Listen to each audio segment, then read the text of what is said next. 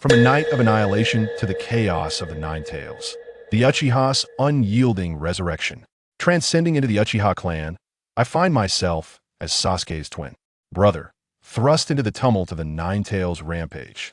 The system presents a choice: prevent Kushina's demise and earn the reward of immortality. What can an infant accomplish? All I can do is wail and shed tears, desperately attempting to avert tragedy. After 6 years of silent endurance, I bear the weight of countless burdens, all to amass the strength needed to overturn destiny. When crimson steam rises over Konoha, all will recall the terror governed by the Uchiha. Prevent the massacre? No, I shall obliterate all tragedies at their roots. Chapter 1. Immortality Unveiled. Is it a girl? It's a boy. Both of them. Uchiha Mikoto cradled the two infants, her gentle smile illuminating the room. Kushina, with a pregnant belly, gazed at the babies and smiled tenderly. They are so adorable. What are their names? Sasuke and Yenshu. Sasuke, named after the third Hokage's father. Sarutobi Bawako exclaimed joyfully. Indeed, I hope he grows into a formidable ninja, Mikoto replied softly, lifting her gaze to Kushina. Kushina, you must be nearing your time. It would be wise to decide on a name. I have already chosen. Naruto, Kushina said, gently stroking the infant's hair and playfully poking their cheeks. They will be classmates with Sasuke and Yenshu. They must get along well. Amidst their conversation, one baby opened his eyes, staring intently at Kushina. At that moment, a choice appeared in his mind. Asterisk asterisk confronted with the impending calamity of the Nine Tails. Your choice is asterisk asterisk. 1. Desperately prevent Kushina from giving birth. Reward: immortality. Asterisk asterisk. 2. Remain indifferent. Reward: 3 Tomo Sharingan. He chose 1. Wah, wah, wah. His underdeveloped body could only emit incoherent cries. Even without tears, his urgent calls flustered Mikoto. Calm down, Yenshu, don't cry. Yenshu is the best. Kushina hurriedly reassured. Is he hungry? He isn't crying. He's not hungry. It seems he wants. Kushina? The three women exchanged puzzled glances as they observed Yenshu reaching out toward Kushina. Bawako realized that this could go on endlessly. Kushina was nearing her delivery. They could not delay any longer. Thus, Bawako took Kushina's hand and led her away, despite Yenshu's continuous cries. Wah, don't go. Wah, wah, you will die. You will die. Wah, Naruto will be left without parents. Wah, he'll only have expired instant noodles and milk. Wah, the villagers will throw rotten vegetables and stinking eggs at him. Wah, that old scoundrel, the third Hokage, has devoured your family's fortune. Wah, it was your husband's disciple who will slaughter your entire family. Wah, please don't leave. Mikoto, witnessing Yenshu's desperate wails, grew increasingly anxious and helpless. Under the gaze of the villagers, she hurried home, clutching the two children tightly. In the next instant, she froze. She felt a surge of chakra. Is it Yenshu's? Startled, she shielded her eyes from prying gazes and beheld a blood-red 1 Tomo Sharingan, slowly spinning uncontrollably. The sorrow hidden within it tugged at her heart, yet she could only bite her lip and hurry home with him. Choice completed. You have gained immortality. The system's notification snapped Yenshu back to reality. Struggling to control his hands, he touched his eyes, staring at the mixture of blood and tears on his small hands, momentarily at a loss for words. Am I really becoming part of this narrative? Yet, their plight is indeed tragic. After all, in 6 years, it will be our Uchiha's turn. On the night of the Nine Tails, flames raged and screams echoed. Most of the village's structures lay in ruins. The fourth Hokage and his wife met a tragic end, leaving behind the infant Naruto. Countless mid-generation ninjas perished, leaving behind many orphans harboring hatred for the Nine Tails. The Sharingan in the eyes of the Nine Tails became concealed evidence. Surrounded by Danzo's root, the Uchiha clan could only watch helplessly as the village, founded by the Senju and Uchiha, was ravaged. In their unwillingness, they became the sole survivors of this calamity, further solidifying the evidence above. A small faction of villagers uncovered the truth, beginning to resent the Uchiha, sowing the seeds for their extermination. Everything began to spiral into darkness. At that time, when the Uchiha clan was encircled by Root, Yenshu was infuriated to the point of nearly unlocking the 2 Tomo Sharingan. Why did they not resist Root? This question had long perplexed him. He even contemplated urging Mikoto to approach Fugaku so he could kick his father's waterlogged brain, the Uchiha clan leader. From the establishment of the village until the Night of the Nine Tails, a full 51 years had passed, and yet the Uchiha had not realized that the higher-ups had always harbored suspicion towards them. No, they must have noticed. So, in the face of the Hokage's wariness, did they still choose to trust them? To entrust their lives to the kindness of others? To hope for their mercy? Damn, even Kisame is not as docile as you. The fourth Kazekage, Raza, is not as spineless as you. Come on, take down root. They have no means to expose the truth. This is the perfect opportunity to achieve merit. Come on, stop merely glaring at them with your Sharingan. Give them slap. Show the villagers the Uchiha's will of fire. Even if it means defying orders, they must save the villagers and protect the village's will of fire. Yet, no matter how fervently Yenshu urged, he could not alter the outcome.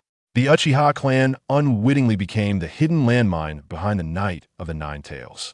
This incident would culminate in a complete explosion 6 years later.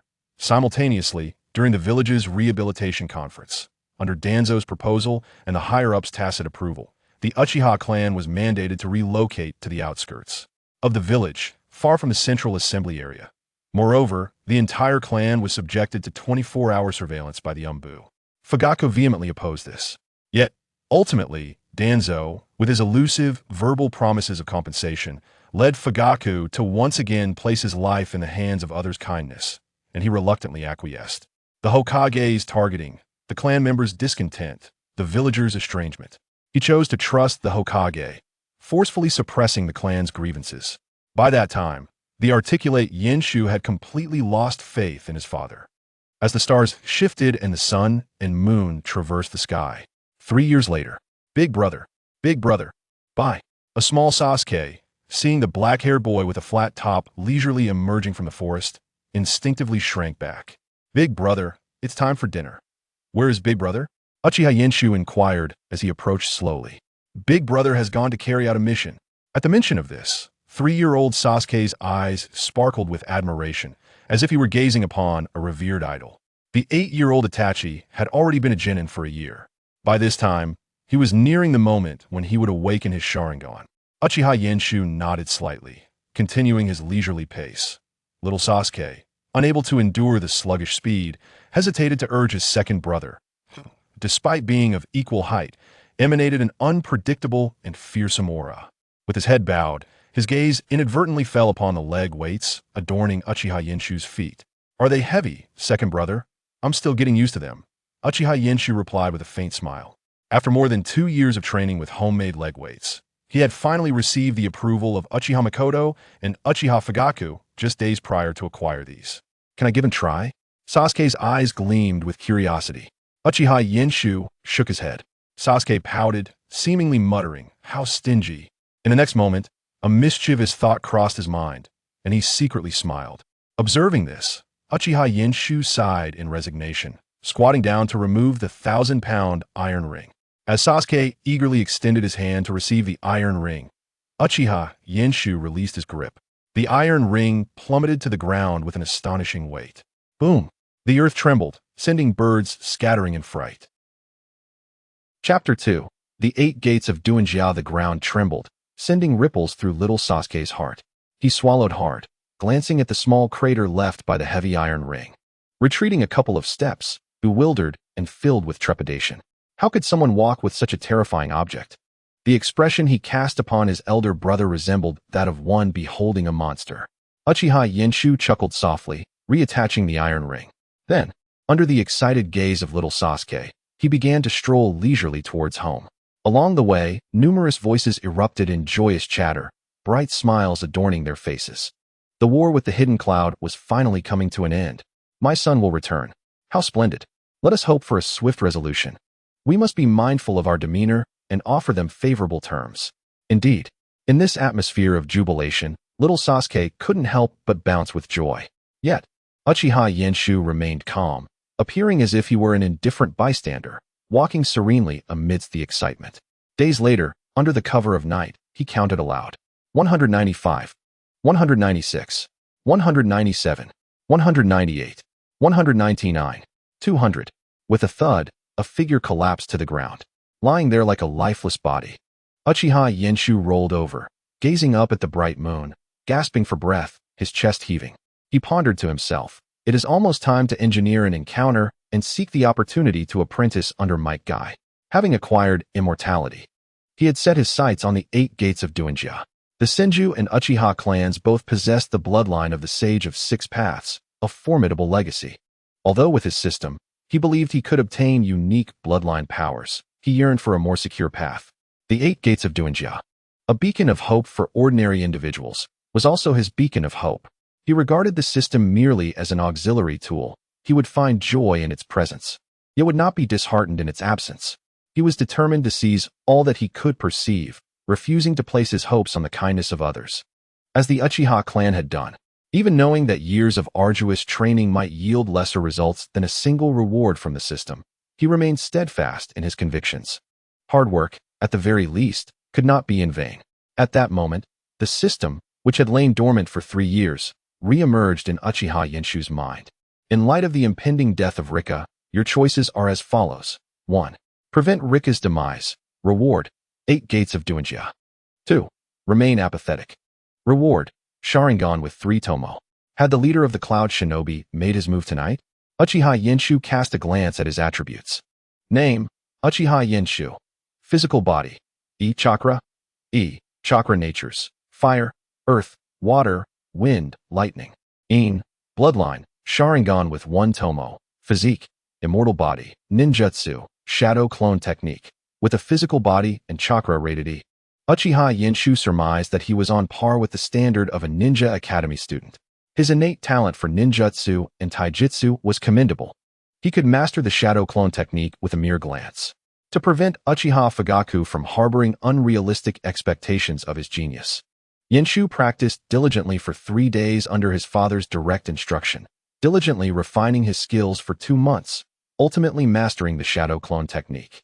He then eagerly demonstrated it to Uchiha Fugaku. The disappointment in his father's eyes from that moment remained etched in his memory. Oh no, I mustn't dwell on this. I'll end up laughing. Uchiha Yenshu slapped his cheeks, restoring his serious demeanor. He slowly rose to his feet, jogging towards his usual training spot, ready to proclaim his fervent commitment. If he completed his run in under 40 minutes, he would reward himself with an additional lap. The hidden Umbu, watching from the shadows, exchanged incredulous glances. Was there truly a reward for such antics? They dismissed him with a glance. There were 2 reasons for this. 1. He was merely a 3-year-old child. 2. For over 2 years, he had consistently behaved in this manner. Habits not only mold oneself, but also shape the perceptions of others. Yet, witnessing this little boy, they felt a twinge of nostalgia. 2 years prior, he had stumbled after just 10 meters. Remarkably, he hadn't cried. They believed he would undoubtedly become a formidable ninja. With over 2 years of relentless effort in the Uchiha bloodline, success seemed inevitable. Uchiha Yenshu, oblivious to the praise, earnestly sprinted between the Hyuga clan's territory and the envoy's guest house. Clad in black and masked, the leader of the Cloud Shinobi vanished from the envoy's guest house room. He eluded the patrolling Umbu, swiftly making his way towards the Hyuga clan's domain. Suddenly, a voice pierced the night. I see you. Stop right there. Despite the voice being strikingly youthful, it caused the Cloud Shinobi leader to stiffen. He had been discovered. As a loyal death soldier, he bore no aversion to death. Indeed, he regarded it as the pinnacle of his existence to die for the hidden Cloud village. However, he could not perish in such a meaningless manner. Based on the voice, he deduced that the speaker was merely a 3 or 4-year-old child. But having been spotted, he had no choice but to eliminate the child before attracting the attention of the Umbu. He stealthily approached. I see you. Stop right there. Uchiha Yenshu called out every half-minute. Many Umbu, drawn by his peculiar behavior, turned their attention to him. Yet, recognizing him as the Uchiha child, they assumed he had merely heard tales of the Umbu and sought to lure them out. Thus, no one intervened. Instead, they found amusement in witnessing what this little Uchiha would do next. Would he give up? Or would he persevere? The next moment, the expressions of the Umbu shifted dramatically. With a swish, a kunai shot forth, transforming into an arrow-like projectile, gleaming with a menacing edge, slicing through the still night air with an imperceptible whoosh. It aimed coldly and mercilessly for little Uchiha Yenshu's heart. Following the kunai, a shadow raced forward. seemingly intent on catching the child's body to conceal it after the fatal strike. Yet, he had not anticipated that several Umbu had been monitoring the peculiar behavior of Uchiha Yenshu all along. With a flurry of swishing sounds, numerous shurikens spiraled forth, imbued with lethal intent. The leader of the Cloud Shinobi's pupils constricted. He had not foreseen the presence of Umbu in this vicinity. But if he were to kill the child in the next instant, a piercing whistle echoed, resonating throughout the entire Hidden Leaf village. The leader of the Cloud Shinobi was engulfed in despair. His gaze turned forlorn. "Forgive me, Reikage-sama." His teeth barely moved. Crack. The subtle sound, softer than a breath, resonated loudly in the ears of the surrounding Umbu. They immediately grasped its significance. He had taken his own life. "Quick!" the Umbu shouted, attempting to save him. But the effects of the poison rendered him unable to escape his fate. In the end, they could only watch helplessly, rendered powerless. They gazed at the lifeless bodies, one large and one small, lying on the ground, falling into a somber silence. In the next moment, the smaller body stirred. The members of the Umbu were taken aback. Almost immediately, they leapt onto the rooftops, seeking refuge, leaving only one white-haired Umbu standing there. Chapter 3. Let us ignite our youth together, Teacher Kai? Uchiha Yoshu pretended to have just regained consciousness, struggling to rise. The kunai embedded in his heart fell due to his movements, accompanied by the cascading sand from the broken sandbag. This kid is truly fortunate, the Umbu thought to themselves. Uchiha Yoshu pressed his hand against the incessantly bleeding sandbag and raised his head. The first thing he saw was the unmoving figure of the leader of the Cloud Ninja Envoy. The living and the dead are distinctly different. When alive, there is warmth, subtle breaths, and pulses. In death, it is as if one has become a mere piece of meat. Although it retains a human form, it lies there, forever motionless. Uchiha Yoshu could keenly perceive the rapid loss of vitality in the recently deceased body before him, the chilling descent into coldness. This transformation, in his eyes, overshadowed even the shock of the Nine-Tails Night. It was akin to killing a dog and then placing his hand upon its skin, feeling how it gradually succumbed to death. Yoshu's pupils constricted sharply, his heart thumping uncontrollably. The quiet street succumbed to an eerie atmosphere. The white-haired Umbu also sensed this. As he gazed through one exposed eye at Uchiha Yoshu, who was silently observing the small Uchiha boy before him, faced with death for the first time. Would you choose to confront it or evade reality? Uchiha Yoshu approached, placing his hand on the leader of the Cloud Ninja Envoy's neck. The skin was warm, perhaps 2 or 3 degrees lower than that of a living person. Some individuals naturally have cold hands, even colder than this. Yet this sensation was different. It was as if the skin of the living breathed, imparting a sense of vitality. But now, the skin's breath had slowed, transitioning from warmth to a chilling coldness, a cruel and bloodless metamorphosis. The white-haired Umbu, initially expressionless, observed Uchiha Yoshu until he began to pinch the leader's skin, tug at his ears, and pry open his eyelids. Just as Yoshu prepared to poke the eyes, the Umbu could no longer restrain himself. "Kid, this matter is confidential. Forget about it." Uchiha Yoshu jumped back, as if he had never realized someone was standing beside him. The shock of witnessing a corpse was eclipsed by this revelation. He stumbled backward, nearly losing his balance. "Are you the legendary Umbu?" Upon hearing this, the white-haired Umbu revealed a deadpan expression, devoid of any spark of self-awareness.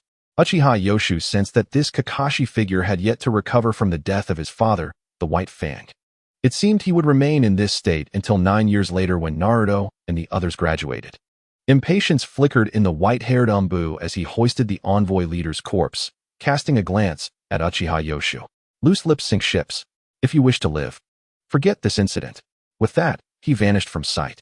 Uchiha Yoshu glanced back a few times before clutching the gash in his sandbag and slowly making his way home. His expression complex. Possessing an immortal body, he often sought to enhance his pain tolerance through training and self-harm. He believed that this would render his first kill inconsequential. Blood was something he often toyed with. However, death, that chilling sensation, was entirely different. It felt merciless, embodying a coldness that rendered all precious bonds, love, friendship, and familial ties, insipid and frigid in the face of mortality. He knew he must acclimate swiftly. In this world, one cannot avoid killing. To survive, one must kill. The Uchiha massacre occurred when Sasuke achieved first place in his first semester, and there were still over 3 years remaining. Uchiha Yoshu glanced at the reward for completing his mission, the 8 gates. If only he could obtain blood from the deceased. He could use the next 3 years to gather it, targeting specific individuals to prevent the massacre. At present, he possessed neither influence nor strength to avert the tragedy. Even self-preservation was a significant challenge. Most importantly, Uchiha Itachi still held affection for Sasuke. As the elder brother, Uchiha Yoshu longed to be part of his brother's protective embrace. From the onset of the Nine-Tails Night, he had shamelessly called out to Itachi, begging for hugs and compliments, even making Uchiha Mikoto envious. However, after 6 months, he found himself particularly fond of Sasuke. Even when Uchiha Yoshu presented his ultimate technique, a rice ball, he could not earn his brother's affection. On the night of the massacre, he would undoubtedly be slain by Itachi. In that moment, his immortal body would surely awaken to the fact that Danzo would not spare him either. With no other options, he resolved to cling to Guy. Though my Guy was a straightforward man, he would never stand idly by while his student was killed. At the very least, he could open the 8 gates and escape. With his goal set, Uchiha Yoshu's gaze grew resolute. He would follow Guy's training regimen to the very end. A week later, Yoshu, shall we ignite our youth once more today? Might Guy beamed, revealing his shining 8 teeth. It had been ages since anyone had joined him in this youthful endeavor. Even though Uchiha Yoshu often collapsed after training for less than a fraction of Guy's efforts, such exertion epitomized youth. Uchiha Yoshu donned a green bodysuit, his loose black shorts serving as his last vestige of defiance. Teacher Kai, thank you for your hard work today. He bowed apologetically. Each time he fainted from exhaustion. It was Guy who carried him back. Having experienced the warmth and coldness of human relationships in his previous life, despite possessing the soul of an adult, his child's body was easily fatigued and frequently needed nourishment. Uchiha Yoshu had prepared himself to be abandoned by Guy, anticipating years of effort to catch up. Yet, Guy never left him behind. He always paused to perform push-ups, sit-ups, and other exercises while waiting for Yoshu, even proactively sharing food to ensure Uchiha Yoshu could focus solely on training.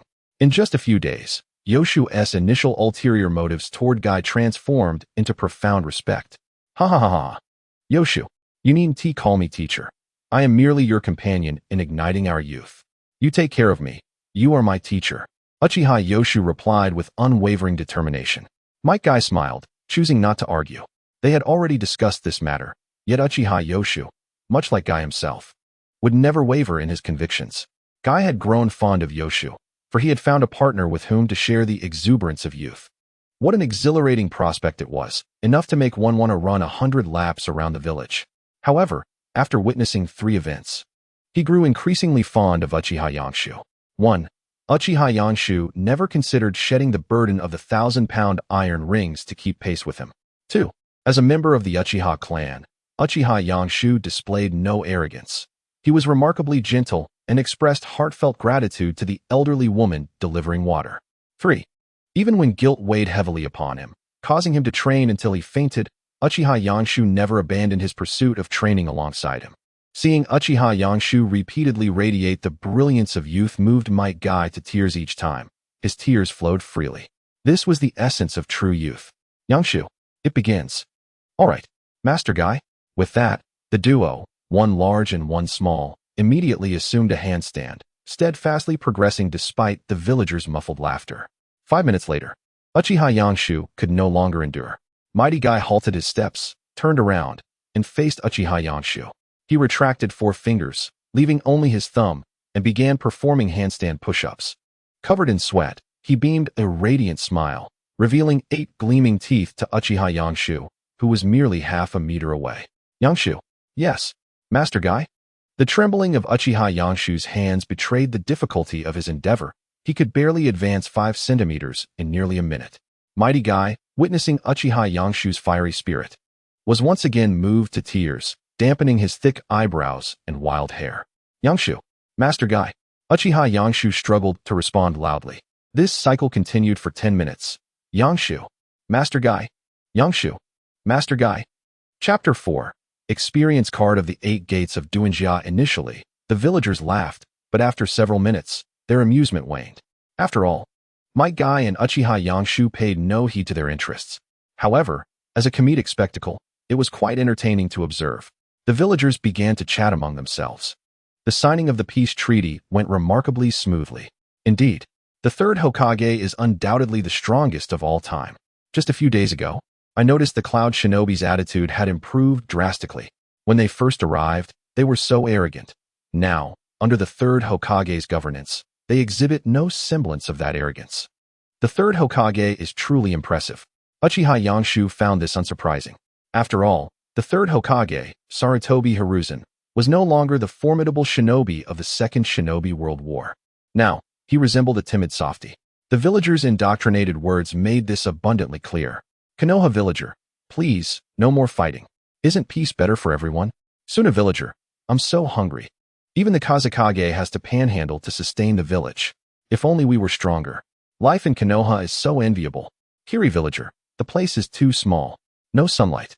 No meat. No vegetables. No money. Why does Konoha get to live so well? Iwa villager, we're surrounded by mountains. Outsiders can't come in, nor can we go out. We long for a home beyond these mountains. Kumo villager, Konoha's resources are so abundant. The Nine Tails is so powerful. They have so many forbidden techniques in the Book of Seals. Let's raid their home. Uchiha Yanshu simply could not fathom why the other villages did not attack Konoha. The innocent suffer, while the affluent bear the blame. If he were from another village, he would be licking his lips, contemplating when to obliterate this soft Konoha. In light of this, the entire village of Konoha ought to be grateful for Orochimaru's timely intervention. If the third Hokage, Sarutobi Hiruzen, were to perish, Konoha would likely meet its demise at his hands. This fleeting thought passed. Uchiha Yanshu finally stood beside Master Guy, then leaped onto his palm, performing a handstand, his arms quaking and on the verge of collapse. Meanwhile, Mighty Guy, maintaining balance, formed hand signs step by step, sweat cascading down rapidly as he progressed, igniting the flame of youth within him. Time flew by, and 2 years slipped away in the blink of an eye. The 3-year-old child had matured into a 5-year-old. His appearance had not changed significantly, aside from a growth spurt of over 20 centimeters, most notably. Uchiha Yanshu had multiplied the time spent training with Master Guy by several times. His body rapidly developed, adapting to the weight of the 1,000-pound iron rings. He believed that in another year, he would be able to keep pace with Master Guy throughout their training. His physical strength had reached D rank, the level of a genin. Furthermore, his chakra had also attained D rank. Remarkably, Uchiha Yanshu had not even refined his chakra. It seemed as if he possessed an innate talent for it. He mused that if he were to practice ninjutsu, he would likely be a prodigy, at least not inferior to Itachi. Yet, no matter how gifted one might be, facing figures like Madara and Kagaya would be futile. Only taijutsu held a glimmer of hope. In the span of these 2 years, numerous events unfolded. Uchiha Itachi often went missing and had not undertaken any missions. He was likely being placed undercover in the Umbu by Uchiha Fugaku. Sasuke spent an entire afternoon practicing the C-rank ninjutsu, fire release, great fireball technique, ultimately earning a reluctant acknowledgement from Uchiha Fugaku. He truly is my son. As the twin brother, Uchiha Yanshu spent his days not practicing shuriken throwing or ninjutsu, but training with Mighty Guy, leading some clan members to label him the family's underachiever. A failure of the Uchiha clan. Despite having awakened the second tomo of his Sharingan, Uchiha Yanshu paid no mind to such remarks. After all, he had no desire to enroll in the academy. He merely wished to train alongside Master Guy. Having already opened the second gate, he was eager to master the 8 gates of Duinjia. Amid escalating tensions between the clan and the village, frequent clan meetings occurred, indicating signs of a potential coup. The adults had restricted the children from roaming freely, thus sparing him from any trouble. Presently, it seemed that only Uchiha Yanshu frequently ventured beyond the clan grounds. When the time came for the clan's downfall, would he be able to take refuge at Master Guy's home for a few days to escape calamity? Uchiha Yanshu pondered. After more than 2 years of inactivity, the system suddenly revived today. In the face of the impending death of Shursui, your choices are as follows. 1. Prevent Shursui's suicide. Reward. Might Guy's experience card for the 8 gates of Duinjia. Customizable skin. 2. Remain indifferent. Reward. Izanagi. Uchiha Yanshu initially considered selecting option 2. With his small physique, once he caught Danzo's attention, it would spell disaster for him. Save Shursui. What could a mere child such as he do? His life? Yet, upon seeing the reward for option 1, he felt it was wrong to turn a blind eye to his clan. Shursui, don't be afraid. Your brother Yanshu is here. Uchiha clan grounds. Big brother. 5-year-old Sasuke joyfully approached, carrying a satchel. At this moment, Uchiha Itachi bore evident signs of aging, appearing as if he were in his 20s or 30s. Have you completed your mission? Will you practice with me? Sasuke eagerly inquired. Forgive me, Sasuke. Someone has come looking for me, Uchiha Itachi replied apologetically. Sasuke's little face pouted in displeasure. Nanha River. Below the cliff flowed a raging river, fierce enough to obliterate anything that fell into it. We used to play here often, Uchiha Shisui remarked, gazing at the turbulent waters with a smile. You've returned. Uchiha Itachi emerged from behind a tree, approaching Uchiha Shisui. Is there something you need? I wish to hear your true feelings. Uchiha Shisui inquired. Do you believe that Fugaku is serious? Serious about what? The coup? Shisui's tone shifted to one of gravity. Uchiha Itachi closed his eyes momentarily, gazing at the setting sun, and remarked, the discontent within the Uchiha clan towards the village is escalating. If the village remains stagnant, it is likely that the Uchiha will reach their breaking point. But if the Uchiha do not change first, the village will not alter either. As long as both sides continue this mutual distrust, the situation will only worsen, Shisui reflected. Itachi appeared somewhat lost regarding the future, uncertain of the course of action. I wish to eliminate this suspicion. Do you think you can manage that? I'm not sure. But I must at least try, Shisui replied. If the Uchiha instigate a coup, it will only lead to misfortune for both sides. I too oppose the coup, however. To avert it, we may need to resort to unconventional means. I understand, but you should exercise caution. Why? Many in the police force have begun to suspect you. They have ordered me to keep you under surveillance. Itachi's pupils dilated slightly, disbelief etched on his face. A moment later, he lowered his head, disappointment evident. Chapter 5. Shisui's eyes are taken. Nightfall at the Uchiha Fugaku's residence. What? Are you unaware of what tomorrow is? Fugaku glared, arms crossed, at the person before him. I have a mission to carry out tomorrow, Itachi replied softly. What mission? I cannot disclose that. It is classified. Upon hearing this, Fugaku seemed to realize something. You are not only 1 against 7. You are also the vital link between our clan and the village's core. You understand that, don't you? Itachi responded with a faint acknowledgement. Remember this well. Furthermore, you must attend tomorrow's assembly. Fugaku's tone softened slightly, yet remained resolute. Itachi closed his eyes, lost in thought. The following day, at the Hokage building. Tonight, the Uchiha will convene again, Danzo stated. I am aware of the gathering, but the Uchiha claim it is a family ritual. And I cannot interject. The third Hokage, Hiruzen Sarutobi, was abruptly interrupted by Danzo. What ritual? They are attempting to incite hostility among their kin towards the village, using animosity to strengthen their control over the Uchiha. This is preparation for a coup. I will quash this budding threat, Hiruzen declared, looking towards the door. Shisui. The door swung open, revealing Shisui, his Sharingan activated. Why is a Uchiha present here? Danzo expressed his displeasure. Shisui will attend the assembly. If I discover that Fugaku truly intends to orchestrate a coup, I will employ Konoha Tsukumi. Shisui knelt, resolute. Your ocular technique? Danzo feigned indifference. Hiruzen clarified. I have heard it can manipulate the target without their awareness, making them act as if it were their own volition. I will persuade Fugaku to consider coexisting with the village, Shisui stated. But merely changing Fugaku's mind may not quell the discontent of the entire Uchiha clan, Danzo remarked. Lowering his head, shadows flickering in his eyes. No, as long as the Uchiha are willing to change, we too will adapt. We shall gradually improve the Uchiha's treatment. Hiruzen asserted. That is my desire, Shisui affirmed. I will assign a member of the Umbu to support you from behind. I entrust this to you, Shisui. Understood. Shisui's Sharingan glimmered with determination. At the root base. Is there something amiss, Lord Danzo? Shisui asked anxiously, as the assembly time approached. If you employ your ocular technique on Fugaku and persuade the Uchiha, but the village remains unchanged, what will you do? Danzo's single eye, bandaged, radiated a chilling indifference. The Hokage assured me that change would come, Shisui replied, though uncertainty lingered in his voice, believing there was no cause for concern. Even with the third Hokage's persuasion, the villagers' suspicions will not easily dissipate. I comprehend, but with time. Shisui's words were cut off by Danzo. Moreover, a person as suspicious as I will not easily alter their mindset. What will you do then? Danzo's demeanor grew ominous. But, Lord Danzo, ignoring Shisui's distress, Danzo continued. Increasingly erratic. Will you then use your Konoha Tsukumi on me? Just as Shisui began to explain, Danzo lunged, fixating on Shisui's eyes. Your Sharingan, I will take.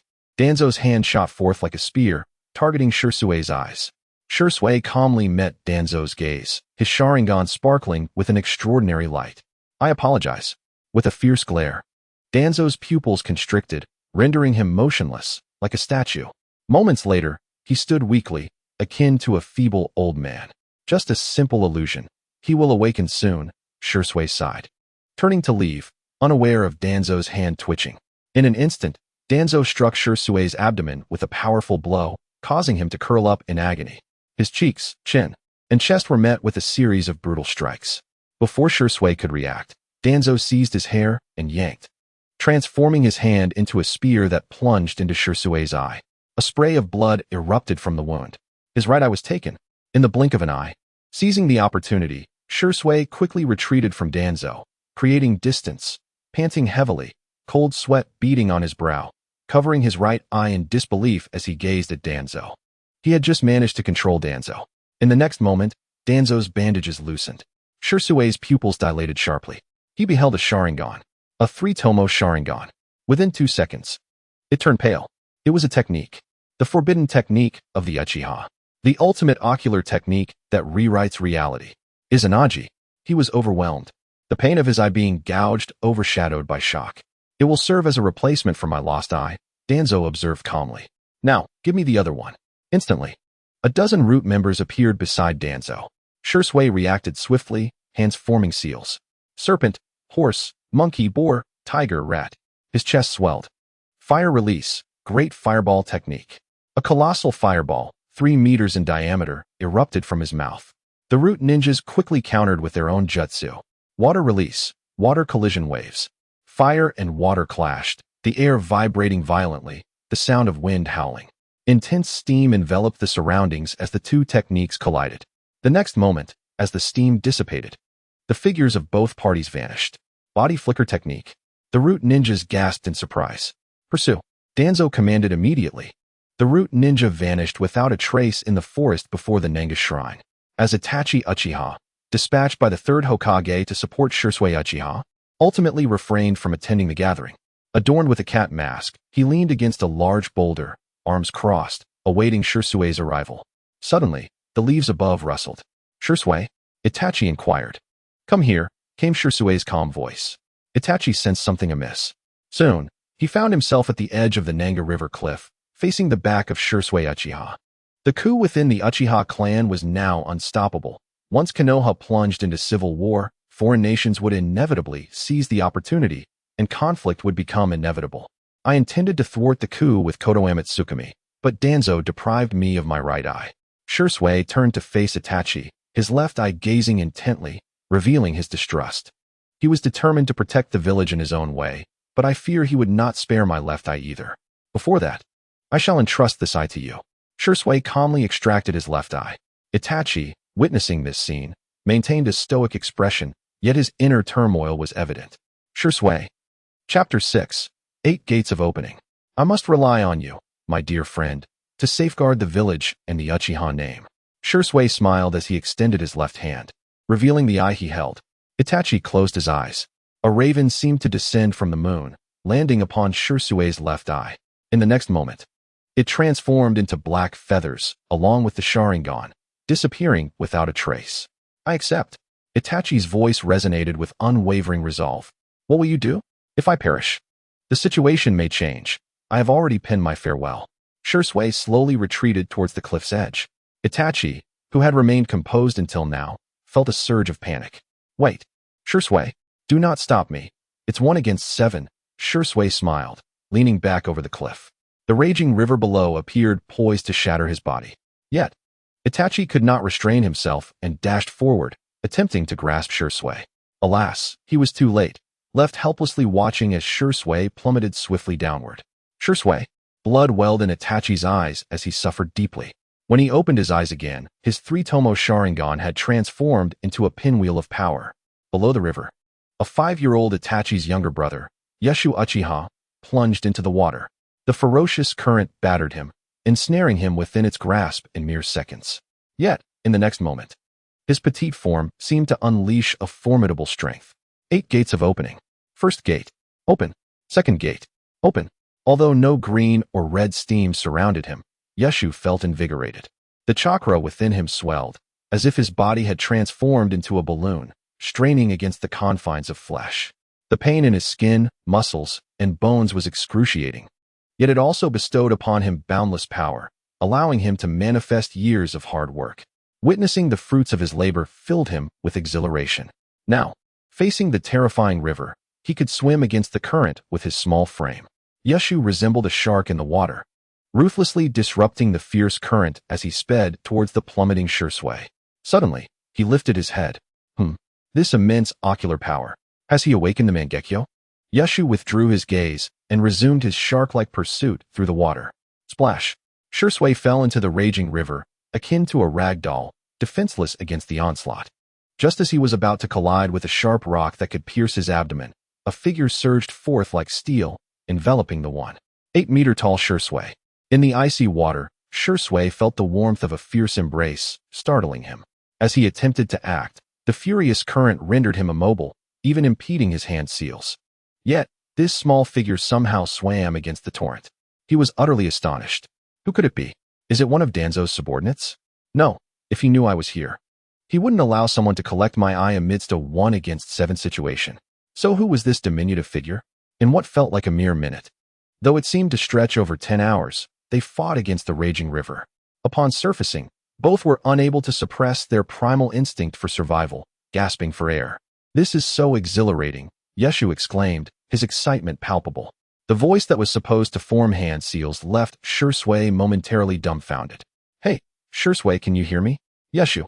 Why the sudden? Shursui stammered.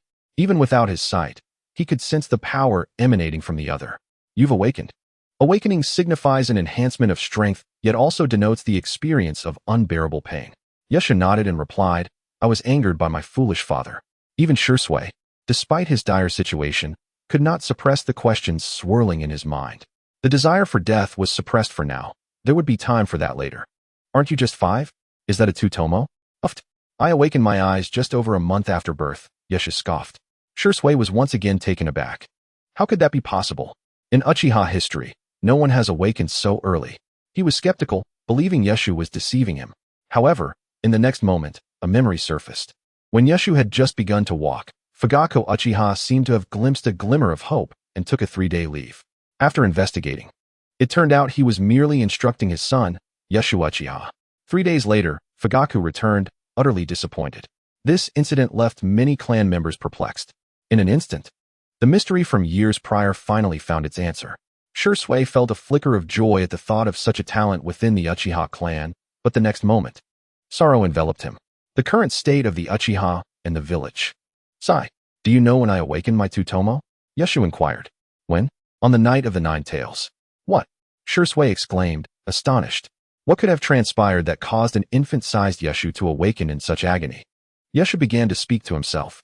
The village has always propagated the will of fire. Wherever the leaves dance, the fire continues to burn. It emphasizes a spirit of sacrifice. But what of my dim-witted father? Stopped by the Umbu, he refused to support the village. He merely watched as the village was ravaged by the 9 tails. All he did was glare at them with his Sharingan. What use is that? Go on. Slap them. What is there to fear? For the will of fire.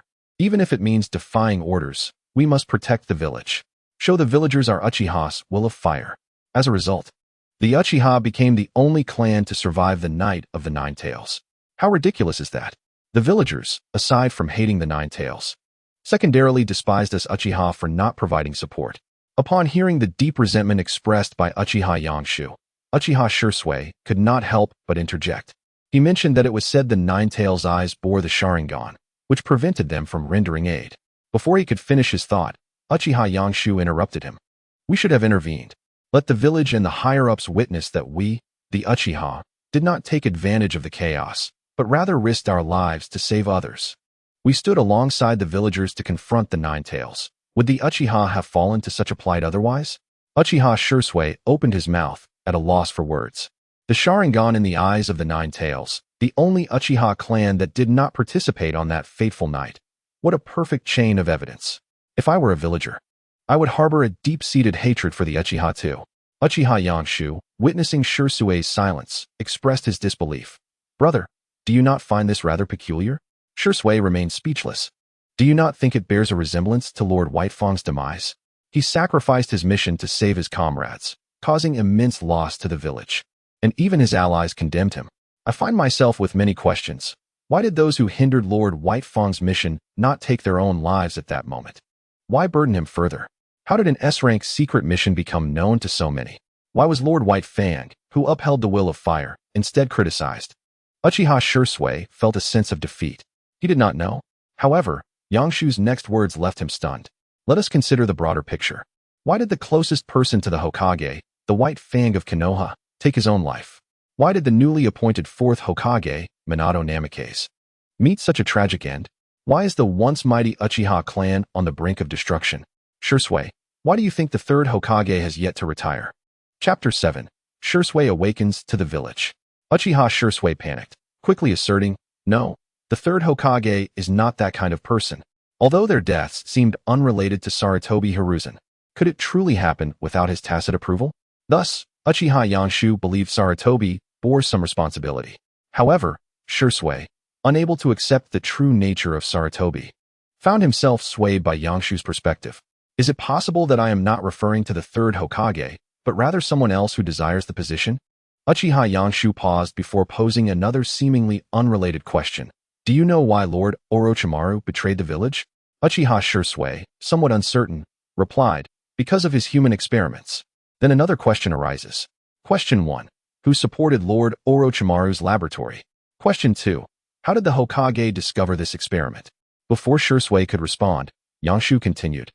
It was because the third Hokage was targeted for assassination, and the assassin possessed would release. Umbu member Hatake Kakashi tracked the assailant and discovered it was from Danzo's root. And do you know where this would release originated?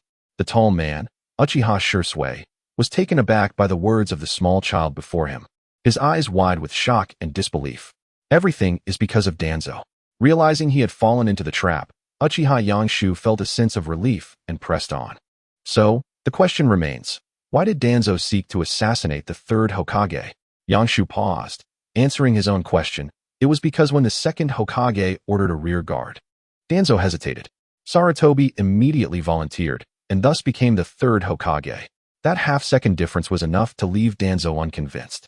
Therefore, Danzo sought to eliminate anyone who could potentially become Hokage. Uchiha Shirsue, stunned by this revelation, felt his worldview shatter. Indeed, Uchiha Yangshu smiled faintly. You seem to have grasped it. It appears you are fully ensnared. Yet Shirsue, ever the steadfast one, immediately questioned, if you know all this, why not inform Fugaku? He believed that had Fugaku been aware, the coup would never have occurred. Uchiha Yangshu chuckled softly. My foolish father has always relied on the goodness of others to safeguard the Uchiha clan. If I were to tell him, he would simply approach Sarutobi, who would then relay it to Danzo. You know well how you lost your eyes. Uchiha Yangshu sighed. I awakened my Sharingan nearly a month after my birth. So that is why you focused solely on physical training, avoiding shuriken and ninjutsu practice. Out of fear of drawing attention, Shirsue realized. Somewhat intimidated by Yangshu's profound and restrained demeanor. Is this truly a 5-year-old child? Oh, he is an Uchiha, so that explains it. Uchiha Yangshu continued. Upon learning this, Uchiha Shirsue was left in shock. After an initial surge of excitement, he closed his eyes once more, sinking into an abyss of despair and powerlessness. Why are you telling me this? I have already lost my eyes. What does it matter? Uchiha Yangshu countered. So, do you wish to die? I no longer possess the power to change my circumstances. Death seems the only option. At least delaying it would be preferable. Ah, death is indeed an easy affair. I understand you. Uchiha Shirsue was taken aback, his eyes reopening, revealing a bloodied, hollow gaze that, despite the absence of sight, radiated fury. He seized Uchiha Yangshu by the collar. At that moment, he no longer perceived Yangshu as a mere child, but rather as an equal. Yangshu, what do you mean? Uchiha Yangshu met his gaze without flinching. Is it not true? You, who have lost your most precious eyes, have jumped into the Nanga River. Who would believe you are still alive? It is the perfect time to remain hidden and contribute to the Uchiha and the village from the shadows. Yet you still wish to die? I truly understand you. How wonderful it would be to be free of all troubles, to never encounter such distressing matters again. I respect your choice. I am not. Uchiha Shursui attempted to explain, but found that any direction he took only painted him as the coward Yangshu described. In an instant, he felt even more defeated.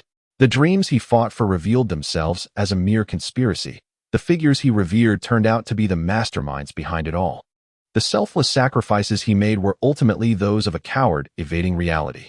Yangshu's words relentlessly dismantled his worldview, leaving him in a state of ruin, a worthless being. At this moment, Uchiha Yangshu spoke again. Brother Shursui, step outside the village and preserve the last glimmer of hope for our Uchiha clan. Uchiha Shursui stared blankly at Uchiha Yangshu.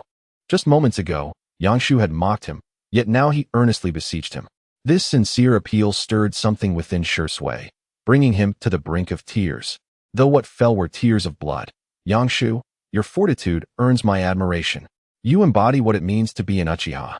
Uchiha Yangshu patted Shursui's shoulder, handing him a prepared backpack. Everything depends on you now, brother Shursui. With determination, Uchiha Shursui nodded firmly, flames igniting in his hand. His face was scorched. The once prominent nose now vanished. Without hesitation, he leapt off the cliff, turning his back to the village, disappearing from sight. Uchiha Yangshu exhaled, a smile gracing his lips. Even in betrayal of the village, there were those who would protect me now. In the Hokage building, Uchiha Itachi, clad in umbu attire, knelt on one knee. Reporting, Uchiha Shursui was a pillar of strength among the youth of our clan. His suicide has plunged the morale of the Uchiha into despair. In essence, it has stifled the seeds of rebellion, commented Hokage advisor Narashikaku. Is Shursui's only recourse to end his own life to prevent them? The third Hokage, Sarutobi Hiruzen, closed his eyes, murmuring regretfully, did I push him too hard? It seems there are those within the Uchiha clan who suspect you of having killed Shursui, Danzo remarked. His gaze fixed on Itachi. Like Shursui, everything I have done is for the Uchiha.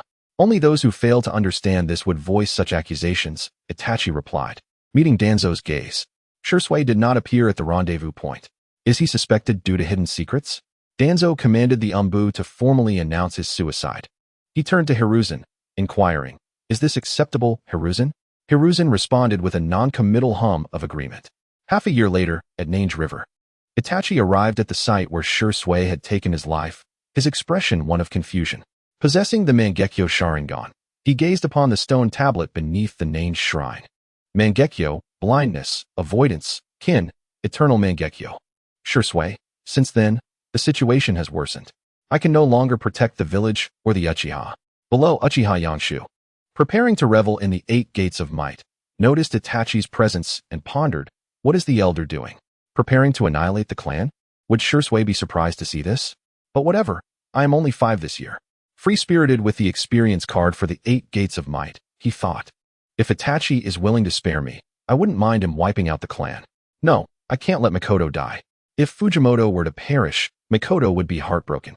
As the clan leader, Fujimoto would never allow his kin to perish while he alone survives. Yangshu scratched his head, contemplating the pressing issue of the Nine-Tails Night. Soon, he devised a solution. While he might inadvertently eliminate Danzo, he hesitated, deciding to wait and see. Above all, Mikoto must not die.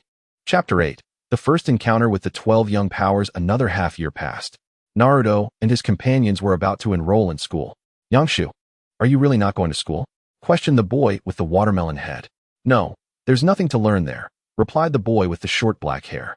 But if you don't go to school, you can't become a ninja, exclaimed Lee. I am different from you. You want to prove that one can be a powerful ninja with only taijutsu, while I love taijutsu, so it doesn't matter whether I become a ninja or not. Is that so? Lee scratched his head. Indeed. Suddenly, a figure clad in vibrant green appeared before them, his 8 teeth gleaming like diamonds. Yangshu, Lee, let us ignite our youth together. Yes. Teacher Guy? The 2 boys immediately assumed a handstand position and began to follow the exuberant green figure. The next day, at the Uchiha Fugaka household, little Sasuke excitedly packed his belongings, eager to showcase his abilities in the entrance exam and present his report card to his father for praise. Uchiha Mikoto understood this sentiment all too well. With a gentle smile, she ruffled Sasuke's hair. Mom, stop messing with my hair. Sasuke protested, turning away. Meanwhile, Uchiha Yangshu, who was binding iron weights, noticed the melancholy in Makoto's eyes. Pointing to his head, he declared, "Mom, this will always be yours." Makoto smiled, running her fingers through Yangshu's slightly bristly short hair. "Yangshu, are you really not going to school?" Before Yangshu could respond, Sasuke scoffed. "A useless kid who needs 2 months just to learn the shadow clone technique will never become a ninja." Embarrassed, he stood up and turned his back to Yangshu. "Don't walk with me." "Sasuke," Makoto began, but Sasuke had already dashed outside. She turned to Yangshu, filled with regret. "I apologize, Yangshu. Sasuke means no harm." Before Yangshu could assure her it didn't matter, a system notification echoed in his mind. Faced with the impending enrollment, your choices are: 1. Behave and attend school for 6 years. Reward: significant increase in physical recovery. 2. Remain indifferent. Reward: multi-shadow clone technique. "What's wrong?" Makoto asked. "Mom, I've suddenly decided to go to school." "I'll accompany you," she replied, taking Yangshu's hand with delight. Yangshu found this agreeable, but added, "Mom, can you buy me heavier iron weights?" Makoto's eyes lit up. She understood what this meant. Yangshu would dutifully attend school, no longer engaging in youthful exuberance with Might Guy. He would make many classmates and friends. He would become a normal child. "All right, after the entrance exam, I'll take you to buy them," she promised eagerly, as if afraid Yangshu would change his mind. Yangshu scratched his head, realizing he had always thought of himself as a good child who wouldn't worry anyone, as he had never caused trouble for the family. Yet, he hadn't anticipated Makoto's concern for him. The entrance exam for the ninja school comprised 5 crucial criteria: taijutsu, ninjutsu, individual capability, team collaboration, and tactics. Taijutsu, candidates versus candidates, with teachers scoring. Ninjutsu, chakra flow and hand seals, generally achieving above 90 points for correct sealing, with no expectation of successfully executing ninjutsu. Individual capability, shuriken throwing, with 5 attempts, recording the best 3 as the scoring standard. Team collaboration, 3 individuals freely combined, given 3 minutes for discussion and coordination. Tactics, a 3-person team versus the teacher, scored based on their tactical approach. Upon arrival, Yangshu encountered many familiar faces: the solitary and displeased Naruto Uzumaki, Hinata Hyuga, blushing upon catching a glimpse of Naruto, the trio of Choji, Shikamaru, and Ino clustered together. Aloof Sasuke Uchiha with his hands in his pockets, Sakura Haruno, eyes sparkling at Sasuke, and Kiba Inuzuka, irked at losing the spotlight. "Hey, why are there only 8? Who's missing?" "Never mind, it's not important. Yangshu, your mom is waiting for you nearby," Makoto gently reminded. Uchiha Yenshu nodded slightly and stepped into the chaotic throng of children. Upon his arrival, a few of the offspring of the so-called second oldest and oldest shrank into a tight huddle, visibly trembling as they cowered behind the crowd, hoping that Uchiha Yenshu wouldn't notice their presence. This behavior intrigued many of the children. Who is he? Why do they seem so fearful of him? He does look somewhat familiar. However, in the next moment, the girls shifted the topic. "So handsome," some of them squealed. "His eyes are so expressive. He is looking at me. No, he is looking at me." Haruno Sakura's cheeks flushed slightly upon seeing Uchiha Yenshu, clearly captivated by his charm. This elicited a displeased glare from Uzumaki Naruto directed at Uchiha Yenshu, drawing the attention of the other members of the Konoha 12. In an instant, he became the center of attention for everyone present. Uchiha Sasuke, upon noticing him, turned his head away in annoyance, muttering, "You said you wouldn't come, you useless older brother." Clapping broke out, drawing all eyes forward. A man with a carrot-shaped hairstyle and a horizontal scar across his nose, wearing a gentle smile, addressed the crowd. Upon spotting Naruto, his expression momentarily stiffened, but he quickly averted his gaze. "Hello, I am Irika Yumino, your teacher at the Ninja Academy. You may refer to me as Teacher Irika. The entrance exam will consist of 4 rounds. 1. Taijutsu combat. 2. Ninjutsu hand seals. 3. Shuriken release. 4. 3-person team cooperative combat. Now, let us commence the first round of Taijutsu combat. Those whose names I call, please step forward." First match, Uchiha Sasuke versus Uzumaki Naruto. Immediately, Sasuke and Naruto stepped forward. Naruto's face beamed with excitement, believing this was a splendid opportunity to make a name for himself. However, he was swiftly knocked down, despite his robust physique. Lacking proper instruction, he proved insufficient against Sasuke, who had been trained by Uchiha Itachi and Uchiha Makoto. "Charge forward bravely, but fall flat on your face." This incited hearty laughter among the children, while many young girls gazed at the hands-in-pocket Sasuke with glimmering eyes. The second match featured Uchiha Yenshu against Inuzuka Kiba. As Yenshu stepped forward, Kiba scoffed, raising his chin defiantly. "You're in for a rough time, you arrogant brat." He then eagerly stole a glance at the girls nearby, only to find several of them captivated by Uchiha Yenshu, their eyes sparkling as they whispered among themselves. "He is also an Uchiha. So handsome. A completely different kind of handsome than Sasuke. So manly. Just my type." Iruka Yumino glanced at both competitors and said, "Prepare for the standoff." Uchiha Yenshu narrowed his eyes and smiled, while Kiba grew increasingly irritated. "Begin," Iruka commanded. "You arrogant brat," Kiba began, but in that instant, Uchiha Yenshu moved. In Chapter 9, teaming up with Sasuke and Naruto, little Sasuke's eyes widened. Although he looked down upon his older brother, he felt a deep respect for his prowess in taijutsu. The experience of the heavy iron ring at 3 years old had left him profoundly shocked. Even Iruka Yumino looked on in astonishment as Uchiha Yenshu dashed towards Kiba in an instant.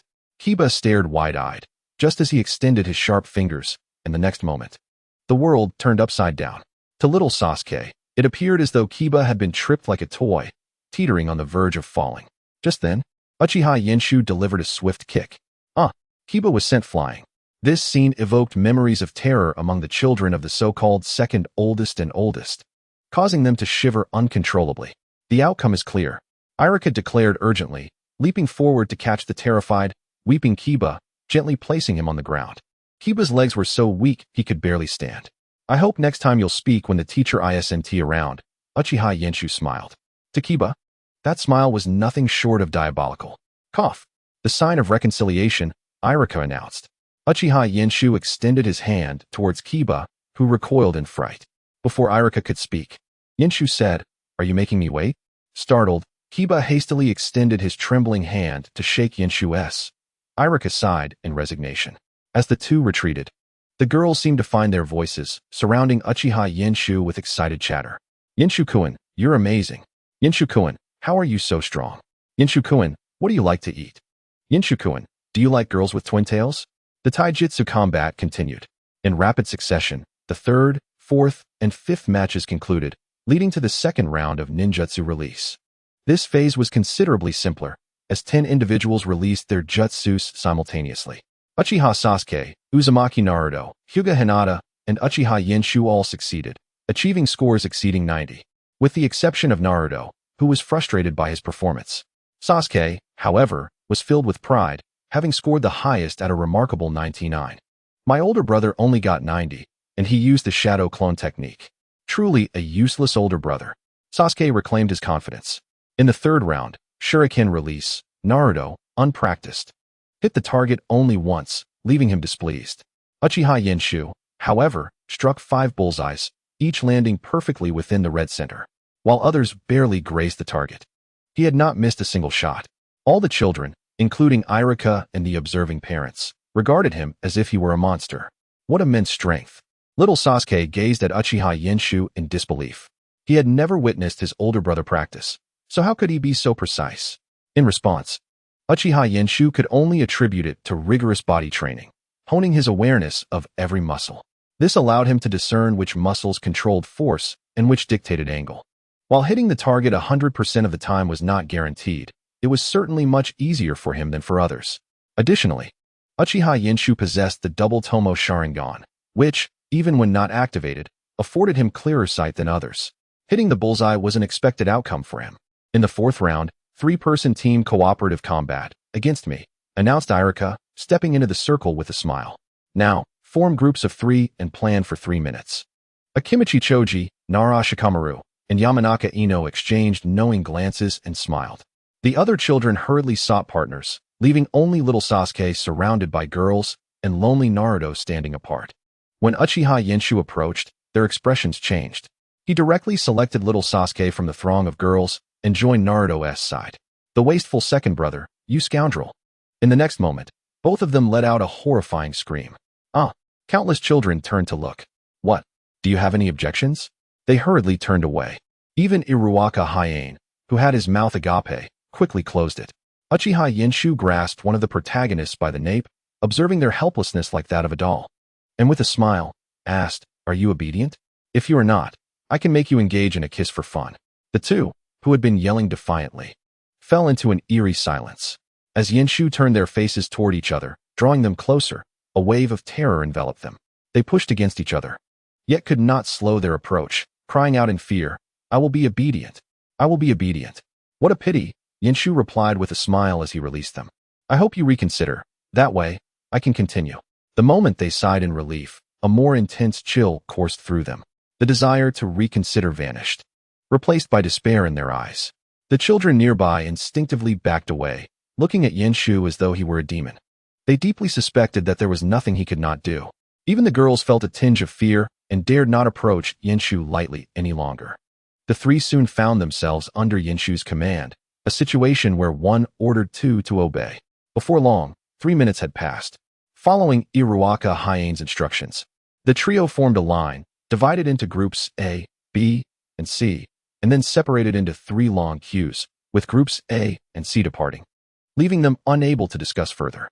The first members of groups A, B, and C were a small squad, with subsequent members following suit. Uchiha Sasuke, Uchiha Yinshu, and Uzumaki Naruto occupied the front.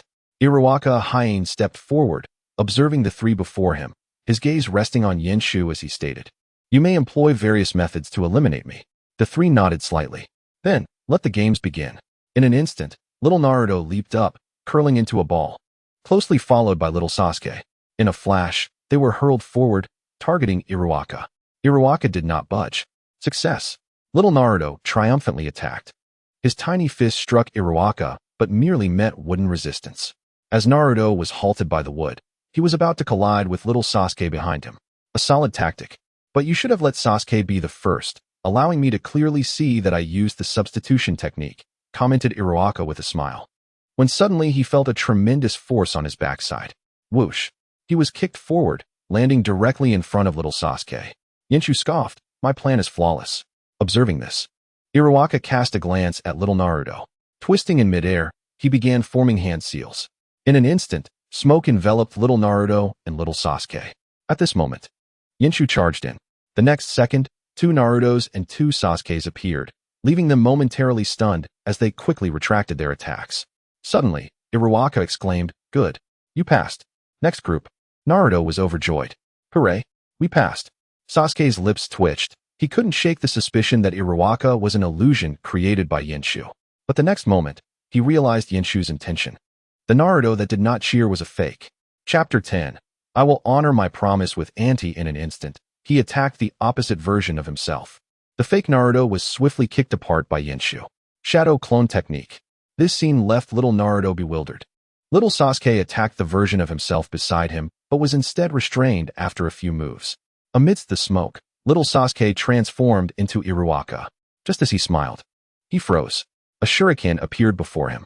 In a hurry, he barely dodged, reluctantly releasing the little Sasuke he had taken hostage. The situation reverted. Just as Yinshu was about to resume throwing people, Iruaka called out urgently, "Wait, it's over." "Oh, fine." Yinshu set the bewildered little Naruto down, allowing Iruaka to breathe a sigh of relief. What was supposed to be a demonstration nearly turned disastrous. Are children these days truly this terrifying? He sighed heavily. "You all passed. Go take a break." Yinshu nodded, leading the still dazed little Naruto away from the arena. At that moment, a collective gasp echoed, as if everyone had forgotten to breathe. Soon after, excitement erupted as many children gazed at the 3 with flushed faces. So impressive, truly strong. Using the transformation technique to deceive the teacher's shadow clone technique. No wonder he's an Uchiha. I envy that little fox. Exactly, he practically carried us. Hearing these words, Uzumaki Naruto felt a surge of anger. However, as the grip on his neck tightened, he shrank back, silencing his thoughts. Little Sasuke remained fixated on one thought. You even learned the transformation technique? What about the title? Yinshu halted. Second brother, little Sasuke muttered, lowering his head in frustration. Yinshu acknowledged him with a hum. The transformation technique was just learned. Oh, and the substitution technique. While the 3 waited, other teams approached, only to be met with a fearsome thrashing from Iruaka. Even the well-coordinated Ino Shikicho trio faced defeat, leaving them disheveled and defeated. Shikamaru realized that this entire situation stemmed from Yinshu. Yet, He merely shot a glance at him, not daring to say more. Before long, the fourth round of three-person team cooperation concluded. Everyone began to disperse, awaiting the results of the enrollment announcement the next day. Yinshu sought out Makoto, who, upon seeing Naruto, exhibited a fleeting expression of evasion and guilt. Yinshu, Sasuke, you did well. Naruto also performed admirably. Yinshu took Makoto's hand, sharing it with Naruto. Her gentle touch felt like a warm harbor, causing Naruto to pause and look up at her. He was sensitive and seemed to sense something. He opened his mouth, but could not articulate his doubts. Yinshu pinched little Naruto's neck, observing him shrink back, trembling slightly, and couldn't help but smile. The next moment, he turned his gaze toward a group of children attempting to stealthily slip away, revealing a radiant smile as he said, I hope you find more trouble for me, so I can have some fun with you again. No, we didn't tea. Go away, Yinshu. They stammered. Yes. They scrambled off. Yinshu, what is going on? Makoto fixed her gaze on Yinshu. How did my good child transform into someone who bullies others? They are tormenting Naruto. Uchiha Yeshu shrugged. Instantly, Makoto's mother ceased her inquiries. Uchiha Yeshu patted Naruto's head and remarked, there is a river behind the mountain where the fish are delicious. You can go catch them every afternoon at 4. But I can't cook, Naruto replied. I can, Uchiha Yeshu said, playfully thumping Naruto's head, making a sound akin to a playful scuffle. Yet, in Naruto's eyes, it felt warm and comforting. Yeshu, back then, were you? Mom, I know everything. I will honor the promise made with Andy. Thank you, Yeshu. Makoto's mother lifted her head, holding the hands of both boys, preventing her tears from falling. The next day, Rock Lee excitedly approached Uchiha Yeshu. Yeshu, after graduation, we can be in the same team. Uchiha Yeshu, being led by Makoto, replied to Lee, who only had eyes for himself. Lee, we are both martial artists. It is impossible for us to be separated into different teams. Is that so? Yeshu was right, Lee. A partner does not need to be together at all times. As long as love resides in the heart, that is enough. Rock Lee was suddenly enlightened, exclaiming, Teacher Guy, I understand. The two burst into laughter. Yet, at that moment, Uchiha Yeshu felt somewhat out of place, though Makoto and little Sasuke were by his side. Makoto felt awkward, unsure whether to laugh along or remain silent. Little Sasuke's face flushed as he sensed the gazes of passers-by. He lowered his head, wishing to distance himself from the scene. How embarrassing. Inaction is worse than action. However, upon catching a glance from Uchiha Yeshu, his moment of courage was swiftly extinguished. He was firmly held by Makoto. After bidding farewell to Teacher Guy and Lee, Uchiha Yeshu and the two others headed towards the enrollment announcement board to check the list. Although Rock Lee's attitude had already indicated that Uchiha Yeshu had been selected, and he speculated that he would likely be placed in the esteemed Class A, Uchiha Yeshu still wished to spend more time with Makoto. She could even come to observe his training if she did not find it embarrassing. Unfortunately, Makoto represented not only Uchiha Yeshu's mother, but also the matriarch of the Uchiha clan. Departing the clan grounds freely would only arouse suspicion from the higher-ups. Such outings to view enrollment lists or enjoy leisure time together were rare experiences for her, perhaps the first in 5 years. Mom, can we go out for barbecue after we check the list? Are you hungry? Yes, Uchiha Yeshu replied with a smile. Oh, you. Makoto teased, happily agreeing. Soon, the trio arrived at the announcement board, where many parents gathered with their children. Uchiha Yeshu's name stood out prominently in the first row. Sasuke was second, and Naruto was third. How fortunate. That fox spirit has struck gold. Indeed, if it weren't for Yeshu helping the fox, it would never have made it into Class A. Such luck. That fox. Why have you suddenly gone silent? Upon hearing the chatter of the children cease, the parents turned to see them all staring at a boy with a black crew cut.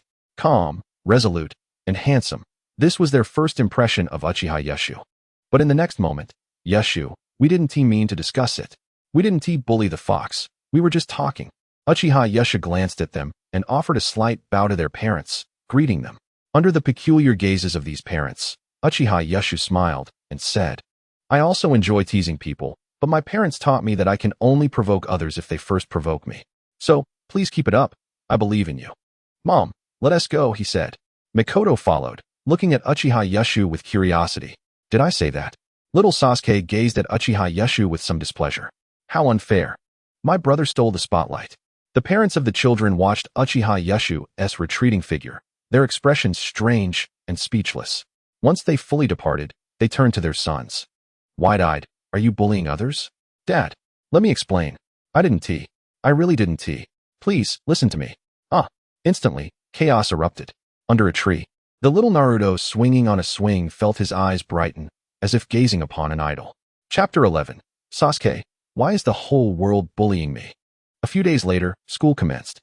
It's the Hokage, the third Hokage, the strongest Hokage. Amidst the cheers of the children, the third Hokage, Hiruzen Sarutobi, made his appearance. Not only was Naruto excited, but even little Sasuke's face flushed with excitement. Where the leaves of Konoha fluttered, the fire of life continued to burn. The flames would illuminate the village and allow new leaves to sprout. This was Uchiha Yasha's first experience witnessing a ceremonial event. It was tedious and rather painful. Fortunately, the newly acquired heavy iron rings were sufficiently weighty, allowing Uchiha Yasha to control his hands, feet, and body for various physical exercises. With his focused control, he didn't need to act to blend into the ceremonial atmosphere. Uchiha Yasha's demeanor caught Hiruzen Sarutobi's attention, initially skeptical of whether he harbored the same aspirations as other Uchiha. The Hokage, upon observing Uchiha Yasha's dedicated training, smiled gently, no longer worried, and continued to impart the will of fire. Days passed, and Uchiha Yasha dared not get too close to Naruto. He even refrained from inviting him over or bringing him food. However, whenever Naruto came to the back mountain, he would ensure to grill fish for him. If he had any food, he would casually share a bit with him. Others who interacted with Uchiha Yasha in the same classroom gradually realized he did not possess a penchant for bullying. Even when Naruto accidentally spilled water on him, he merely waved his hand and smiled, exhibiting a commendable temperament. This became their latest understanding of Uchiha Yasha. Thus, the perceptive Nara Shikamaru, acting like a little adult, extended an invitation to Uchiha Yasha. Would you like to play together? Uchiha Yasha declined. This made others slightly apprehensive of him again. However, Nara Shikamaru found himself drawn to Uchiha Yasha, eager to learn more about him. Uchiha Yasha did not oppose this. Soon, Nara Shikamaru noticed something unusual. How do you control your fingers like a machine? Control over the body enhances your fundamentals. So, you're not playing. You've been training all along? Pretty much. Uchiha Yasha replied. This revelation astonished Nara Shikamaru. Isn't that boring? Is the process of turning defeat into victory boring? Nara Shikamaru, a lover of shogi, instantly understood. The interest in Uchiha Yangshu has diminished considerably, yet he has come to understand the nature of the person he is. He is not someone he dislikes. The second individual drawn to Uchiha Yangshu is Yamanaka Ino. It is likely that she inquired about him from Nara Shikamaru. Otherwise, she would not approach him, but rather scream from a distance like the other girls. Ino's cheeks flushed with affection as she gazed at Uchiha Yangshu. For her, his methods were quite simple. Can you cook? I can learn. Yamanaka Ino exclaimed, filled with excitement. Being enamored with handsome boys, she was particularly thrilled to cook for him. Despite her enthusiastic attempts resulting in comments like too salty, too sweet, too fishy, and too bitter, Uchiha Yangshu always finished his meal, which motivated her immensely. Moreover, he would cleverly find excuses to pass off the bento prepared by Mikoto, his mother, to Uzumaki Naruto. These observations did not escape little Sasuke's notice. He began to rebel, threatening Uchiha Yangshu not to intimidate him further, or he would inform Mikoto. Uchiha Yangshu, unfazed, allowed him to experience 10 minutes of bungee jumping. As a result, Mikoto learned of the situation and threw herself into researching cooking even more diligently, seeking to compensate for something. This left little Sasuke wide-eyed, feeling as though the world was conspiring against him. The third person intrigued by Uchiha Yangshu was a Kimichi Choji, whose intentions were quite straightforward. How can you stomach such terrible food that Ino makes? It's shameful to waste food. This sentiment led Choji to willingly share his meals with Uchiha Yangshu. Although Uchiha Yangshu often declined, he found great pleasure in Choji's attitude towards food. The fourth individual interested in Uchiha Yangshu was Haruno Sakura. However, it was not Sakura who approached him. Rather, Uchiha Yangshu could no longer tolerate the situation. Do you know what it means to be a gentleman? He retorted. What does that have to do with me? In the Uchiha clan, especially in our family, we have never had such a disgraceful person towards women. Was that your reason for discarding the bento made by your mother? Ah, splendid. A life of privilege has led you astray. Allow me, as your elder brother, to guide you back. Uchiha Yangshu turned to the somewhat anxious Sakura and Ino beside him. Ino, from tomorrow on, could you prepare an extra serving for my foolish brother? Even though she recognized her culinary skills were improving, the current flavor, truth be told, would not have passed muster unless Yangshu hailed from the Uchiha clan. Her parents were eager to meet this boy to inquire how he managed to consume those dishes. Perhaps, if possible, they might even consider an engagement. Such a man is a rarity in this harsh ninja world. Is that acceptable? Uchiha Yangshu asked once more. Ino, her face flushed with embarrassment, nodded. This left Sakura feeling somewhat dejected. Why was Ino's beloved Yangshu so admirable while her own crush, Sasuke, was not? The following day, Yamanaka Ino nervously presented 2 bento boxes to Uchiha Yangshu, her head lowered, her face flushed, too shy to look at little Sasuke. Uchiha Yangshu tossed Sasuke's bento to Hinata, prompting a disgruntled grunt from Sasuke. Hungry, he would rather skip lunch than eat the food. However, after being caught by Uchiha Yangshu, who held him by the nape of his neck, he had no choice but to obediently open Ino's bento. The one advantage of a girl's bento is its visual appeal. But beauty does not guarantee flavor. As little Sasuke took a bite, he nearly retched, while Uchiha Yangshu calmly held his neck and remarked, "Should you dare waste food, prepare to be my toy for the next 6 years."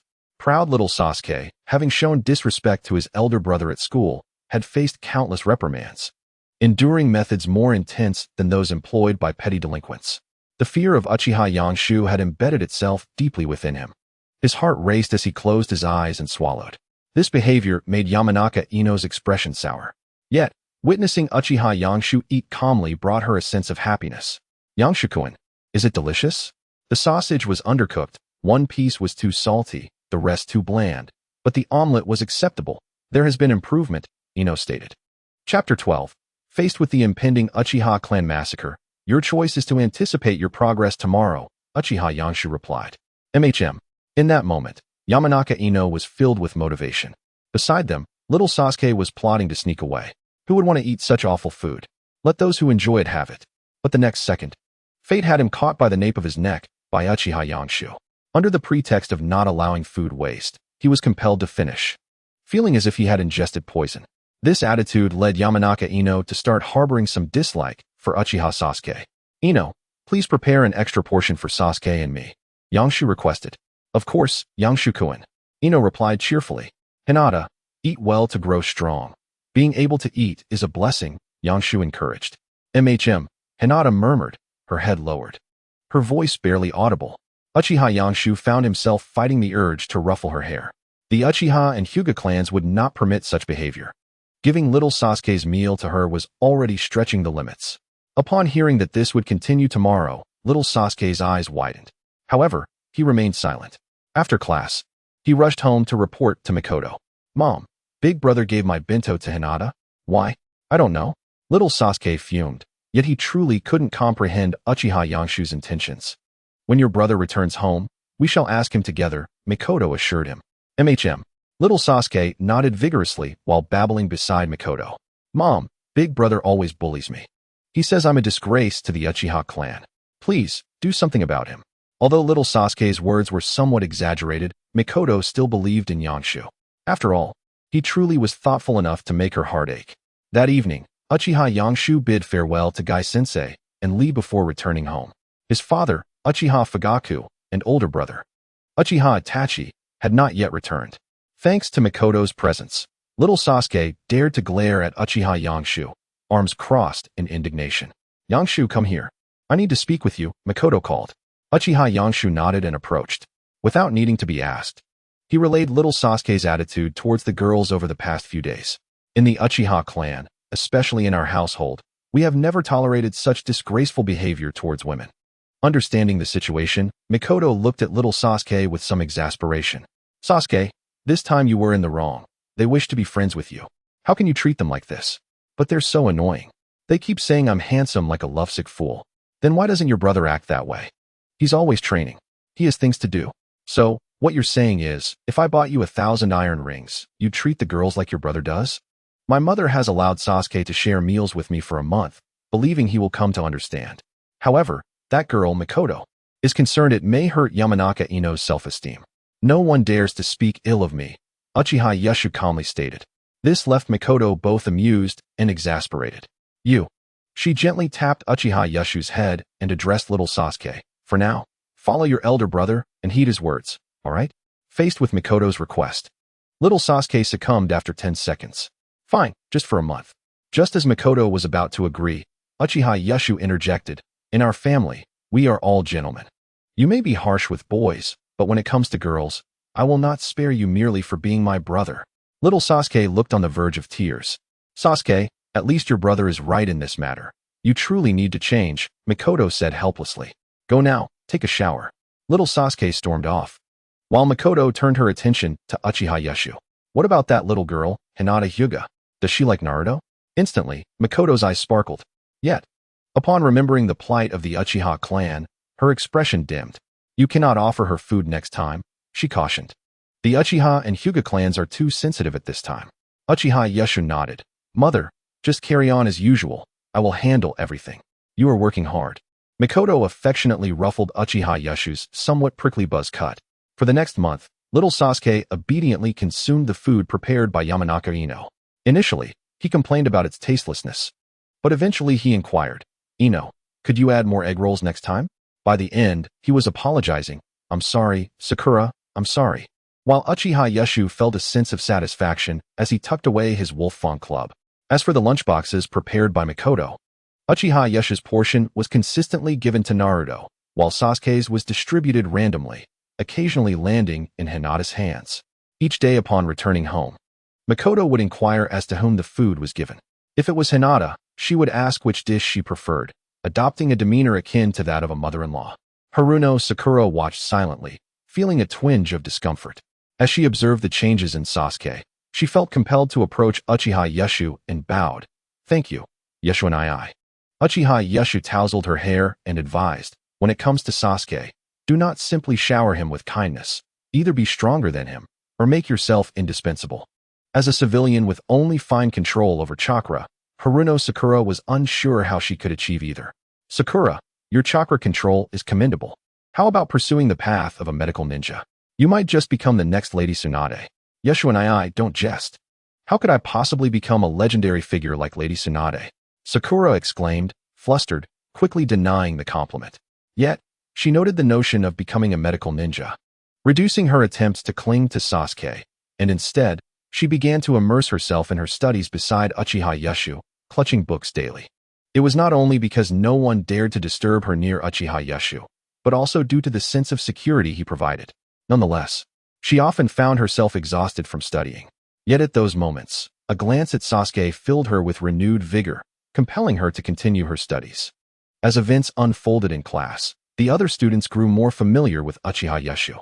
They eagerly invited him to join their games, akin to how they would treat an elder brother. Though he consistently declined, they seemed hopeful for the day he would consent to join them. In the eyes of children, life was tranquil, lively, and joyful. Yet, that day inevitably arrived.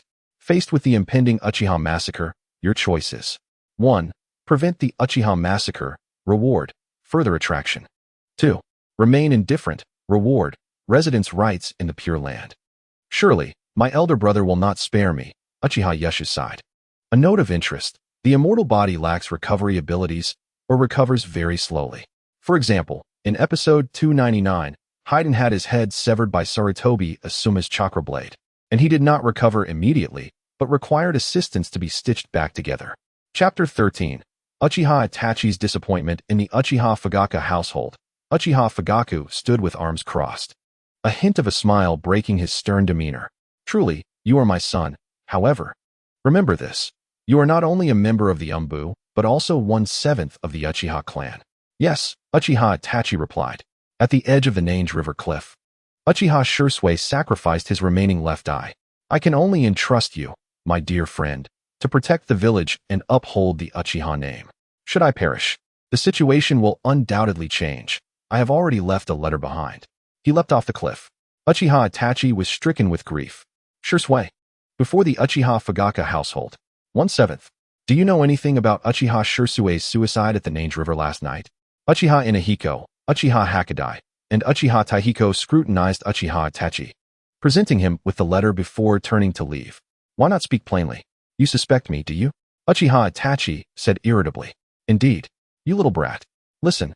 1/7. If you dare betray the Uchiha clan, you will not escape unscathed. The three flashed their 3-tomo Sharingan. Yet in the next moment, Uchiha Itachi cast them outside. Lowering his head, Uchiha Itachi approached them. You speak of clan, yet you are so arrogant, oblivious to my depth of character. Which is why I have brought you to your knees. Enough. 1/7. Uchiha Fugaku appeared at the intersection. What on earth is happening? With a swish, a kunai was launched, striking the Uchiha emblem on the hard wall, creating a fissure. I have lost all hope in this insipid clan. Uchiha Itachi, fully unleashed, approached Uchiha Fugaku. At that moment, little Sasuke appeared. Brother, do not do this. Uchiha Itachi halted. Before Uchiha Fugaku, Uchiha Inahiko, Uchiha Hakadai, and Uchiha Taihiko, he knelt before them with a resounding thud. Though facing them, in his heart, he addressed Sasuke beside him. Open your eyes and see, Sasuke, the shallow nature of this clan.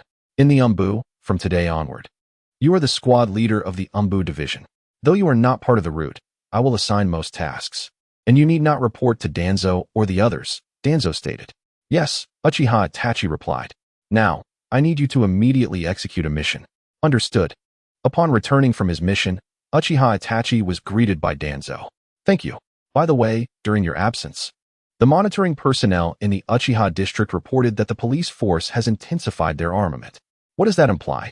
The discontent towards the village among the Uchiha is escalating. Uchiha Itachi responded. We can no longer maintain the status quo. Danzo lamented. Indeed.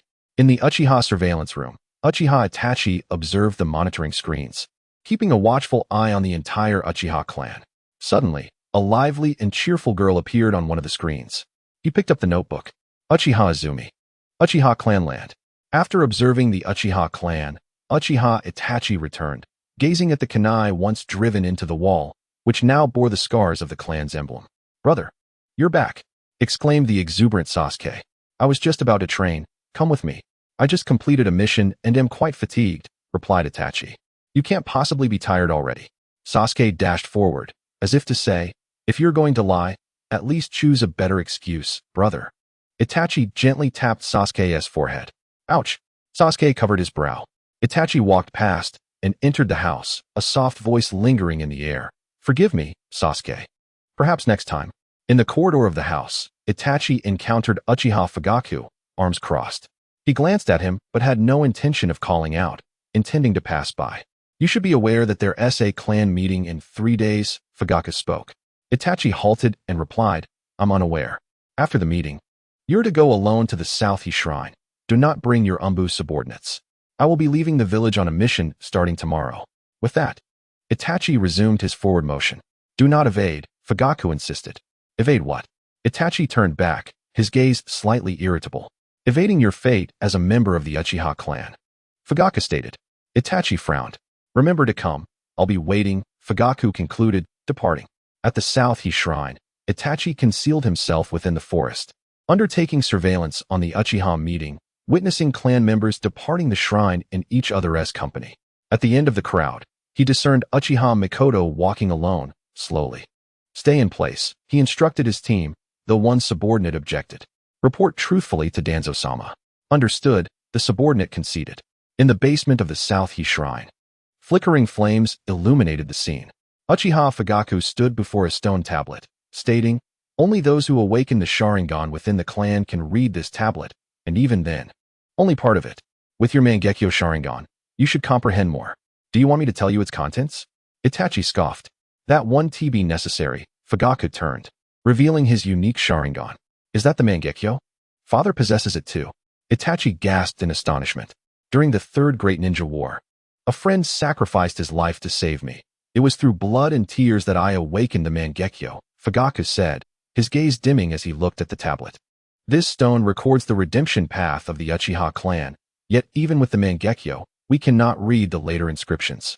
It seems we have further to go. However, even if we can only read part of it, it should be clear how mistaken our clan's environment is. Itachi exclaimed passionately. But that does not justify attempting to overthrow the village with force. The higher-ups fear us. Precisely, Fugaku interrupted. That is why they persecute us. They dread the power of the Sharingan. Indeed, Itachi affirmed, there are even rumors that the Uchiha could control the Nine Tails with the Sharingan. That is merely a legend of Uchiha Madara. Since him, no one has accomplished such a feat. We don't even know if it's possible. Yet, despite this, The higher-ups are still haunted by the specter of the past. They isolate us out of fear. Fugaku declared, if they fear us, then we must seize power. Father intends to become Hokage through force? This is the wish of our clan. I cannot stop them, but to avoid violence. I have concealed the fact that I possess the Mangekyo Sharingan. Why? Chapter 14. The Burden of Itachi Uchiha. The Mangekyo Sharingan can control the Nine Tails. If anyone discovers this, our clan members might commit even more horrifying acts.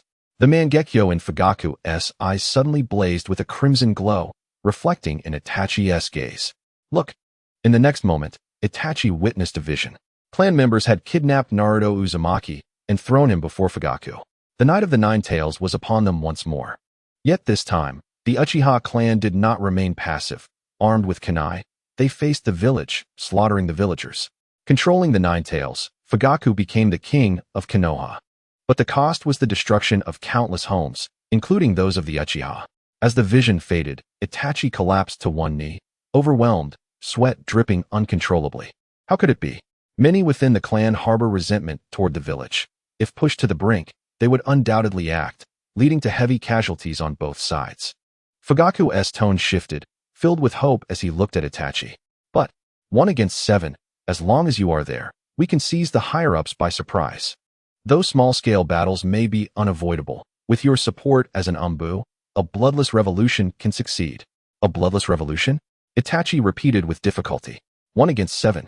You are my son. I implore you. Assist the Uchiha clan. In the Hokage Tower, Itachi knelt on one knee, declaring, the Uchiha clan has decided to instigate a revolution in Konoha. We can no longer tolerate this. If you intend to seize power under the guise of revolution, then the Uchiha clan must be regarded as traitors and executed immediately, spoke Chunin Koharu. Koharu, wait, protested the third Hokage, Hiruzen Sarutobi. Do not rush to conclusions. But Hiruzen, the Uchiha clan will not relent. We must make decisions swiftly to avert chaos, Danzo remarked, glancing at Itachi, who knelt before him, clad in Umbu attire. Including the innocent child, he added. You shouldn't say this in the face of 1 against 7, Hiruzen replied. Moreover, engaging in a civil war with the Uchiha is no easy task. There must be other methods. The situation is urgent. We must act before they rise. Danzo urged. As long as you, I, and our Umbu forces collaborate for a surprise attack from behind, we can swiftly conclude this. The Uchiha are former comrades. I wish to resolve this through dialogue, not force, Hiruzen countered, looking at Danzo. I will find a solution. He turned to Itachi, 1 against 7. Please buy us as much time as possible. Understood, Itachi replied. At the root base, Danzo stated, do not be fooled by the third Hokage's sweet words. Should anything occur, he will stop at nothing to protect Konoha. That is the kind of man he is. In that case, Hiruzen, as Hokage, will have no choice but to take extreme measures, regardless of whether it ignites war. If a rebellion occurs, the Uchiha will surely be annihilated. Including your most beloved younger brother, who knows nothing. Danzo shifted his tone, saying, however, before the rebellion occurs, there is a way to at least protect your younger brother. Once the incident transpires, he will learn the entire truth, witnessing Konoha ninjas slaughtering his own clan.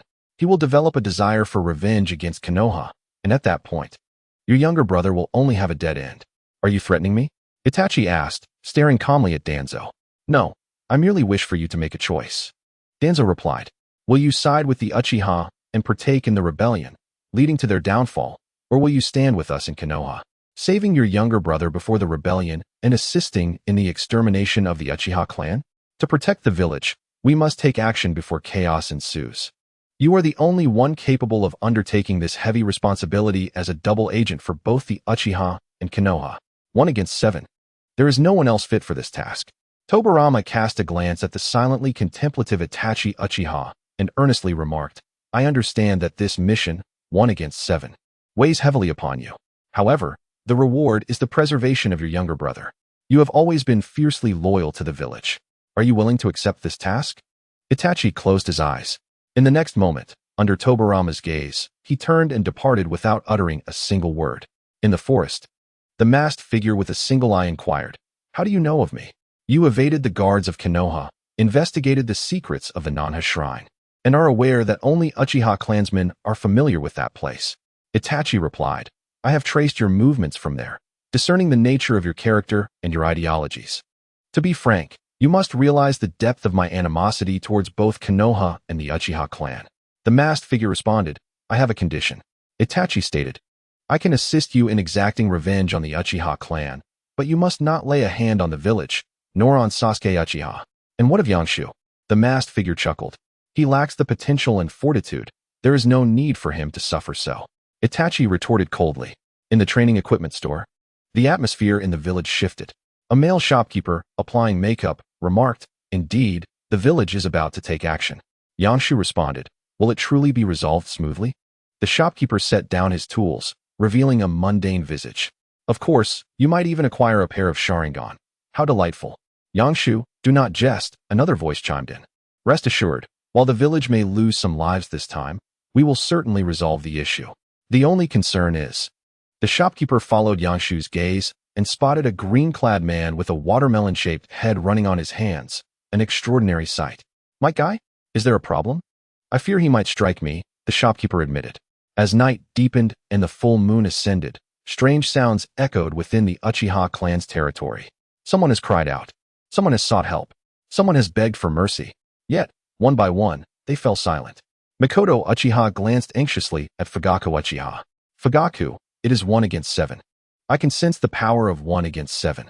Mikoto's expression faltered, and soon her gaze dimmed. Has he chosen to stand with the village? It seems so. And Sasuke and Yangshu? Yangshu may be unable to act. The higher-ups are monitoring the Uchiha and are aware of the connection between 1 against 7 and Yangshu. Is that so? Mikoto closed her eyes, tears streaming down her cheeks. Fugaku, in a rare display of tenderness, clumsily wiped her tears away. Do not let 1 against 7 see this. It is his path. We cannot become an obstacle. Yes, Mikoto replied, resolutely drying her tear-filled eyes. Though she could not help but whisper, I'm sorry, Yangshu. I'm so sorry. Chapter 15. Yangshu's 3 objectives at the Rock of Konoha. A petite figure stood, Yangshu Uchiha. The Hawk faction is nearly annihilated, he mused, closing his eyes. The Might Guy's 8 Gates experience card was activated. In the next moment, his eyes sparkled with brilliance. His form began to swell, adorned with red samurai armor, his long black hair flowing coldly. Standing there, he seemed to harmonize with the first rock.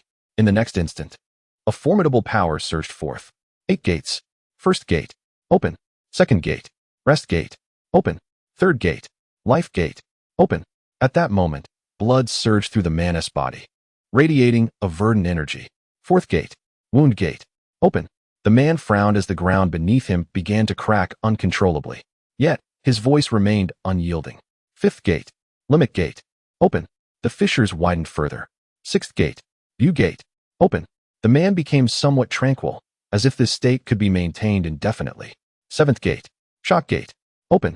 His body began to emit blue steam from evaporated sweat, the intense pain subsiding significantly, replaced by overwhelming strength that made him involuntarily relax his furrowed brow. Eighth gate. Death gate. The 8 gates formation. Open. In an instant, the man's blood evaporated, producing red steam that enveloped his body, revealing glimpses of his profound agony. His gaze, amidst the struggle, quickly transformed into resoluteness.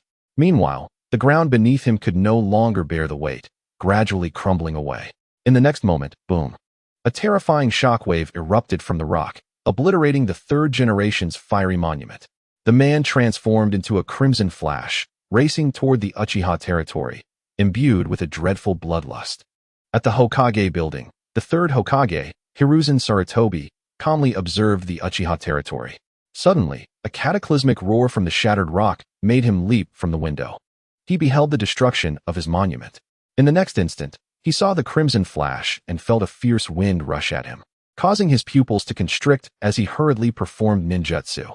Earth release, earth flow wall. However, his defensive maneuver was far too slow compared to the oncoming tempest, sending him flying without any means of resistance. This scene unfolded in numerous locations.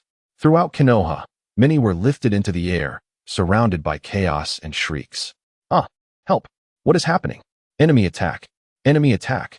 At the root base, Danzo Shimura awaited the report from the Sharingan. His countenance dark as he gazed at the crimson flash that darted across the sky. Blood-red steam. The 8 gates. Who is it? Meanwhile, As advisors to the Hokage, Koharu Udatane and Hamiura Kato were blissfully unaware that today marked the Uchiha clan's demise, having gone to sleep early in their respective homes.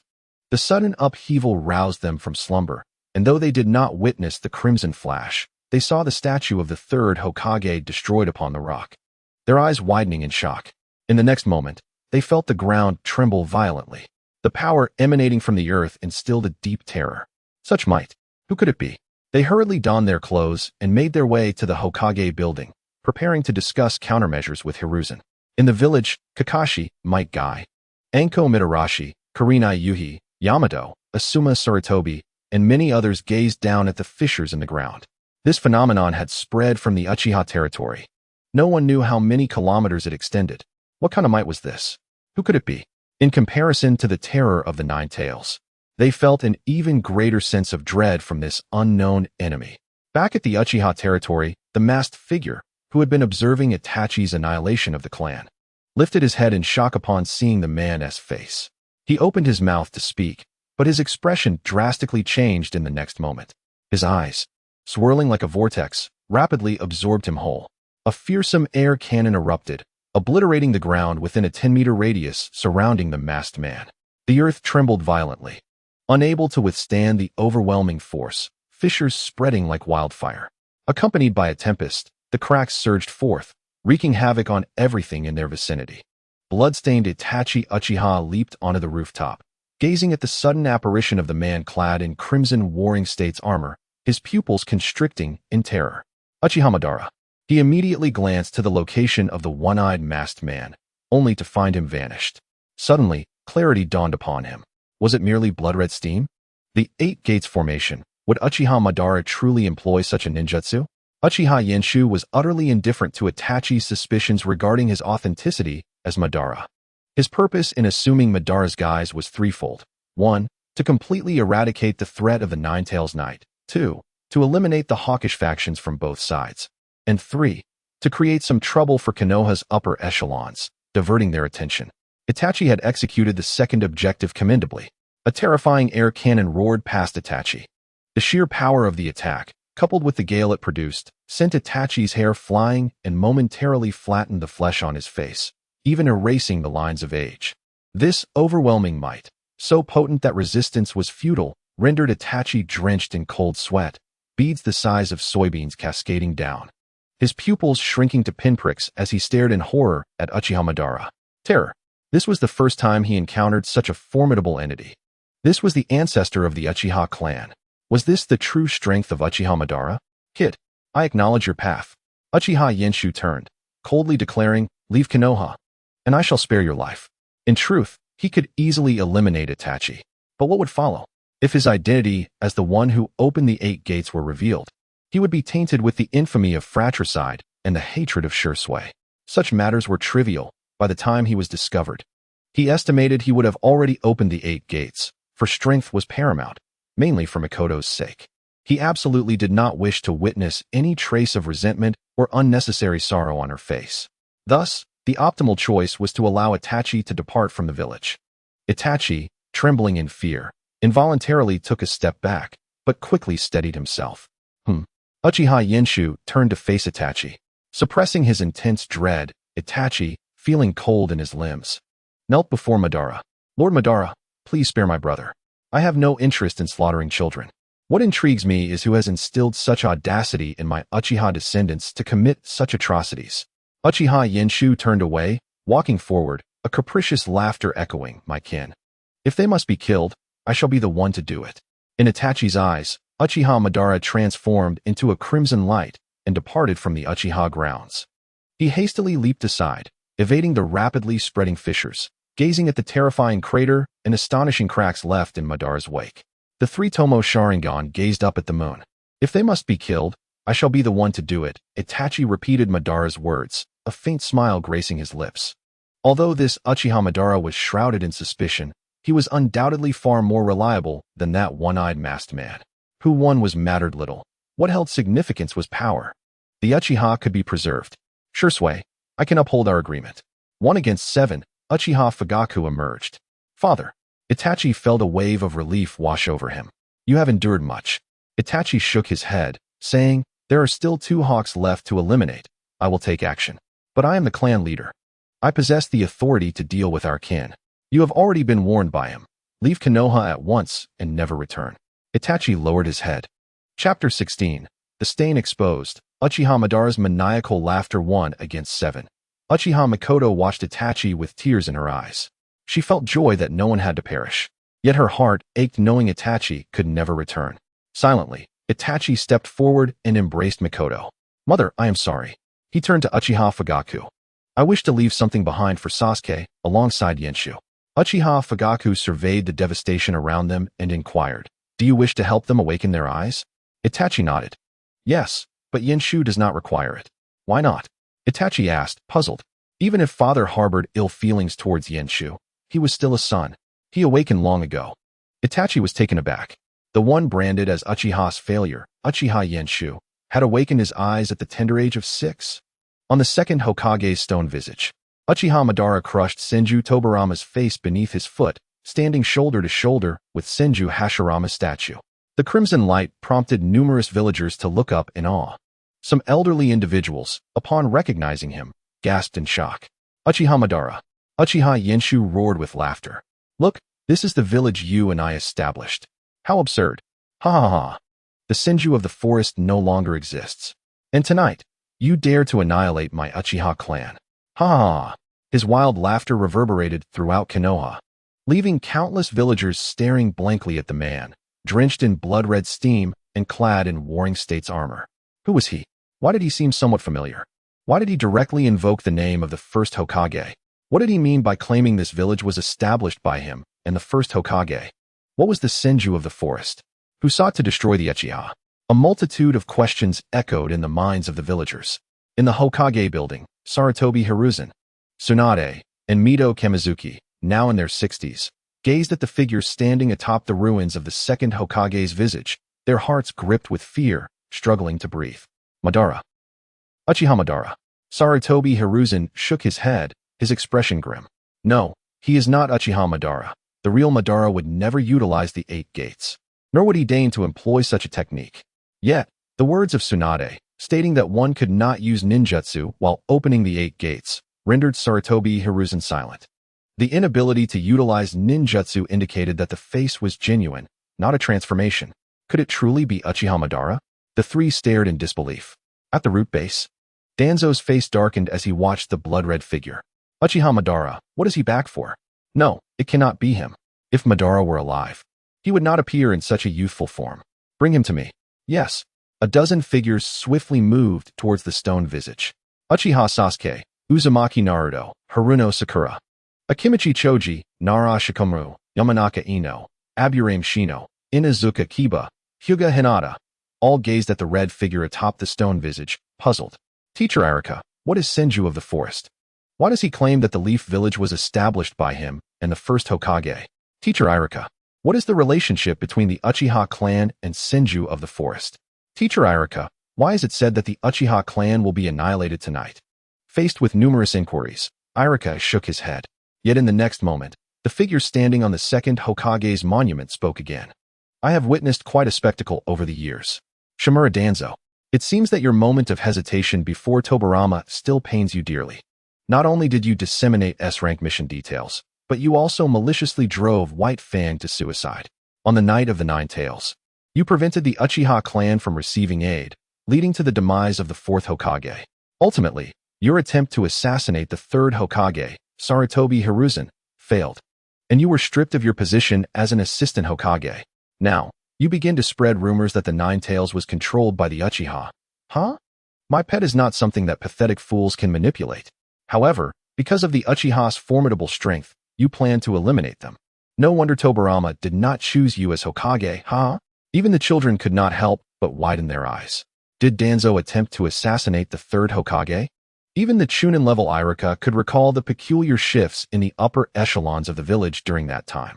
When paired with Uchiha Madara's words, one would be astonished at how perfectly they aligned.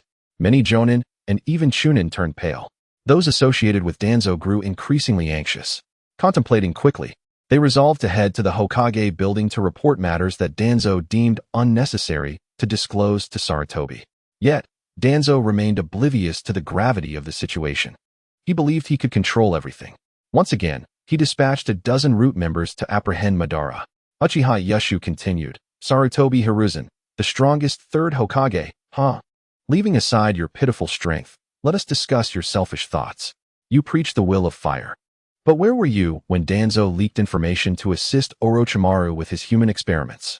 Where were you when the fourth Hokage perished? Where were you when the orphan of the fourth Hokage, Uzumaki Naruto, became the Jinchuriki for the village and was reviled as a demon fox? What happened to the entire street's inheritance from Kushina? What happened to the secret techniques of the Uzumaki clan? Where were you when Danzo gouged out young Uchiha Shirsue's eyes, leading to his tragic suicide to prevent escalation? Now, as Danzo commands Uchiha Itachi to annihilate the Uchiha, where are you? You, who constantly cast aspersions while donning the Hokage's cloak, have held the position for so long. Where is the fifth Hokage? Do you intend to remain in the Hokage's seat until your dying breath?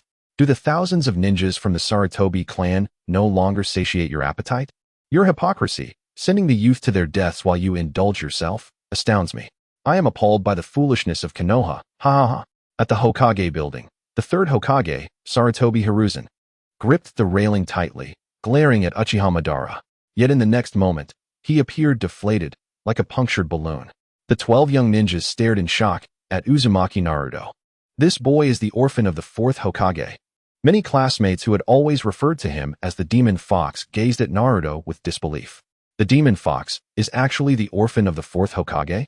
Naruto stood there dazed. Do I have parents? All along, he had been alone. As if others were born from their parents while he had no idea how he came to be. Now, he discovered that he indeed had parents. His classmates were astonished. The adults were equally taken aback, especially Irika. Many of the things Uchiha Madara spoke of were unknown to him. But the Night of the Nine Tails was an experience he lived through. So many questions flooded his mind. Why did only the fourth Hokage perish in a village where both the third and fourth Hokages were present? Wasn't it the will of fire? And why? After all these years, has there been no decision on the fifth Hokage? An eruption of confusion ensued, and the once radiant and revered third Hokage, Sarutobi Hiruzen, began to appear sullied and despicable. Chapter 17, Uchiha Madara, Danzo. You are quite impressive. And you, too, Koharu Uchiha and Hamura Mitokado, the advisors to the Hokage, are no paragons of virtue, possessing Hokage-level combat prowess, yet fearing to confront the Nine Tails. All you do is send the youth to their deaths. You, who cling to power at over 60, refusing to yield to the younger generation while draining Konoha's resources for your family. The thought that this is my village fills me with an urge to eliminate you immediately. However, as an elder, I will only make one move. If you can survive my hand, I shall let this matter slide.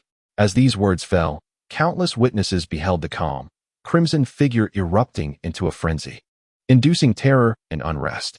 In the next moment, he was surrounded by dozens of ninjas. Lord Danzo requests your presence. Please come. The root ninjas stared expressionlessly at Uchiha Yashu. With an impassive wave, Yashu dismissed them. They hurriedly formed hand seals. Earth release. But it was too late. The air seemed to bend to Uchiha Yashu's will. In an instant, they found themselves ensnared by an invisible force, swept away, and reduced to mere pulp atop the monument of the first Hokage. Akin to a fly crushed against Sarutobi's face, bursting forth in a shower of blood. Let us begin with you. Hamura Mitokado. Boom. The blood-red figure surged forth, causing the monument to collapse further. In the Hokage building, Hamura Mitokado could only see Uchiha Madara charging at him, terror-stricken, his heart gripped in fear, rendering him immobile. Sarutobi Hiruzen reacted swiftly. Fire release, grand fireball. He glanced at Uchiha Madara, who had suddenly appeared beside him, realizing he was too late. Boom. A mere slap unleashed a terrifying force. In an instant, Hamura Mitokado was reduced to pulp, splattering across half of the ruined Hokage building. Cold sweat trickled down Sarutobi Hiruzen's brow as he stared in disbelief. His living friend, a companion for over 50 years, had perished just like that. Next, Koharu Uchiha. Uchiha Yashu declared. Another simple slap followed. No. Sarutobi Hiruzen immediately utilized the summoning technique. But just as the summoning smoke began to appear, Koharu Uchiha was struck down. The remnants of flesh stained the other half of the Hokage building, leaving countless ninjas frozen in shock. As the summoning smoke dissipated, It revealed a massive, stern-faced Monkey King, the Monkey King Enma. In the next moment, he cast a terrified glance at Uchiha Madara. Sarutobi. His voice was urgent, conveying the imperative for Sarutobi Hiruzen to flee. This was the village. Sarutobi Hiruzen faced Uchiha Madara, radiating a scorching, bloodthirsty aura, feeling the weight of impending doom. Suddenly, the intention to delay the enemy and allow Sarutobi Hiruzen to escape ignited within the eyes of the Monkey King, Saruma. Rest assured, I will strike just once. The third, Sarutobi Hiruzen. In the face of overwhelming terror, Sarutobi Hiruzen, unable to grieve any longer, urgently shouted, Saruma. Rui Jingu Bang. I understand. As soon as the words left his lips, the formidable Monkey King, Saruma, stood on one leg. Transformation. Smoke enveloped the scene once more. In the next moment, a two-ended golden and black Rui Jingu Bang appeared in Sarutobi Hiruzen's grasp. This time, Uchiha Yenshu did not strike downwards. Instead, he clenched his fist and brought it down with terrifying intent. Boom. The oppressive force generated by the air left Sarutobi Hiruzen utterly powerless, sending him crashing into the ground, his fate unknown. Uchiha Yenshu glanced at the surrounding ninjas. None dared to avenge him. The actions of Sarutobi Hiruzen, Tanaka Kamaru, and Midogate In were transparent after Uchiha Yenshu exposed them. Even a moment of contemplation would reveal the underlying reasons. Moreover, some were already aware of their true nature. Feeling an overwhelming fatigue coursing through his body, Uchiha Yenshu felt a sense of urgency. Had it not been for the necessity of fulfilling the first and third points, it would have been far better to eliminate them immediately. The fourth, Shimura Danzo. As soon as the words were spoken, a dozen root ninjas appeared beside Uchiha Yenshu.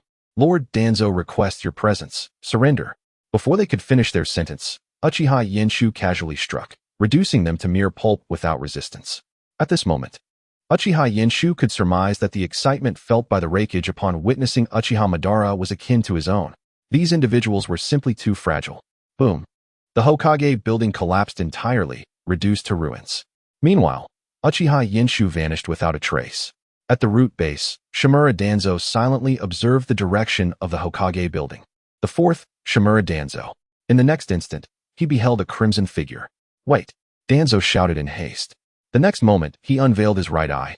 The Mangekyo Sharingan hidden beneath a bandage, revealing a look of exhilaration. Kodo Amatsukami. Heh, Kodo Amatsukami. An impressive Mangekyo. Uchiha Yenshu scoffed with his eyes tightly shut. Danzo was taken aback. How could he possibly know I would anticipate his move? In the next instant, he observed Uchiha Madara's tightly clenched fist, as if witnessing something immensely terrifying. In a panic, he activated a Sharingan embedded in his arm. Boom. The terrifying air punch surpassed all previous strikes in its ferocity. The air screamed, and the entire Konoha village trembled as if an earthquake had struck. Countless villagers covered their ears in agony, screaming, "Ah, my ears." In the midst of this horror, the man's voice resonated. I never expected you to transplant the Sharingan of my Uchiha clan. Danzo, you are quite remarkable, even surpassing Sarutobi Hiruzen. Such ruthlessness should be embodied by someone like you, even willing to harm your own village. Ha ha ha. Many caught a glimpse of the crimson light racing towards the outskirts of the village.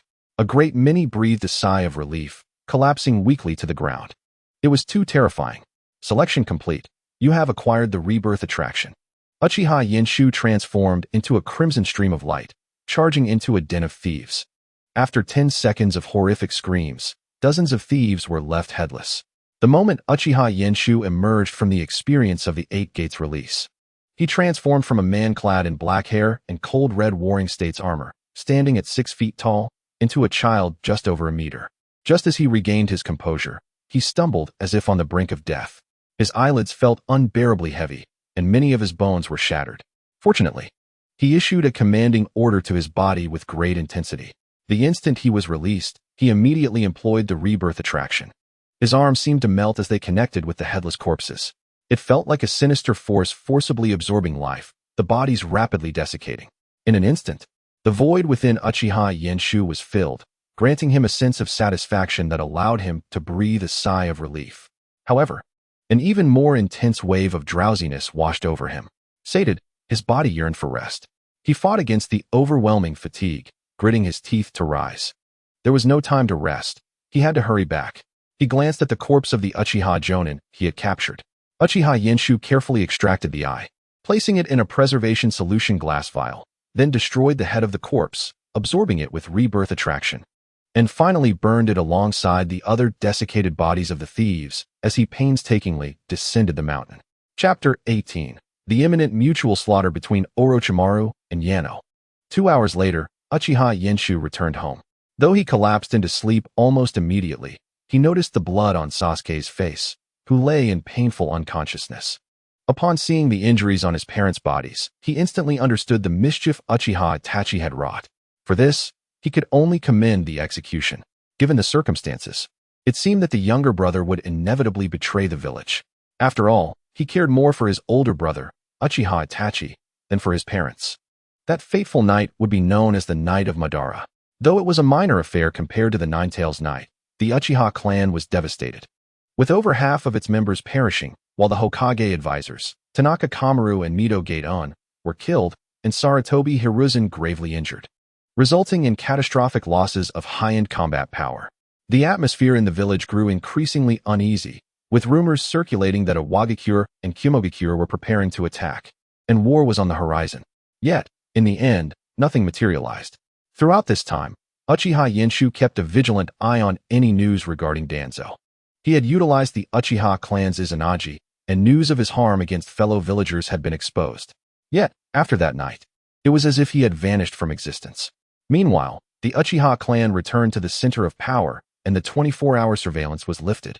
Those in the Uchiha hawkish faction, under the guise of avenging Uchiha Madara, received substantial compensation, leading to a resurgence of the Uchiha clan. Many villagers began to express regret over their past accusations against the Uchiha, voicing apologies. However, Uchiha Fugaku still wore a grim expression. It seemed he had evaded the punishment he rightfully deserved through some underhanded means employed by Danzo. Uchiha Yenshu speculated that the rumors of war were likely instigated by him. If the villagers did not forgive him, he might very well orchestrate events behind the scenes, bringing war to Konoha and forcing the villagers to completely forget him. If war did indeed occur, Sarutobi Hiruzen would surely reject it, but would tacitly allow it to unfold under the guise of atonement, participating in the conflict to garner sympathy. In the end, it would be the villagers who suffered. Whether the villagers' amnesia regarding Danzo was a blessing or a curse remained uncertain. Sarutobi Hiruzen did not hide away. He resigned from the position of Hokage, taking on the role of Hokage bodyguard as an act of atonement, dedicated to ensuring the safety of the Hokage. The position of Hokage, meanwhile, was assumed by Nara Shikaku, although in name only as the acting Hokage, without being officially recognized. It seemed this peculiar situation arose from a lack of strength despite sufficient reputation. Once Jiraiya was willing to assume the mantle of Hokage, or Tsunade returned to the village, he would likely step down. Additionally, the village appeared to be growing wealthier of late. Uchiha Yenshu made a special trip to visit the clan territories of the Sarutobi, Shimura, and other families, only to discover that their lands had been significantly diminished. Even the women going to buy groceries found their baskets devoid of meat. It appeared that their assets had been confiscated. The villagers regarded them with disdain, as if they were viewing a malevolent fox, filled with repulsion and contempt. A few days later, Yenshu noticed a multitude of guards returning from the borders, which immediately enlivened the village. Through eavesdropping, he learned that the Sarutobi clan had pledged to guard the borders for a decade as compensation. This development did not greatly alter the lives of the children. Except for Naruto Uzumaki, the changes he experienced were noteworthy. 1. His reputation improved. No longer was he referred to as the fox demon.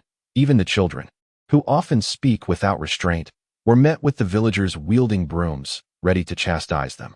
Moreover, some began to address him as young Master Naruto. 2. He became suddenly affluent. Inheriting the estate of Kushina Uzumaki along that street, he found himself free from worries about food and drink. As a landlord, he became the object of flattery from the shopkeepers of that street, his ego swelling. 3. The Uzumaki clan's secret techniques were returned to their rightful hands, previously seized by Sarutobi Hisashi and Danzo. However, no one was willing to teach him, nor did anyone dare to do so. Naruto, hindered by the Nine Tails, struggled to control his chakra, leaving him in solitude. For a motherly figure emerged in the form of Mikoto, who, with Yenshu's assertiveness, became his godmother. taking charge of managing the assets of that street. Although Naruto was mischievous, his actions stemmed from a desire for care. His inherently good nature led him to awkwardly, yet joyfully accept Mikoto as his godmother. For him, money was merely a means to an end. Mikoto devoted herself wholeheartedly, seemingly wishing to atone for her past shortcomings over these 6 years. In a remarkable turn of events, she focused her attention on teaching Naruto various skills, ninjutsu, physical techniques, knowledge, and social conduct, as if he were her own son, while Sasuke was momentarily set aside. Had either Naruto or Sasuke been a girl, it was conceivable that their families would have formed a bond through marriage, a rather unsettling thought. Nonetheless, everything seemed to be progressing positively. The day after the fateful night with Madara, Uchiha Shursui departed from Konoha, retrieving the Sharingan that Yenshu had concealed outside the village. However, he often returned, burdened by worry. As he witnessed the gradual improvements, he began to feel a sense of peace, albeit accompanied by a growing uncertainty regarding his own existence. To the Uchiha clan, he was a ghost. To the village of Konoha, he remained a specter. In this world, his existence appeared devoid of purpose. At this juncture, Uchiha Yenshu sought him out. The village, though seemingly stable, lacked a confirmed Hokage, indicating that true stability had yet to be achieved. Shursui, I hope you can covertly establish a power base as a contingency. Should such an event arise again, I wish for you to intervene. This statement imbued Uchiha Shursui with a profound sense of purpose. He seemed to come alive, invigorated with resolve to strive and build his own influence. Observing this transformation, Yenshu smiled and nodded. Engaging oneself in meaningful endeavors is the best remedy for idle thoughts. As for Yenshu's daily life, it remained largely unchanged. Although Mikoto could now openly prepare lunchboxes for Naruto, Yenshu had become accustomed to the lunchboxes made by Ino Yamanaka, and he could not simply abandon them. Thus, he continued to eat Ino's lunchboxes while giving Mikoto's offerings to Naruto. One day, Sakura Haruno, who had been studying beside him, encountered a particularly perplexing problem and, after 5 hours of struggle, Yenshu could not help but assist her. This led her to affectionately refer to him as Yenshu and I.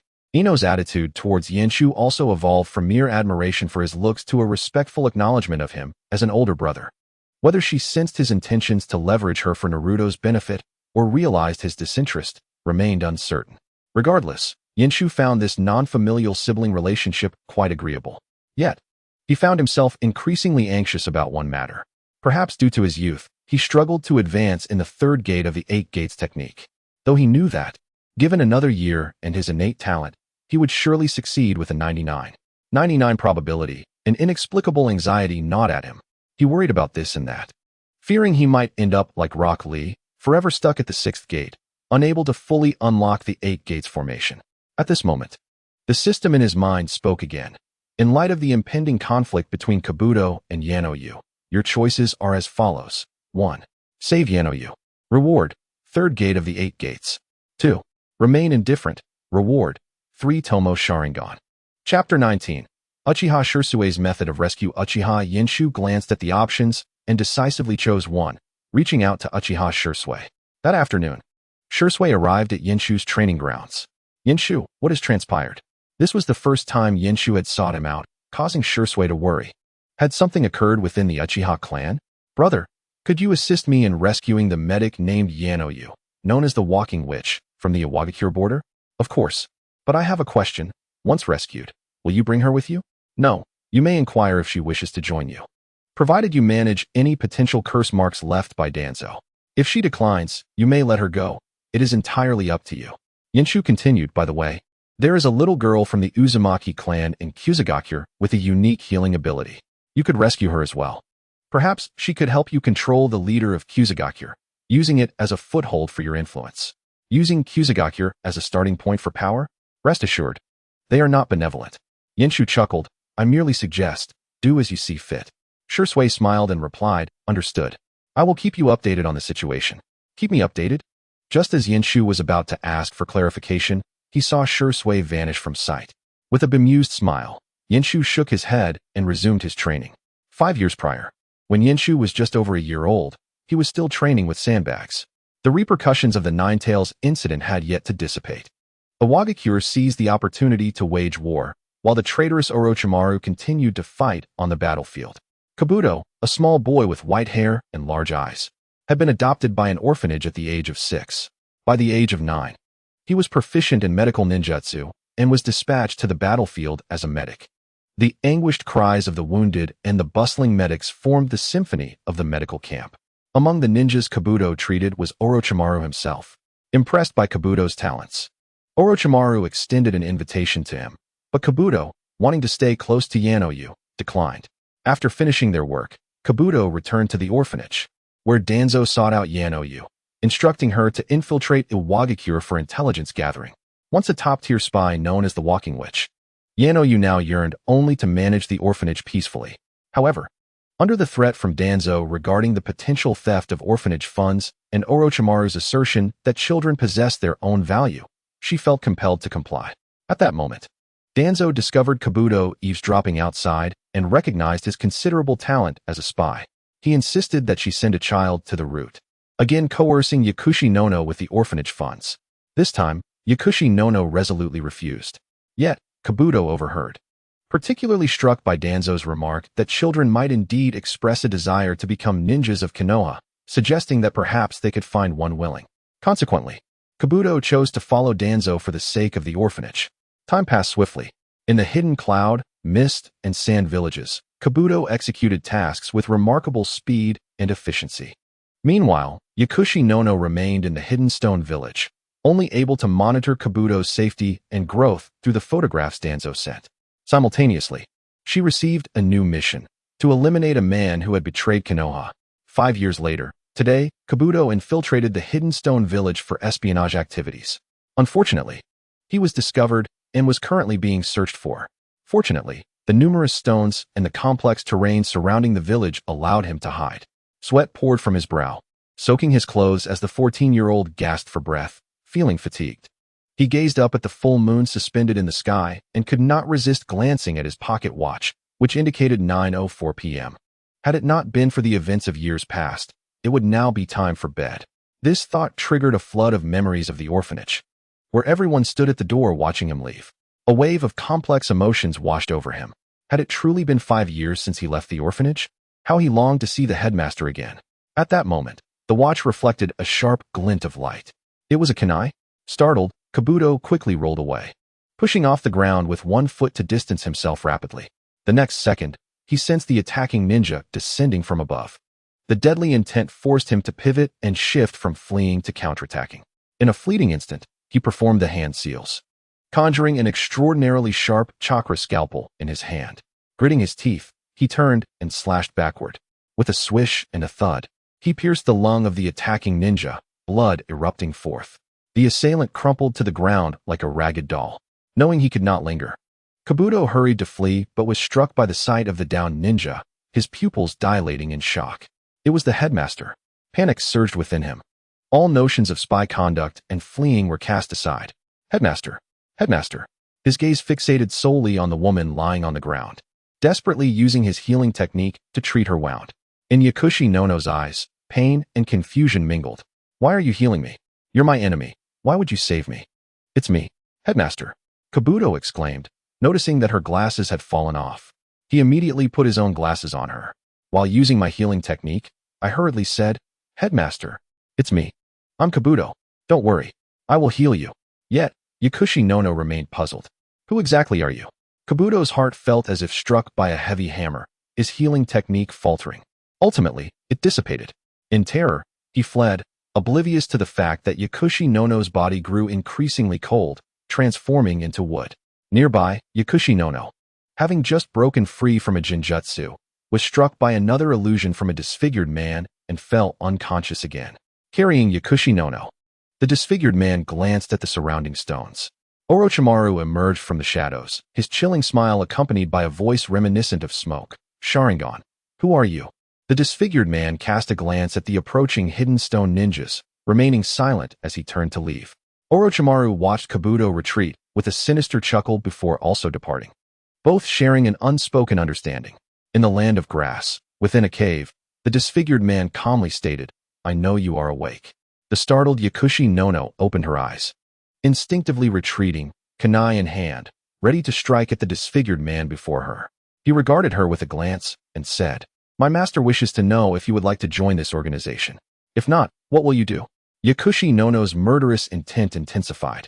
Then you may leave. My orders were merely to rescue you. At the mention of this, she recalled the panicked boy who had saved her and introduced himself as Kabuto.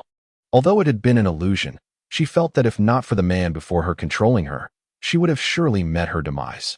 With numerous questions swirling in her mind, she slowly lowered her kunai, temporarily choosing to trust the disfigured man, unable to suppress her curiosity. Why does he call himself Kabuto? He doesn't resemble him at all. Chapter 20. So we are the Savior Organization? The disfigured man shook his head.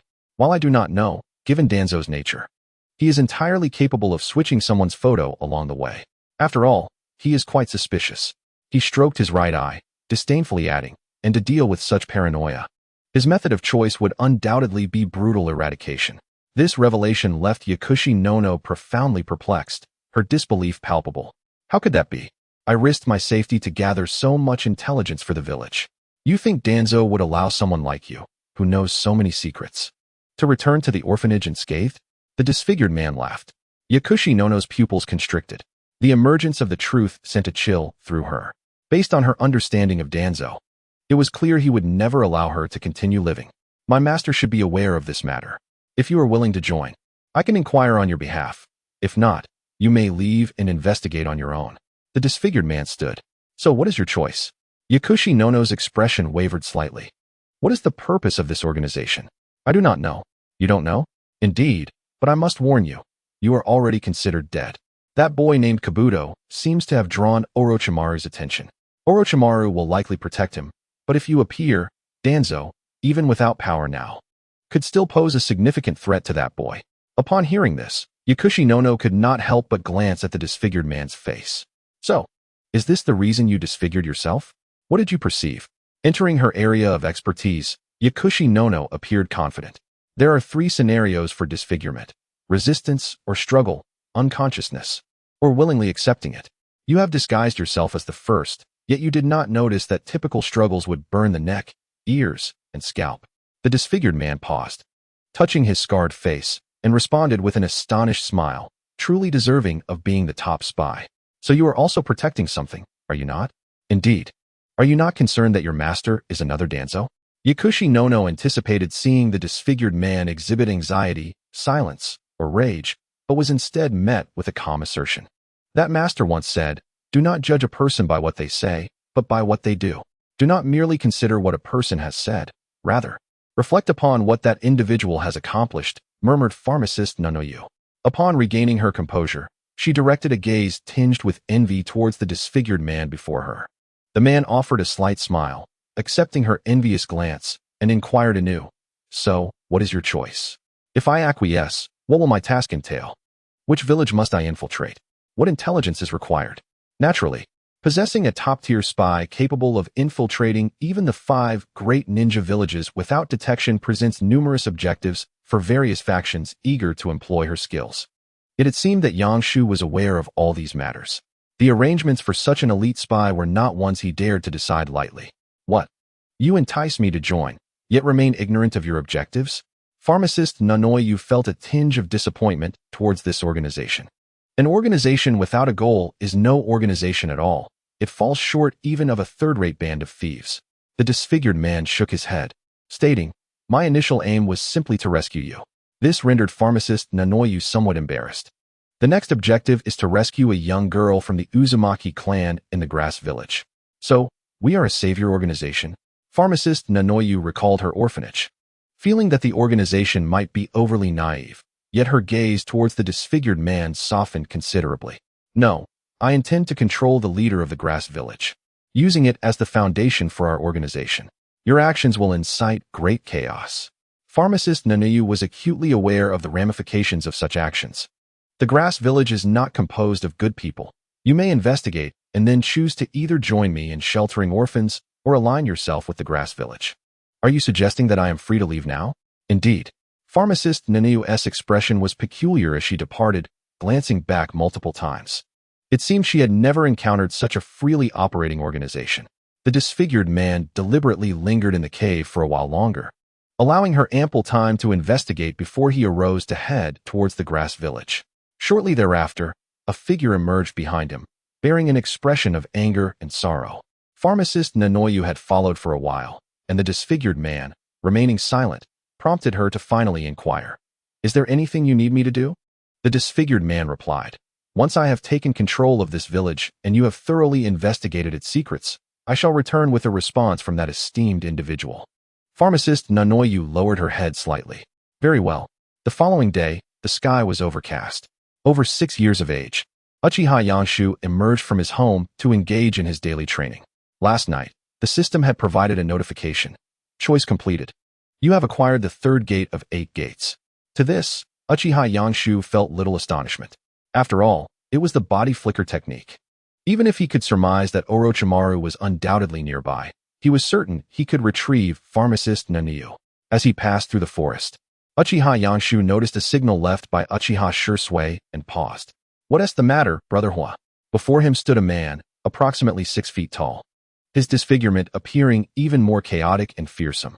Yet, in contrast to his appearance, a warm voice emerged. "Yanshu, what are the arrangements for Pharmacist Nanoyu moving forward? Has she chosen to join?" Uchiha Yanshu was somewhat taken aback.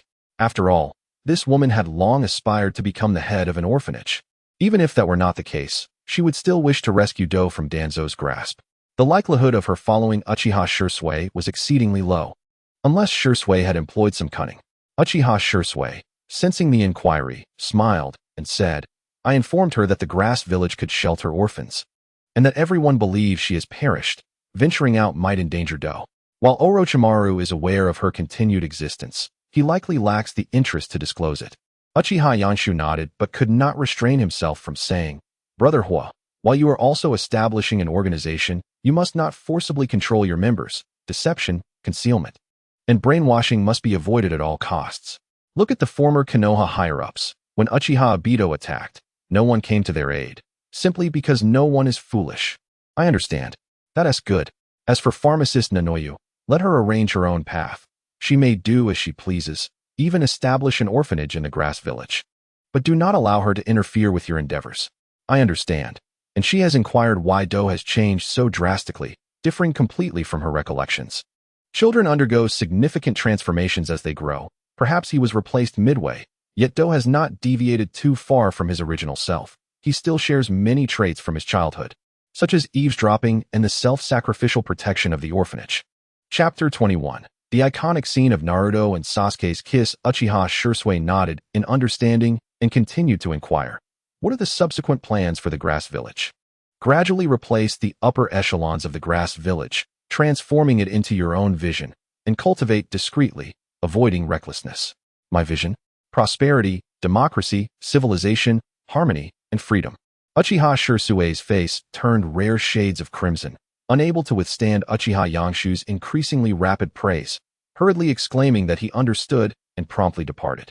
Uchiha Yanshu's expression was teasing. "Let us see if you still come to report to me." Yet, a few days later, Uchiha Shursui returned. This time, there were no issues, merely a straightforward report. 1. Pharmacist Nanoyu has been disfigured and has assumed the name Huanoyu, surviving as the sister of Brother Hua. 2. The grass village has undergone policy reform. After eliminating several ninjas, none dare neglect the elderly or the young, and no one dares to speak ill of Uzumaki Karen. 3. An orphanage has been established in the grass village, with Huanoyu as the director, aiding the village and generating income for the orphanage. 4. Uzumaki Karen has been taken on as a disciple by Huanoyu, learning medical ninjutsu. However, her medical talent is significantly inferior to her physical constitution. Like most of the Uzumaki clan, she excels in sealing techniques and exhibits signs of awakening the godly abode's eyes. 5. The number of villagers in the grass village has gradually increased, and many have begun to smile. Although the upper echelons are under forceful control, the grass village is indeed improving. For this, both Uchiha Shursui and Pharmacist Nanoyu wholeheartedly endorse their current course of action. Time flies, and 5 years swiftly pass. Despite having Uchiha Yanshu as an elder brother, Sasuke inevitably falls into a rebellious phase. Even Uchiha Yanshu's admonitions prove ineffective, instead igniting Sasuke's defiance even further. Leaving Mikoto, their mother, feeling anxious and helpless. Everyone is acutely aware of Uchiha Itachi's significance in Sasuke's heart, Moreover, given that the actions of the past were endorsed by them, they refrained from intervening in Sasuke's affairs. Over these 5 years, everyone has undergone considerable changes. The most notable transformation is in height. From 6 years old to 12, they have grown from just over a meter to about 1.5 meters, already resembling young adults. Additionally, their appearances have shifted significantly. The chubby visage of a 6-year-old has evolved into that of a youth just entering adolescence. Haruno Sakura and Yamanaka Ino exude a strong sense of femininity. With an increasing curiosity about matters of romance, they have made different choices. Haruno Sakura has transitioned from glancing at Sasuke 3 times a day to observing him 30 times daily, becoming increasingly distracted. Yamanaka Ino has begun to complain about Uchiha Yangshu, exclaiming, "With brother Yangshu being so exceptional, who will my future boyfriend be?" This has added an air of ambiguity to their relationship. However, Uchiha Yangshu, who neither accepts nor actively seeks out affection, leaves Yamanaka Ino with no choice but to exclaim, "Yangshu, I despise you." Yet, this sentiment proves inconsequential, for she continues to prepare bento boxes for him the following day. Hinata Hyuga remains her adorable self, and the thought of her transforming into a goddess with long, dark hair brings a pang to Yangshu's heart. He has yet to even touch her little head. Naruto's transformation is not particularly remarkable. Although the term Nine Tails has faded from common usage and his life has become relatively carefree, his inherent mischievousness still earns him the disdain of some more mature peers, leaving him with friends like Choji, Shikamaru, and Kiba. His infatuation with Sakura remains unabashed, drawing exasperated sighs from Mikoto, who sometimes feels compelled to hand him over to Yangshu for some guidance, hoping it would instill a sense of discipline in him. Nevertheless, Naruto has managed to gain control over ninjutsu, after being shown the sealing book as a form of compensation for being the 4th Hokage's orphan. He mastered the A-rank technique of shadow clone jutsu and successfully graduated as a genin. Mizuki, the teacher at the Ninja Academy, failed to exploit Naruto's theft of the sealing book, as he was apprehended by Umbu operatives at the moment of the theft, leading to a deviation from the original plot where Naruto stole the book to become a genin. As for Iraki Yumino, upon discovering Naruto's lineage as the 4th Hokage's son, he forgave him long ago. Aware of Naruto's struggles with self-sufficiency, he conspired with Mikoto to assist Naruto in his daily life, often providing companionship and taking on a paternal role, sometimes even living with him.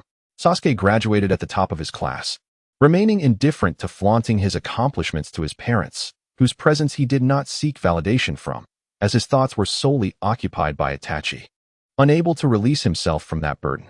Thus, everyone graduated safely and soundly. Uchiha Yangshu also received a reward for his choice to enroll in the academy. Selection complete. You have gained a significant increase in physical recovery ability. Now, even if he were to open the 8 gates, he could endure twice as long. The following day, in the classroom, the same students filled the space, yet the atmosphere had transformed entirely.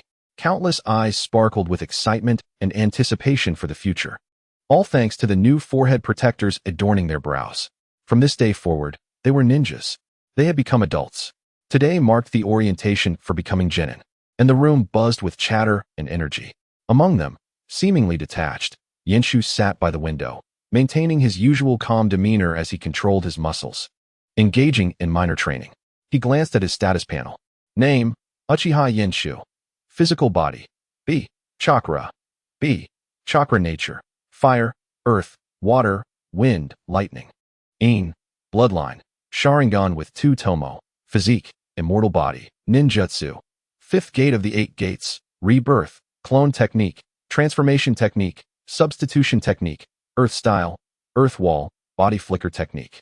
Shadow clone technique, fire style, great fireball technique. With both his physical body and chakra rated at B, he was approximately at the level of a chunin. If one disregarded his immortal body and the 8 gates, Yangshu could likely match Kakashi evenly, with a talent for ninjutsu that allows him to learn techniques at a glance. Coupled with his extraordinary recovery abilities, Yangshu could easily outclass Kakashi. After all, Kakashi's meager chakra reserves, depleted by the use of his Sharingan, had become a critical weakness. Naruto, stop bothering Sasuke-kun. Sakura's discontented voice broke through. Yangshu raised his head, recalling the iconic moments between Naruto and Sasuke, and, predicting the ensuing chaos, leaned back in his chair with a smile. Yangshu, why do you look so happy? Ino asked curiously. Shu, Yenshu replied with a smile, placing a finger to his lips, urging her to continue watching. Before them, Naruto crouched on Sasuke's desk, fixating on him intensely. Sasuke glared back, irritation etched on his face. The tension between them escalated. A silent battle of wills.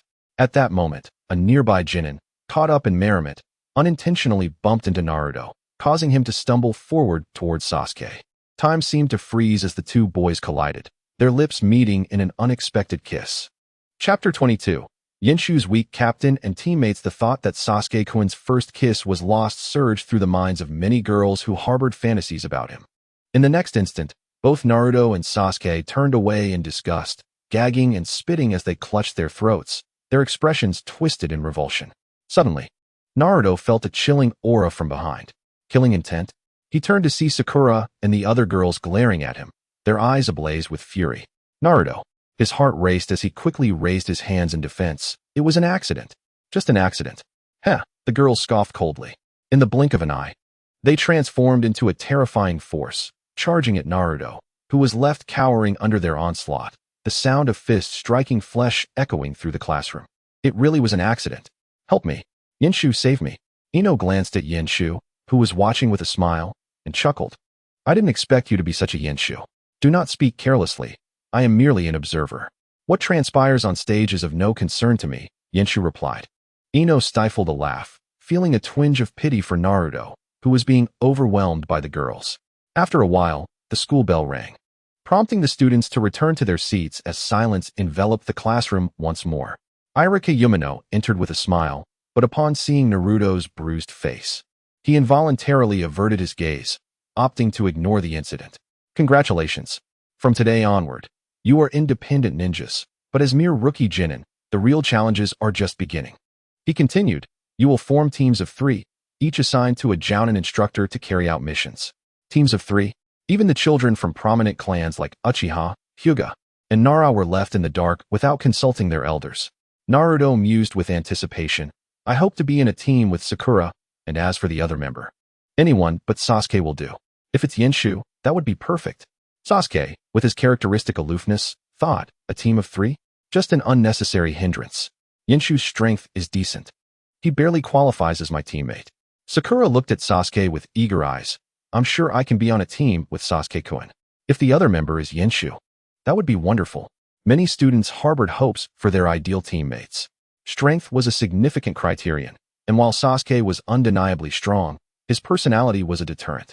In contrast, Yenshu, calm and dependable, exuded an elder brotherly aura, making him the top choice in the hearts of many. Yumi Irika continued, in order to balance the abilities of each class, the teachers will decide the groupings. I am about to announce them.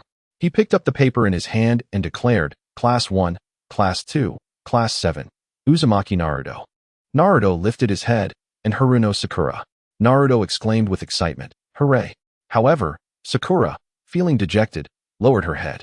Also, Uchiha Sasuke, Irika continued. Sakura instantly regained her spirits. That's wonderful. Together with Sasuke. Naruto, however, felt despondent. The adorable Hinata, with her forehead protector tied around her neck, thought with disappointment, unlike Naruto-kun, I'm in a different class. Class 8, Hyuga Hinata, Inazuka Kiba, Yamanaka Shino. Class 10, Nara Shikamaru, Akimichi Choji, Yamanaka Ino. Irika-sensei. Naruto stood up angrily, pointing at Sasuke and shouting, why must I be in the same class as this guy, when I am so outstanding? Irika glanced at him and replied, Sasuke has the best grades among the graduates. Naruto, you are at the bottom. To ensure that each class has comparable strength, this is the only way. At this, laughter erupted. Sasuke sneered, whatever you do, don't drag me down, dead last. What did you say, you jerk? Want to fight, dead last? Naruto yelled. What does dead last mean? He roared. Enough already, Naruto. Sakura interjected. Irika, accustomed to ignoring such antics, continued, this afternoon, I will introduce the Jonin teachers. For now, you may disperse. Wait, Irika-sensei, what about Yenshu? Ino's words prompted everyone to recall. Yes, why hasn't Yenshu been mentioned? Although he wasn't first, it was evident to all that if he wished, first place would undoubtedly not belong to Sasuke. Irika replied sternly, Uchiha Yenshu has other arrangements, and is not something you can know at this time. Now disperse. Within each class, there were those who were disliked and those who were favored, creating a myriad of conflicts. Even with Uchiha Yenshu's involvement, animosities remained. Sakura still disliked Naruto and liked Sasuke. Naruto continued to have feelings for Sakura and detested Sasuke. Sasuke remained as aloof as a lone wolf, disregarding everyone except for Uchiha Yenshu. Yet, the situation lacked some unexpected events. For instance, Naruto did not attempt to ambush Sasuke or disguise himself as Sasuke to get close to Sakura, nearly kissing her. Sasuke did not seek out Naruto, nor did he encounter Sakura. Sakura had no intention of speaking ill of Naruto. Everything seemed to grow more subtly chaotic, and Yenshu was unsure if this change was for better or worse. After witnessing the spectacle, Yenshu directly left the ninja school and headed towards the Hokage building. Arriving at the Hokage's office, knock, knock. Yenshu tapped on the door. Come in, came the voice of Nara Shikaku from within. Upon entering, he saw only Nara Shikaku, who was handling village affairs. Yenshu knelt on one knee, acting Hokage. Rise, Yenshu, Nara Shikaku said, setting down his pen and looking at the black-haired boy before him. Kazesuke, Sai, Kabuto, come in. Yenshu was taken aback. He soon saw the pale-skinned protagonist of the Naruto series, Kazesuke, who appeared as if he might succumb to illness at any moment, coughing incessantly. Behind him stood two individuals. One was Sai, a boy of similar stature, dressed in a midriff-bearing outfit, who had replaced Sasuke in Class 7 after his defection. The other, approximately 19 years old, had white hair and big eyes, presenting the appearance of a gentle giant, Kabuto. Their presence made even the clean walls feel sullied, for they were extraordinarily pale. Such a frail assembly of boys was expected to include someone as masculine as Yenshu. Were it not for the knowledge that they did not favor men, Yenshu would have felt a twinge of fear. Chapter 23, Sasuke, like a frog.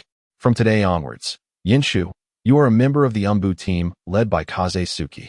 Yes, Yenshu replied, rising to stand behind Kazesuke. Suki, there is a mission to assign to you. Understood. Kazesuke, Sai, Kabuto, and Yenshu knelt on one knee. After Kazesuke reviewed the contents of the scroll detailing the mission, Yenshu followed his lead, utilizing the body flicker technique as they vanished from the Hokage's office to carry out their first mission together. 1 month later, Uchiha Sasuke, Uzumaki Naruto, Sakura, Akimichi Choji, Nara Shikamaru, Yamanaka Ino, Yamanaka Shino, Inazuka Kiba, and Hyuga Hinata, brimming with enthusiasm as newly minted genin, found themselves daily engaged in D-rank missions, such as catching cats, chasing dogs, picking up trash, digging sweet potatoes, and babysitting. This was a far cry from their expectations of what being a ninja would entail. Just a month post-graduation, they lamented daily, feeling utterly disillusioned. Their lives felt like refuse, struggling at the lowest tier. In contrast, Yenshu's experience was considerably better. He undertook missions to capture spies, eliminate rogue ninjas, gather intelligence, and investigate incidents, engaging in the cold-blooded work expected of a ninja, which provided a strong sense of fulfillment. During this time, he confirmed that Sai had slipped free from Danzo's control, granting him slight relief.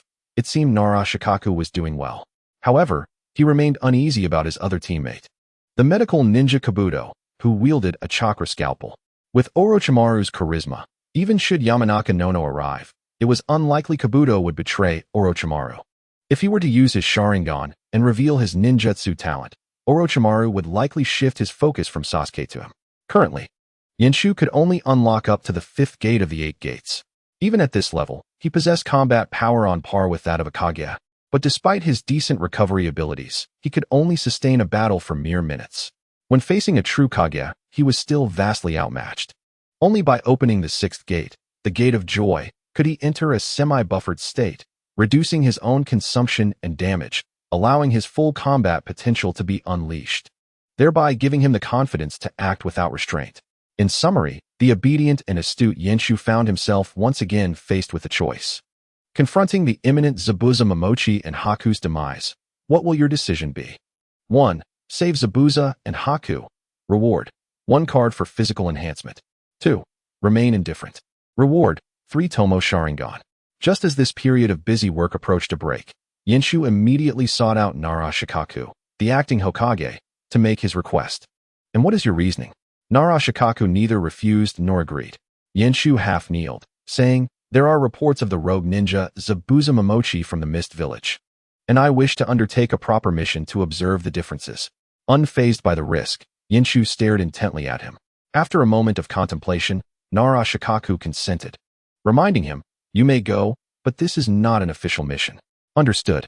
Outside the village, 5 figures turned their backs to Konoha, walking towards the horizon. At the forefront was a small orange figure, barely standing at 1 meter and 40 centimeters. Following closely behind, from left to right, were a red chi-pao, a blue short-sleeve shirt, a green vest, and a brown farmer's straw hat. Mr. Tazuna. A gentle female voice emerged from the lips of Haruno Sakura, adorned in a crimson chi-pao. What? This voice, somewhat aged, belonged to Dasna, who wore a brown farmer's bamboo hat. Mr. Dasna hails from the land of waves. Does he not? Is there an issue with that? Sakura inquired, casting a glance at the man clad in a green vest with a dark base. Teacher Kakashi, does that country also have ninjas? No, the land of waves does not have ninjas. While most nations possess their own unique cultures and customs, many have ninja villages and shinobi. The land of waves is rather exceptional in this regard. Kakashi elucidated the concept of the 5 great ninja villages and the 5 kage presiding over tens of thousands of ninjas, concluding with a wry smile. However, there will certainly be no confrontations between ninjas on C-rank missions. This revelation provided Sakura, embarking on her first journey beyond the village, with a modicum of relief. Naturally, Kakashi remarked, casting a glance towards the forest's edge. Sasuke and Naruto, feeling an odd sensation, scanned their surroundings, sensing an unseen presence, though it could have merely been a figment of their imagination. 2 hours later, the group of 5 ventured forward beneath the blazing sun. Kakashi's gaze fell upon a puddle forming on the parched ground ahead, his eyes narrowing slightly as a notion began to crystallize in his mind. One by one, Sakura, Naruto, Sasuke, and Dasna passed by the puddle, unaware of any irregularity, followed by Kakashi himself. Suddenly, from the serene reflection of blue skies and white clouds within the puddle, emerged a masked ninja, adorned with a forehead protector displaying 4 diagonal rain dots arranged in pairs. In the next instant, another ninja appeared behind him, accompanied by 2 more masked figures, launching a fierce assault. With mechanical arms, they swiftly unleashed sharp chains, ensnaring Kakashi in a binding grip. What? Kakashi gasped in astonishment. Sasuke, Naruto, Sakura, and Dasna turned, their faces etched with terror at the scene unfolding before them. What is happening? Their voices trembled, distorted by fear. The bloodthirsty words of the 2 masked ninjas echoed menacingly. With a powerful tug, the chains constricted mercilessly. In an instant, Kakashi was gruesomely crushed, his flesh reduced to mere pulp, collapsing onto the ground and staining the yellowed earth with crimson. Shock reverberated among Sasuke and the others, for this was far too sudden for mere genin, accustomed as they were to trivial tasks. Ah! Sakura screamed. Kakashi-sensei. Naruto could hardly believe the grim reality unfolding before him. But in the next heartbeat, 2 masked ninjas appeared behind him. He was targeted. The second. As Naruto turned, he saw the sharp chains hurtling towards him. This was his first C-rank mission, his first encounter with foreign ninjas, and the first time he felt such a chilling intent to kill. Witnessing the demise of someone he knew was an experience that rendered him paralyzed with fear. His mind blank. Even Sakura, who had learned medical ninjutsu and witnessed bloodshed, was taken aback.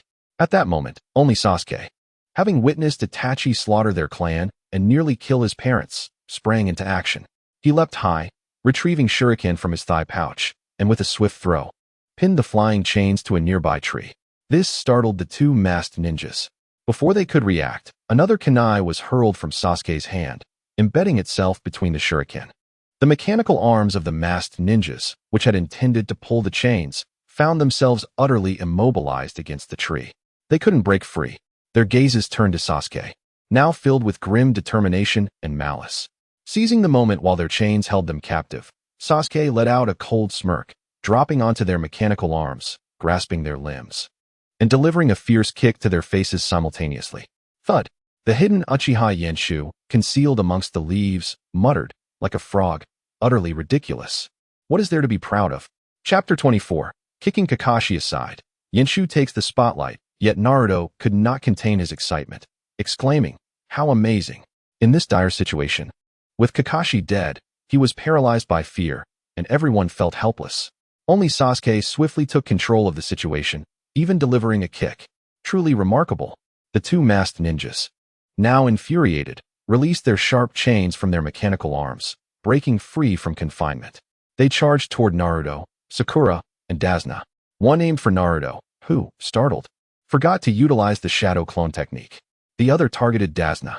Sakura gritted her teeth, cold sweat pouring down her face as she brandished a kunai, positioning herself in front of the rapidly approaching masked ninja. "Uncle, get back." At that moment, Sasuke rushed to stand before Sakura. Faced with the sharp claws formed by the masked ninja's mechanical weaponry, he gritted his teeth, his mind racing for a solution. In that critical moment, just as Kakashi prepared to make his entrance, he was kicked aside by Uchiha Yenshu. In an instant, a shadowy figure materialized. With arms like steel, he struck the masked ninja's neck, causing him to collide painfully against the iron-like arm, eliciting a blood-curdling scream. Naruto scrambled to his feet, witnessing the two terrifying masked ninjas being vanquished by a familiar silhouette. Brother Yenshu, Sakura, and Naruto joyfully rushed forward. Only Sasuke turned away, displeased. Why steal the spotlight? However, recalling Yenshu's speed, he furrowed his brow, feeling a twinge of resentment. The next moment, a wave of disappointment washed over them. "Kakashi-sensei," they exclaimed as a masked, one-eyed man, clutching his abdomen, emerged slowly from the underbrush. "You're still alive?" They were astonished. Did Kakashi-sensei use the body replacement technique? Naruto mused, bewildered, as they noticed the shoe prints on Kakashi's abdomen. "Kakashi-sensei, are there still enemies?" they asked, tension palpable in the air. Kakashi, with his deadpan gaze, fixed his eyes on Uchiha Yenshu. Yenshu shrugged, as if to say, if you can't seize the opportunity, don't blame others. This only deepened Kakashi's exasperation.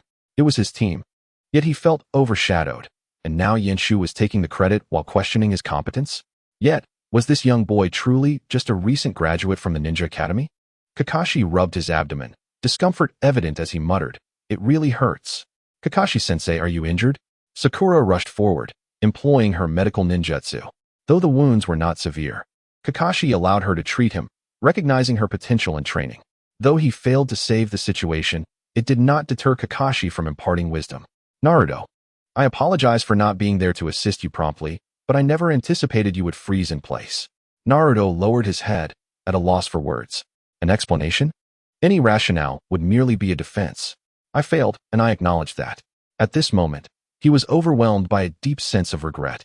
Sasuke, on the other hand, exhibited commendable composure.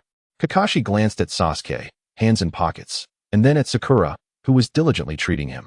He ruffled her pink hair, saying, "Sakura too." This brought a slight sense of pride to Sasuke, while Sakura was genuinely elated. Only Naruto was filled with frustration.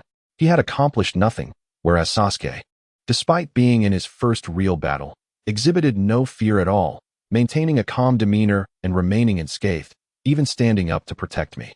At that moment, Sasuke turned to Naruto, revealing a disdainful smile. "Hey, you're not hurt. Are you coward?" Naruto, already displeased with Sasuke, felt his frustration and regret peak upon hearing the term coward. He gritted his teeth, clenched his fists, trembling with indignation. Nearby, Tazuna regained his composure, observing the situation before him, exhaling deeply, with cold sweat of fear still beading on his forehead. "It seems we are saved," he mused. Uchiha Yoshu approached Naruto, patting his head with a series of thuds, causing Kakashi to twitch at the corner of his mouth, feeling pained just by watching. Yoshu released his clenched teeth and tightened fists, looking up at Uchiha Yoshu.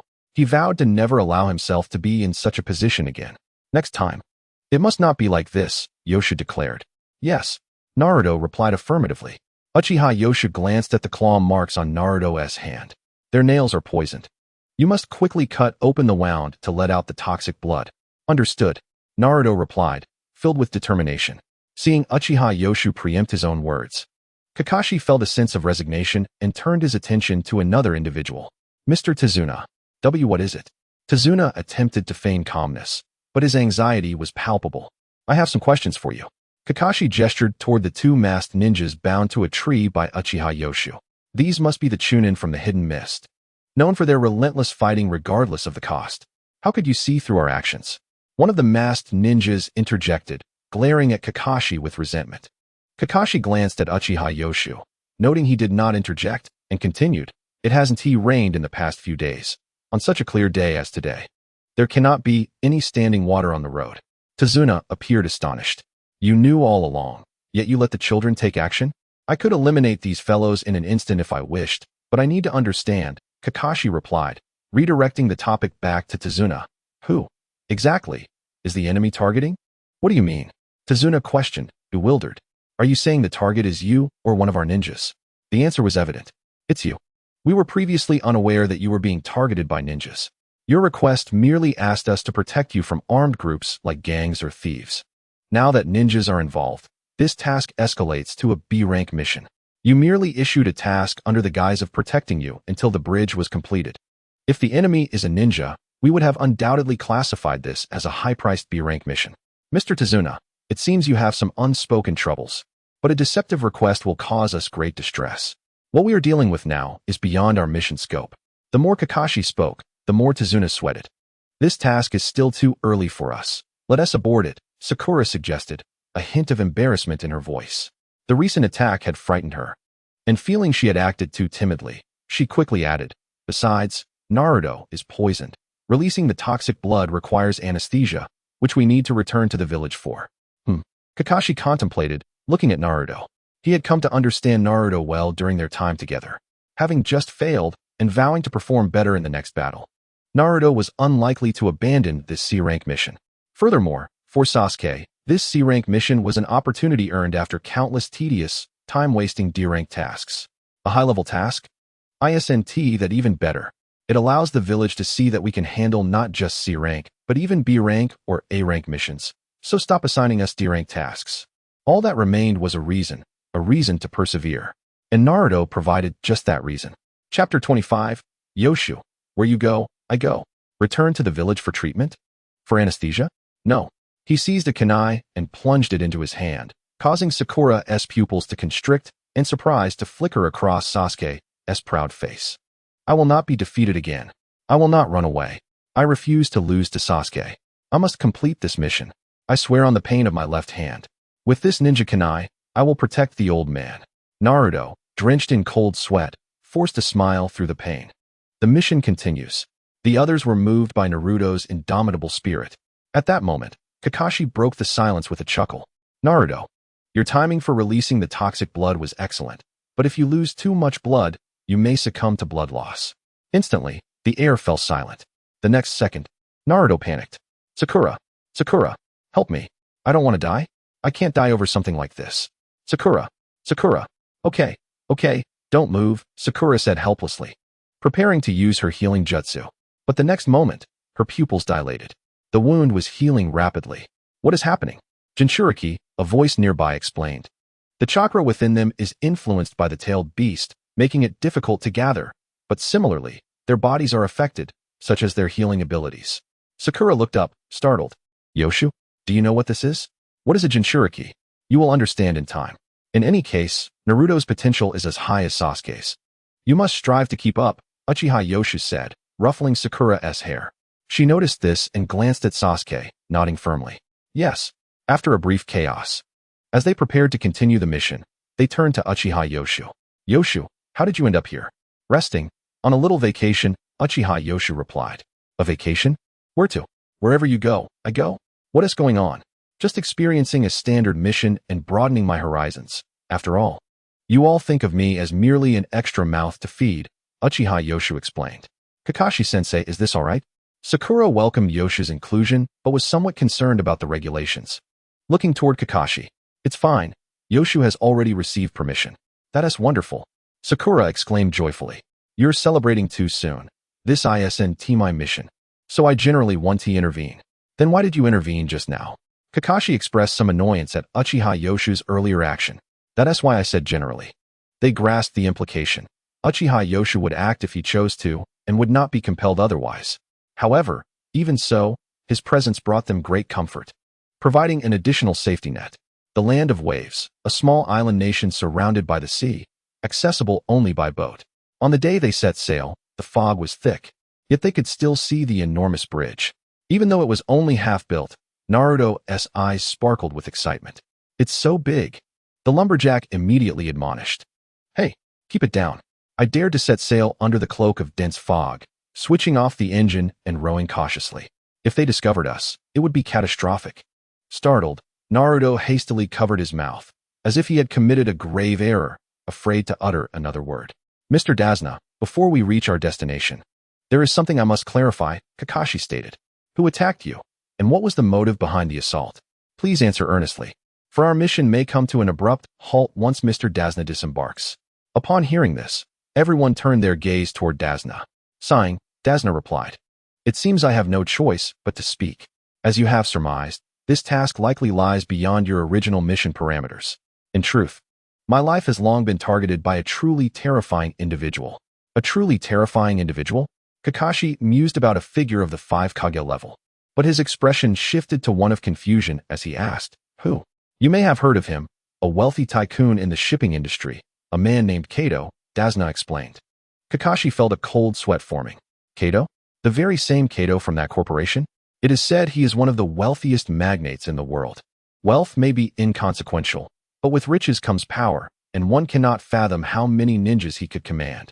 This is troublesome. Indeed, on the surface, he presents himself as the owner of a shipping company, yet in the shadows, he employs thugs and ninjas to traffic drugs and contraband, ultimately consuming other businesses and nations, thriving on nefarious deeds. Approximately a year ago, that man set his sights on the land of waves, monopolizing maritime transport and trade through his wealth and violence. In an island nation like the land of waves, controlling the seas equates to wielding dominion over all wealth, politics, and its populace. The only thing Kato fears is the completion of this bridge, which has been under construction for some time. Sakura suddenly understood. So, the uncle who is building the bridge has become an obstacle for Kato. The ninjas we encountered last time must surely be his lackeys. Kakashi turned to Dazna and said, However, I fail to comprehend why you would conceal the truth and still entrust us with this mission, especially when your adversary can deploy ninjas. Dazna's voice fell. The land of waves is an exceedingly impoverished nation. The lords are destitute, and I am utterly broke. I cannot afford the exorbitant fees for a B-rank mission. If you cancel the task upon reaching shore, I will undoubtedly be killed before I can return home. Yet, you need not concern yourselves with that. Even in death, the only one who would mourn would be my adorable 8-year-old granddaughter. The group responded, and my daughter will harbor a lifelong hatred for Konoha ninjas, living a solitary existence thereafter. The group sighed, It is not your fault. Given your words, how can we terminate the mission? Are we not human? Uchiha Yamato, standing nearby, felt compelled to interject, We are ninjas, killers by trade. Yet, reflecting on the unfolding events, he decided to remain silent and continue on. Kakashi scratched his brow, contemplating. Very well, we shall proceed to protect you. I am immensely grateful, Dazna exclaimed joyfully, as they traversed through the mist. A peaceful realm reminiscent of a quaint fishing village emerged. The group disembarked. I can only take you this far. Farewell, the ferryman said. I am truly sorry, Dazna replied. Be careful. The ferryman swiftly maneuvered the boat away. Dazna turned to face the 5 Konoha ninjas before him. You must ensure my safe return home. Of course, they replied as they continued on their journey. Kakashi, with a blank expression, mused to himself, If we are attacked again, it will surely not be a Chunin this time, but rather a Jonin. With this thought, he could not help but sigh. Such a thankless task. Chapter 26. The arrival of Zabuza to reach Dazna's home. They needed to traverse a forest. Suddenly, Naruto cautiously scanned his surroundings, running a short distance as if he had discovered something. A kunai shot forth, burying itself in the grass. The group gasped in surprise. Yet, the next moment, Naruto proclaimed with pride, What a joke, it was just a mouse. Sakura, exasperated with Naruto's antics, retorted, What are you showing off for? There was nothing there from the start. Kakashi, unable to contain his frustration, added, Naruto, please refrain from throwing kunai recklessly. It is genuinely dangerous. You little brat, stop causing misunderstandings. Dazna shouted angrily, but Naruto paid him no mind. There seems to be a shadow over there. No, is it over here? As he darted his gaze around, Kakashi suddenly focused on a tree in the left side of the forest, his expression sharpening. Is it over there? Naruto's kunai flew out once more. Upon seeing Naruto throw another kunai, Sakura could no longer hold back her irritation and rushed forward, delivering a punch. I told you to stop. Really? There is someone watching us. Naruto held his head, distressed. You are the one lying. Enough already, Naruto. While Sakura chastised him, Kakashi noticed the kunai buried in the grass, revealing a faintly unconscious white rabbit beneath it. Naruto, look at what you have done. I am so sorry, little white rabbit, Naruto exclaimed as he cradled the rabbit. Kakashi, however, felt a sense of foreboding. That was a snow rabbit, but how could it be here? Its white fur should only appear during the short daylight of winter. Or perhaps it was raised indoors where sunlight never reaches, meant solely as a decoy. Clutching the frightened snow rabbit, Naruto continued to apologize. I am truly sorry. Little white rabbit. In the trees of the forest, a slender figure wrapped in bandages observed Kakashi with vigilance. So that explains it. No wonder the demon brothers are not a match. The copy ninja of Konoha, Kakashi, is present. The bandaged figure gripped the hilt of a blade and vanished from sight. In the next moment, Kakashi's pupils constricted. Everyone down. A gleam of cold light flashed from the sunlight. A massive executioner's blade appeared, slicing through the air with a sharp wind. As the group hastily ducked, the blade whirled past, embedding itself into a large tree. A slender figure, bare-chested with a face wrapped in bandages, suddenly materialized, standing atop the hilt of the executioner's blade. Excitement filled Naruto's eyes. Here it comes. Finally, the moment to unleash my pin-up frustration. This time, I will not let Sasuke steal the spotlight. Upon recognizing the newcomer, Kakashi chuckled casually. Isn't that Zabuza Momochi, the rogue ninja from the land of water? In the realm of ninjas, the most daunting encounters are those with unknown foes, devoid of any intel. Kakashi felt a measure of confidence facing a jonin like Zabuza. Rogue ninja? Eager to prove himself, Naruto did not ponder further. He simply wished to shine in this moment. Yet, as he charged forward, Kakashi intercepted him. Step back. Why? Naruto protested. This man is not to be compared with the two adversaries we faced last time, Kakashi replied. Searching for Uchiha Yamato's position. The result revealed that Uchiha Yenshu was fearfully clutching the leg of the equally terrified Dazuna, mumbling, Grandfather, you must withstand this. You promised you would die before me.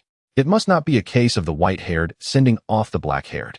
Upon closer inspection, one could see that Uchiha Yenshu had even removed his forehead protector. Kakashi felt a wave of exasperation, yet a sense of relief washed over him. Setting aside other concerns, at the very least, they could utilize Uchiha Yenshu as a chunin or even a special jonin, hidden away in the shadows. He gazed at Zabuza Momochi perched in the tree, ready to lift the forehead protector that had been obscuring his left eye, poised for action. Zabuza, having noted this, confirmed. So you are the one with the Sharingan, Kakashi. This statement caused Sasuke's expression to sharpen. The Sharingan? He instinctively turned to look at Uchiha Yenshu, only to find him utterly still. Had his parents informed him? Although he found it peculiar that an outsider possessed the Sharingan, Sasuke refrained from pondering such distractions that bore no relevance to their battle. I apologize, but please hand over the old man quickly, Zabuza declared. Kakashi felt a surge of tension. You all, form the swastika formation and ensure the protection of Mr. Dazuna and his grandson. Do not indulge in fantasies of joining this battle. This is our current teamwork. With that, he fully raised his forehead protector, revealing a long scar shaped like the numeral 1, and opened his eyes, which displayed the blood-red three-tomo Sharingan to Naruto, Sasuke, and Sakura. For everyone except Sasuke, it was their first encounter with the fabled Sharingan. Who would have thought they would witness the legendary Sharingan so soon? What an honor! Zabuza also became serious. He had been speaking of the Sharingan incessantly. What exactly was it? Naruto began to feel agitated. No matter how much Mikoto cared for him, she had never divulged the family's abilities. Sasuke, being Naruto's close friend, openly stated, the Sharingan derives its power from the gaze of the user's pupils, enabling one to perceive all Jinjutsu, Taijutsu, and Ninjutsu in an instant, while simultaneously reflecting them back. Yet, the abilities of the Sharingan do not end there. Indeed, what is even more terrifying is that those eyes can not only see through an opponent's techniques, but also replicate them. Zabuza continued, as waves of mist quietly enveloped the surroundings, growing denser by the moment. During my time with the Mist's assassination squad, I carried a manual that contained your information, which read, the man who can replicate over 1,000 ninjutsu, Kakashi, the copy ninja. Sakura was taken aback. She had not anticipated that Kakashi-sensei was renowned as a ninja even abroad. To the trio who had lived their lives in the village, it felt akin to discovering that their superior was an international superstar. That is amazing. Naruto's eyes sparkled with excitement. Meanwhile, Sasuke could barely contain his desire to inquire about Uchiha Yenshu. The Sharingan, even among the Uchiha clan, was a rare gift possessed only by a select few. Not every member of the Uchiha family had it. In such circumstances, how could an outsider be famous for wielding the Sharingan abroad? Feeling Sasuke's gaze upon him, Uchiha Yenshu smiled, as if to say, perhaps you should have paid more attention to your parents. This irritated Sasuke, prompting him to abandon the idea of questioning him. Enough idle chatter. He needed to swiftly eliminate that old man. In an instant, Naruto, Sasuke, and Sakura utilized the body flicker technique, positioning themselves protectively around Dazuna. Upon witnessing this, Zabuza chuckled. However, it seems I need to eliminate you first, Kakashi. In a flash, he drew the beheading sword from the tree and vanished from sight. This scene stirred a sense of envy within Uchiha Yenshu. If only he didn't have to worry about being targeted. He would relish engaging in combat using the 8 gates, but alas, the 6th gate would take at least another 2 years to unlock, leaving him no choice but to continue concealing his true abilities. Chapter 27. Kakashi trapped, Naruto, Sasuke, and Sakura in peril. There he is, Sakura exclaimed immediately. Zabuza stood upon the water's surface, surrounded by swirling mists. Ninjutsu, hidden mist technique. Before their eyes, he appeared to become transparent, completely vanishing. The trio, encountering such a ninjutsu for the first time, were taken aback. Seeing Kakashi approach the water's surface, Sakura voiced her concern. Sensei, he'll likely target me first, Kakashi remarked. Who is he? Zabuza Momochi was famed for his mastery of silent assassination techniques during his days in the mist. Silent, Kakashi replied, as the name suggests. It is a technique that allows one to kill instantly in silence. By the time one perceives the danger, they are already in another world. My Sharingan has not yet reached its full potential, so do not let your guard down. However, he added nonchalantly, in any case, losing means death. There's nothing to fear. You make it sound so easy. Sakura retorted, displeased. She still hoped to marry and have children with Sasuke. Kakashi did not respond further. The 4 of them watched the encroaching mist, their unease rapidly amplifying. Within this fog, it felt as if every space concealed an enemy. Dazuna could not help but cling to Uchiha Yenshu, trembling uncontrollably. He understood well that this black-haired boy, even if not on par with Kakashi, was certainly stronger than the other 3. Observing this, Uchiha Yenshu hurriedly reassured, Grandfather, do not be afraid. You cannot let the white-haired send off the black-haired. You must stand in front of your grandson. The tension, fear, and worry among Naruto and the others began to crack their composure. Dude, can you not do that? If you're going to act, at least don't mess with our mentality at this moment. The mist thickened ominously. It's getting denser, Naruto exclaimed anxiously. The trio became tense once more. In the next moment, even Kakashi's figure vanished, leaving them feeling as though they were the only ones left in the world, intensifying their anxiety and unease. At that moment, a voice echoed through the air. 8 targets. What? Sakura tightened her grip on her kunai, scanning her surroundings nervously. Throat, spine, lungs, liver, carotid artery, subclavian artery, kidneys, heart. So, which vital point shall I choose? Uchiha Yenshu couldn't help but mentally scoff. Is he really that sadistic? In the next instant, a surge of chakra erupted from Kakashi, unleashing a formidable killing intent. It clashed against Zabuza's elusive presence within the mist.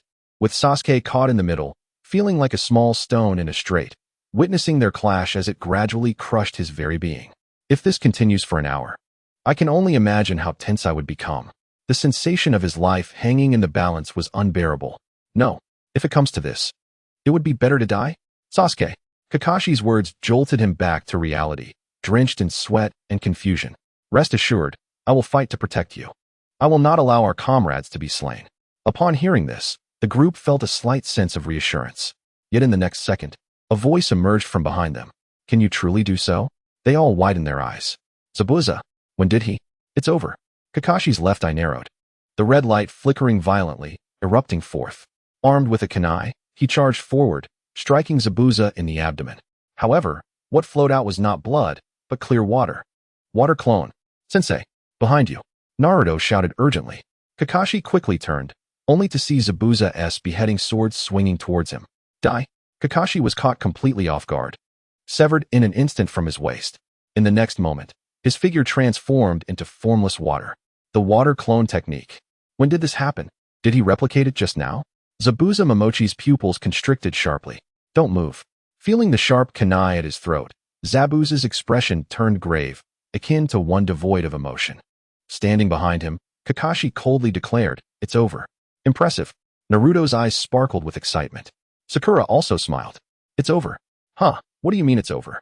Zabuza retorted, "You're quite capable to use the water clone and speak with such bravado, while your true self lurks in the mist, observing my movements.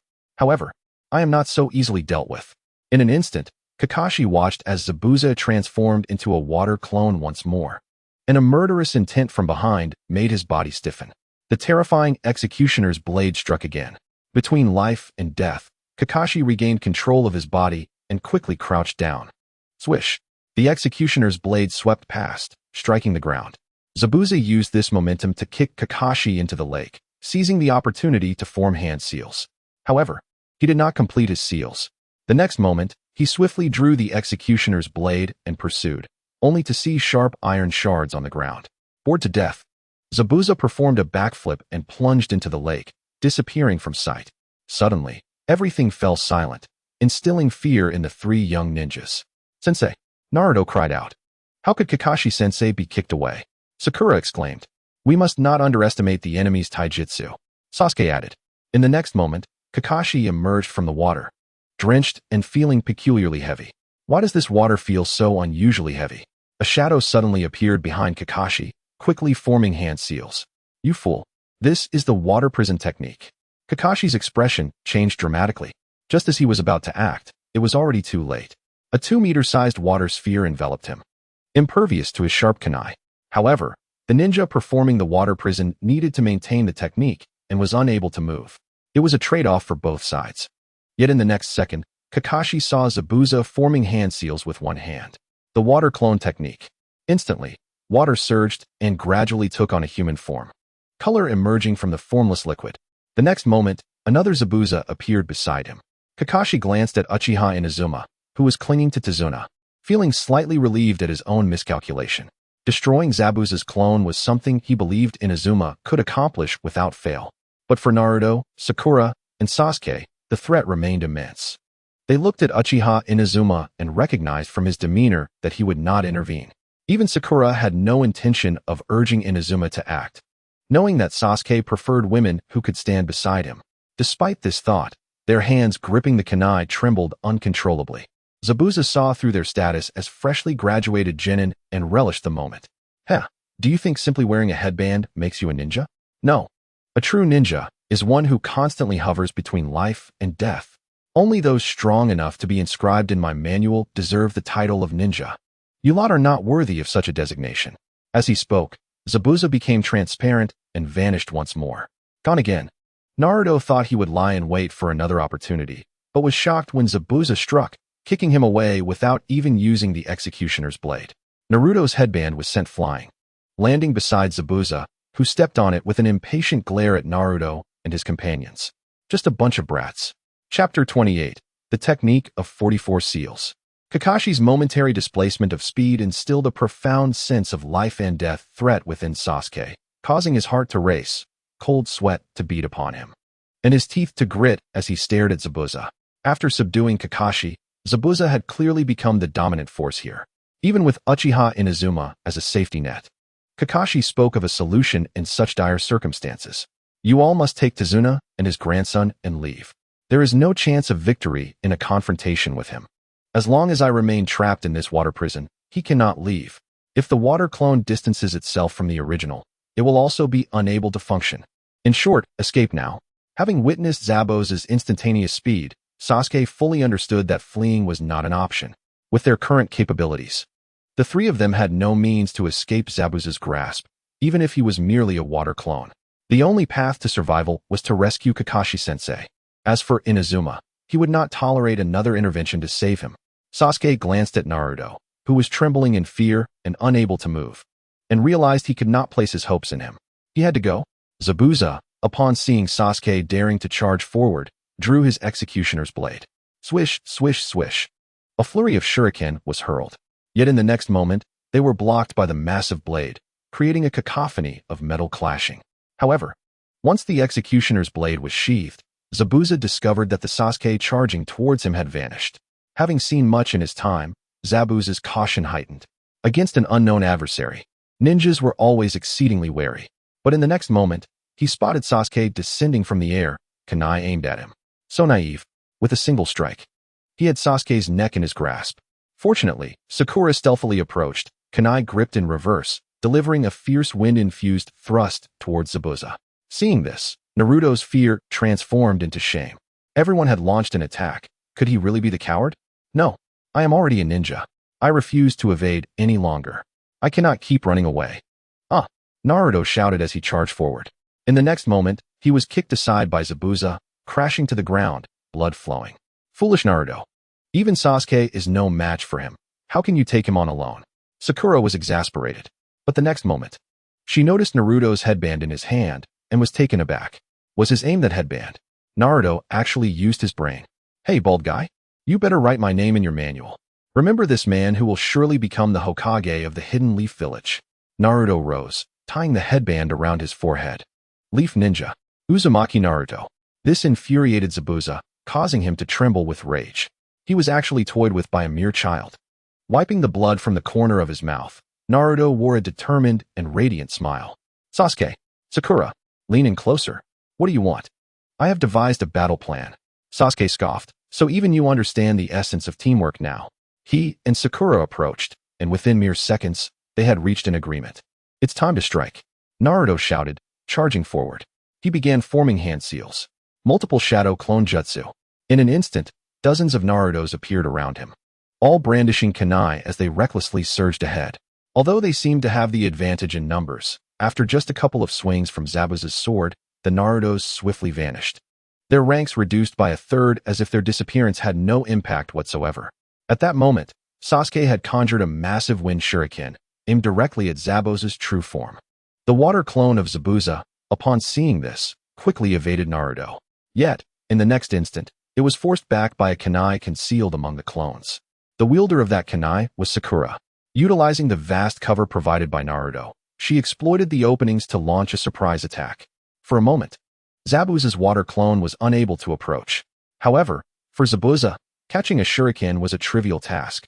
As anticipated, he caught the wind shuriken, even transforming it into a projectile of his own. What he did not foresee was that hidden within the shadow of that shuriken was yet another wind shuriken. Shadow shuriken technique. But he was still too naive. Zabuza effortlessly leaped aside as the speeding wind shuriken whizzed harmlessly past him.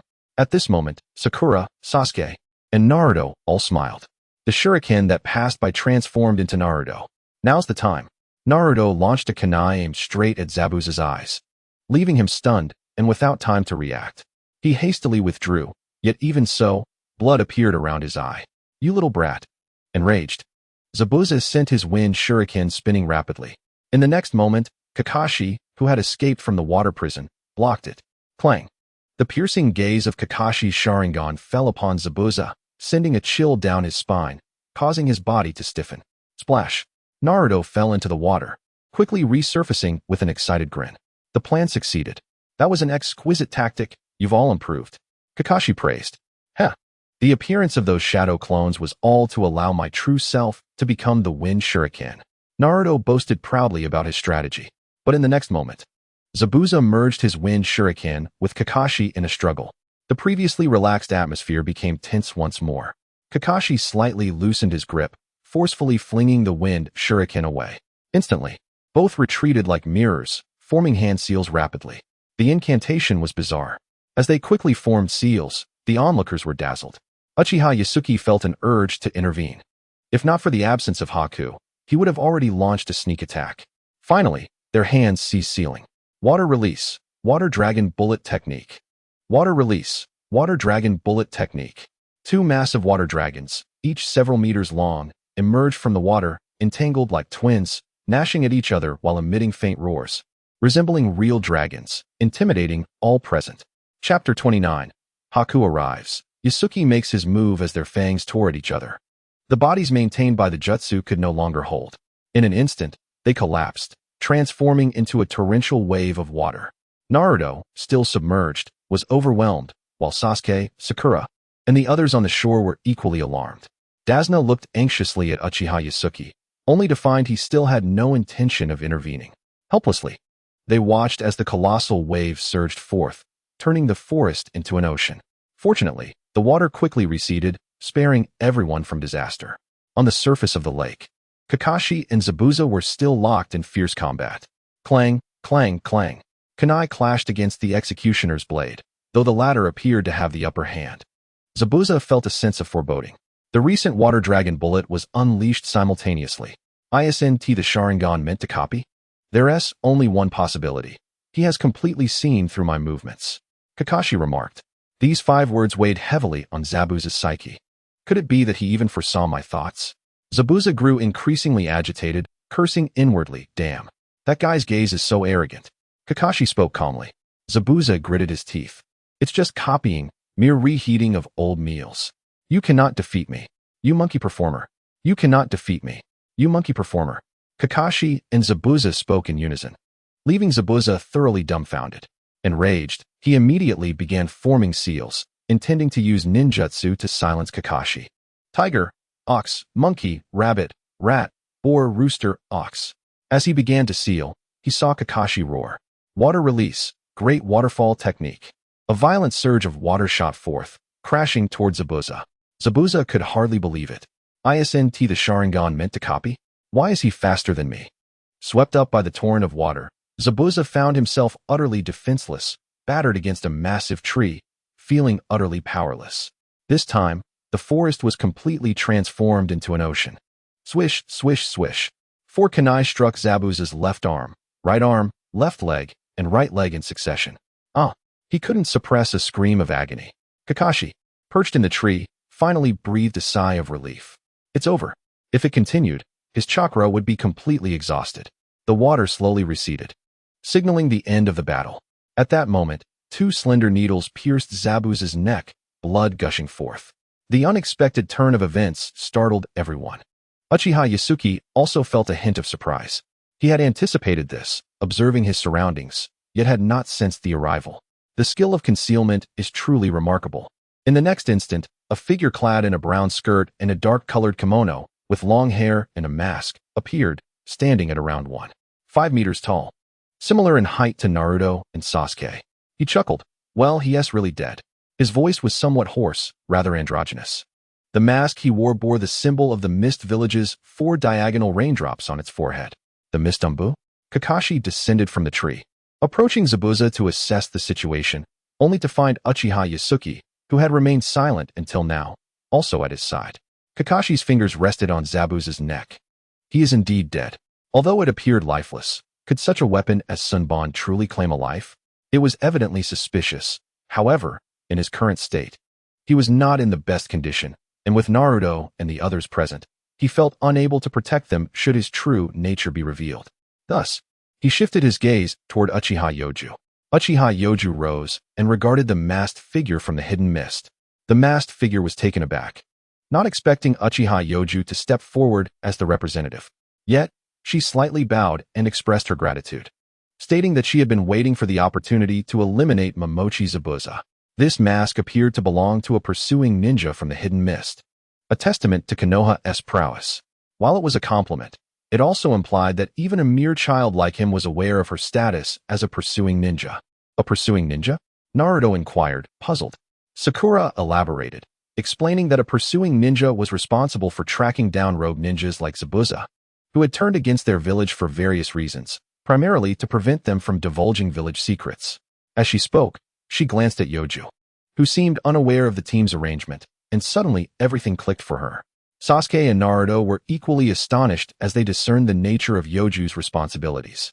The masked figure from the hidden mist observed their reactions, and his gaze towards Yoju became more cautious.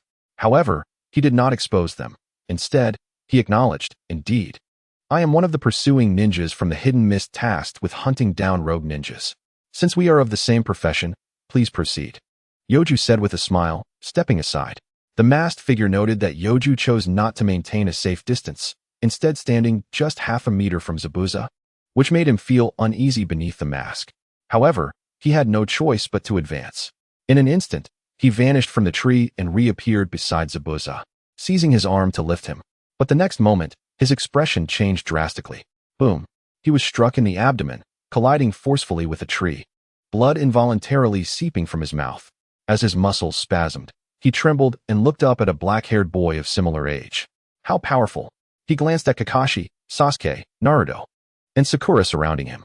His gaze fell once more on Zabuza, who was incapacitated by Senbon and lying in a state of feigned death.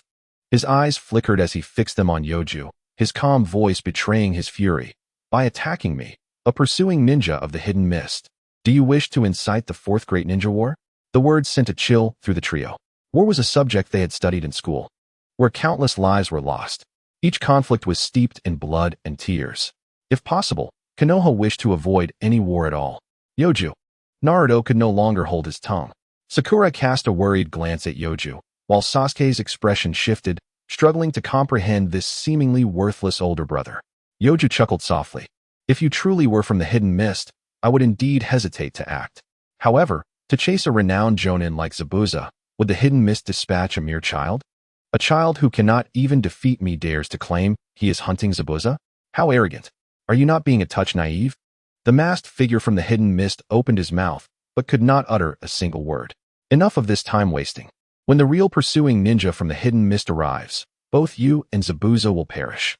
If you come with us to Konoha, there may be a glimmer of hope.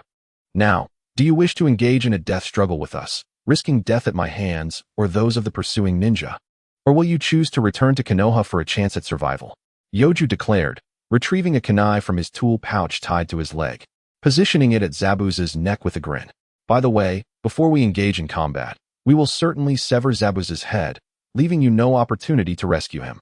The masked figure, contemplating possible solutions to his predicament, felt all hope vanish upon witnessing Yoju's actions and hearing his words. At the very least, a delay could provide an opportunity. However, to Naruto, Sasuke, and Sakura, it painted a different picture. It seemed as if they had become the villains. The gentle and kind Yoju was resorting to despicable threats against others. Naruto felt uneasy about this approach, but was silenced by Kakashi. This is a matter between pursuing ninjas. Naruto could only begrudgingly close his mouth. Tazuna watched the black-haired boy with fear, retreating slightly. The boy he had just embraced now appeared as a demon. The masked figure from the hidden mist, looking defeated, gazed at Yoju. What do you want? Remove your mask and relinquish all your weapons. If we find even a single sharp object on you, I will sever a finger from Zabuza. You. The masked figure felt utterly defeated, helplessly removing his mask and disarming himself of all Senbon, even discarding the hairpiece that bound his hair, revealing a fair, delicate face that hinted at a gentle nature. It's actually a girl. Naruto exclaimed in surprise. Naruto, Sasuke, restrain his hands while Sakura searches him. Understood. Sakura pursed her lips and approached. As she passed by Yoju, he remarked, to show mercy to an enemy is to be cruel to oneself. Sakura shuddered, glancing at Sasuke, and resolutely nodded. I understand. Yoju. Though Naruto dared not meet the girl's gaze, Sakura thoroughly searched her. Observing this, Yoju bound her with rope. Kakashi-sensei. Yes, I understand. I will abandon the mission. No, we can take the initiative in this mission. Yoju glanced at Tazuna and continued. We merely need to eliminate that Kato. You wouldn't want them to return and complain about you abandoning the mission, would you? Kakashi shivered at the thought of Naruto's complaints and sighed. I'll follow your lead. Now, to avoid being pursued by the hidden mist, can you tell us where Kato is? Tazuna did not withhold information, clearly understanding the urgency of the situation. Captured by the hidden mist, Zabuza would surely meet his end. Thus, the sooner they left, the better. He disclosed Kato's location to Yoju. Kakashi initially intended to accompany Yoju, but was declined. Yoju merely summoned Kakashi's dog, Pakin. This brown, short-legged pug was adept at tracking scents and could speak human language in the voice of a middle-aged warrior, albeit with a touch of pride. Hey kid, don't call me a cute little dog. Yes. Although Yoju had never said such a thing, Pakin leaped up and grabbed Yoju's shoulder. Yoju swiftly ascended the tree trunk, progressing rapidly through the forest. Soon, they arrived at the residence of Peachland Zaibujan and the handsome youth. After retrieving an item related to the aura of Kato, Uchiha Yanshu swiftly moved towards the location indicated by the youth. 10 minutes later, Uchiha Yanshu stood before a building, where numerous ninjas were patrolling. Is the target inside? Parker, with a serious expression, sniffed and replied, he just went in not long ago. That's good, Parker. You can head back now. Are you planning to go in alone? A little dog who knows too much is rarely considered cute. I've told you. Don't refer to me as a cute little dog. Despite his protest, Parker vanished in the next moment. Uchiha Yangshu smiled faintly as he gazed at the building before him. It was a structure built against a cliff, consisting of 3 small floors stacked upon each other. Each floor was less than 2 meters high, yet remarkably sturdy. Numerous ninjas patrolled the front and above. Seeing this, Uchiha Yangshu smiled and removed a heavy iron ring inscribed with the word grit, gently placing it on the ground. Even so, the earth beneath it sagged under the weight, showing fine cracks without a sound. With a beaming smile, Uchiha Yangshu stretched and warmed up. The recent work pressure had been overwhelming, as he had to conceal his abilities, fearing discovery by Yakushi Kabuto and attention from Orochimaru. Today, he finally found an opportunity to let off some steam. Let us begin. Uchiha Yangshu donned a red demon mask. In an instant, he vanished into the forest as if he had never existed. The next moment, a young man with a strong build and a black buzz cut appeared on the rooftop of the sturdy building. The many rogue ninjas were momentarily stunned, their brows furrowing in surprise. Yet, upon seeing his height, they revealed disdainful smiles. What is wrong, kid? Lost your way? Do you want me to show you the way? Come here and dance for me. Maybe I'll spare you. As they laughed uproariously, Uchiha Yangshu chuckled as well. The 8 gates. First gate. With a single footstep, he proclaimed, "Open." Boom. The ground trembled, and the rogue ninjas struggled to maintain their footing as they stared at the boy before them. They witnessed the devastation on the ground, their pupils dilating in shock. This was a building sturdy enough to withstand cannon fire. How could a single kick create such a crater? And the cracks spreading beneath their feet. How could he? Their laughter faded. Uchiha Yangshu continued to smile. With the first gate opened, he achieved a balance with his current physical recovery. This was sufficient to deal with them. And it was also an opportunity to test a new technique. Under their terrified gazes, Uchiha Yangshu spread his arms wide, as if embracing something. They stared blankly. But the next moment, their fury ignited. How dare you scare us? You little brat. Seeking death. They charged at him, but Uchiha Yangshu's smile became even more radiant. It was the first time he encountered such easy prey. The next instant, an overwhelming aura emanated from him, fierce and terrifying like some monstrous creature. Those outstretched arms transformed into a gaping maw filled with bloodlust. His fingers morphed into massive, razor-sharp teeth. The rogue ninjas felt as though their hearts were gripped tightly. Unable to breathe, their eyes wide with terror as they gazed at the indistinct figure before them. What kind of creature was that? With skin as hard as steel, a massive head resembling a lizard, and teeth like jagged spears. As the black-haired buzz-cut boy slowly drew his arms together, they seemed to smell the bloodthirsty breath of that gaping maw, closing in on them. No. Please no. All their fears seemed to freeze in that moment. Only an excited, expectant voice echoed. Overlord, bite.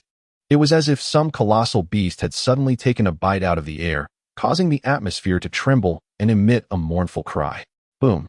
The dozen or so rogue ninjas seemed as if caught in the jaws of a giant beast.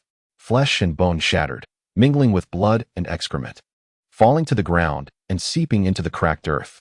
Uchiha Yangshu's fingers joined together, resembling a set of perfectly aligned teeth. Just as he was about to twist them, the indistinct maw faded into illusion. As Uchiha Yangshu's hands began to twist and pull in the opposite direction, those grotesquely distorted corpses fell lifelessly to the ground, unresponsive. Failed. Uchiha Yangshu sighed. This technique required not only a bite, but also a crushing finish to be perfect. However, this time he gained some insight. If he hastened next time, he would succeed. Next, there were 2 more techniques. Would he succeed? Filled with anticipation and excitement, Uchiha Yangshu leaped down, appearing before the sturdy building and the many rogue ninjas. The sudden earthquake, the screams overhead, and the emergence of the demon-masked boy caused the rogue ninjas to feel an immediate sense of tension and unease. Enemy attack. Enemy attack. Kato was a middle-aged man, only about 3 meters tall, with a brown, explosive hairstyle, wearing small black glasses. He poked his head out from a window on the middle floor and, upon seeing a boy, immediately expressed his displeasure. Just a little brat. What are you all afraid of? Hurry up and kill him. The financier had spoken. Even though the rogue ninjas sensed something was amiss, they had no choice but to draw their kunai, swords, and direct them at Uchiha Yangshu. It's just a little brat. Yes. Everyone, let us go. Charge. The trembling rogue ninjas encouraged one another. If Uchiha Yangshu had come to fight, he would have been sorely disappointed. However, he was here to test his techniques. Second technique. Uchiha Yanshu moved slightly, causing everyone to recoil in fright. But instead of advancing, he stood his ground, spreading his legs apart as if preparing for a bullfight, his hands forming fists and his head forming a triangle. This posture brought a moment of silence. 3 seconds later, the rogue ninjas revealed relieved smiles. What? He really is just a little brat. But they couldn't finish their sentence. For some reason, a massive, terrifying figure emerged from that small body. It was 10 meters long and 3 meters high, with 3 sharp horns at the front, 2 long and 1 short, proportionate to its massive body, giving an impression of indestructible strength and solidity. As they gazed at this creature, they inexplicably felt its heavy, fierce, and menacing aura wash over them, causing their limbs to tremble, cold sweat to pour, hearts to race, saliva to uncontrollably seep, and breath to quicken to the point of suffocation. We're going to die? We're going to die? We're going to die. Even Kato, who was not a ninja, widened his eyes in terror as he gazed upon the formidable figure of the boy in the red demon mask. Monster! A monster! The exiled ninjas could no longer bear the fear that gripped their hearts. In their panic, they discarded their weapons. Don't kill me. Please. No. I just defected from my village. Don't come any closer. They began to flee, turning their backs on Uchiha Yanshu. Sensing the overwhelming power coursing through him, Uchiha Yanshu took a step forward. Boom. The ground trembled, fissures appearing in a chaotic array. Boom. Boom. Boom. Boom. Boom. Boom. Uchiha Yanshu's speed surged, fueled by exhilaration and anticipation. Triangle. Charge. In an instant, he resembled a colossal entity in rapid motion, creating a fierce wind pressure that forced the terrified fleeing ninjas to crash into solid structures, unable to escape. At that moment, both the exiled ninjas and Kato realized the target of this monster was not them, but the sturdy buildings, or perhaps the cliffs behind them. They were merely ants caught in the fray. No. A scream, filled with utmost fear, was swallowed by a deafening roar. Boom. The ground and forest shook violently. The cliffs quivered uneasily, their edges crumbling and collapsing, sending clouds of dust billowing below. Some unfortunate souls were crushed, their bodies turning to sanguine mush, stifling the rising dust. The air was thick with the scent of blood, overshadowing even the earthy aroma. Many were merely pinned down, pushing aside the stones atop them in the darkness, as sunlight bathed them, bringing a semblance of relief. They had survived. In the face of an onslaught akin to a natural disaster, their hearts brimmed with longing and dreams of a future life. A good sleep, a warm bath, a hearty meal, a moment to read, a chance to practice ninjutsu. These mundane activities, often taken for granted, now seemed like precious delights. But in the next moment, they surveyed their surroundings. The 4 small buildings had vanished, reduced to ruins, stained with blood, and exuding a horrific aura. Behind them stood a boy wearing a red demon mask. Before him lay a cliff, marred by a 10-meter-wide chasm, a sight of sheer terror. Countless survivors swallowed hard, hearts racing as if confronted by a prehistoric beast. They cautiously shifted the stones, pinning them down, their breaths becoming barely audible, fearful of detection. Uchiha Yanshu surveyed the deep fissure before him, dissatisfaction etched on his face. According to his calculations, this cliff should not have impeded him. Yet here it was, obstructing his path. The massive cracks in the chasm bore witness to this. The triangle charge, his most potent technique, should have obliterated everything in its path, a perfect amalgamation of speed and strength. His control had faltered. The power had dissipated instead of concentrating. Reflecting on this failure, Uchiha Yanshu glanced at the remaining 10 or so exiled ninjas and Kato. Kato's petite frame trembled uncontrollably as he stammered. How much do you want? I'll give it to you. Anything. Just spare me. But in the next moment, they beheld a terrifying massive monster. Chapter 32. Yanshu's joyful play. The tail, covered in what appeared to be iron-scaled armor, radiated raw power. The end of the tail resembled a colossal hammer, hard and immense. They could only imagine the horror of being struck by such a thing. As the tail began to swing back, fear gripped them. It resembled the moment before a blade is raised high, a fist drawn back in preparation for an assault.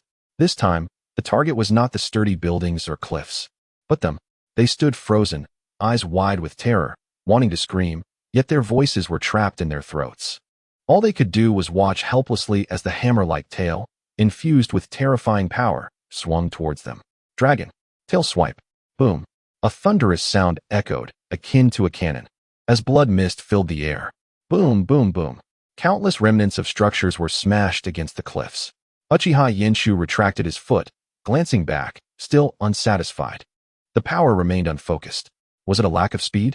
In his estimation, those people should not have been reduced to mist. They should have merely left behind 2 feet, standing on the ground. This technique, designed to pierce through defenses with pinpoint precision, should have concentrated its force into a singular point, obliterating all barriers. Against such fragile bodies, it couldn't even be considered a breach of defense. They were like paper, easily torn through. Being turned to mist was not the intended outcome. After reflecting on this failure, Uchiha Yenshu released the 8 gates technique.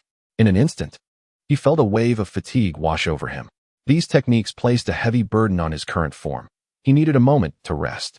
Drawing in chakra, Uchiha Yenshu's hand morphed into a viscous substance, akin to a slug, connecting with the surrounding blood and mud, swiftly mending his injuries and replenishing his strength. Moments later, he rose and headed towards the forest. After locating a heavy iron ring, Uchiha Yenshu donned it, feeling rejuvenated as he made his way toward Kakashi. In the lakeside forest, Kakashi, Sasuke, Naruto, Sakura, Dazna, the bound handsome youth, and the seemingly dead Zabuza were hidden. Except for Zabuza, the others could not help but glance southeast. What is happening? An earthquake? Naruto anxiously surveyed his surroundings. Sasuke felt the vibrations beneath his feet, astonished. Kakashi-sensei, this is Yenshu, I'm not sure, but it appears to be man-made. They were all struck with fear. Such overwhelming power could make the very earth lament. Was this truly within human capability? If it wasn't Yenshu who unleashed this, did it mean he was in danger? Kakashi immediately looked at the handsome youth, who shook his head, expressing concern. I haven't received any news indicating that Kato has summoned such a formidable individual. Seeing this, Kakashi resolved to investigate. Keep an eye on them. Understood. The 3 young ones responded. Kakashi swiftly departed. However, just 5 minutes later, he returned, accompanied by Uchiha Yenshu. This left everyone momentarily stunned. Yenshu, are you alright? Uchiha Yenshu shook his head, smiling. I had quite a bit of fun. The group stared at Uchiha Yenshu in bewilderment. Had quite a bit of fun? Did that mean the terrifying assault had originated from him? Was it truly that fearsome? Whoosh. A kunai suddenly appeared, gleaming coldly as it hurtled toward Uchiha Yenshu's shoulder. Uchiha Yenshu pinched it between his fingers. Snap. He caught it effortlessly. The eyes of the onlookers widened in disbelief. A kunai, propelled at such speed, was caught between 2 fingers. Uchiha Yenshu cast a menacing smile at Sasuke, saying, Sasuke, should you fail to provide me with a reasonable explanation, I assure you, even if our parents intervene, I will not let you off this time. Sasuke shuddered, recalling the terror of their previous encounter, and could not help but swallow hard. Defiantly replying, I was merely testing your limits. Humph. Lacking even the most basic courtesy, it is evident you are a disgrace to the Uchiha clan. This statement prompted Sasuke to activate his Sharingan, glaring fiercely at Uchiha Yenshu as though he intended to devour him whole. Is it too difficult to utter the words, please? Had I not been your elder brother, I could have easily dispatched you without consequence, as you were the one to attack a teammate first. Although Uchiha Yenshu did not activate his Sharingan, the palpable aura of murderous intent surrounding him was thick as blood, causing Sasuke's pupils to constrict as he sensed the terrifying disparity between them. All right, Kakashi interjected, playing the peacemaker as he separated the 2 brothers. He then earnestly advised Sasuke, Yenshu is correct.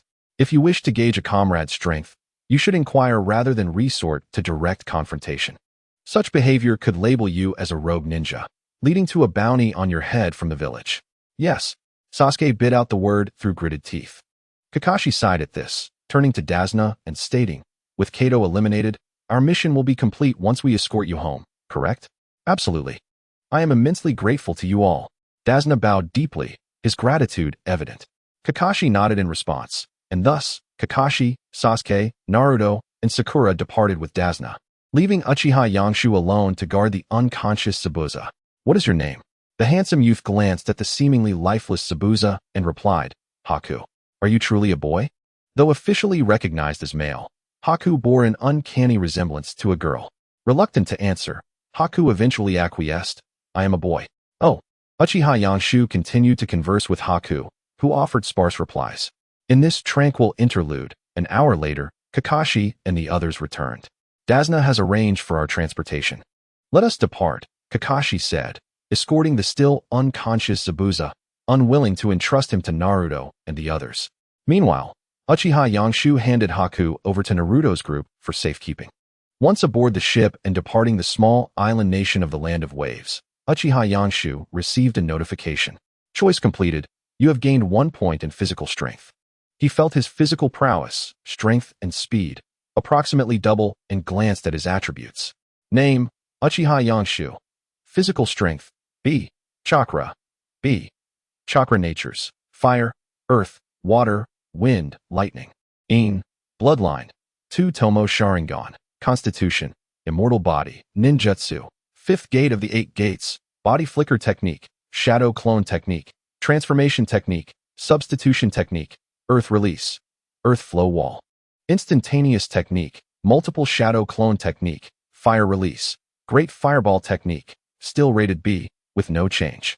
Yet, Uchiha Yangshu felt that within a year, he should attain an A rank.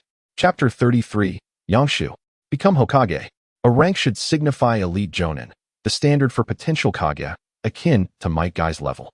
If his foundational strength reached this level, he would not fear Orochimaru even without utilizing the 6th gate of the 8 gates. Now, he turned his gaze to Haku and Zabuza. Initially, he thought they would need to escape. However, given the circumstances, it seemed their lives would not be at stake in Konoha. In that case, he would return them to the village. Days later, in the Hokage's office. I never anticipated you would actually bring back this trouble. The acting Hokage, Nara Shikaku, sighed as he looked at Uchiha Yangshu, who knelt before him. The peaceful Konoha viewed rogue ninjas from other villages as nothing but a nuisance. Having them is preferable to not having them, Uchiha Yangshu replied. That is true. Kakashi mentioned that without you, it would have been impossible to bring them back. I shall commend you for your efforts. Thank you, acting Hokage. Now, Yangshu, speak candidly. Why have you been concealing your abilities? Acting Hokage, I have not. Nara Shikaku, not hearing a denial, mused aloud. In the Ninja Academy, your concealment is understandable. Being from the Uchiha clan, you do not need to attract attention to secure ample resources. However, even after joining the Umbu, you continue to hide your prowess. This could be habit, but why did you suddenly cease to do so on this mission? Is it due to the presence of someone you fear within the Umbu? Uchiha Yangshu lowered his head, remaining silent. Nara Shikaku continued his contemplation. Is it your captain, the Swift Moonlight? She has always been a direct member of the Hokage's Umbu. And her partner, Yuzuki Yugao, shares her background. Both are trustworthy. Could it be your teammate Sai? He was once a member of the Root. But after learning of his brother's tragic demise and the exposure of Danzo's actions, he has grown disillusioned with him. Even so, I have maintained my surveillance on him and have yet to uncover any issues.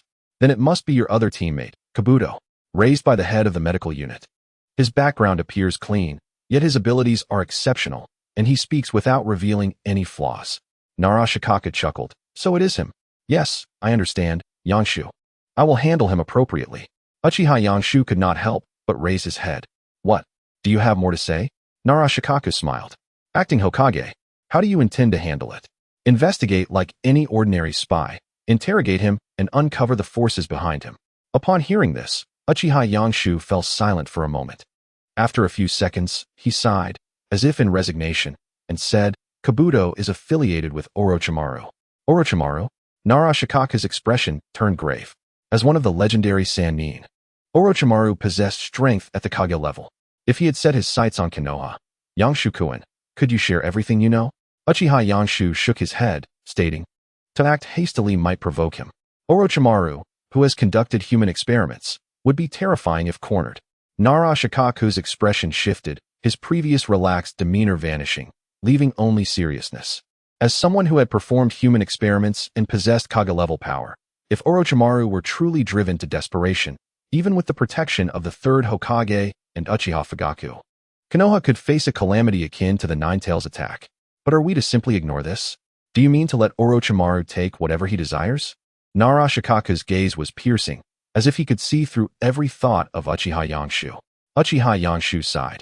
Do you believe that someone who has conducted human experiments, like Orochimaru, would desire anything from us in Konoha? At this, Nara Shikaku fell silent. What do you think is the reason Jiraiya has not returned? Why this sudden inquiry? If you wish to continue our conversation. Very well, The reasons for Jiraiya's absence boil down to two possibilities. 1. He does not wish to become Hokage. 2. He is well aware of the sordid past of the third Hokage, Hiruzen Sarutobi. As the granddaughter of the first Hokage, why has Lady Tsunade not returned?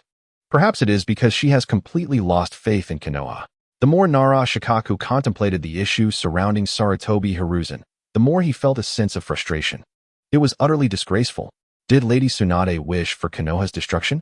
No, absolutely not. Nara Shikaku asserted with unwavering conviction.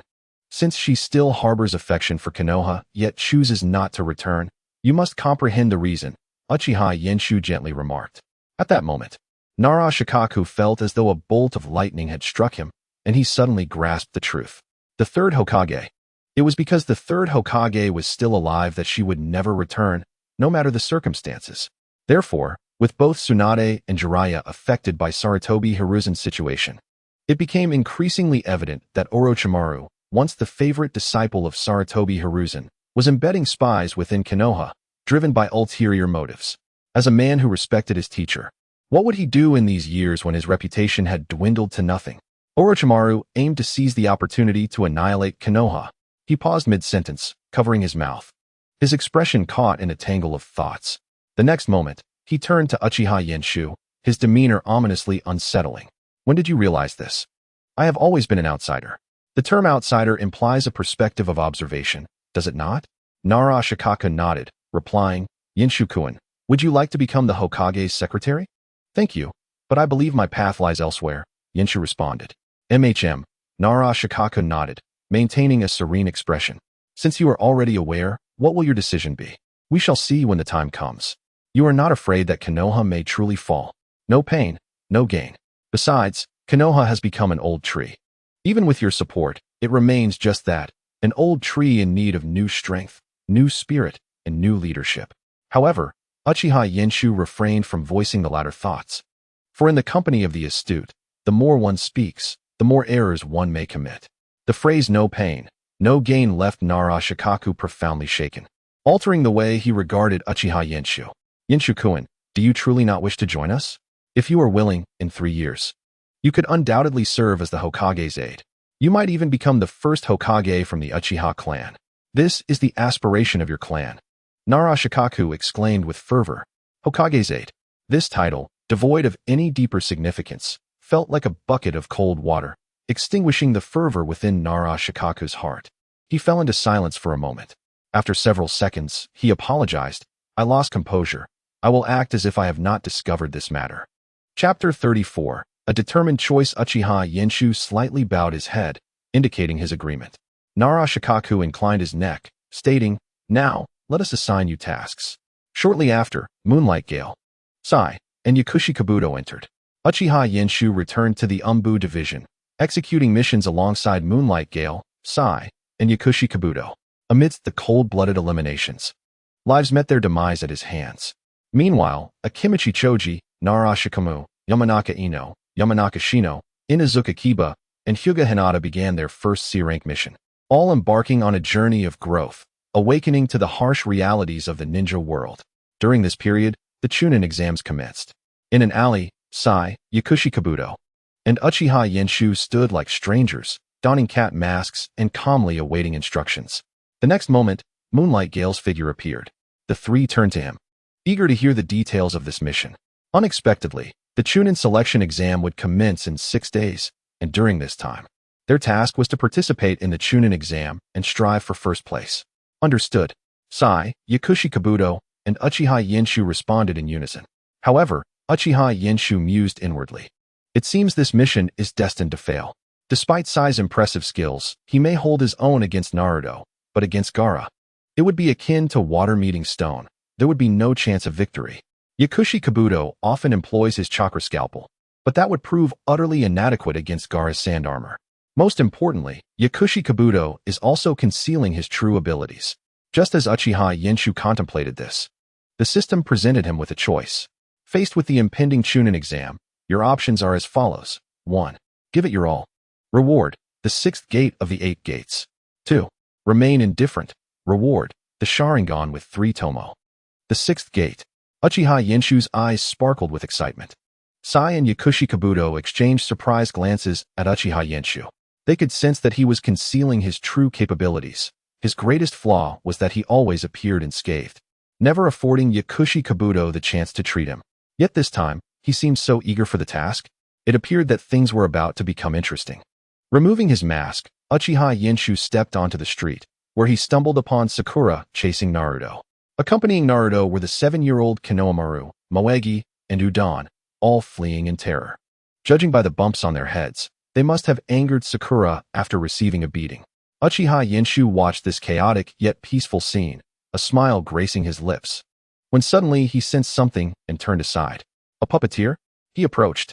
Konohamaru, who was at the front, turned a corner and collided with someone, causing him to tumble to the ground, bewildered as he stared at the boy and girl before him. The boy was clad in a black jumpsuit, carrying a cylindrical object on his back, his hands in his pockets, his face adorned with purple markings, standing several centimeters taller than Naruto. Appearing to be 2 years his senior, his name was Kankuro. The girl wore a light purple off-shoulder net dress, her hair styled into 4 spiky buns, with a forehead protector bearing the symbol of the Sand Village around her neck and a massive fan on her back. She appeared more mature, resembling a teenager, and was named Temari. That hurts, you little brat, Kankuro said calmly, grabbing Konohamaru by the collar. The 7-year-old was so frightened that he dared not move, his small face filled with distress. Kankuro, stop. We might get in trouble later, Temari interjected. I'm sorry, it's all my fault, Sakura said, her tone immediately tense. Who were these people? Their forehead protectors indicated they were from the Sand Village, but shouldn't ninjas from other villages be barred from entering? What was happening? At that moment, she was still unaware of the Chunin exam. Kankuro glanced at the Konoha symbols on Naruto and Sakura's forehead protectors, his heart filled with disdain. These are just the lower ninjas from Konoha. Before the bothersome ones arrived, let us have some fun with you first. Let go of me. Konohamaru began to struggle, kicking him in the stomach. Not bad, you little brat. Kankuro tightened his grip. Naruto could no longer hold back. You bastard. Let go of Konohamaru. He charged forward. However, with a slight motion of Kankuro's fingers, Naruto suddenly felt something tug at his foot. The next moment, he fell to the ground in shock. What just happened? Kankuro's scornful expression deepened.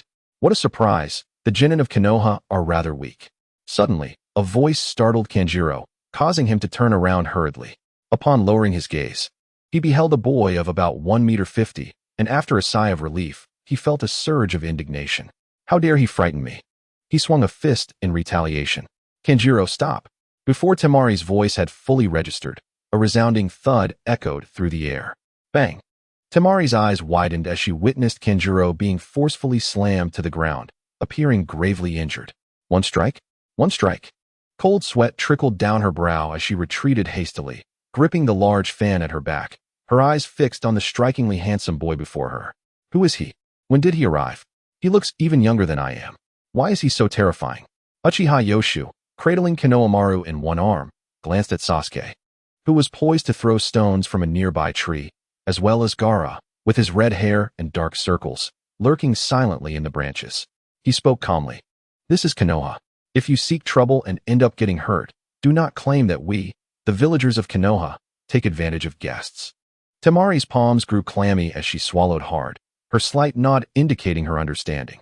Observing this, Uchiha Yoshu approached and placed Konohamaru beside Naruto. Konohamaru's eyes sparkled as he looked up at Yoshu. Big brother Yoshu, you are so amazing. In the next moment, he turned to Naruto, filled with lament. That Naruto brother is so useless. I will not let him off next time. Naruto shouted in frustration. Kanjiro, struggling to rise, glared at Uchiha Yoshu, removing the cylindrical bandage from his back. Hey, are you going to use crows? Temari could scarcely believe that Kanjiro intended to employ puppetry. This is someone else's village. In the trees, Gaara, having been spotted by Uchiha Yoshu, transformed into sand. The next second, he appeared before Temari and Kanjiro. We are leaving. We did not come here to play. Enraged, Kanjiro glared at Gaara, but he quickly regained his composure, a hint of fear creeping into his demeanor. I am sorry, Gaara. I understand now. I was wrong. Temari, too, took a small step back, visibly anxious. Gaara turned away, seemingly indifferent, and Kanjiro and Temari exhaled in relief, following closely behind. As they departed, Sakura looked toward Uchiha Yoshu. Yoshu, do you know anything? Ask your captain, he replied. So, is it legal for them, as Sunagakure ninjas, to be here in Konoha? Yes, there is an event. Many foreign ninjas have come. When Uchiha Yoshu noticed Sakura had more questions, he waved his hand and smiled. Inquire with your captain. Gaara halted, turning to Uchiha Yoshu. What is your name? Chapter 35 Yoshu. You will be even more surprised. You will come to know. Under the gaze of everyone, Uchiha Yoshu departed. In the forest, bang, bang, bang. The sound of shuriken striking a target echoed. Hey, did you hear? Wrapped in bandages and clad in tight clothing, Rock Lee exclaimed excitedly. This time, in the Chunin exams. It's the first time in 5 years that new faces are appearing. Impossible. It's probably just the result of some high-ranking ninjas wanting to save face, replied Tenten, who had her hair styled in 2 buns and wore a pink chipao. No, 3 of them are from Kakashi's team. Hinata Niji stated. That's indeed quite interesting. But it's only a matter of time. After all, Tenten throws shuriken with remarkable precision. It will inevitably lead to a rather pitiable outcome. Niji's calm demeanor concealed his disdain. A week later, at 2:50 in the afternoon, Uchiha Yoshu made a long-awaited return to the Ninja Academy. Following instructions, he needed to go to classroom 301. Numerous small ninja villages, including Sound, Grass, and Rain, had arrived, but among the great ninja villages, only Sunagakure had come. Mist, Rock, and Cloud villages were conspicuously absent. Even so, seeing so many unfamiliar ninjas, each exuding a rebellious spirit, brought a smile to Uchiha Yoshu's face. Yet, what he anticipated most was Orochimaru. He wondered how much damage he could inflict with only the 5th gate open. What would the new technique's effect be? Could it deliver a fatal blow to the myriad snakes? Truly, he was filled with anticipation, ignoring the illusory 301 classroom on the 2nd floor. Uchiha Yoshu headed straight to the real 301 classroom. Yoshu. His arrival immediately elicited joyful exclamations from a blonde girl. Many ninjas turned to look, reminiscent of a group of ruffians disrupted by an unexpected guest. Male ninjas, upon seeing Uchiha Yoshu's strikingly handsome visage, felt a twinge of displeasure. What is he trying to prove? Numerous girls, however, lit up at the sight of Uchiha Yoshu, whispering among themselves. He is so handsome. There are also great-looking boys in Konoha. I wonder if he has a girlfriend? In a fit of irritation, Ino huffed and pulled Uchiha Yoshu to a nearby seat, exclaiming excitedly, Yoshu, do you know that handsome guy over there? He is also from Konoha. Uchiha Yoshu glanced over and replied, Yes, should I introduce you to him? Ino, her face slightly flushed, felt a tad shy. Uchiha Yoshu smiled. You two are practically a couple. Sai, Uchiha Yoshu called out. Sai, slender and clad in a cropped outfit, approached with a blank expression, saying, I didn't expect you to call me. After all, we are on the same team. Uchiha Yoshu chuckled. You seem different. Sai remarked hesitantly. Uchiha Yoshu smiled, but said nothing. With the support of the 6th gate of the 8 gates, he certainly no longer needed to maintain his facade of humility. His demeanor transformed from silent to vibrant. This lovely lady is Ino, and this handsome fellow is Sai. Please meet each other. Sai paused and looked at Ino. He remained calm, merely nodding slightly before sitting beside her. Ino, thrilled, clung to Uchiha Yoshu's arm, shaking it vigorously. Yoshu, he is so handsome. He is exactly my type. Yes, yes, Uchiha Yoshu replied nonchalantly. Ino began to cautiously engage Sai. Meanwhile, Uchiha Yoshu, in the midst of his mundane wait, delved back into the subtle manipulations and practices within the school. Shikamaru and Choji also approached and sat beside him. I never expected you to participate in such a troublesome exam, Shikamaru remarked. Yoshu, do you want to eat? Choji offered. Oil woman Shino, Inazuka Kiba, and Hinata Hyuga also gathered around. Yoshu, Hinata greeted. Kiba, this time, I will definitely win against you. Akamaru barked. Shino, Niji, Lee, and Tenten are here too. Although they were brought along by Lee. Lee, Yoshu, long time no see. Lee, these are my teammates, Hyuga Niji and Tenten. Lee, this is Uchiha Yoshu, my good friend. Lee, Yoshu, when will we burn with youthful passion alongside Teacher Guy again? Lee's arrival caused the atmosphere to grow lively, and even Ino began her fervent pursuit of Sai. Sai, what do you like to eat? Ino inquired, leaning in closer to him. Slightly uneasy, Sai shifted his position, which only heightened Ino's excitement. Just as she intended to lean closer, she was abruptly pulled back by Uchiha Yoki. She glared at him in frustration. Maintain some decorum, Uchiha Yoki replied with resignation. Sai let out a breath of relief, regretting his decision to sit there. Yet he found the sensation rather pleasant, though he struggled to comprehend his own feelings. Thus, the 3 squads, comprising 9 individuals, along with Uchiha Yoki and Sai, formed an indistinct little group of 11. At the center of this gathering, Uchiha Yoki was scrutinized by many with unfriendly gazes. This only fueled his anticipation for their performance in the Forest of Death, hoping they would remain as unruly as they were. Before long, Naruto, Sasuke, and Sakura arrived. Upon their entrance, all the ninjas turned to face them, their presence exuding an intimidating aura akin to a band of ruffians, with some in their 20s densely populating the classroom, as if the entire space were hostile towards them. This atmosphere left them somewhat daunted, as their old classmates, Shikamaru and Kiba, watched with amusement, having just been startled themselves. They couldn't show favoritism, after all. It was all in good fun. As the expressionless Sai spoke, everyone curiously followed his gaze to see a bespectacled youth with white hair and a gentle demeanor approaching Naruto and his friends. Sai looked to Uchiha Yoki, who nodded in acknowledgement as he stepped forward. With him, Shikamaru, Choji, Kiba, and Lee followed suit. The medic, Kabuto, who had been introducing the Chunin exam to Naruto, Sasuke, and Sakura, paused and smiled upon seeing Sai and Yoki. Sai-kun and Yoki-kun have arrived. Do you know each other? Naruto asked, astonished. We are teammates. Uchiha Yoki replied calmly. The revelation shocked everyone, their eyes widening as if they were gazing at rare creatures, murmuring about Yoki's legendary teammate. Kabuto chuckled heartily. I didn't realize Yoki-kun was so popular. You will be even more surprised later, Uchiha Yoki replied with a smile. Chapter 36. The Fool's Gamble. On question 10, Kabuto furrowed his brow slightly, a shadow crossing his face, before he quickly regained his warm smile. You are all the newcomers for this exam, correct? Here is the information I have gathered over the past 4 years. He boasted as he unfurled his collection of 200 intel cards, capturing everyone's attention. After inquiring about Gaara and Rock Lee's intel, Sasuke's gaze settled on Uchiha Yoki. Sensing this, Kabuto shook his head with a smile. That would reveal my own intel. While the group understood this, Kabuto discreetly watched Uchiha Yoki, prepared for any revelations. However, Uchiha Yoki merely smiled and ignored him.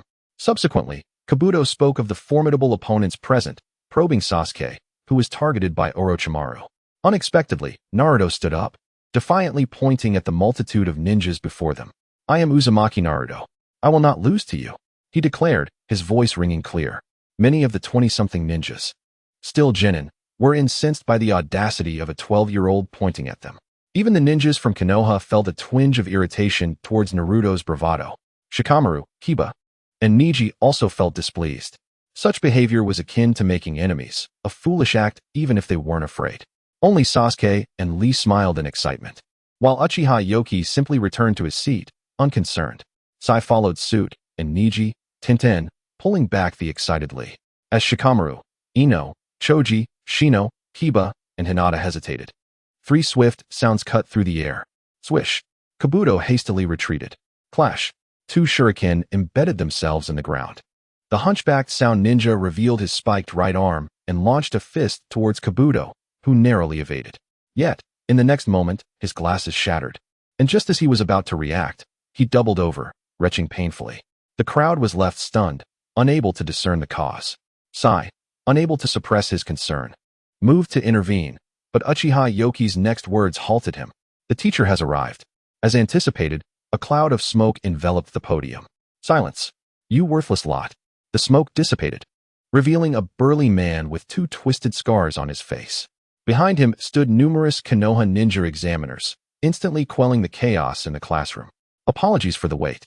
I am Marino Ibiki, the examiner for the first round of the Chunin exam. The momentary disorder vanished, and the exam commenced. The seating arrangements were disrupted. For Uchiha Yoki, who had never skipped class, the exam's questions posed little difficulty. However, for many underperforming genin, they proved rather challenging, prompting an array of cheating tactics. Gaara Sandai, Kankaro's puppet manipulation, Ino's mind-body switch technique, Shino's insect control, Akamaru's spying, and Sai's super beast imitation, all exhibited their unique skills. Many genin were eliminated. The atmosphere in the classroom growing increasingly tense, with beads of sweat forming on numerous brows. For Uchiha Yoki, however, it was a breeze. He He found it rather pleasant to observe the room transition from crowded to sparse. Yet, the final question, number 10, left Uchiha Yoki feeling somewhat irked. You must choose to answer or not. If you choose not to answer, you will receive a score of 0 and be disqualified. Your 2 teammates will also be eliminated. If you answer, failing to provide the correct response will result in a permanent disqualification from the Chunin exam. As Abiki's words echoed, chaos erupted in the classroom. How can there be such an unreasonable rule? What kind of nonsense is this? What should I choose? Uchiha Yoki, who knew the answer, displayed a look of indifference. For those aiming to enhance their strength, Ibiki's question posed no issue. Regardless of their qualifications, it would not impede their growth. However, for those seeking to attain the rank of Chunin, the stakes were high. Why did they wish to become Chunin? It was to escape the endless cycle of menial tasks, earning meager wages. This Chunin exam was a pathway to advancement, and all participants aspired to reach that level. It was akin to a job interview where the HR representative informs you that if you fail this interview, you will never receive another chance. Would you be willing to gamble your entire future on a single interview? Only a fool would take such a risk. The expert in interrogation and scrutiny? Merely a perverse manipulator of concepts. Were Uchiha Yoki uncertain of the answer and lacking in talent, he too would likely choose to withdraw cautiously. That would be the rational approach. One cannot help but acknowledge the oppressive atmosphere that enveloped the classroom, as if a colossal mountain bore down upon the shoulders of every individual present. Countless candidates were drenched in the torment of cold sweat, beads the size of mung beans trickling onto their desks, their breath shallow and rapid, as if they were on the verge of suffocation. At that moment, Naruto rose to his feet, slamming his hand down onto the table with a resounding crack. The atmosphere in the classroom came to an abrupt halt, all eyes turning towards him. With a voice echoing like a battle cry, Naruto proclaimed, "Do not underestimate me. I will not flee in the face of adversity. Even if I must remain a mere genin for eternity, I shall strive to become Hokage."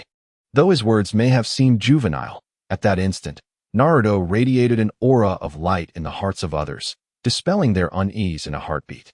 Mori no Ibiki surveyed the room and noted the dwindling number of wavering souls. After counting, he noted there were 78 individuals, 26 teams remained, a significant number. Yet waiting further would yield no different outcome. Mori no Ibiki then declared, "Your determination is commendable. Henceforth, I hereby deem all of you present in this first round of examinations as qualified." Amidst the tumult of astonished inquiries, Mori no Ibiki recounted the gruesome scars and marks that marred his visage. Suddenly, a figure burst through the window. With a swift motion, 2 kunai embedded themselves into the ceiling, unveiling a banner inscribed with the name of the second-round examiner, Mitarashi Anko, while simultaneously obscuring Mori no Ibiki from view. A stunning woman with violet hair emerged, clad in a light brown trench coat over form-fitting mesh attire that accentuated her alluring curves. Addressing the 78 genin before her with an imposing presence, she declared, "I am Mitarashi Anko, the examiner for the second round. For details regarding the time and location of the next event, consult your jounin instructors. That is all. You are dismissed." The following day, at training ground number 44, colossal serpents resembling bulls and centipedes the size of men, alongside bees the size of small dogs, lurked within the dense, foreboding forest. The mere sight of these creatures caused many candidates to swallow hard, sensing an ominous aura that pervaded the air. Mitarashi Anko, with a mischievous smile, proclaimed, "This place is known as the Forest of Death, and soon you will have the opportunity to experience it firsthand. Before the second round begins, I must provide you with this." Chapter 37, The Forest of Death, Enraging Uchiha Yangshu. Numerous candidates observed as Mitarashi Anko retrieved a thick stack of papers from her bosom. Their expressions turning grave, even Uchiha Yangshu appeared concerned. How could she conceal such a hefty stack within her attire? Questioned Sasuke, gripping the hilt of his concealed short blade, harboring suspicions that the Uchiha before him had been swapped. "Yangshu-kun seems quite lively today," remarked Kabuto with a smirk. "Indeed, I finally see a glimmer of hope," replied Uchiha Yangshu nonchalantly. "Hope?" The two responded, puzzled. Uchiha Yangshu merely smiled and chose not to elaborate further. The death waiver agreement was handed to Naruto, who, akin to passing a test paper, distributed the agreement to those nearby. Observing this, Mitarashi Anko declared, "Now, allow me to explain the second round of the examination. In simple terms, you will engage in an extreme survival challenge in the wilderness, with the destination being a tower located at the center of this training ground, approximately 10 kilometers from here. However, there is more. There are a total of 26 teams, with 13 teams receiving the Heaven Scroll, while the other 13 will receive the Earth Scroll. Only those who arrive at the tower with both scrolls will be deemed qualified. This means a scroll competition. The time limit is set at 120 hours, exactly 5 days. What about food? Ino interrupted, pausing her snacking on chips. You must fend for yourselves. The wilderness is a natural treasure trove, teeming with sustenance, replied Mitarashi Anko. But there are man-eating beasts and venomous insects and plants everywhere, Kabuto added ominously. Instantly, the atmosphere shifted to one of heightened anxiety.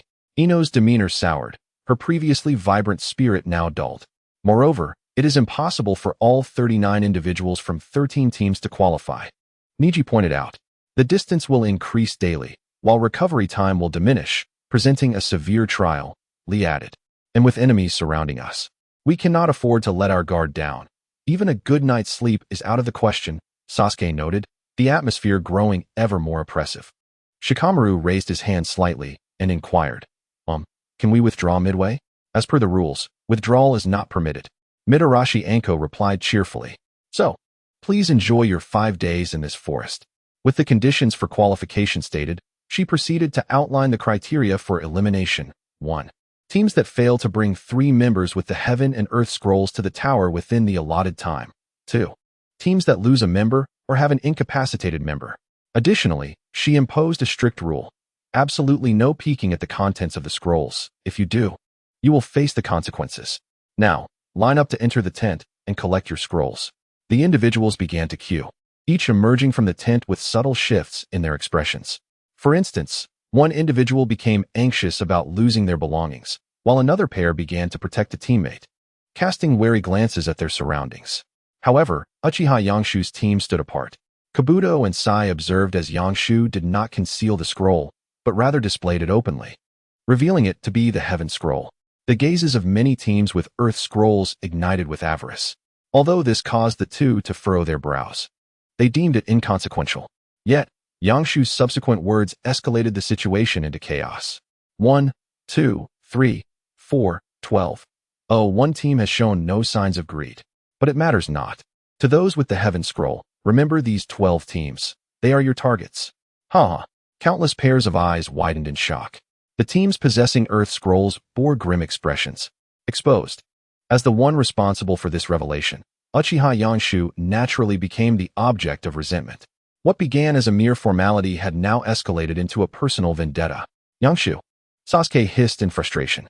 I will handle this, Uchiha Yangshu assured. You better be able to. Sasuke suppressed his anger, still intent on completing this covert mission. Kabuto stood nearby, smiling as he observed the unfolding drama. Mitarashi Anko watched from the sidelines, munching on dango, her gaze fixed on Uchiha Yangshu, a smile playing on her lips. Before long, the candidates were separated and positioned at various entrances of training ground number 44. With 44 entrances available, each of the 26 teams could occupy one. At 2:30 p.m., the support staff produced keys to unlock the gates, and with a creak, the doors swung open, revealing the path leading into the ominously named Forest of Death. The 3 members of Uchiha Yangshu's team charged forward without hesitation, as if participating in a race, their speed astonishing. I'll go ahead and have some fun. You're free to follow at your leisure, Yangshu declared, leaping onto a tree trunk. In the blink of an eye, he vanished from sight, his speed remarkable. Kabuto and Sai's eyes widened in disbelief. So fast. Even at my top speed, I doubt I could keep up. But is this truly his maximum speed? The 2 individuals exchanged smiles in unison. Yakushi Kabuto remarked, it seems that things have indeed become interesting. Sai responded, it appears he can truly resolve this. They shared a glance, silently agreeing to part ways. The Umbu operatives were more adept at assassination techniques, exhibiting greater independence and arrogance. Collaborating with these low-ranking shinobi, who were relegated to menial tasks, was a source of shame for Sai. Conversely, Kabuto sought to observe others, hoping to unearth some delightful surprises or valuable materials. Both Yakushi Kabuto and Sai opted for stealthy maneuvers. At that moment, Uchiha Yangshu stood atop the tallest tree, laughing boisterously. The Heaven Scroll is here. Come and claim it if you desire. His voice echoed throughout the Death Forest, prompting confusion among those familiar with him. What has gotten into Brother Yenshu? He seems particularly exhilarated today. It's the first time we've witnessed such a side of him. It feels rather entertaining. Let us join him, Sasuke. Among them was Kanjuro, who had stealthily pilfered the Heaven Scroll from Naruto's team, now pausing to glance in Yenshu's direction before turning to Gaara. Gaara remained silent, resolutely advancing towards the tower, which relieved Temari, who felt fortunate for the bold and handsome Uchiha. Kanjuro was displeased, muttering, "Consider yourself lucky. I still remember the slap Uchiha Yenshu gave me a week ago.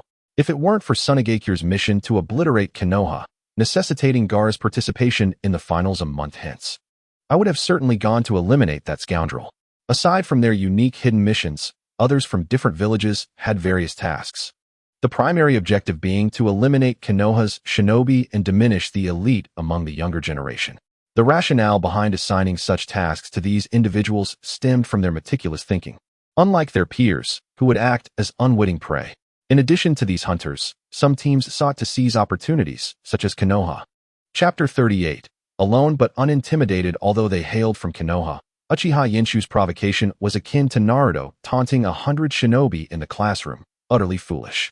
Even teams possessing the Earth Scroll within Konoha were pointed out by Yenshu. Naturally, they would not assist. Instead, they would relish the opportunity to further exacerbate the situation. Their singular goal was to prevail in this Chunin exam. Moreover, there were those acquainted with Uchiha Yenshu, such as Niji's team.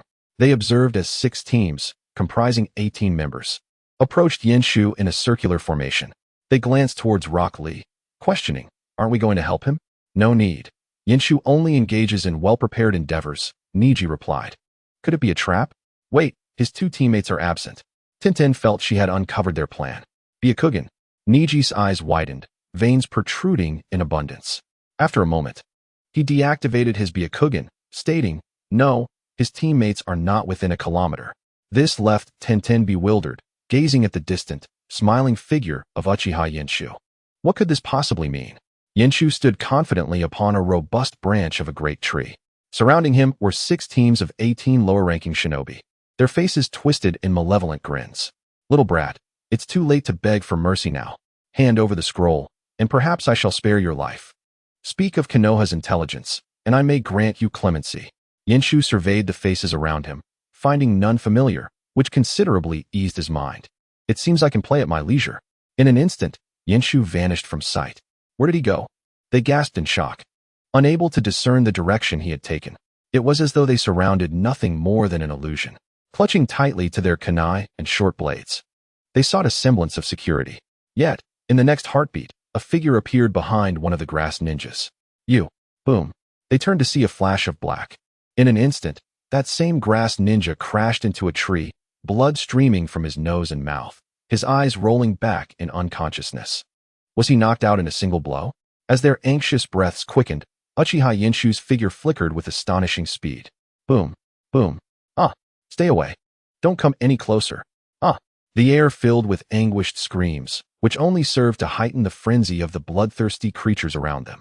Tintin's eyes widened in disbelief, while Niji activated his Byakugan, still incredulous. So fast. Such speed rivals that of Gai-sensei. They turned to Rock Lee, who, with eyes aglow, exclaimed, "Indeed, Yenshu is incredible. I truly wish to battle him." Amidst Lee's excitement, Niji and Tintin shared a sense of exhilaration. "How powerful. I am curious to see how I would fare against him." Meanwhile, Shikamaru, Choji, and Ino were also observing discreetly. Initially anxious about Yenshu's predicament, they felt helpless to intervene. Yet they were astonished by the overwhelming display of prowess. Yenshu was formidable. Choji, who had been munching on chips, paused in awe. Is this the result of his relentless training over the years? Shikamaru recalled moments of Yenshu meticulously controlling his muscles while seated, contrasting with his more leisurely pursuits, which sparked a fleeting sense of ambition within him. However, this flicker of motivation was swiftly extinguished. Life is such a struggle. Why torment oneself? Yet, he couldn't help but continue watching intently. Ino crouched amidst the foliage, unable to contain her excitement. "Incredible. Brother Yenshu is amazing. Truly worthy of the title. Doesn't he seem uninterested in you?" Shikamaru inquired. "Not at all. He is more than willing to be my brother." Ino's cheeks flushed with happiness. Shikamaru had always regarded such romantic entanglements with disdain. Women are far too troublesome. Yet, Witnessing Ino's expression, he recognized the blossoming connection between Yenshu and her, cultivated over their 6 years at the Ninja Academy. It struck him as beautiful and profoundly moving. He endeavored to comprehend the genesis of such a bond. Was it admiration? Respect? Affection? Lacking experience in these matters, Shikamaru could only discern one feeling: jealousy. Nearby, many teams from Sunagakure, Otogakure, and Konoha, plotting to ensnare their prey, quietly retreated while grumbling amongst themselves.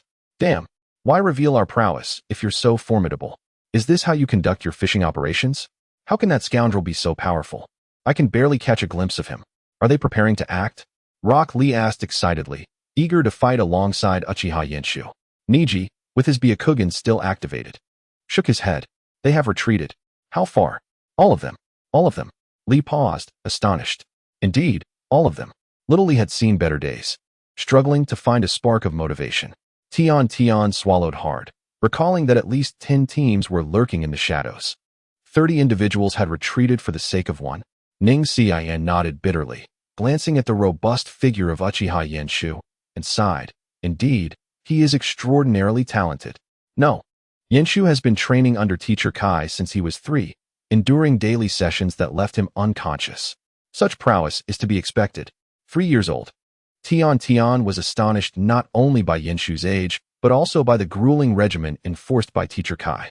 It was remarkable that Yenshu could withstand it. Little Lee reminisced.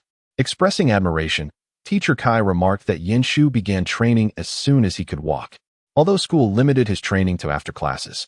The weight of the 1,000-pound iron rings he wore only increased. He practiced relentlessly, even while seated in class.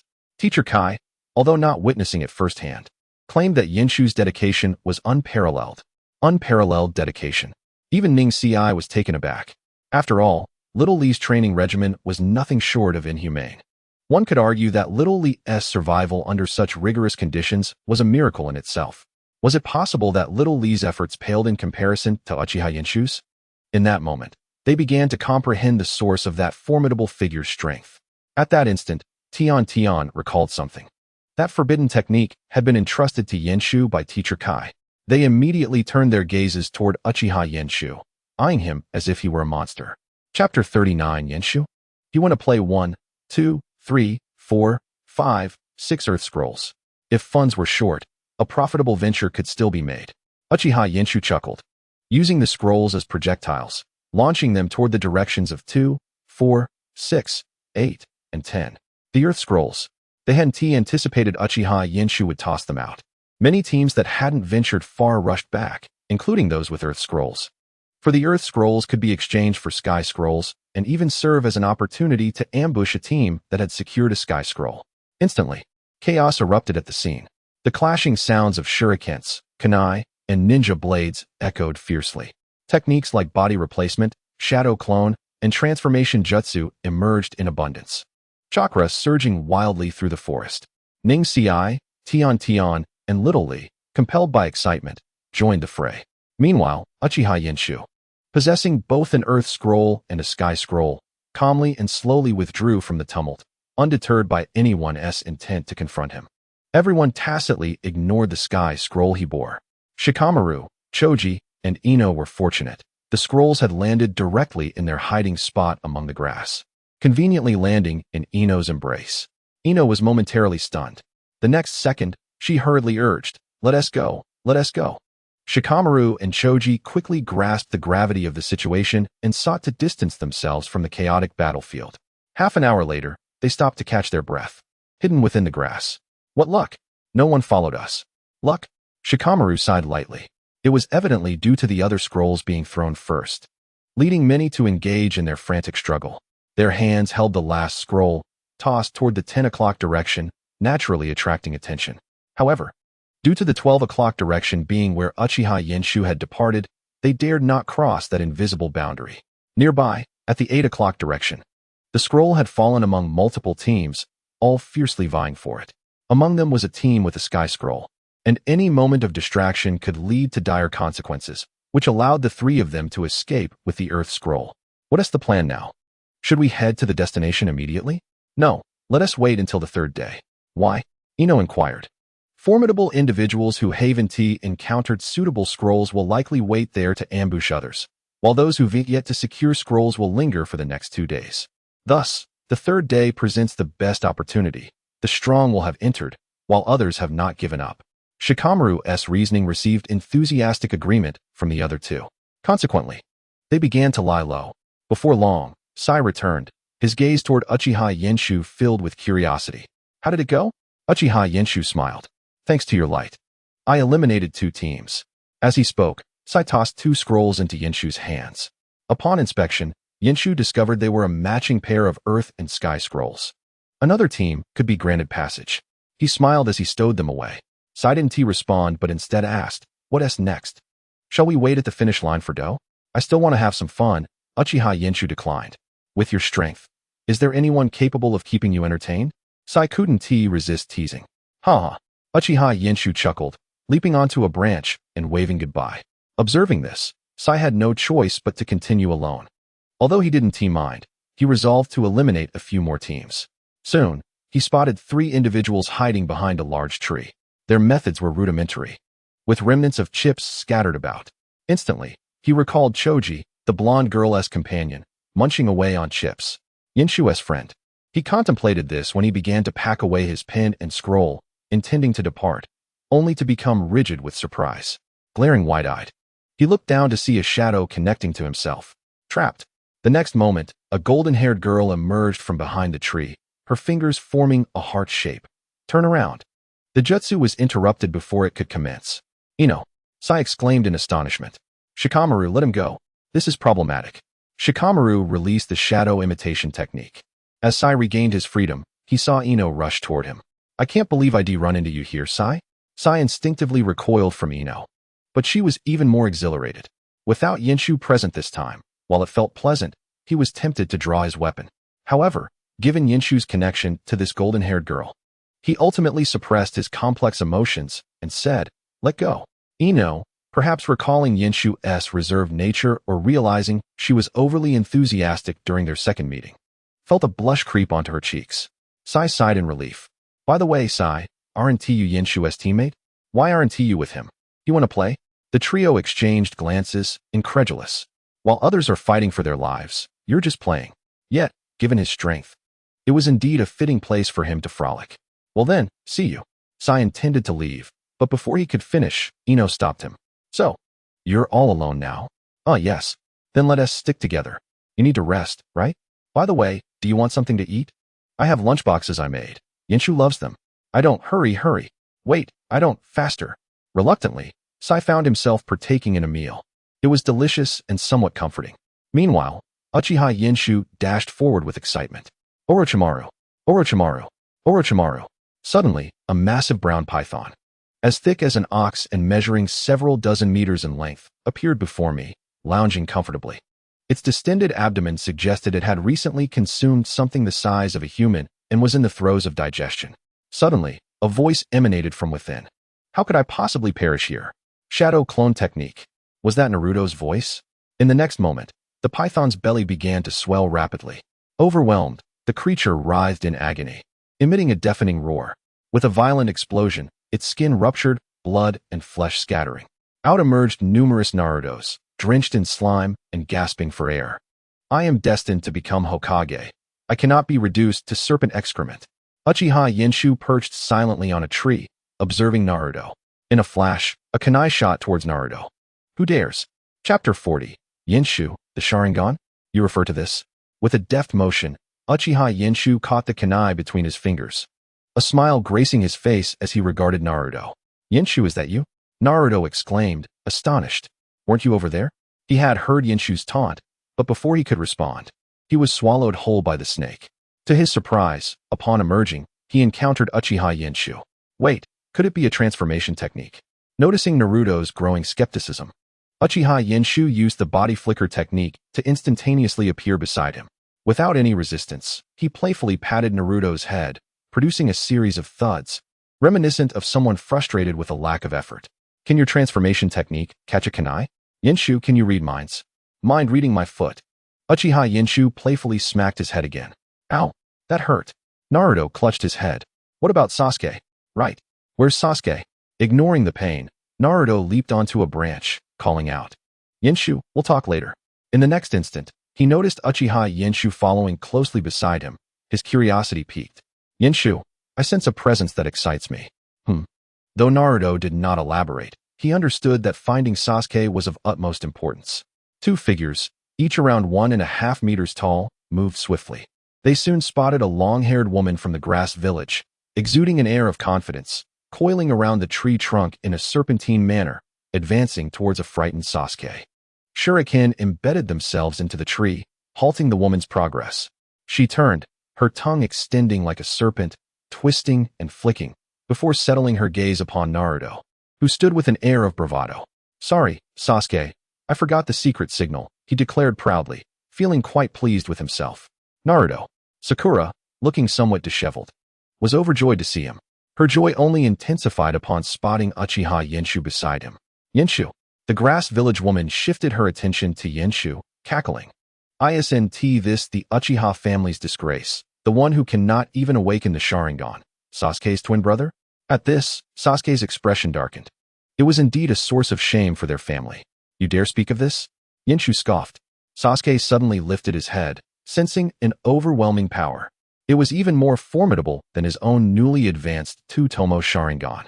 His eyes widened as he beheld Yenshu's previously tranquil black eyes, now transformed into a pair of fierce, crimson, Two-Tomo Sharingan. Naruto, Sakura has no idea what this signifies, but Sasuke understood all too well. Orochimaru, disguised as the grass village woman, was acutely aware. Bloodline. The power within a bloodline that can forcibly elevate one's limits, especially the extraordinary Sharingan. This Uchiha Yenshu, who had been labeled a waste for solely training his physique and neglecting ninjutsu, had awakened his eyes. And not just any eyes, but the Two-Tomo. When did you awaken? Sasuke asked incredulously, as if his pride had been shattered in an instant. Uchiha Yenshu cast a calm glance at Sasuke with his Two-Tomo Sharingan and said, You might want to ask your parents. Now, Yenshu's excitement surged as he focused on the grass village woman. Your chakra invigorates me. Would you mind if I removed my restraints? Of course, the grass village woman responded, equally exhilarated. To her surprise, in addition to Sasuke, there was another who had unlocked the Two-Tomo at the age of 12. This reminded her of the Akatsuki organization, particularly Itachi, clad in a black cloak adorned with red clouds, possessing those sharp, bloodthirsty Sharingan. Indeed, Itachi's family was extraordinary. Witnessing Orochimaru abandon her, Sasuke felt his pride once again crushed. Have you all forgotten about me? Rage coursed through him. With a swift motion, he hurled a kunai, but it was effortlessly dodged by Orochimaru. Hey, your enemy is me. Yet, the grass village woman and Uchiha Yenshu both chose to disregard Sasuke entirely. Apologies for the wait, Yenshu smiled, tossing a heavy iron ring behind him. The throw seemed effortless, but the subtle arc of its descent alerted Sasuke, Naruto, and Sakura that something was amiss. In the next moment, it felt as though they had been transported back 9 years, the scene from the forest resurfacing in Sasuke's mind. Brother, may I give it a try? Boom. The ground fractured, cracks spreading violently, creating terrifying chasms. The massive trees groaned as they toppled, stirring clouds of dust. Sasuke, Naruto, and Sakura, standing on the tree trunks, hastily dodged to avoid being crushed. Once they escaped the trees, they realized the profoundness of the ground's lament. Even while standing on the branches, they could feel the subtle tremors beneath them. Is this truly something a human can wield? Meanwhile, Uchiha Yenshu and the grass village woman appeared to teleport onto a fallen tree trunk, locking eyes in the bright space, smiles lighting their faces. To think you could bear such weight, the grass village woman admired Yenshu. Such effortless control made her desire him even more. Yenshu chuckled, You might be disappointed. In the next moment, the grass village woman's expression shifted dramatically. No. 8 gates. First gate. Open. The chakra erupting from Yenshu caused Sasuke and the others to widen their eyes in disbelief. What is this? The grass village woman seethed with fury, as if Yenshu had destroyed a treasure. Why? Your body is so precious. Why practice such self-destructive techniques? Sensing her waning battle intent, Yenshu immediately declared, Second gate. Open. Third gate. Open. Fourth gate. Open. Fifth gate. Open. Suddenly, a terrifying wave of chakra erupted from his petite frame, sweeping through the area like a hurricane. The verdant energy enveloped his blood-red form, transforming his demeanor into one of fierce determination, unyielding and relentless. Sasuke and his companions beheld this unprecedented manifestation of Uchiha Yenshu with astonishment. What technique is this? Such terrifying chakra. How formidable. Yenshu is truly remarkable. Is this truly Yenshu? At that moment, Uchiha Yenshu's gaze was solely fixed upon the Konoha kunoichi before him. Battle. With a resounding boom, Uchiha Yenshu vanished. In the next instant, where he had stood, a dreadful crater emerged, splintered with scattering in all directions. Simultaneously, a tremendous gust of wind surged forth. Had Sasuke and his companions not hurriedly sought refuge behind a tree, they surely would have been swept away. Fearsome indeed. Yet the Konoha kunoichi appeared utterly unfazed. Yenshu's reckless destruction of his own body incensed her greatly. Chapter 41. The Tale of the Armored Dragon. Shadow Snake Hand. A multitude of long, brown serpents, as thick as small goblets, extended from her sleeves as if infinitely long, striking at the empty space before them.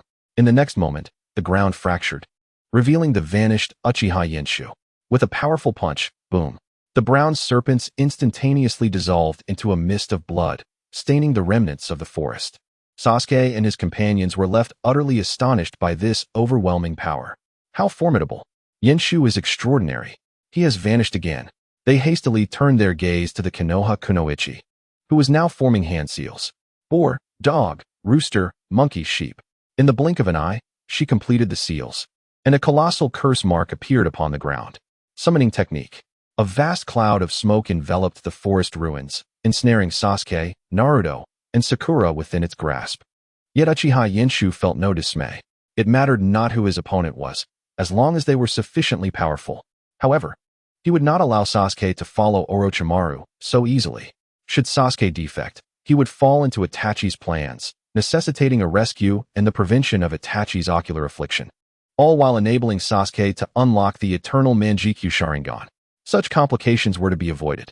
Better for Sasuke to refrain from defection. Once he awakened the Manjikyu, Uchiha Fugaku would surely be inclined to bestow his eyes upon him, allowing him to emerge on the battlefield as an eternal Manjikyu wielder, fighting alongside Naruto and receiving aid from the Sage of Six Paths to confront Uchiha Madara. Uchiha Yenshu cast his gaze toward the Konoha kunoichi at 11 o'clock. Orochimaru, are you so fixated on Sasuke? The kunoichi, no longer masking her identity, revealed Orochimaru's pale visage. Orochimaru regarded Uchiha Yenshu, his voice raspy and laced with smoke. At the very least, his capacity far surpasses that of one who practices the self-destructive jutsu. Self-destructive jutsu? What is that about? Sasuke, positioned at 9 o'clock, inquired urgently. Orochimaru replied with a sinister undertone. The 8 gates, a forbidden technique that unlocks the pathways within the body, granting temporary immense power. It is said that mastering the 8th gate bestows the strength to obliterate the heavens and the earth, yet the cost of such power is life. Even if you only reach the 5th gate, in 3 minutes, you will be rendered a mere husk, muscles torn asunder. 3 minutes. Yenshu, please stop. Do not make such a tremendous sacrifice for us. I believe it would be wiser for you to mind your own affairs, Orochimaru remarked, casting a smile at Sasuke. In that instant, the trio felt as though they were ensnared by a terrifying serpent, their bodies frozen in fear. As the smoke began to dissipate, they could vaguely discern the silhouette of a colossal creature overshadowing them. Hey, Orochimaru, to summon me for the sake of dealing with a mere child. You fool, beware. I shall consume you. With that, the smoke cleared entirely, revealing an immense, serpentine creature, its purple-striped form rivaling that of the Nine Tails. Standing beside it, a human appeared as insignificant as an ant. Prepare 100 living sacrifices for me. With this declaration, Sasuke and his companions exchanged glances with Orochimaru. No way. Yet the notion of living sacrifices made them swallow hard. Is there truly such a terrifying creature in this world? Is Yenshu all right? The great serpent expressed indifference to Orochimaru's failure to provide, its words resonating like a command. In the next moment, its tail, colossal as a house, swung towards the verdant, energy-clad Uchiha Yenshu. Yenshu licked his lips as a monstrous creature, 10 meters long and covered in steel-like scales, emerged from his small frame. In an instant, a primal, savage aura filled the scene. What is this? What manner of creature is this? It is not a creature, but a jutsu. Even Orochimaru found himself momentarily stunned. What technique is this? One that surpasses transformation. How is it formed? It appears to be a defensive jutsu. Orochimaru's serpentine eyes fixated on the formidable tail, which constituted 2/5 of its length, imbued with an overwhelming strength. At its end was a mass resembling a colossal hammer. No, it is an attack. A smirk crept across Orochimaru's face. How intriguing. As Orochimaru's summoned beast, the great serpent, exuded its usual arrogance, it now sensed an ominous premonition. Yet the tail it had unleashed, like spilled water, could not be retracted. Before it loomed the armored dragon, no larger than a mere insect to the serpent, its tail whipping backward. In the next moment, a triumphant roar echoed throughout the forest. Armored dragon. Tail swipe. Boom. The very air groaned under the strain of the attack. It served as a warning, compelling countless individuals to cover their ears. In the following instant, the sound shattered like glass.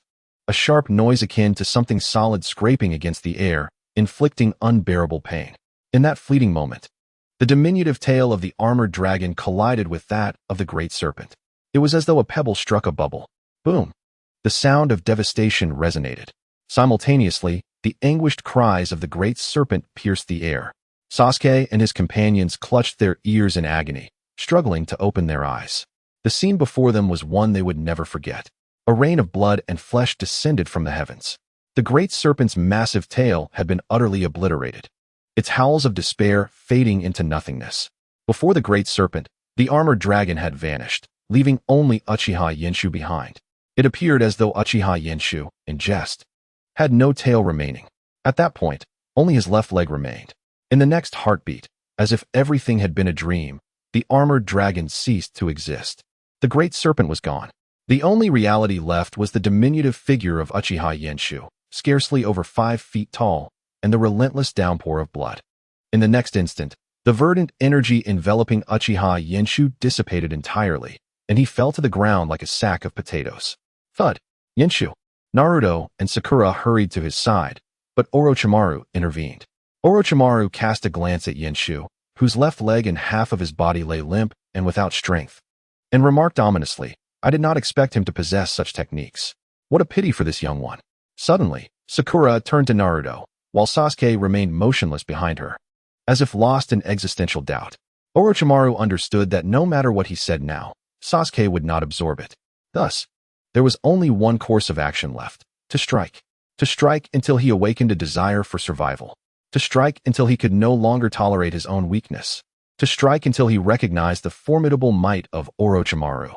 Although Sakura's abilities and mental resilience surpassed those in the original narrative, she still found herself a burden compared to Sasuke, who bore the power of the two Tomo, and Naruto, whose emotions could propel him into a state akin to the Nine Tails.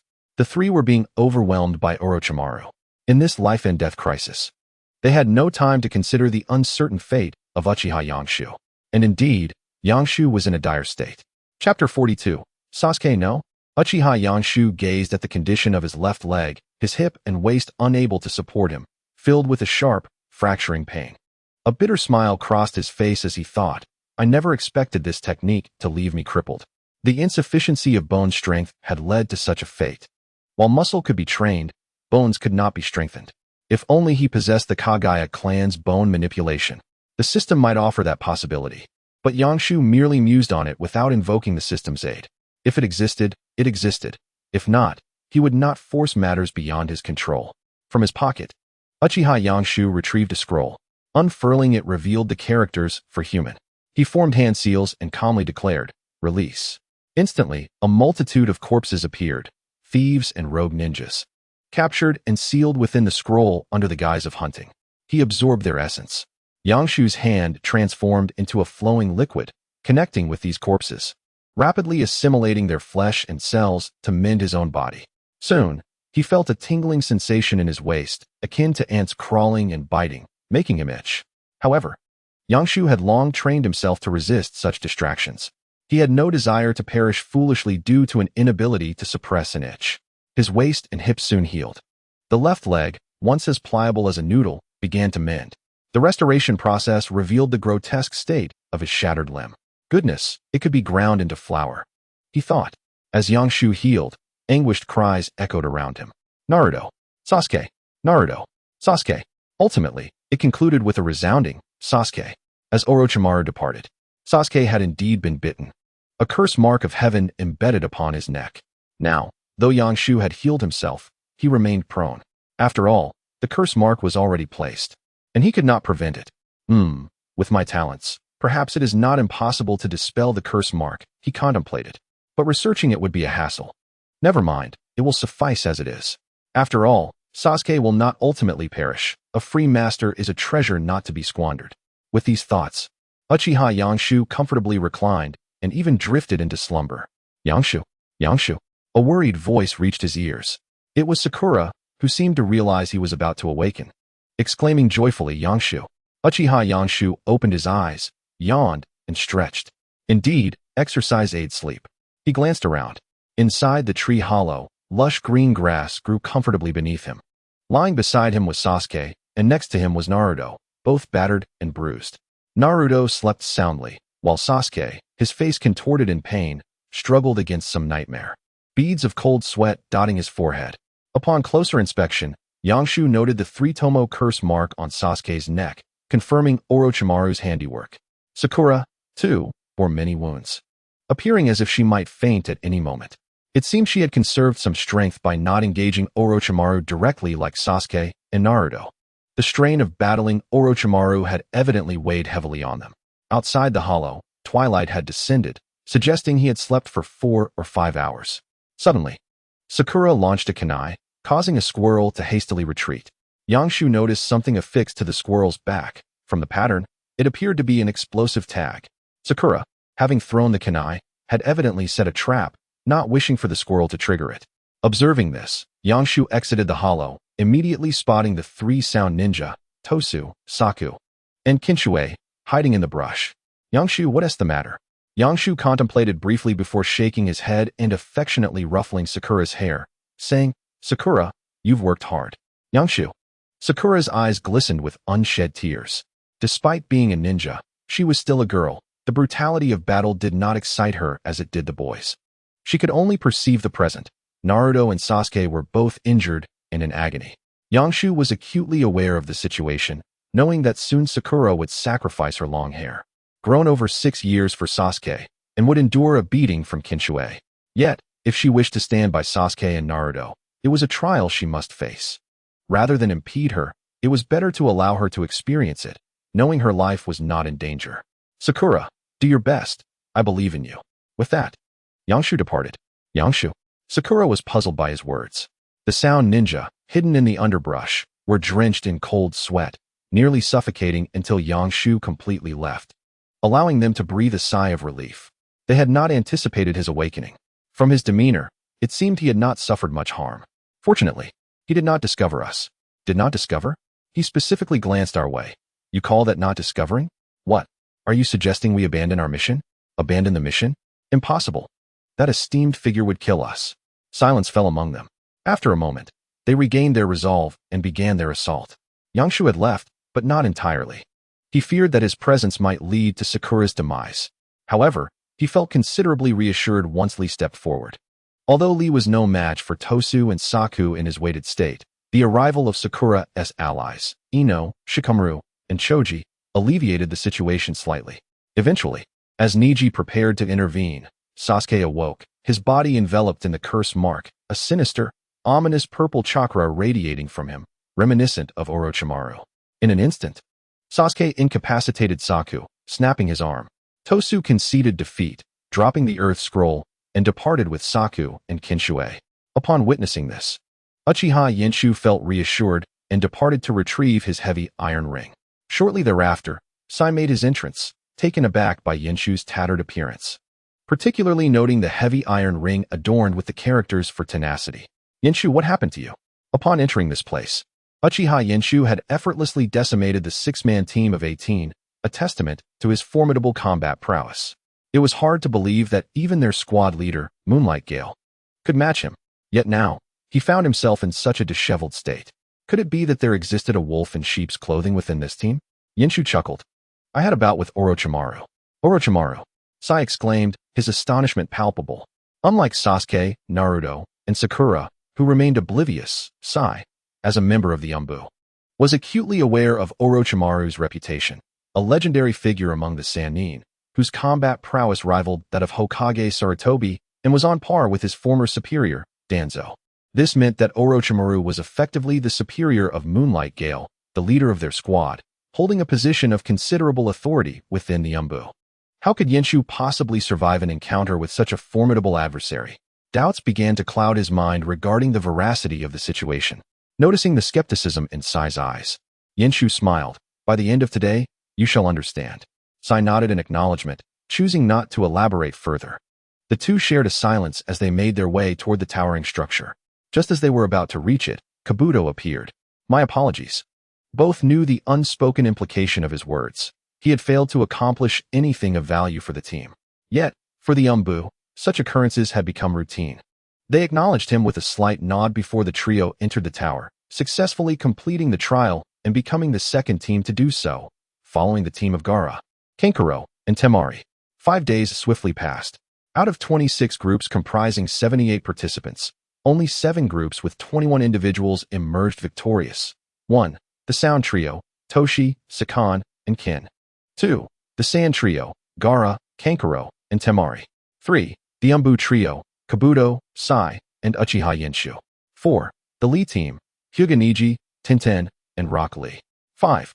The Kakashi Team, Uzumaki Naruto, Uchiha Sasuke, and Haruno Sakura. 6. The Yuhi Kurinai Squad, Hyuga Hinata, Inazuka Kiba, and Yamanaka Shino. 7. The Asuma Team, Nara Shikamaru, Akimichi Choji, and Yamanaka Ino. However, these numbers were still excessive for the display to other shinobi villages and nations a month later, necessitating a preliminary round. Kabuto, having accomplished Orochimaru's task, was not wholly committed to the Umbu mission. He even lacked the enthusiasm to engage in a performance of mere combat. Yenshu Sai? I regret to inform you that I have sustained injuries, so I must entrust the upcoming preliminary matches to you. Though Sai felt some dissatisfaction, he refrained from voicing it, recognizing Kabuto's role as a semi-medical ninja within the team. Moreover, Yenshu's presence assured them of task completion. Yenshu chose not to obstruct their plans, thus tacitly agreeing. With Kabuto's withdrawal, the remaining 20 participants needed to be reduced to 10. Following the matchups displayed on the large screen, the first bout pitted Sai against Sasuke. Despite Sai's disdain for Sasuke, he ultimately succumbed to Sasuke's newly acquired Mangekyo Sharingan and the recently bestowed Curse Mark of Heaven. Sasuke was then taken by Kakashi, who sealed the curse mark. Uchiha Yenshu was not particularly interested in the imminent confrontation between Kakashi and Orochimaru. He felt too weak to engage in a truly exhilarating battle.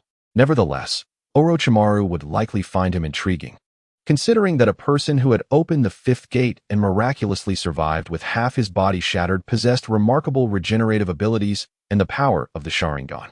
Had it not been for Yenshu's overwhelming close combat capability, Orochimaru might have eagerly sought to implant a curse mark upon him. In the second match, Sakan faced Yamanaka Shino. Unsurprisingly, Sakan, whose arms had been broken by Sasuke, was defeated, granting victory to Shino. The third match featured Kankuro against Uchiha Yenshu. Kankuro, brimming with confidence, was once again toppled. His puppet, the crow, annihilated by Yenshu. The devastation of his crafted figurines left him filled with resentment, indicating that this rivalry had intensified. Strive to create a puppet capable of withstanding my attacks. This one is far too fragile, Yenshu remarked, his thoughts wandering to the scorpion's salamander puppet. The fourth match saw Sakura face Ino, and although they were no longer vying for Sasuke's affections, their camaraderie as friends and rivals led to a fierce clash, ultimately resulting in mutual injury and neither advancing. In the fifth match, Tenten confronted Temari, with Tenten relying on shurikens and kunai for offense. She found herself outmatched by Temari's wind techniques, akin to encountering a nemesis. Even her attempts to engage in close combat proved futile. Ultimately, Temari launched Tenten into the air and, as she descended, used her large fan to cushion her fall. Fortunately, Tenten's lightweight frame prevented serious injury, but had it been a heavier opponent, the outcome might have been dire. Following the referee's declaration of Temari's victory, she unceremoniously discarded Tenten onto a surface littered with sharp blades. Fortunately, Lee intervened in time to rescue her. "What's the matter with you?" Lee angrily demanded. "Is this how you treat a worthy opponent? How annoying." Just hurry and take that trash away. This retort incensed Lee, prompting him to charge forward with a leaf hurricane attack. However, he was met with Temari's mocking response. Just like your demeanor, you truly are quite slow. Temari caught him without retaliating, and Kakashi descended to intervene, escorting Lee back upstairs. The sixth match featured Nara Shikamaru against Kin. Shikamaru cleverly utilized Kin's own bells to execute a shadow imitation technique, controlling her movements while they exchanged shurikens, leading her to overlook the wall behind her. A misstep allowed him to secure victory.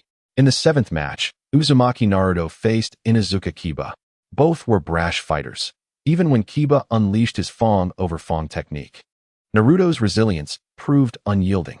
Ultimately, employing a technique he had pilfered from Lee, Naruto executed a barrage of shadow clones, culminating in a decisive kick that left Kiba unconscious, granting him a hard-fought victory. The eighth match showcased Hyuga Hinata against Hyuga Neji. This duel between members of the same clan was a contest of skill, each seeking to thwart the other's attempts to strike vital points. The peril involved was something only those of the Hyuga clan could truly appreciate.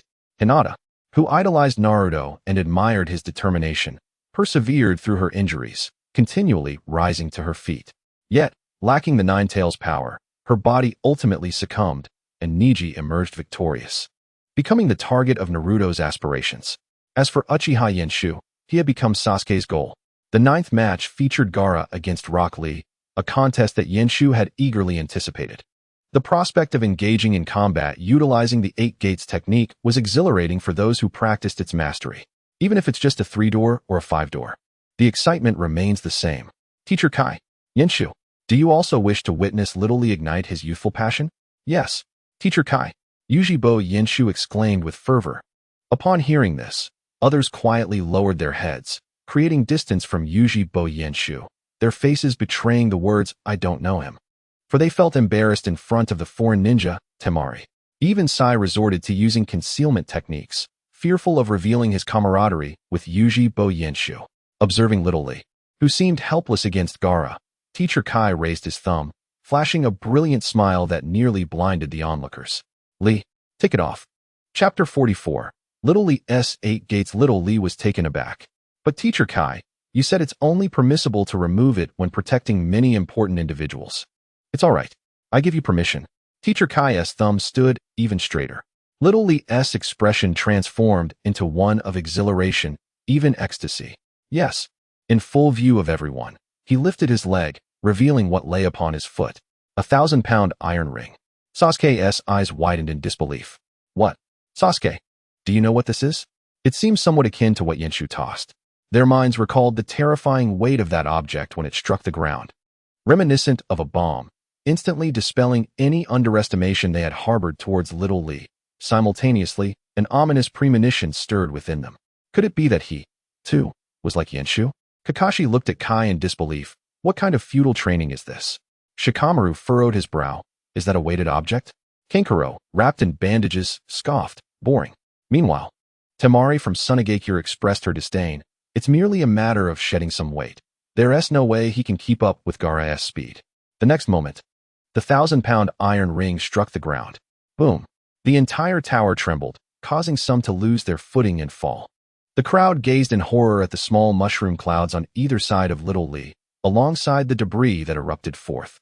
The density of the dust, coupled with the visible cracks along the edges, rendered them momentarily breathless. Temari was left speechless in shock.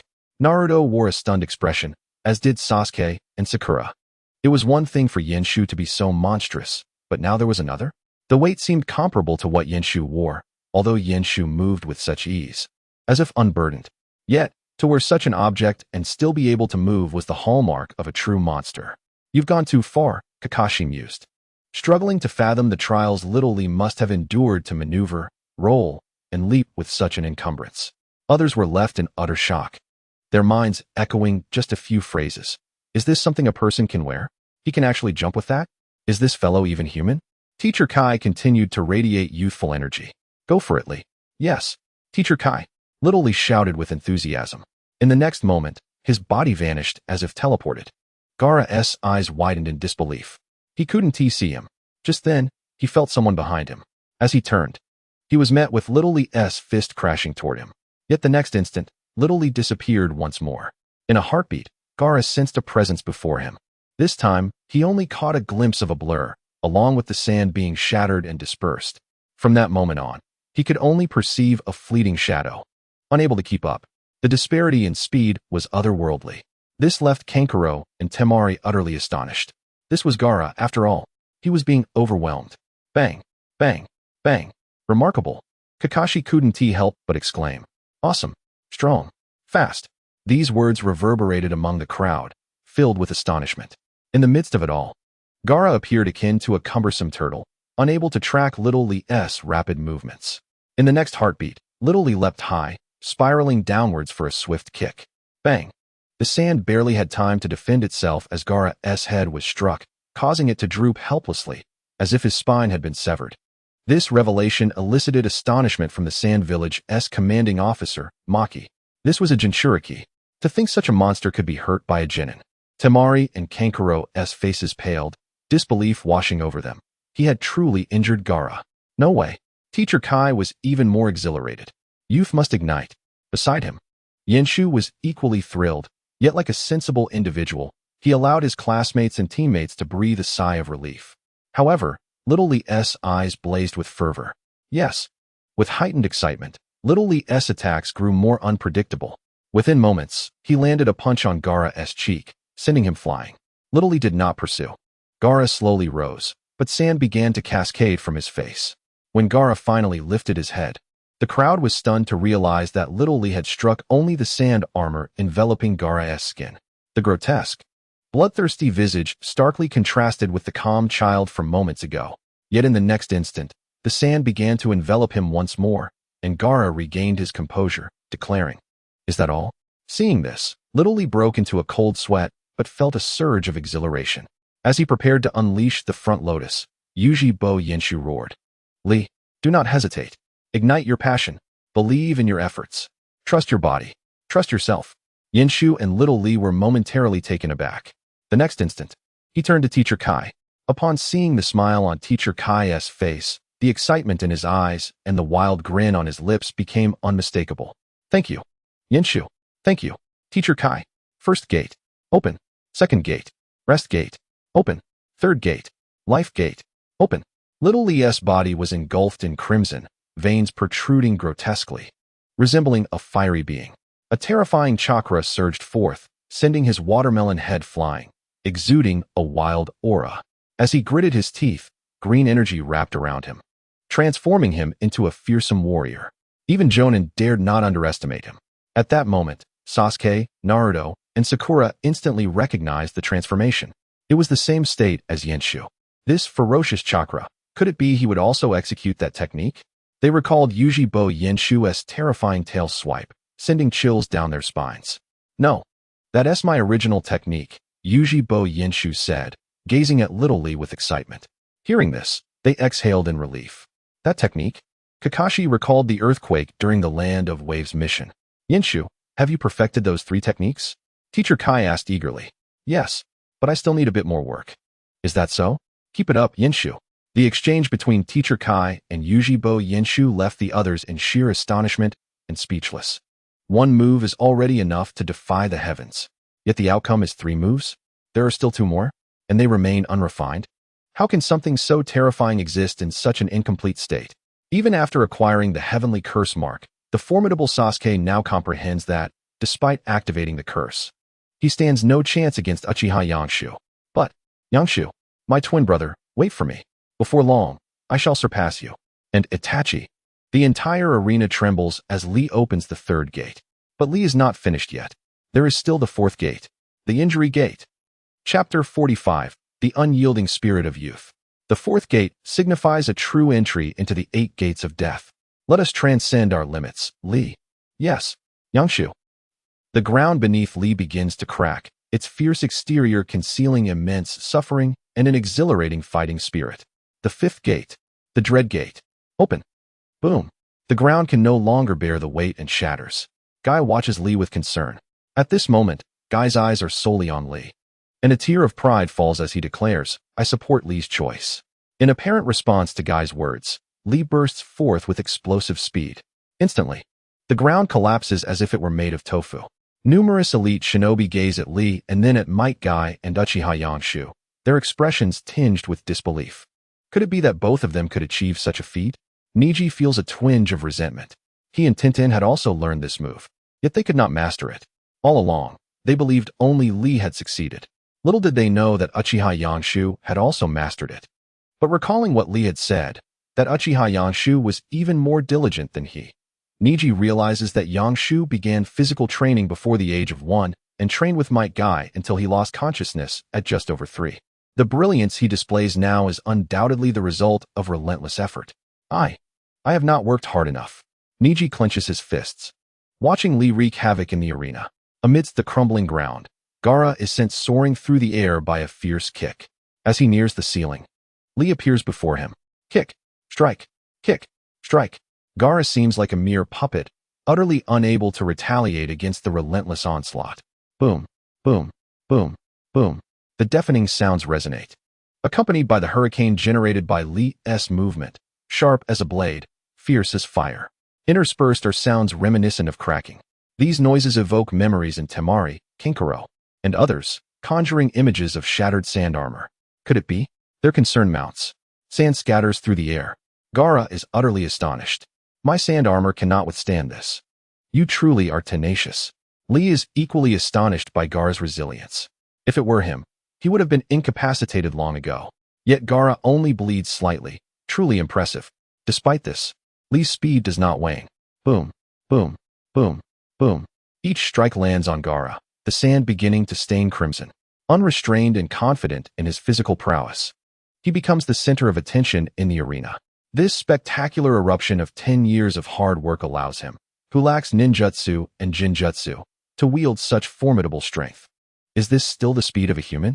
Gaara cannot believe it. If that is the case, Lee's aura intensifies further. This is the final move. In the next moment, he suddenly appears at Gaara's abdomen, his fist propelled forward with unparalleled speed. Boom. Gaara is driven into the ground. Yet in the next second, he is caught. Two opposing forces struggle within Gaara as Lee roars, Rarenkai. A single strike reverberates through the air, unleashing a hurricane even more terrifying than before. Boom.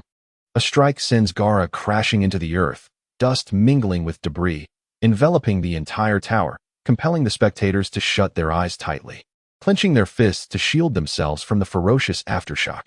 At this moment, a muffled cry emerges. Ah! Lee's right hand and foot tremble as if convulsing, the green energy. Blood-red skin and visible veins have vanished, leaving him devoid of combat capability. Witnessing this, countless spectators exhale in relief. Finally, he cannot continue. If he pushed further, he might truly frighten them. This genin is incredibly formidable. As the dust settles, revealing Gaara at the center, it becomes apparent that the gourd on his back has vanished. Instead, a soft mound of sand appears. He absorbed the impact. The crowd gasps in disbelief. Such a fierce Lee has actually been defeated? Even though Gaara mitigated much of the force with the sand, he now trembles all over, his movements sluggish, unable to act. He may control the sand, but he is struggling to maintain that control. Shino recalls seeing Gaara employ a cruel technique during their journey. Lee is in grave danger. Lee senses the peril as well. But having just opened the 5th gate, his muscles are already torn. Although he has not suffered the same bone fractures as Uchiha Yangshu, it is undoubtedly agonizing. Had it been anyone else, they would have long lost consciousness. Yet he continues to fight. His astonishment at Gaara only grows. To be struck by Rarenkai and still be able to counter. The sand envelopes Lee's left leg and left arm like ants. With his right limbs injured, he has nowhere to escape.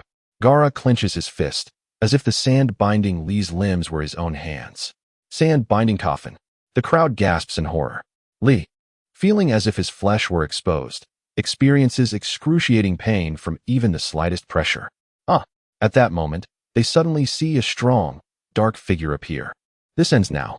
With a single step, he crushes the sand. Yangshu. Lee does not breathe a sigh of relief, but instead trembles like an old man on the verge of death, looking at him with defiance. I have not lost. No, Lee, you have lost. Uchiha Yangshu locks eyes with him. I haven tea. Lee's eyes shine dimly, as if his consciousness has blurred to the point he can no longer perceive his surroundings. You have lost. Lee. Uchiha Yangshu bellows. Youth is not about recklessness. It is not about throwing your life away. A loss is a loss. You should lie down and recover quickly.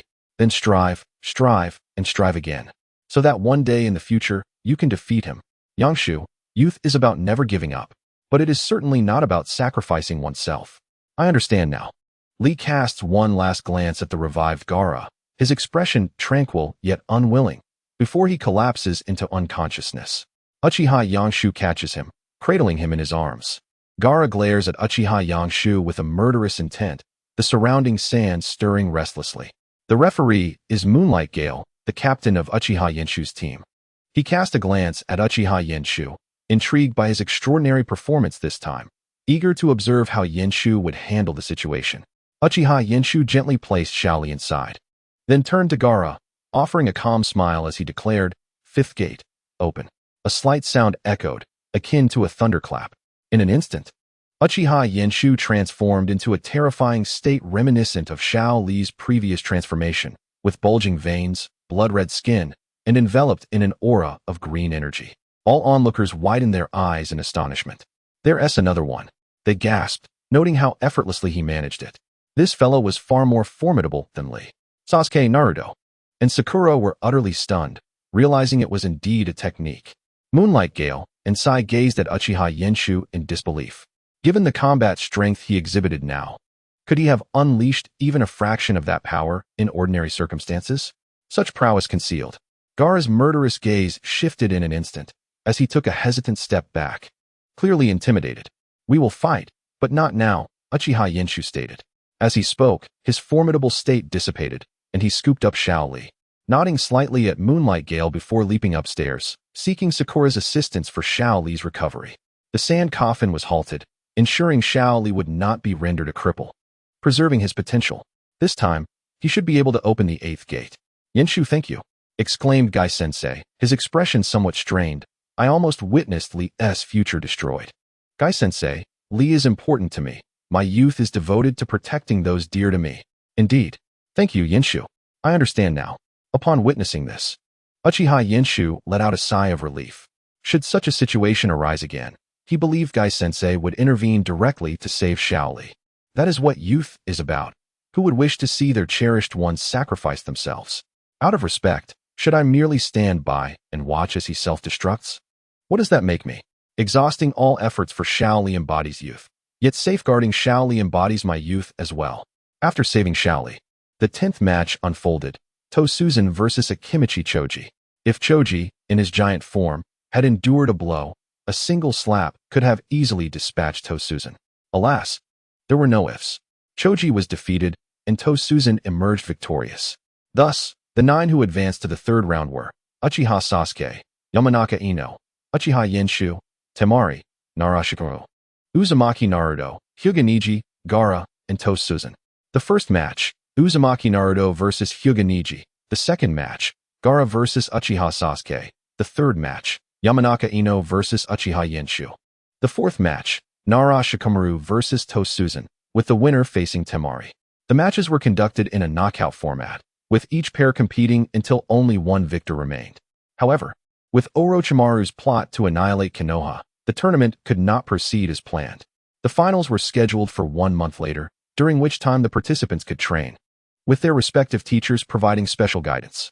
Initially, Sasuke was eager to seek Kakashi for training. Now, however, his first priority was to return home to his parents. At the Uchiha household, while his mother, Mikoto, was busy in the kitchen, she heard the door open and felt a surge of joy. "Yangshu, you're back," she exclaimed, only to be taken aback as Sasuke entered first. She had anticipated Yangshu would be the last to return, having prepared food for him over the next month, intending to deliver it. Yet, here was Sasuke, returning unexpectedly. Did he wish to boast? However, upon hearing Sasuke's tone, her expression dimmed slightly. "Mother." The anger in Sasuke's voice signaled to Mikoto that he had something pressing to discuss. What could it be? Had he discovered he had been deceived by his older brother Itachi, or that they had not pursued Itachi? The mere thought of Itachi clouded Mikoto's mind, and she gasped again. When did Yangshu awaken his Sharingan? Mikoto paused, astonished. Upon receiving this news, she felt a flicker of joy. Had Yangshu finally chosen to utilize his Sharingan? Yet, this was not the time for celebration. Let us have a serious talk with your father, she suggested. Sasuke nodded. His demeanor icy. If Yinshu were present, witnessing how he treated their mother, he would likely be furious. What kind of attitude is that? Your parents raised you, and now you act as if you're above them? Yet, as parents, they always felt a sense of guilt for not doing enough for their children. In the room, Fugaku and Mikoto sat side by side, kneeling before Sasuke, who also knelt but appeared quite uncomfortable, opting not to sit cross-legged to avoid being overly disrespectful.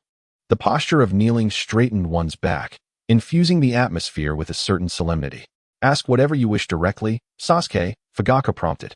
After the traumatic incident involving Itachi and the massacre, he had grown considerably more reserved, his previous stern demeanor softened, now showing concern for his family rather than solely the clan. Thus, guilt made him exceedingly lenient towards Sasuke. I want to know when exactly Yinshu awakened his eyes. 12 years ago. 12 years ago. He had just been born. Yes, on the night of Naruto's birth, during the Kyuubi incident. Why? Why did he awaken them that day? Sasuke was astounded. I don't know. It was merely that Mikoto took you both outside and encountered Kushina for a brief conversation. Kushina? Uzumaki Kushina, the mother of Naruto, and wife of the fourth Hokage, Minato Namikaze, a close friend of Mikoto. In an instant, Sasuke recalled events that transpired at school. Initially, it seemed Yinshu treated everyone with indifference, yet upon reflection, there was one exception, Naruto. He had been looking after Naruto. Perhaps sensing his thoughts, Mikoto added, at that time. Yinshu heard Kushina say that you should all get along well with Naruto. That's why he tossed the lunchbox he made for you to Naruto. Indeed. Sasuke's pupils constricted. So, regardless of my complaints, you never punished Yinshu? Reflecting on that moment, Sasuke's face contorted with rage. At that time, he felt like a fool. A jester for others to mock. This made him clench his fists, harboring a hint of resentment towards his older brother Yinshu, as well as their parents. Why didn't you tell me? You deliberately let me embarrass myself, didn't you? Yet the next moment, he recalled his urgent return home to find his parents. Suppressing his anger, he inquired again, did he awaken the two Tomo then? No, only one Tomo. It wasn't until many years later that he awakened the second. It's more accurate to say that the awakening back then was merely a coincidence, Fugaku explained. Then you all tacitly allowed him to conceal his abilities? No, Sasuke. I only began to suspect he was hiding his strength this year when he joined the Umbu. As a father, I should have been more perceptive than the acting Hokage. Nara Shikahisa, Fugaku admitted, a hint of despondency creeping into his tone. Chapter 47. The kaleidoscope debate. Fugaku felt he had failed as a father. His eldest son had been forced to annihilate their clan, but fortunately, the emergence of Obito spared him from bearing such a heavy burden and allowed him to defect from the village. His second son had been concealing his abilities, refusing to use his Sharingan and withholding information from him. His youngest son was rebellious, perceiving everything through a negative lens, leading him to become increasingly extreme. Sigh. He truly felt at a loss about what to do. After a brief nod, Sasuke stood up and departed, seemingly unconvinced by Fugaku's words. This left both Mikoto and Fugaku feeling utterly helpless. They dared not press Sasuke too hard, but speaking only seemed to deepen his rebellious tendencies, leaving them to watch helplessly. They were genuinely at a loss. At that moment, Itachi returned. Glancing at Sasuke and then at the sight of Fugaku and Mikoto kneeling in silence, he spoke. Father, mother, do not worry. Sasuke is under the watchful eyes of me and my elder brother. He will not completely descend into darkness. Itachi's words offered some comfort to the couple, who nodded slightly in relief. However, the next moment, they were taken aback. Elder brother? You know about Itachi? Fugaku exclaimed, his eyes wide with disbelief. Itachi, as if unperturbed, turned to Mikoto and asked, Mother, I'm hungry. Is there anything to eat? Fugaku looked to Mikoto, seemingly seeking assistance. Mikoto smiled helplessly and replied, Itachi, what would you like to eat? I want what Mother wants to eat. How about some fried rice? Sounds good. Fugaku watched as they walked away, sighing softly before eventually breaking into a relaxed smile. Indeed, with the second son, who had endured in silence for 12 years, and the elder brother, who had infiltrated the Akatsuki, Sasuke's descent into darkness seemed implausible. There was no need for him to worry about the family. The recent Chunin exams had exposed the overwhelming prowess of Itachi, causing great pressure among the 12 young ninjas. Even those who did not qualify, such as Sakura, Choji, and Ino, began diligently training in ninjutsu. Neji, who had advanced, trained even more rigorously. Naruto even sought out Gai-sensei, expressing his desire to learn the 8 gates technique. Naturally, Gai-sensei enthusiastically agreed. However, after a grueling day of training, Naruto learned that success required at least 5 years of dedicated effort, leading him to abandon the idea. Instead, he began pestering the acting Hokage, Nara Shikaku. Faced with such a persistent individual, Shikaku had no choice but to refer Naruto to the specialized instructor, Ebisu. However, the rather reserved Ebisu proved inadequate against Naruto's enticing techniques. Moreover, Naruto was not interested in training methods that seemed unhelpful in combat. Fortunately, he encountered Jiraiya, with whom he began training. Jiraiya aimed to teach Naruto summoning techniques, but due to the interference of the Nine Tails with Naruto's chakra, he could only summon tadpoles, which were of little use. Thus, Jiraiya sought to harness Naruto's latent potential, intending to throw him into a terrifying chasm to trigger his survival instincts. This marked the first time Naruto glimpsed the Nine Tails, enabling him to tap into its chakra and successfully summon the Great Toad. Meanwhile, Sasuke trained in Chidori under Kakashi's guidance. Itachi continued his usual physical training.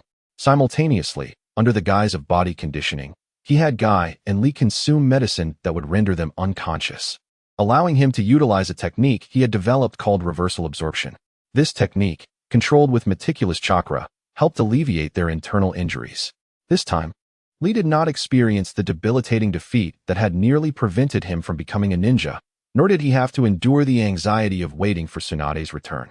He emerged more confident and radiant, as Itachi had said, believing more in his efforts, his body, and himself. Under the setting sun, Lee Guy and Itachi burned brightly with youth. Itachi also managed to heal Guy's internal injuries, as if a severed iron pipe had been reconnected, allowing a powerful energy to flow. Guy grew stronger and continued to evolve. Amidst this fervent youth, Uchiha Shursui approached. Yinshu, you've revealed your strength. Do you have a plan? No. It's just that those who once threatened me are no longer a concern. Who is it that threatened you? Orochimaru. Is it him? If I join forces with Hiruzen, we can. He is part of Itachi's plan, so there's no need to worry. Uchiha Shursui nodded, and then said, Yinshu, I wish to meet Itachi and inform him that I am still alive. Then go ahead, Itachi replied, surprised by how readily he agreed. Perhaps sensing Shursui's concerns, Itachi added, you can leave the grass village to Hiruzen. With me here, its existence is not particularly essential. Then meet Hiruzen, Shursui replied. Itachi agreed. After all, the grass village represented many years of Shursui's efforts. To abandon it so easily would make him feel as though all his work had been in vain. By the way, your right eye is with father. Do you wish to reclaim it? Shursui shook his head, saying, that eye is too dangerous. Just then, his eyes manifested a blood-red 3-tomo pattern, which began to spin rapidly. When it stopped, Itachi beheld a pair of eyes as clear as blood flowers. The kaleidoscope. You, Itachi exclaimed, taken aback. It might be that the bloodline of this eye resonates with me, or perhaps it's my years of regret, Shursui murmured, touching his eye socket. If it weren't for my misplaced trust in Danzo and Hiruzen's resolve, the Uchiha clan would never have been driven to the brink of extinction. Had it not been for Obito's intervention, our clan would have been obliterated by those corrupt higher-ups, and I sacrificed myself for them. I've always regretted my naivety, being toyed with and manipulated, nearly leading the Uchiha clan into an abyss. I now understand the horror of the Kodoame Tsukumi. It alters the very essence of human will, triggering the darkest aspects of human nature. That is why I awakened this eye capable of seeing through the human heart, the kaleidoscope. Chapter 48. The medic, Yana, is coming to marry Itachi was somewhat astonished. No wonder he felt as if he were exposed when gazing into those eyes. So, Hiruzen, what did you perceive of me? Can you see directly into my thoughts? I cannot, but I can discern a calm gray and a clear, intense red, standing in stark contrast. Before Itachi could inquire further, Shursui explained, Yinshu, you cherish peace and justice, yet you also revel in fervent combat, especially the battles that embody both peace and passion. Is that so? Then you must have encountered Itachi, correct? Indeed.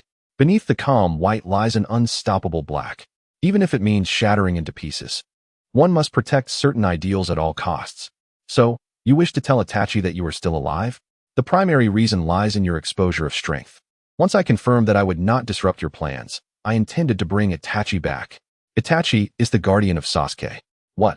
It seems that your eyes, which can see through people's hearts, are not as effective as one might think, Uchiha Yanshu remarked with a smile.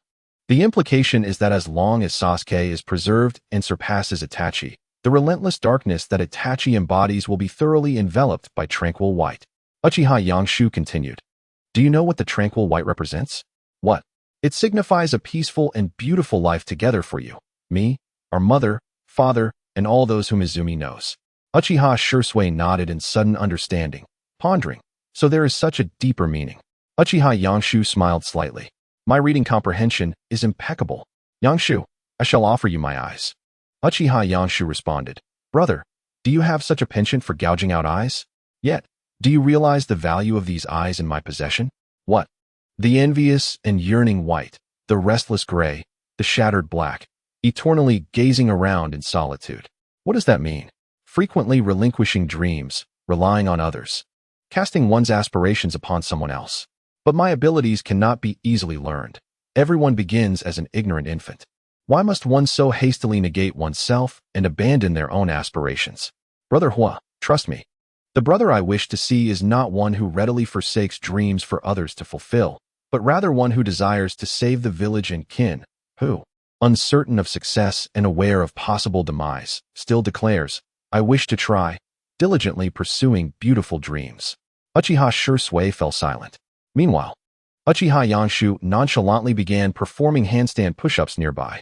About 5 minutes later, Shursui bowed deeply, saying, Yanshu, thank you. I now understand what I must do. Should you have any questions, feel free to consult with me. Perhaps I may have a solution. All right, I will have Huanayu come to find you. Yes, do not succumb to despair. Living is more important than anything else. Humans are merely animals, desiring to survive. Uchiha Yanshu emphasized. Living. Uchiha Shursui smiled, appearing considerably relieved. I understand, Yanshu. With that, Uchiha Yanshu resumed his training. 2 days later, having altered her appearance and renamed herself Huanayu, the once orphan now serving as the elder of the grass village and the director of the orphanage, came to seek Uchiha Yanshu. I never anticipated you would arrive so swiftly. Uchiha Yanshu smiled. I've always wanted to know who saved me back then, so when Hua spoke of it, I hastened to this place. She gazed at the youthful boy before her, still somewhat incredulous. How old were you back then? 6 years old. However, many at 6 were already on the battlefield. I merely matured a bit sooner. Just a bit? You had the renowned Shursui Uchiha obeying your every command, and you say it was merely early maturity? My disciple, Karen, is about your age and is still excitedly recounting how a super handsome boy saved her. In that moment, she felt rather complex. Do you have any thoughts? What? The pharmacist Hozuki Nayu turned to Uchiha Yanshu. In truth, I am reluctant to meet with you, after all. If the other 4 great ninja villages discover that Konoha has control over the grass village, it could incite panic and make the smaller villages fear Konoha, potentially triggering the 4th Great Ninja War. Hozuki Nayu nodded, sharing similar concerns. Thus, she came not only to uncover who saved her, but also to discern the intentions of the other party. Uchiha Yanshu continued. However, this has been Brother Hua's years of effort, and while the smaller ninja villages may seem stable, their situations are perilously precarious. Indeed, the elite ninja of our village fear encountering those from the 5 great ninja villages while on missions, and newly graduated genin are too afraid to leave the village. Therefore, I propose, if your village's higher-ups or the village head could marry into Konoha, what do you think? But if that were to occur, the grass village would cease to exist. I personally believe that survival is paramount. Though it may be seen as a form of integration within Konoha, they would have a brighter future, much like when our Uchiha and Senju clans established Konoha. Not to make you slaves, not to force you to change names, nor to seize your ninjutsu secrets, but simply to transition from being part of the grass village to becoming part of Konoha, just a change of residence. However, if that happens, the land of grass would lack military strength, inviting countless bandits to invade. Such matters will be handled well by the Fire Country's daimyo, and the village will dispatch assistance as well. Consequently, other smaller ninja villages would also be consumed by the 4 great ninja villages. A world devoid of smaller villages, with only the 5 great ninja villages remaining, would mean that wars would no longer have weak victims, and orphans would diminish unless one of the 5 great villages were to fall. Yet, in the event that one of the 5 great villages does fall, smaller villages would be in even greater peril. For instance, a rogue ninja could easily dominate a smaller village. So what do you think? Hozuki Nayu fell into contemplation, beginning to reflect. Uchiha Yanshu continued his training. 10 minutes later, her face flushed with excitement as she enthusiastically agreed. This approach is excellent. Truly, you are remarkable, Lord Yanshu. Seemingly unable to contain her eagerness, she asked, when do you believe I should marry into Konoha? Do you have a target in mind? I am already 37 years old. Ideally, I should seek someone around 50, as they would be more accepting of me. Oh, and I must make myself more beautiful. As she spoke, she glanced at Uchiha Yanshu's expressionless gaze and fell silent. Uchiha Yanshu responded, while your spirit of self-sacrifice is commendable, your identity cannot withstand scrutiny. Why should Konoha believe that you are not a spy sent by the grass village to seize power? Chapter 49. The Chunin finals commence having made such a fundamental error. Hozuki Nayu felt a wave of shame, her ears turning red as she bowed her head. Your disciple, Karen Uzumaki, is quite a good choice, Uchiha Yanshu remarked. However, although she belongs to the Uzumaki clan, the reason for the downfall of the Land of Whirlpools was due to Konoha's failure to provide aid, Hozuki Nayu countered. As a top-tier spy, she certainly understands the reasons behind the destruction of the Land of Whirlpools. Therefore, the Uzumaki clan should harbor resentment towards Konoha. My brother Sasuke saved her. Hozuki Nayu's pupils dilated in shock.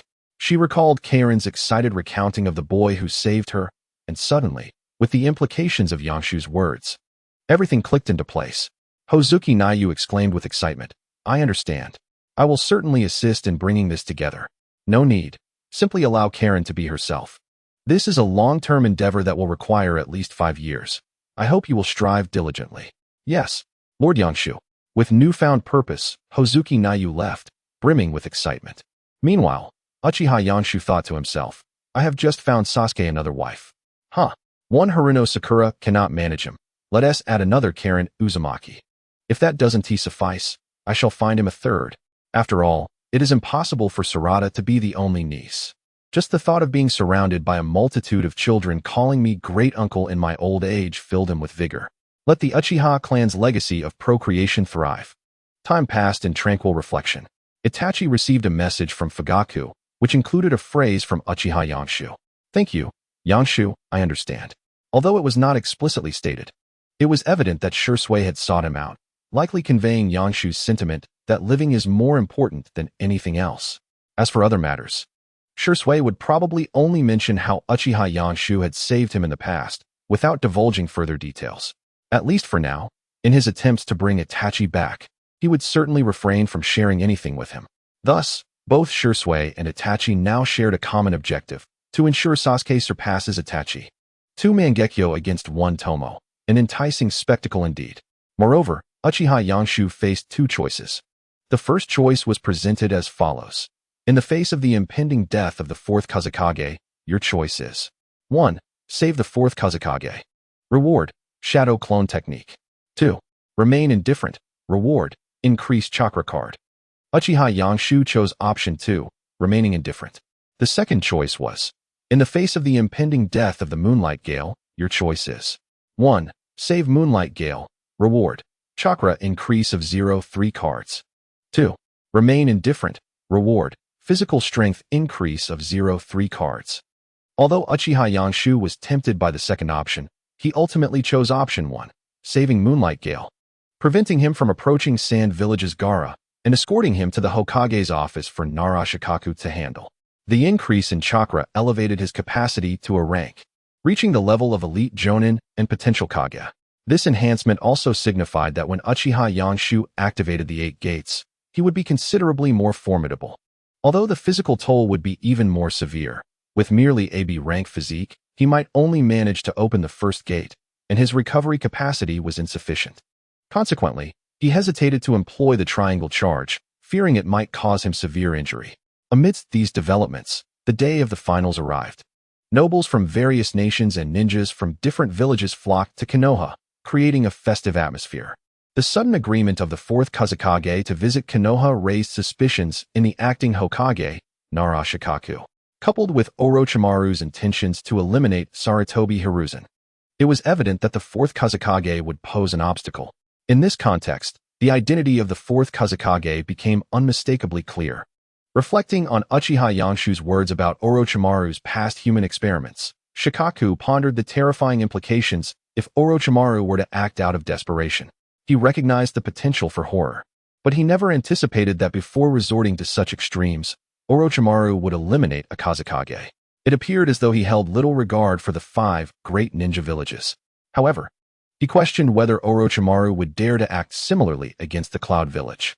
He believed that Orochimaru would not, as the 4th Raikage was in his prime, and the village possessed formidable offensive capabilities. Despite any sacrifices, they would likely overpower Orochimaru.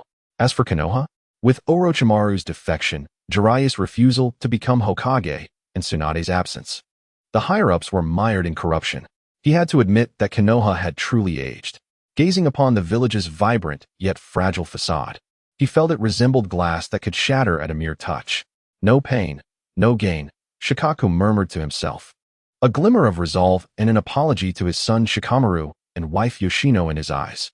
Villagers headed towards the venue for the Chunin exams, smiles brightening their faces. These years have indeed been peaceful. May it continue. The annual Chunin exams were akin to a celebration. It was rumored that the first match would feature the last year's valedictorian, Hyuga Neji, a member of the Hyuga clan. That certainly merits anticipation. The match would be against the orphan of the 4th Hokage, Uzumaki Naruto. How much more exciting that is. The second match also held promise. Uchiha Sasuke, this year's top graduate. Yet, the third match seemed peculiar. How did Uchiha Yanshu, the so-called waste of the Uchiha clan, manage to qualify? It felt dubious. Out of hundreds of genin, only 8 emerged, and without any favoritism. Who would believe it? Ultimately, any embarrassment would fall upon the Uchiha name. Laughter echoed among the crowd. Yanshu brother is certainly not. Hush. Ino glared at Sakura, who was covering her mouth, visibly upset. All right. Everyone knows how impressive Yanshu is. Once he claims first place, they'll understand his prowess. There's no need to argue with them. Humph. Ino's face was scrunched in displeasure, seemingly dismissing it as mere luck on their part. Familiar yet unfamiliar faces filled the elevated seating, watching the 7 young warriors in the arena. Temari, Gaara, Hyuga Neji, Uzumaki Naruto, Uchiha Yanshu, Nara Shikamaru, and Yamanaka Ino. The unfortunate Tosazuna, who had challenged Gaara in hopes of directly facing Sasuke, met his end at Gaara's hands. Meanwhile, Nara Shikamaru no longer required a match against Tosazuna before facing Temari.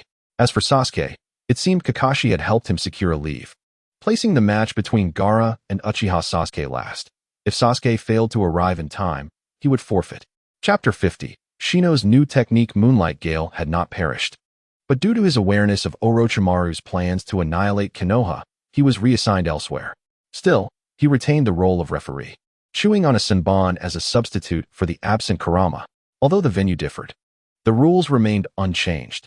There were no rules until one side was either dead or surrendered. However, if I determined the victor, I would halt the match. No dissenting allowed, understood? The crowd fell silent, tacitly accepting. The first match pits Uzumaki Naruto against Hyuga Neji. The rest, please return to the waiting room. Upon hearing this, the crowd dispersed. Uchiha Yanshu approached Yamanaka Shino, looking into his eyes behind the sunglasses, and smiled. Shino, do you have any new techniques? The spectators paused, glancing between Uchiha Yanshu and Shino before returning their focus elsewhere. Shino's abilities were not regarded highly by them, regardless of Temari's wind techniques or Gaara's sand. Neji's Byakugan rendered their insect techniques harmless. Yet, Shino seemed aware of his slim chances against Uchiha Yanshu, responding, yes, but it may not be effective against you. Unless I refrain from using the 8 gates, you might not win. Then I shall look forward to it. Uchiha Yanshu moved to the balcony of the waiting room, observing Naruto and Neji in the arena below. This time, Neji's father, Hisashi, had not died. His understanding of the caged bird was still unclear, and he bore no hatred. Yet he possessed the motivation to demonstrate his strength to his father. Consequently, his abilities had not diminished. Instead, his inner tranquility had enhanced his combat prowess. Even though Naruto was celebrated as the most unexpected ninja, he fell short against Neji's Byakugan.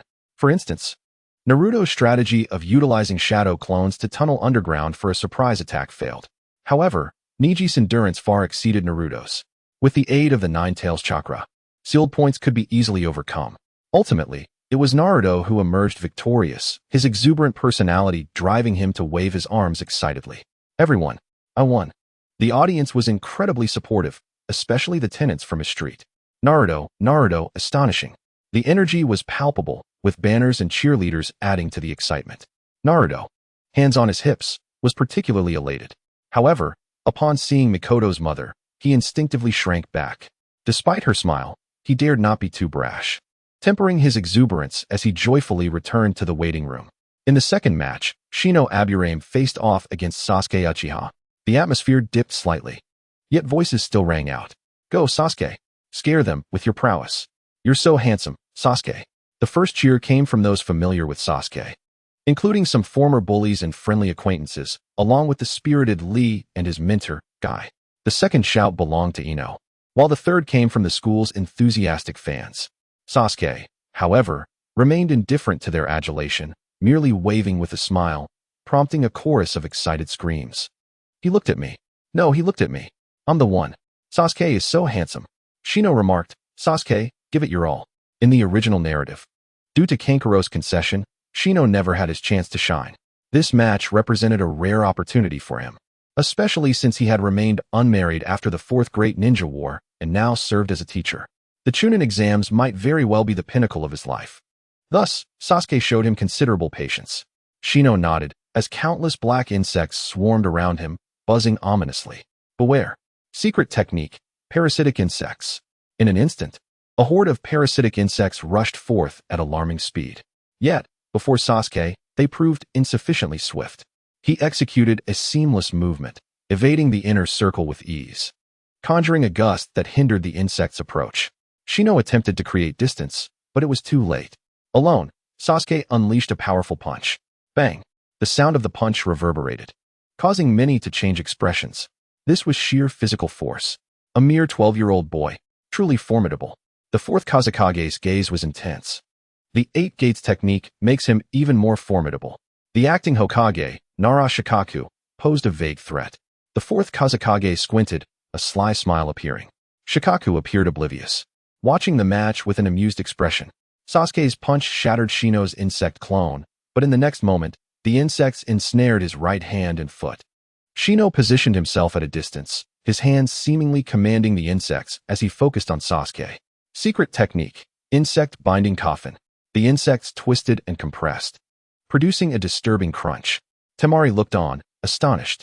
That's Gaara's technique. Many spectators were similarly shocked. This technique resembled placing one's hand into a meat grinder. The danger lay in the fact that this grinder was alive and capable of devouring flesh. The Hyuga clan members couldn't help but activate their Byakugan. What do you think? The insects clung tightly, biting into the skin. Though their strength was inadequate, if they tore away, they might strip the skin from his hand.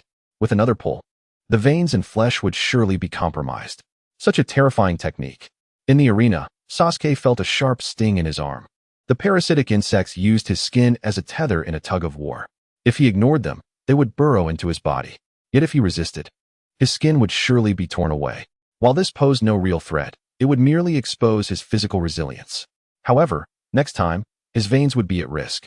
He would have to rely on his healing ability, which would reveal his vulnerability. Currently, relying solely on taijutsu, he struggled against Shino. No, he had underestimated Shino, allowing the insects to latch onto his skin. Reflecting on his miscalculation, Sasuke turned his gaze toward Shino. Is this your trump card? Yes, Shino replied gravely, aware that Sasuke had yet to unleash that terrifying forbidden technique. If your parasitic insects could be smaller and more coordinated, their explosive force could undoubtedly shatter my right hand. As Shino murmured, a glimmer of inspiration ignited behind his sunglasses. Chapter 51. His physique is remarkable. Indeed, he is an Uchiha. Sasuke was unfamiliar with Shino's secret technique involving the cultivation, command, and control of insects. He could only articulate his feelings, hoping to inspire Shino in some unexpected way. Then, Shino, I apologize. The third gate, the open gate. Open. Suddenly, Sasuke's skin flushed, veins bulging as his body surged with green energy. The masculine charm of the previous moment transformed into a fierce intensity. A tremendous energy wave and scorching heat rendered the parasitic insects incapable of continuing their assault. They couldn't even hold their ground against the gale he generated. Sasuke's true target was not the multitude of parasitic insects. In an instant, he was before Shino, his hand striking down like an immovable Buddha. Shino's face paled, cold sweat beading as he realized the imminent threat. Boom. A massive handprint appeared on the wall, pitch black. The darkness was composed of countless dead insects. It was yet another insect clone. On the other side, Shino gasped for air, his eyes reflecting sheer terror as he gazed at Sasuke. This was terrifying. There was no possibility of counterattack. This was merely the third gate. Sasuke could calmly open the fifth gate. After all, the depths of his power were unfathomable. A true monster. In the next moment, Shino saw Sasuke vanish. I concede. He shouted frantically. In an instant, a hand halted before him. His pupils constricted, his chest heaving as he anxiously regarded the boy before him. The outcome was clear. Sasuke Uchiha emerged victorious. Nara Shikaku declared immediately, his expression betraying a twitch of disbelief. Is it so casual to unleash a technique that could harm yourself as well? Yet as he witnessed the green energy dissipate from Sasuke, revealing calm, unblemished skin, his astonishment turned into disbelief. Was this forbidden technique so effortlessly wielded? It had no effect on you? Sasuke smiled, patting Shino on the shoulder as he strode towards the waiting room. The arena fell silent, as if even breathing had ceased. Only after Sasuke entered the waiting room did the audience seem to realize they had been holding their breath. However, rather than fear, they were filled with exhilaration. Incredible! What an extraordinary technique. Truly impressive. It is no surprise that he belongs to the Uchiha clan. Indeed, remarkable. As the head of the Uchiha clan, Fugaku took a deep breath. To casually unleash forbidden techniques? We, the Uchiha, are not so monstrous. Our clan relies on our bloodline. It is the Sharingan that defines us. His physical prowess is formidable. Is it any wonder he is an Uchiha? Moreover, even at this young age, Itachi seems to have already awakened his Mangekyo Sharingan. Yet, the talent of this boy Yangshu undoubtedly rivals Itachi's. However, contemplating Yangshu's long-standing restraint, he could not help but express to Mikoto beside him. I find Yangshu increasingly difficult to comprehend. What is there to understand? Yangshu loves this family, Mikoto replied cheerfully. Why do you say that? This question remained unvoiced by Fugaku. Turning into an internal inquiry, he soon realized that if this genius Yangshu had appeared 6 years prior, would the Uchiha have smoothly returned to the power center of the village?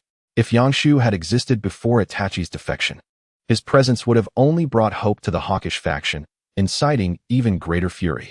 Had Shisui not taken his own life, the combination of Yangshu's and Itachi's genius would have likely solidified the hawkish faction's belief that the Uchiha should not remain subservient, and perhaps before Shisui's demise, the Uchiha would have already instigated a coup. Reflecting on these thoughts, he realized that Yangshu's brilliance would only lead the Uchiha clan into a more dire predicament. So, he has been enduring for our sake all this time. Fugaku closed his eyes, and a glimmer of moisture appeared at the corners. The third match, Nara Shikamaru vs. Temari. Compared to the ferocity of the previous two bouts, this one stood out distinctly. It was a battle of intellect, with Shikamaru's intelligence prevailing, especially when witnessed live. Even those aware of Uchiha Yangshu could feel the atmosphere shift, as Temari dominated the fight, and victory seemed merely a matter of time. Confidence in Shikamaru waned.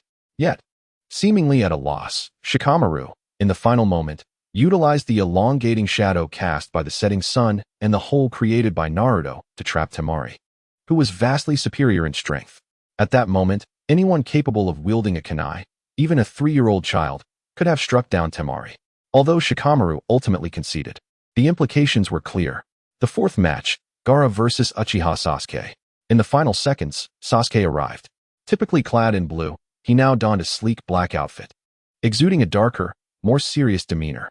Gaara, with dark circles under his eyes, suppressed his burgeoning bloodlust and stepped into the arena.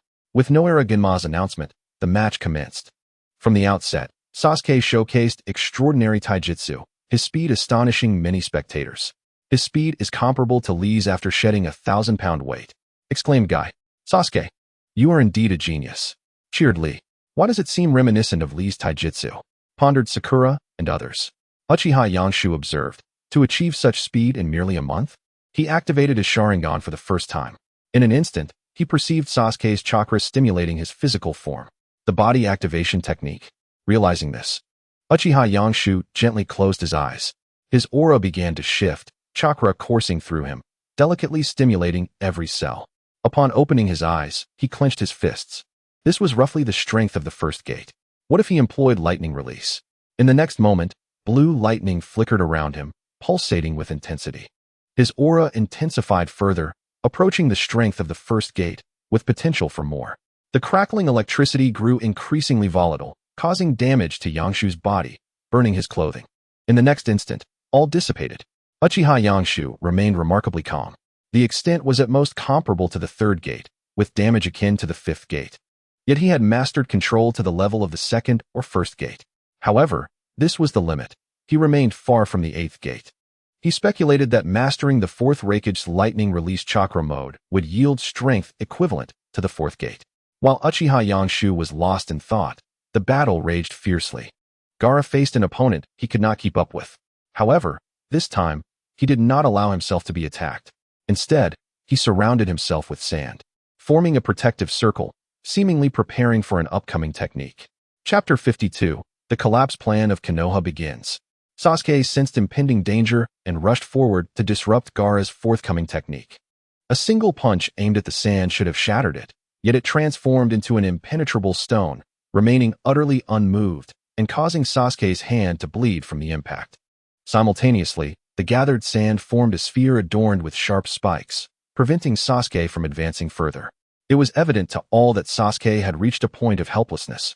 In the air, Gaara's third eye, composed of sand, emerged. Within the sand sphere, his deep voice resounded. In the year of the tiger, monkey, and rooster. Nonetheless, Sasuke refused to surrender. He leaped back repeatedly, landing against a wall, his feet adhering to it with chakra. Simultaneously, he gripped his left hand tightly, seemingly gathering energy. Outside the village, in the forest, members of the Umbu moved swiftly, resembling grasshoppers, darting past at incredible speed. Suddenly, one member halted. The others immediately ceased their movements. What's wrong? Nothing. Was that merely an illusion? The Umbu member thought. He nodded slightly, continuing to move rapidly with the others. In the Chunin exam arena, Temari and Kankuro watched as Gaara concealed himself within the sand sphere. Temari gritted her teeth, exclaiming, "Forget executing the plan. Is he determined to ruin everything? That guy Gaara." Yet Kankuro remained silent, cold sweat pouring down his face, deeply terrified. Shouldn't we be escaping now? At this moment, Sasuke, standing on the wall, concentrated chakra in his hand, causing it to dance and flicker. It resembled a ball of compressed lightning, struggling and rubbing against itself, emitting a crackling sound akin to 1,000 birds calling. With newfound confidence, he smirked, charging with the visibly potent chakra toward the solid sand sphere concealing Gaara, carving a 15-centimeter deep trench into the ground. The fourth Kazekage watched eagerly from the main seat. Is this the Uchiha clan? Such a direct and simple assault. Utterly unconcerned about failing to perceive the opponent's attack, his confidence was palpable. The Sharingan is simply. His greed seemed poised to reach its zenith. Meanwhile, the Chidori in Sasuke's hand reached its pinnacle. In an instant, he dodged the spikes of the sand sphere, penetrating the seemingly impenetrable defense as if it were mere tofu. Through the sense of touch, Sasuke confirmed that he had struck Gaara, a smile creeping across his face. Suddenly, it felt as though something peculiar had ensnared him, causing his pupils to constrict sharply with fear. He hastily gathered his Chidori, unleashing a torrent of lightning chakra as he forcefully extracted his left hand from the sand sphere. The entity that had gripped him manifested, a colossal, monstrous arm with black claws and brown skin adorned with blue patterns. What on earth is this? Countless eyes widened in astonishment, sensing a foreboding aura of chakra. Kankuro exclaimed, "It's that guy's arm. Has he reached his complete form?" Temari added, "Gaara has acted without permission." Karui questioned, "Is Gaara injured?" This has never happened before. The Suna shinobi were thrown into a state of panic.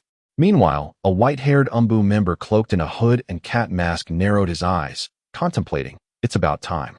He promptly formed hand signs. Instantly, the audience in the stands observed white feathers cascading from above, exuding a dreamlike quality, seemingly imbued with the warmth and happiness of paradise, enticing them to succumb to its allure. Many felt their eyelids grow heavier, their vision blurring. Unbeknownst to them, they bowed their heads and drifted into slumber. Numerous jonin sensed the disturbance and quickly formed hand signs. Release. The feathers surrounding them were immediately dispelled, restoring their clarity as they cautiously scanned their surroundings. Simultaneously, Uchiha Yenshu succumbed to sleep. In any case, Sarutobi Hiruzen was in favor of his demise. At that moment, a voice echoed in his mind. Selection complete. You have acquired the 6th gate of the 8 gates. The reward for fully committing to the Chunin exams had arrived, and Uchiha Yenshu smiled faintly. The next instant, another choice appeared. In the face of Sarutobi Hiruzen's impending demise, your options are 1. Save Sarutobi Hiruzen. Reward. Corpse-devouring sealing technique. 2. Remain indifferent. Reward. 3 Tomo Sharingan. Let him die then. A free 3 Tomo. How delightful. Uchiha Yenshu adjusted his sleeping posture. Suddenly, he noticed the 4th Kazekage threatening someone and froze. The next moment, a realization struck him, causing his expression to shift drastically. Damn it, Narashikaku. Boom. A smoke bomb detonated, enveloping Narashikaku, the acting Hokage, and Sarutobi Hiruzen. Along with the 4th Kazekage, the Umbu sprang into action. With team, go up. Fire team, go down, protect the daimyos. In the midst of the smoke, 2 figures dashed out. How troublesome. In an instant, the 2 Suna figures transformed into puppets, landing on the eaves with a sound akin to falling wood. Amidst the smoke, a figure with a face marred by branch-like scars rushed to Narashikaku's side, intent on protecting him. Shuriken flew like sharp arrows, striking his heart. Simultaneously, with overwhelming force, they repelled him, crashing against the wall. Acting Hokage, please escape. The figure succumbed to his injuries, unwilling to perish. In the next moment, the 4th Kazekage appeared behind Narashikaku, a shuriken poised against his neck, threatening him as he leapt onto the rooftop. At that instant, the 2 figures previously perceived as split in 2 transformed into 4, landing at the corners of the rooftop. Sarutobi Hiruzen immediately followed, fixating intently on the 4th Kazekage, who held Narashikaku hostage. Surrounding them, the 4 figures bore large purple talismans at their waists. Finally, it was our turn to make an entrance. The 6-armed Kido Maru proclaimed. I've been in a state of transformation for too long. My body craves action. The twin-headed brother, Zoken, added. You all reek of sweat. The red-haired girl, Doyu, remarked. Don't say that. We are comrades, the seemingly simple-minded Jirobo said. Sarutobi Hiruzen regarded them, his expression sharpening. Sound ninjas. The Umbu below immediately called out. Quickly support the acting Hokage. Attack. The 4th Kazekage commanded. Chapter 53. Yenshu, why is your acting so poor? Yes. The 4 of them quickly formed hand signs. Ninjutsu. 4 purple flame formation. In an instant, a purple barrier enveloped them. An Umbu, caught off guard, inadvertently touched the formation. Instantly, his dark attire ignited spontaneously. Amidst his screams and struggles, he was consumed by flames in an instant. The Umbu could only watch helplessly from outside. But the next moment, everyone realized that a new figure had appeared within, the very boy participating in the Chunin exams. Uchiha Yenshu, what is going on? The Umbu were filled with shock. They could not enter, yet a mere Genin had managed to do so. The sound ninjas, however, were mocking. This is the first time we've seen someone voluntarily walk into their own demise. We must fulfill his wish. They laughed heartily. Outside the village, in the forest, several Suna shinobi sat cross-legged around a formation. Boom. Smoke erupted. The next moment, as the smoke dissipated, a creature comparable in size to the Ninetales emerged. It worked. The Suna shinobi rejoiced. However, the Konoha ninjas atop the village walls only felt panic. It's Orochimaru. Quickly contact the acting Hokage. But in the next second, the enormous serpent lunged forward. The 3-headed giant snake, towering above the walls, effortlessly shattered them, creating a path for the Suna and Sound shinobi to invade Konoha. The Konoha ninjas appeared as mere ants in comparison, with only a pitiful 3 remaining. Yet they bravely launched an assault against the 3-headed serpent, attempting to buy even a moment of time, because behind them lay their home. Their parents, wives, and children awaited. In the audience, Kakashi and Guy observed the rising barrier and hurried to intervene. But in the next instant, they were obstructed by a Konoha Umbu. What are you doing? The next moment, several sound ninjas leapt out from the crowd, standing beside the Konoha Umbu, confronting Kakashi and Guy. So, you've disguised yourselves as Umbu and hidden among the crowd. Kakashi noted, glancing around to find this was a common occurrence. Almost every jonin was being targeted by 3 to 5 sound ninjas. They were vastly outnumbered. How careless. Not to mention the acting Hokage suddenly. Guy froze, gazing at the four purple flame formation, only to find the fourth Kazekage had transformed into the pale snake-eyed figure of Orochimaru. Kakashi and Guy felt an ominous foreboding. Inside the barrier, Narashikaku, who had been prepared to accept his fate, was taken aback upon seeing Uchiha Yenshu enter. "Why are you here?"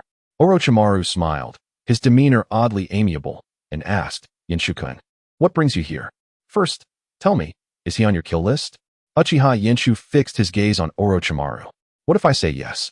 "I'm afraid," Uchiha Yanshu said. As a formidable chakra suddenly enveloped him, his skin turning a deep crimson, veins bulging, and his body radiating a vibrant green energy, resembling an enraged deity. Calmly, he stated, "Your barrier cannot withstand this." Upon finishing his words, even the ground reinforced by the four purple flames began to tremble, cracking incessantly. The four sound ninjas, who previously looked down upon Uchiha Yanshu, found their pupils constricting in an instant, as if they were being targeted by a terrifying beast. Orochimaru momentarily froze, but in the next heartbeat, his serpentine eyes gleamed with surprise and longing. "Yanshu-kun, you've grown stronger," he exclaimed. "Indeed. Do you think I could obliterate your four purple flames with a single kick?" "Be my guest," Orochimaru replied eagerly. Uchiha Yanshu hesitated to respond, perhaps recalling how Orochimaru had witnessed the devastating effects of his tail whip technique last time. He had thought it was a treasure turned to waste, hence his indifference. However, this time, Orochimaru would surely be intent on bringing Uchiha Yanshu home. In that moment, Uchiha Yanshu felt a pang of headache. Then, "Yanshu-kun, let us have some fun," Orochimaru said, as he forcefully slashed Narashikaku's throat, blood spraying dramatically through the air. This scene caused countless onlookers outside the barrier to gasp in shock. Lord Hokage's proxy. Shikaku-sama. Shikaku. The body was discarded, and Uchiha Yanshu immediately dashed forward, catching Narashikaku. Shikaku's throat was slashed, oxygen dwindling rapidly, and despite being on the brink of death, he had words he wished to share with Uchiha Yanshu. But in the next second, he was taken aback. He felt his damaged airway rapidly healing itself. Following that, he heard Uchiha Yanshu's calm, yet gritted voice. Feigned death. Narashikaku understood the source of Uchiha Yanshu's wrath. It was simply due to his unilateral decision to sacrifice alongside Sarutobi Hiruzen, hoping to dismantle the Leaf Village only to rebuild it anew. Otherwise, with his intellect, how could he have been ensnared by Orochimaru disguised as the fourth Kazekage? Uchiha Yanshu placed him gently on the ground, his crimson eyes fixated on Orochimaru, roaring with fury. "Orochimaru, your end is nigh." In a heartbeat, Uchiha Yanshu vanished from sight. "I adore your current expression, Yanshu-kun," Orochimaru remarked, a broad smile illuminating his face, infused with profound affection. "But do take care of your Hokage proxy." Just as Uchiha Yanshu charged towards Orochimaru, intent on delivering a powerful kick, he halted abruptly. In the next moment, he returned to Narashikaku's side. The feigning death Shikaku rose helplessly. "Why is your acting so poor?" Uchiha Yanshu glared at him, exasperated. "I am merely a jonin," Shikaku replied, resigned. "And I don't wish to die?" Yet, with the third Hokage deceased, if he, the current proxy, were to perish, what would that signify? How could they ever hope to rebuild? However, the news of Narashikaku's survival invigorated countless Leaf Ninjas, instilling them with newfound hope as they valiantly clashed with the Sound and Sand Ninjas.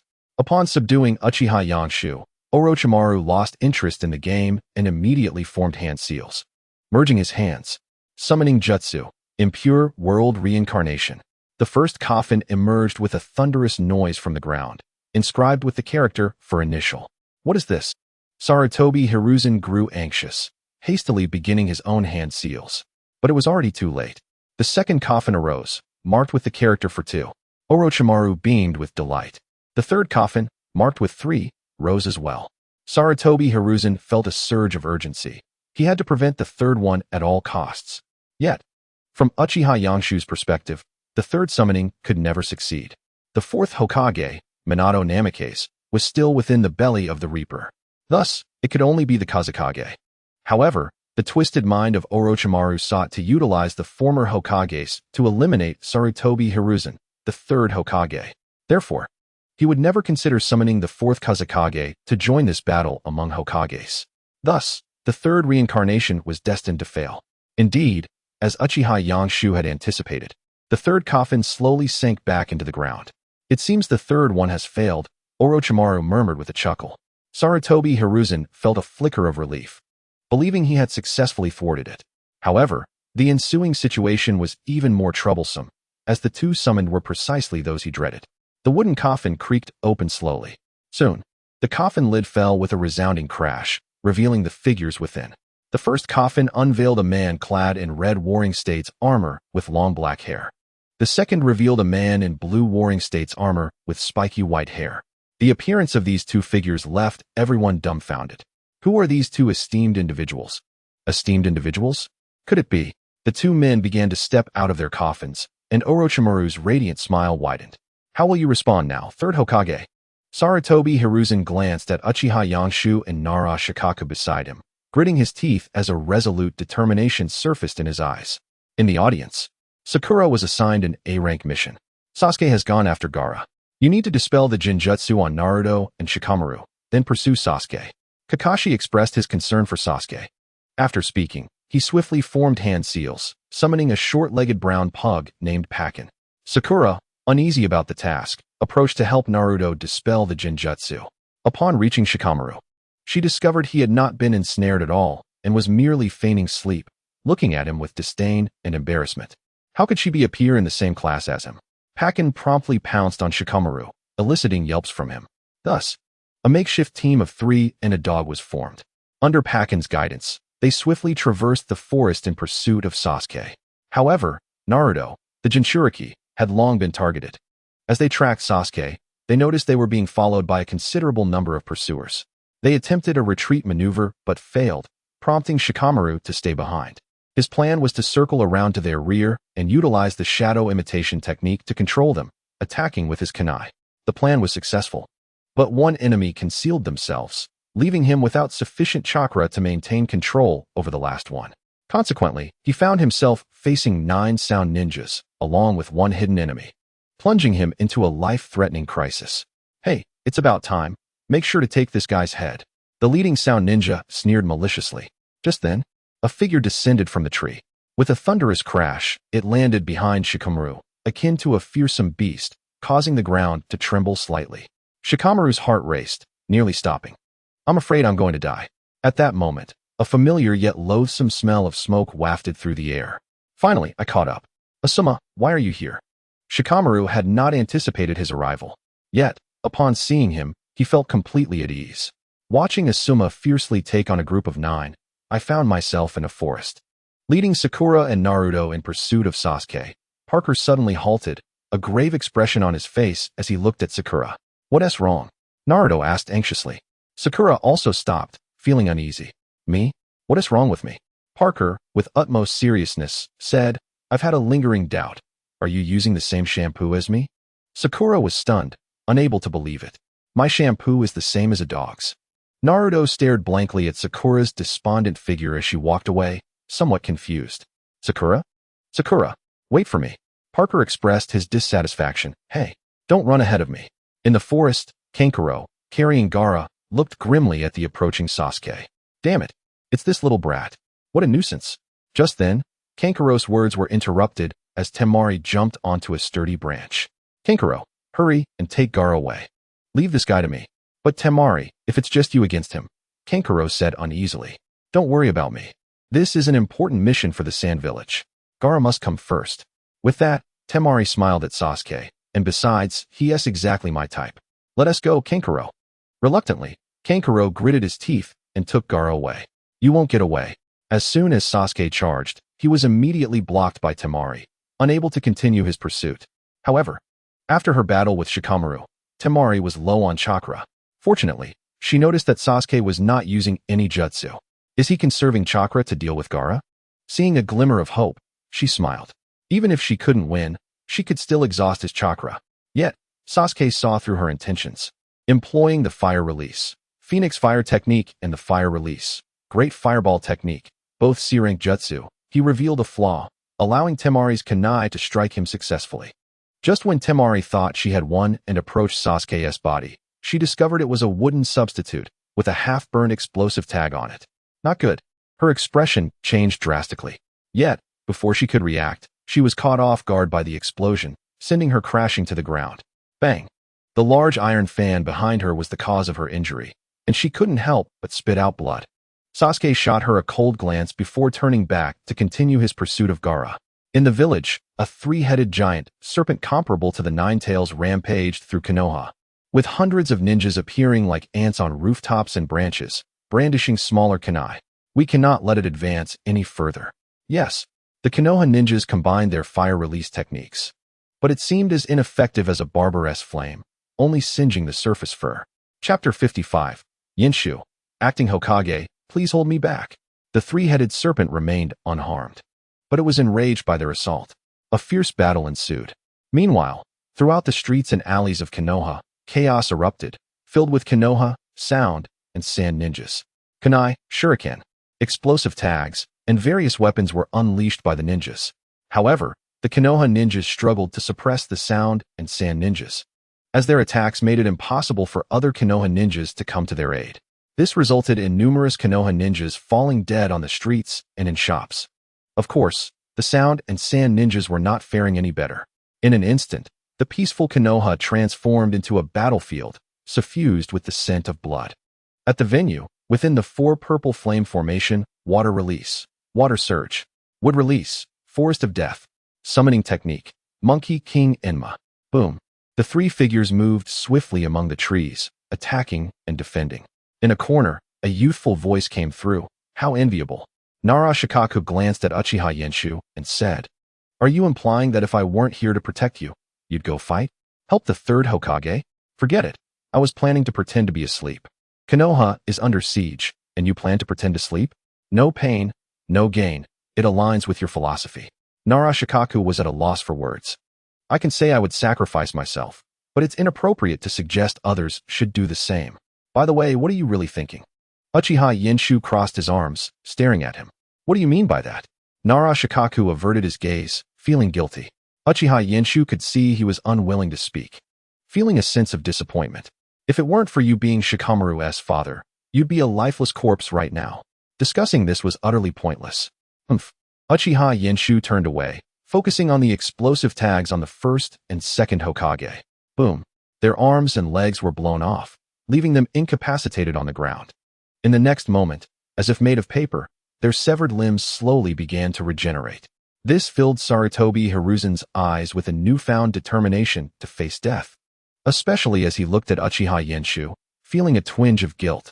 Without a doubt, he had guessed the reason behind Uchiha Yenshu's concealment of his true abilities.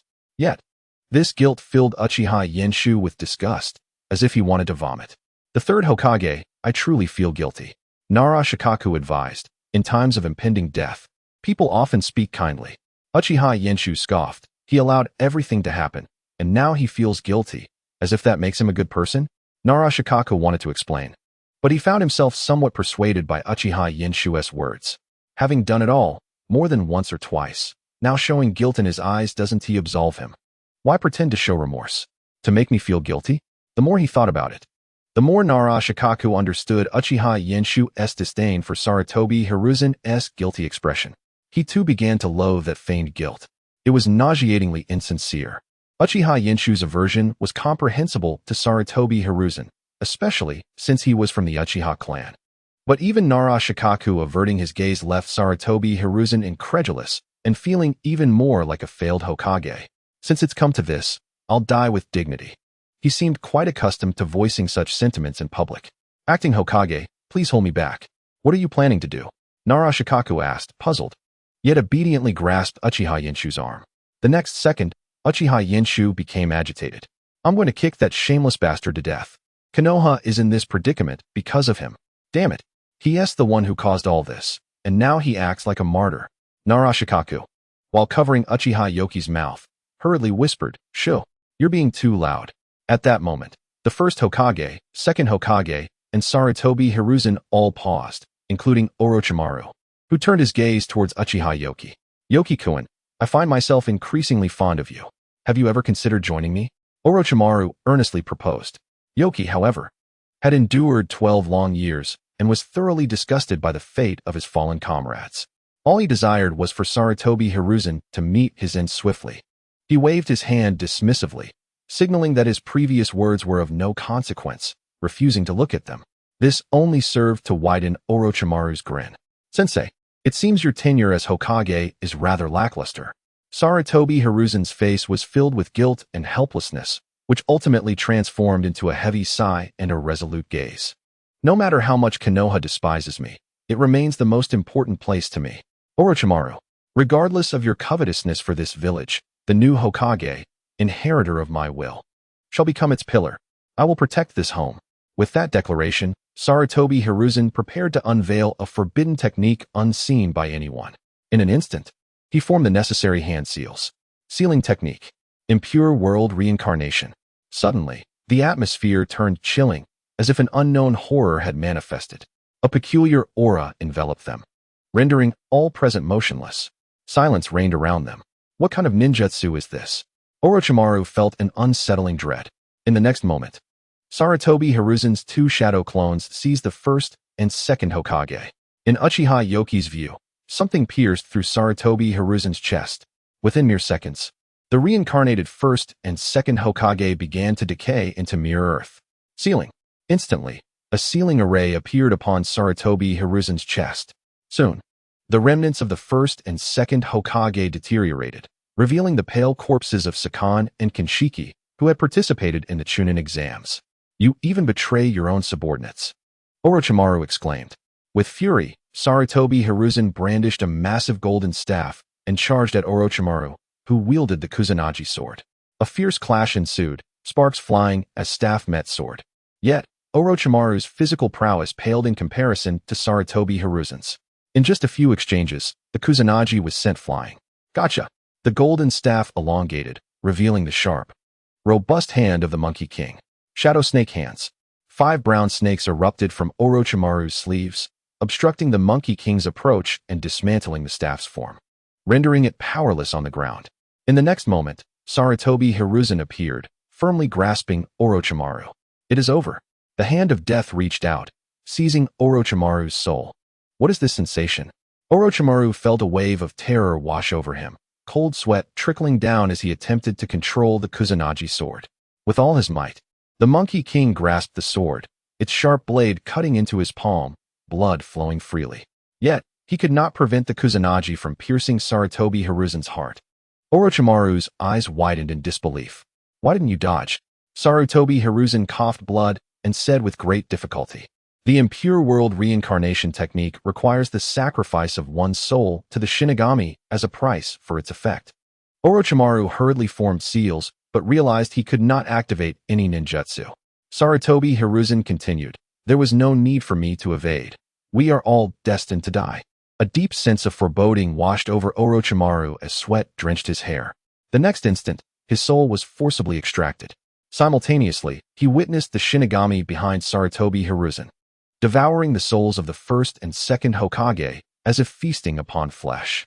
Eerie screams echoed from the souls in the Shinigami's mouth, touching upon the very essence of his life. As a mad scientist seeking immortality, Orochimaru desperately attempted to escape, frantically trying to wield the Kusanagi sword to end Sarutobi Hiruzen's life. Yet, the Shinigami approached him slowly. No. Orochimaru struggled violently, resisting with all his might, pulling his soul back against the Shinigami's grasp. This astonished Sarutobi Hiruzen, who looked at Orochimaru with a sense of regret for the prodigy. At the same time, he realized he had overestimated his own strength. Orochimaru, it appears I no longer possess the strength to extract your soul, but your ambition ends here. Your obsession with ninjutsu has led to this fitting punishment. I shall take from you every technique you have mastered. Sarutobi Hiruzen forcefully yanked at Orochimaru's soul. Orochimaru's snake-like eyes contracted in horror as he beheld the Shinigami raise its blade. Stop! With a swift motion, the blade descended, and Orochimaru felt a portion of himself severed forever. Sealing. A sealing array materialized upon Sarutobi Hiruzen's abdomen. Why are my hands? Orochimaru's hands turned black and purple as if poisoned, ultimately becoming too weak to lift. Now your hands are useless. Without hands, you cannot form seals. You can no longer use ninjutsu. Orochimaru, your ambition has come to an end. Sarutobi Hiruzen declared. Return. My hands, return. Orochimaru fell into a frenzied rage. You old fool. How dare you take my techniques? Return them now. Yet, Sarutobi Hiruzen's vision blurred rapidly. Behind him, the Shinigami continued to devour him unseen, emitting chilling cries. Choice completed. You have obtained the 3-Tomo Sharingan. Nearby, Uchiha Yoki remarked, "It seems it has come to an end. May I proceed?" "Yes, the village's counterattack begins now." Nara Shikaku responded with a tinge of nostalgia. He and Uchiha Yoki could have acted immediately, perhaps inflicting wounds upon Orochimaru to diminish his resistance. Yet, he chose to hold back. Despite Sarutobi Hiruzen's many faults, as a member of the Hokage, he wished to see the title preserved in its purity. Let him strive until his last breath. If anyone asks why you did not act, simply say it was my command, for my protection. Who would dare question me? Uchiha Yoki replied calmly. Nara Shikaku sighed in resignation. I truly prefer your hidden depths. I have no interest in pandering to your whims. As he spoke, a surge of green energy erupted from Uchiha Yoki, who smiled at the now crippled Orochimaru. Orochimaru-sama, it seems you are coming home with me now. Heh. Living with Yoki-kun would surely be entertaining, but perhaps another time, Orochimaru said, his expression dark and calm. No need for barriers. The battle ends here. Yes. Zoken and Jirobo each took hold of one of Orochimaru's arms. I did not say you could leave. In an instant, Uchiha Yanshu appeared before them, one foot swinging out like a monstrous whip. This was not a tail whip of a giant beast, merely a fraction of its might. Nevertheless, it sent cold sweat streaming down the brows of the four. Kiyotaka, Doyu, and Sakan quickly retreated, while Jirubu stepped forward, promptly activating the cursed seal upon his body. In an instant, the seemingly affable, rotund Jirubu was ensnared by chains of cursed energy. Ah! He roared, delivering a powerful punch. Yet, halfway through, he was already struck by Uchiha Yanshu's kick. Bang! Like a sack struck by a giant, he was sent flying, wreaking havoc upon the forest formed by wood release. Outside, 3 Umbu operatives awaited. One protected Nara Shikamaru while the other 2 pursued, intent on preventing their escape. However, they had already leaped high into the air. Kiyotaka, with 6 hands, formed hand seals. Ninjutsu, spider binding technique. He rapidly inflated his cheeks, and, in the next moment, a sticky web was expelled from his mouth, ensnaring them and rendering them unable to escape, helplessly watching as the 3 departed with Orochimaru. Uchiha Yanshu immediately sought to pursue, but the next moment, a massive figure lunged from the mist behind him. Roar! Jirubu's once fair skin had vanished, replaced by a reddish-brown hue. His body covered in wart-like protrusions reminiscent of a toad, exuding formidable defense and astonishing power. He charged forward. Uchiha Yanshu, witnessing this, could only abandon the pursuit of Orochimaru. After all, if Kiyotaka, Doyu, and Sakan all activated their second curse seals, his lone advance could very well lead to him being taken home by Orochimaru. Even though he possessed an immortal body, he did not wish to be sliced up for research. Little brat, you're dead meat. Jirubu, furious from being kicked, charged directly at Uchiha Yanshu, intent on confronting him with physical prowess. With a fierce shoulder charge, he barreled forward. Yet, Uchiha Yanshu merely shook his head. Too slow. In an instant, he vanished, transformed into a gale that rustled the forest formed by wood release. Suddenly, he appeared behind Jirubu. Sensing the movement, Jirubu attempted to counterattack, only to be struck with devastating force. Boom. He crashed against a large tree, splinters flying. Damn you, little brat. Jirubu rose, seemingly unscathed. Teacher Guy approached, casting a grave glance at Jirubu, who resembled a humanoid monster, infused with ominous chakra. Yanshu, how much longer can you hold on? Hold on. No. My next move will shatter him. Chapter 57. The tyrant's bite. Uchiha Yanshu excitedly licked his lips, thrilled to encounter such a resilient opponent after so long. In an instant, he spread his arms wide, as if unguarded. You dare to underestimate me. Jirubu was furiously enraged. However, at that moment, Teacher Guy sensed something and quickly retreated. This caught the attention of the leaf ninjas, sound ninjas, and sand ninjas engaged in battle, all unable to ignore the overwhelming and tyrannical aura that filled the air, instilling fear within them. They knew they should disregard it, yet they found themselves unable to do so, as ignoring it felt akin to inviting their own demise, leading to great unease. The next moment, they beheld the creature, a terrifying being clad in skin as hard as steel, its massive head filled with razor-sharp teeth. seemingly capable of crushing all in existence, exuding bloodlust and excitement. The tyrannical aura enveloped it, as if a king had suddenly descended. Just one glance instilled fear in many of the ninjas. Jirubu, terrified, hastily retreated. Yet that horrifying maw lunged forward. Bam! The air seemed to compress instantaneously, producing a thunderous roar. No! Jirubu was bitten, his terrified screams erupting as he punched and kicked, frantically attacking the sharp, terrifying teeth. Struggling in vain against the monstrous bite, the ninjas watched in horror as the razor-sharp teeth pierced through Jirubu's body, beginning to twist. Tyrant's bite. A cold and exhilarating voice echoed. In the next moment, Jirubu's screams abruptly ceased, countless eyes watching the blood spraying into the air, filled with dread. Looking around, the terrifying creature had vanished, leaving only a robust young man standing there. At this moment, his arms hung limply, resembling noodles, devoid of strength. Indeed, he could not bear the strain. Uchiha Yangshu felt no pain in his arms, only profound numbness, as if they were not even his. Yangshu, your hand. Teacher Guy urgently exclaimed. Yangshu. From afar, Li's voice rang out, filled with indescribable anguish. No problem, Uchiha Yangshu replied, one foot morphing into writhing flesh, connecting with a nearby corpse. Absorbing it, in no time, Uchiha Yangshu's arm restored to its former state. He waved to Li, who was entangled by numerous foes, anxiously activating the 8 gates to resolve the situation, signaling that he was fine. Teacher Guy, seeing this, breathed a sigh of relief. Refraining from inquiring about the nature of this ninjutsu, Yangshu, continue to burn with youth, he exclaimed, giving a thumbs up and flashing a dazzling smile. Indeed, Uchiha Yangshu affirmed. Each person continued to battle, and the situation around them began to stabilize. Observing this, Uchiha Yangshu headed outside to assess whether the village required assistance.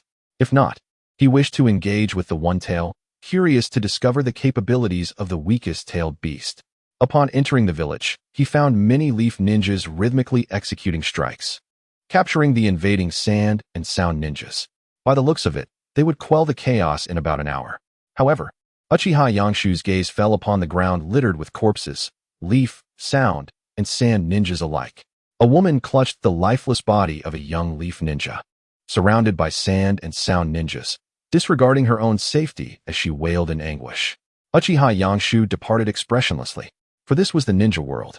In the forest, after defeating Temari, Sasuke once again caught up with Kankuro and Gaara. As Kankuro attempted to set Gaara down to delay Sasuke, a figure emerged. Wait! Temari dropped down from the treetops, appearing disheveled as she stood beside Kankuro. Seeing her, Kankuro expressed joy. Temari, I thought you had been taken down. Are you all right? Yes. I'm still alive, Temari replied, glancing at Sasuke, fully aware that she was no match for him. If I face him again, I will surely perish. But for the mission you go on, Kankuro, I will hold him off. Before she could finish, Kankuro, carrying the crow, leaped onto the branches. Shanju, you should take Gaara and leave. You have reached your limit. I do not wish to be a burden. But go, Kankuro bellowed. Shanju gazed at Kankuro's retreating figure, gritted her teeth, hoisted Gaara onto her back, and proceeded toward the designated target. Only Sasuke and Kankuro remained on the battlefield. Just then, a figure approached, Shino Aburame, clad in a trench coat and sporting dark sunglasses. Your opponent is me, Shino declared calmly, fixing his gaze on Kankuro. Kankuro broke into a cold sweat, recalling the technique where Shino could mimic Gaara's insect-binding coffin. Facing Sasuke was already a formidable challenge. Now, he had to contend with yet another obstinate adversary. Shino, what are you doing here? Sasuke questioned. I placed a female bug on you when you departed the venue. The scent is nearly undetectable. Only male bugs of the same species can perceive it, Shino explained. Uchiha Sasuke, you pursue Gaara. I shall handle him. Upon hearing this, Sasuke readily acquiesced. Not a chance. Kankuro hastily attempted to intervene, but Shino's bugs impeded his movements, forcing him to retreat for fear of being ensnared by the insect-binding coffin. Sasuke departed without hindrance. Kankuro faced off against Shino. For a puppeteer, the Aburame clan posed a significant threat, as their insects could infiltrate the joints of puppets, immobilizing them. Additionally, they could deploy vast numbers of insects to locate the puppeteer controlling the marionette. Even the poisons commonly used by puppeteers could be countered by the Aburame clan's insects, albeit requiring more time. However, This was Shino's first encounter with a puppeteer. In their previous clash, Kankuro faced off against Yushu Uchiha, who had shown no mercy, shattering Kankuro's puppet in a single blow, leaving many genin without the opportunity to witness the puppeteer's true capabilities. This left Shino with almost no knowledge of Kankuro, while Kankuro was well aware of Shino's combat abilities. The two engaged in a battle of wits, ultimately resulting in Shino successfully controlling Kankuro's puppet. As Kankuro utilized Shino's distraction to immobilize the puppet's joints, his head was suddenly severed in a surprise attack on Shino. At the moment his eyes were about to be struck, the bugs severed the chakra strings controlling Kankuro's puppet. The parasitic insects enveloped Kankuro, consuming him. Shino emerged victorious, but due to inhaling some poisonous mist during the fight, he too was rendered unable to continue. "I'm sorry, Uchiha Sasuke, I can't provide support any longer." He fainted. Further ahead, Shanju, put me down. Chapter 58, Two Hatred-Fueled Youths. Gaara, are you awake? Shanju halted abruptly, her body weary, as she retrieved medicine from her pouch, preparing to administer it to Gaara. If she did not hasten, the battle would. "Shanju, get away." Gaara trembled as he spoke. Shanju was momentarily perplexed. "I said get away." Gaara flung his exhausted arm, sending Shanju crashing against a tree, nearly causing her to spit blood. "You're a nuisance." Gaara panted, raising his head to behold Sasuke's cold smirk in the distance. This sight triggered the beast within Gaara, which he could no longer suppress. In an instant, the upper half of his right side became enveloped. Soon, a monstrous, familiar appendage emerged, an enormous arm with black claws and brown skin, adorned with blue markings. Sasuke's pupils constricted as he immediately distanced himself. Simultaneously, the monstrous claw lunged forward, effortlessly demolishing a sturdy branch. Beads of sweat formed on Sasuke's brow as he hastily dodged. "Is this guy a monster? Are you afraid of me, Uchiha Sasuke?" Gaara roared uncontrollably, resembling a creature. "Are you fearful of my existence?" This statement failed to affect Sasuke significantly, but it caused Shanju, concealed behind a tree, to tremble in fear, clutching her legs and head. Seemingly haunted by a terrifying memory, Sasuke, hidden behind another tree, also broke into a cold sweat. The ominous chakra made him feel as though he faced not a person, but an unfathomable beast. "Come forth, Uchiha Sasuke. You are my prey." Gaara's excitement escalated as he wreaked havoc around him. So powerful, Sasuke was reluctant to reveal himself. Yet in the next moment, he recalled Gaara's words during their training. "Do not forget, you are my prey." At that time, he had asked, "Why do you cling to me?" Gaara had replied, "To understand the true gaze of solitude, and to know the most painful gaze in this world. I must have mentioned that you possess a gaze akin to mine, one in pursuit of power, filled with hatred and murderous intent. Just like me, yearning to slay those who thrust you into the abyss of loneliness." Now, Gaara's provocative words echoed in the air. "What is the matter, Uchiha Sasuke? Are you afraid of me? Has your hatred and murderous intent been eclipsed by fear? Is this all you amount to? Come and fight me, and ascertain your worth and existence. If you wish to know the answer, emerge." This prompted Sasuke to envision the cold gaze of a certain man. Instantly, hatred engulfed his dark pupils, propelling him to swiftly form hand seals. Zishur, Shun Wuyin. In an instant, a surge of chakra rapidly coalesced in his hands. Soon, lightning crackled and flickered, emitting a sizzling sound. The next moment, it was as if 1,000 birds were chirping in unison. Chirp, chirp, chirp. Sasuke's eyes transformed into the two-tomo Sharingan. Chidori. Sasuke charged forward. Gaara, too, noticed Sasuke and rushed at him with equal fervor. The two collided with furious roars, and Chidori sliced through Gaara's monstrous right arm. "Ah!" Gaara howled in agony, toppling onto a branch. "Gaara!" Shanju exclaimed in concern. "It's effective." Sasuke felt a wave of relief. Yet, the next moment, a manic laughter erupted. "Ha ha ha!" It was Gaara, who, like a madman, rose to his feet, his severed right arm restored to its original state. Gaara's eyes gleamed with exhilaration. "I understand now. I comprehend why this exhilaration courses through me. This pain, to defeat those who can harm me, to seize everything from them, allows me to feel life more intensely." "Ha ha ha! Continue, continue." Gaara, like a beast, dropped to all fours, and from behind him, sand coalesced into a massive tail resembling an arm. The arm and tail grasped a sturdy branch, and in an instant, he sprang forth like a marble. So fast, Sasuke quickly activated his Sharingan, leaping to evade. He continuously distanced himself, cold sweat streaming down as he regarded Gaara. What on earth is this monster? It's relentless. Were it not for these eyes that can foresee Gaara's movements, I would likely be dead by now.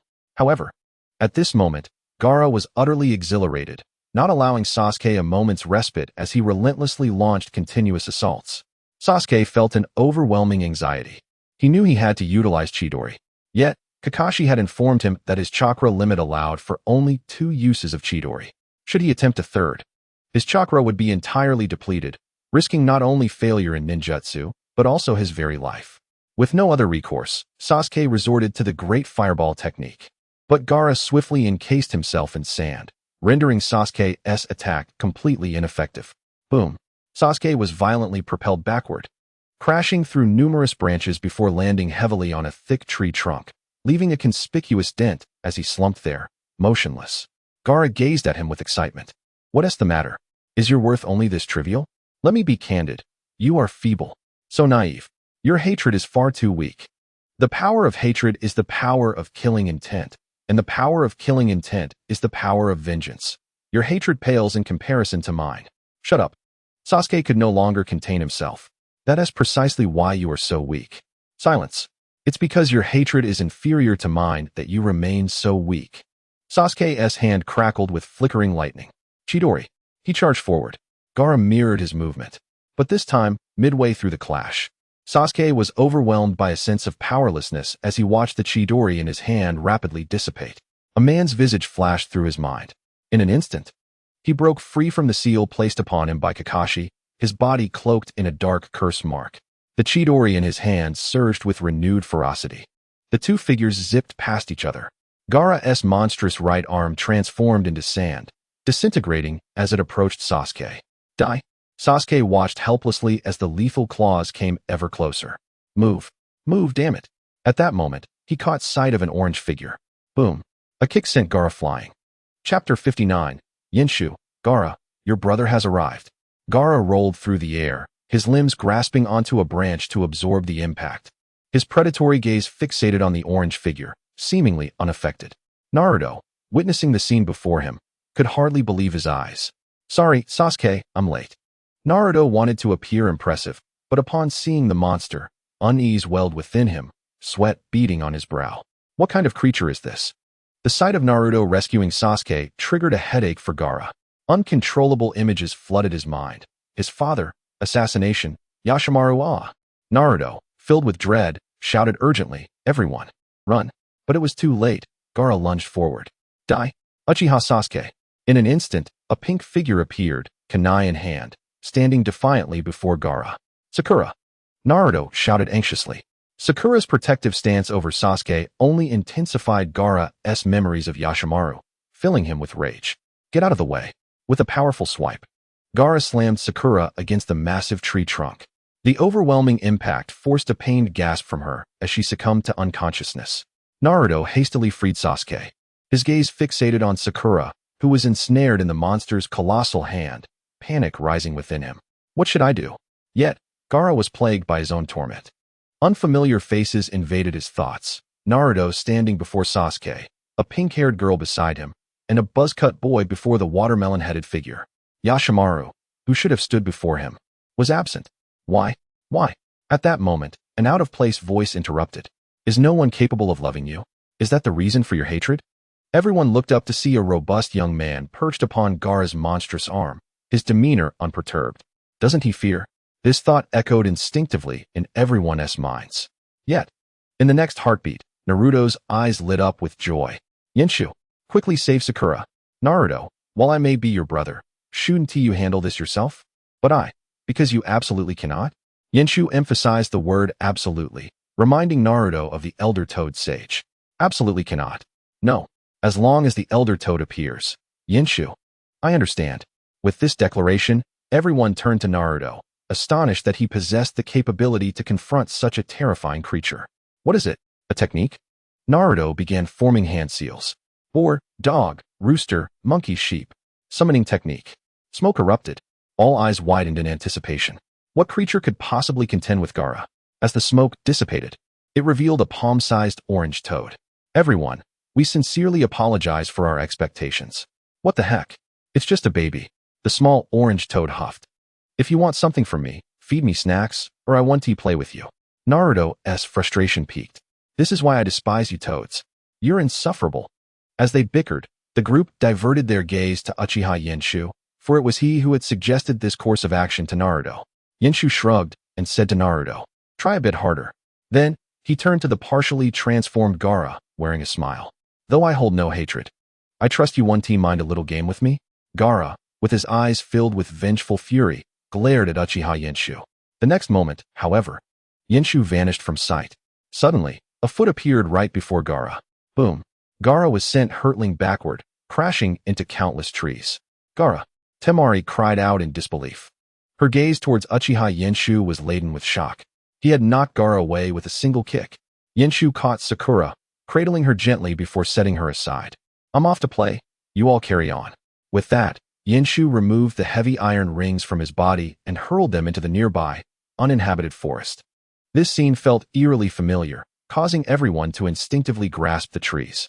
As expected, the next moment, boom! The earth shook violently, trees collapsed, creating a massive pit where the trees had fallen in the dense forest. The gaze of Temari, more intense than that of the watermelon-headed one, fixated on Uchiha Yenshu, was profoundly chilling. What manner of monster is this? If Jiraiya were still alive, he would be astonished to discover that Uchiha Yenshu wielded such a terrifying 1,000-pound iron ring during their confrontation. Uchiha Yenshu sprang into the air, reveling in the liberation from the weight of the iron ring, his excitement palpable as he observed the massive imprint left by Gaara as he was sent flying. In an instant, he vanished, leaving only a voice behind. "Gaara, your brother is here." Naruto, recovering swiftly from his disbelief, exclaimed, "Damn it, I will definitely succeed in summoning." He began to search for that sensation of plummeting off the cliff, hoping to re-enter the underground prison within his heart to confront the creature with 9 tails. With a furious roar, Gaara, propelled backward, succumbed to rage. His entire form was enveloped in brown skin adorned with blue markings, resembling a stout one-tailed beast. Standing roughly 5'7", his sickly yellow eyes were fixated on the approaching Uchiha Yenshu. "You bastard!" His monstrous arm lunged toward Uchiha Yenshu, but Yenshu merely smirked. "Too slow. I shall show you mercy and face you directly." With that, Uchiha Yenshu's aura shifted slightly, indicating that he had activated a new mode. 8 gates, first gate. Open. This gate releases the brain's limitations, allowing for the full exertion of his physical prowess. In an instant, Uchiha Yenshu, at the peak of B rank, ascended to the pinnacle of A rank. Against the beast's massive claw, he unleashed a punch. The claw shattered like sand under the force, as if his own arm had been crushed. "Ah!" A scream echoed. Uchiha Yenshu appeared before him in the blink of an eye.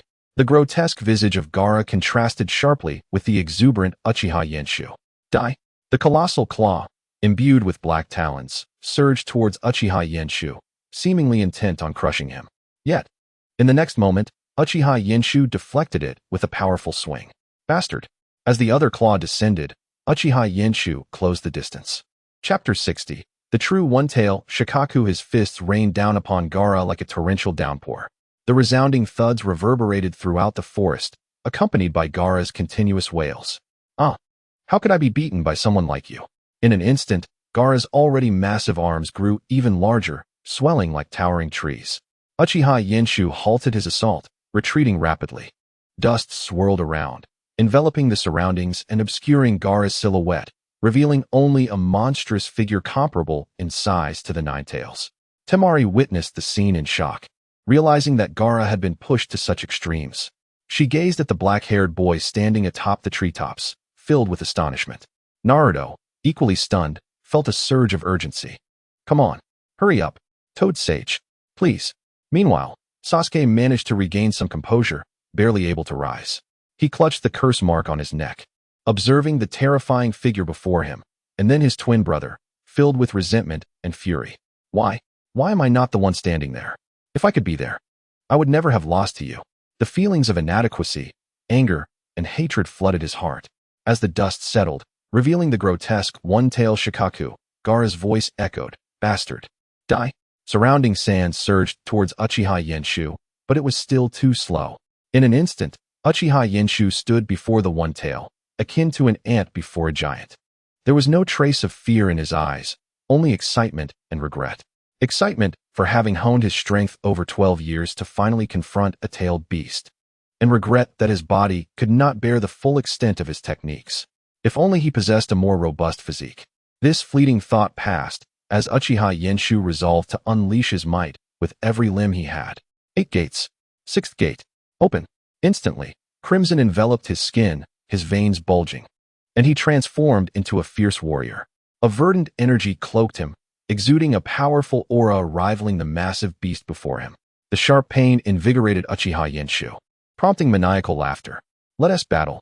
Driven by a surge of combat fervor, he relinquished restraint.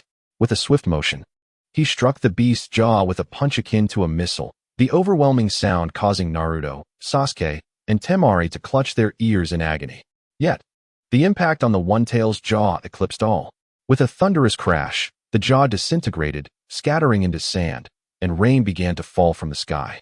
Uchiha Yenshu pressed on, attacking the beast's neck, ears, eyes, and nose with fierce abandon.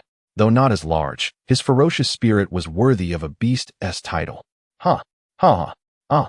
Bastard! What are you laughing at? Gaara's voice was laced with exhaustion. Currently, the One-Tail was still under Gaara's control. Uchiha Yenshu paused, the green energy enveloping him, with blood-red skin and bulging veins, amplifying his exhilaration. Let him out, Gaara. I can no longer contain my desire to unleash my techniques. The One-Tail hesitated, only to be met with Gaara's laughter. How intriguing. Uchiha Yenshu, I shall grant your wish. In the next moment, ripples of sand emanated from the top of the One-Tail's head, revealing Gaara's form with his crimson hair, dark circles under his eyes, and the character for love etched upon his forehead. This is bad. Temari was engulfed in terror. Gaara is about to use that technique. I must leave this place immediately. Driven by an overwhelming instinct for survival, she suppressed her fatigue and fled in a panic, her limbs hanging weakly like a wilting bamboo. Thank you for allowing me this pleasure. Now witness the true power of the Sand's avatar. Gaara began to form seals. Sleep technique. He collapsed completely, resembling a mere trinket upon the monstrous figure. Yet the creature below emitted a sharp, excited cry. Yaha! I can finally come out. Naruto exclaimed. Is this the true form of that monster? Frog Sage. I never expected it to be so lively, came the response. Yaha! I found someone I want to kill immediately. Shikaku pointed at Uchiha Yenshu, shrieking with excitement. Wind release. Vacuum sphere. Instantly, its already round belly puffed up even more, resembling a balloon. In the next moment, it struck its belly fiercely and opened its mouth wide.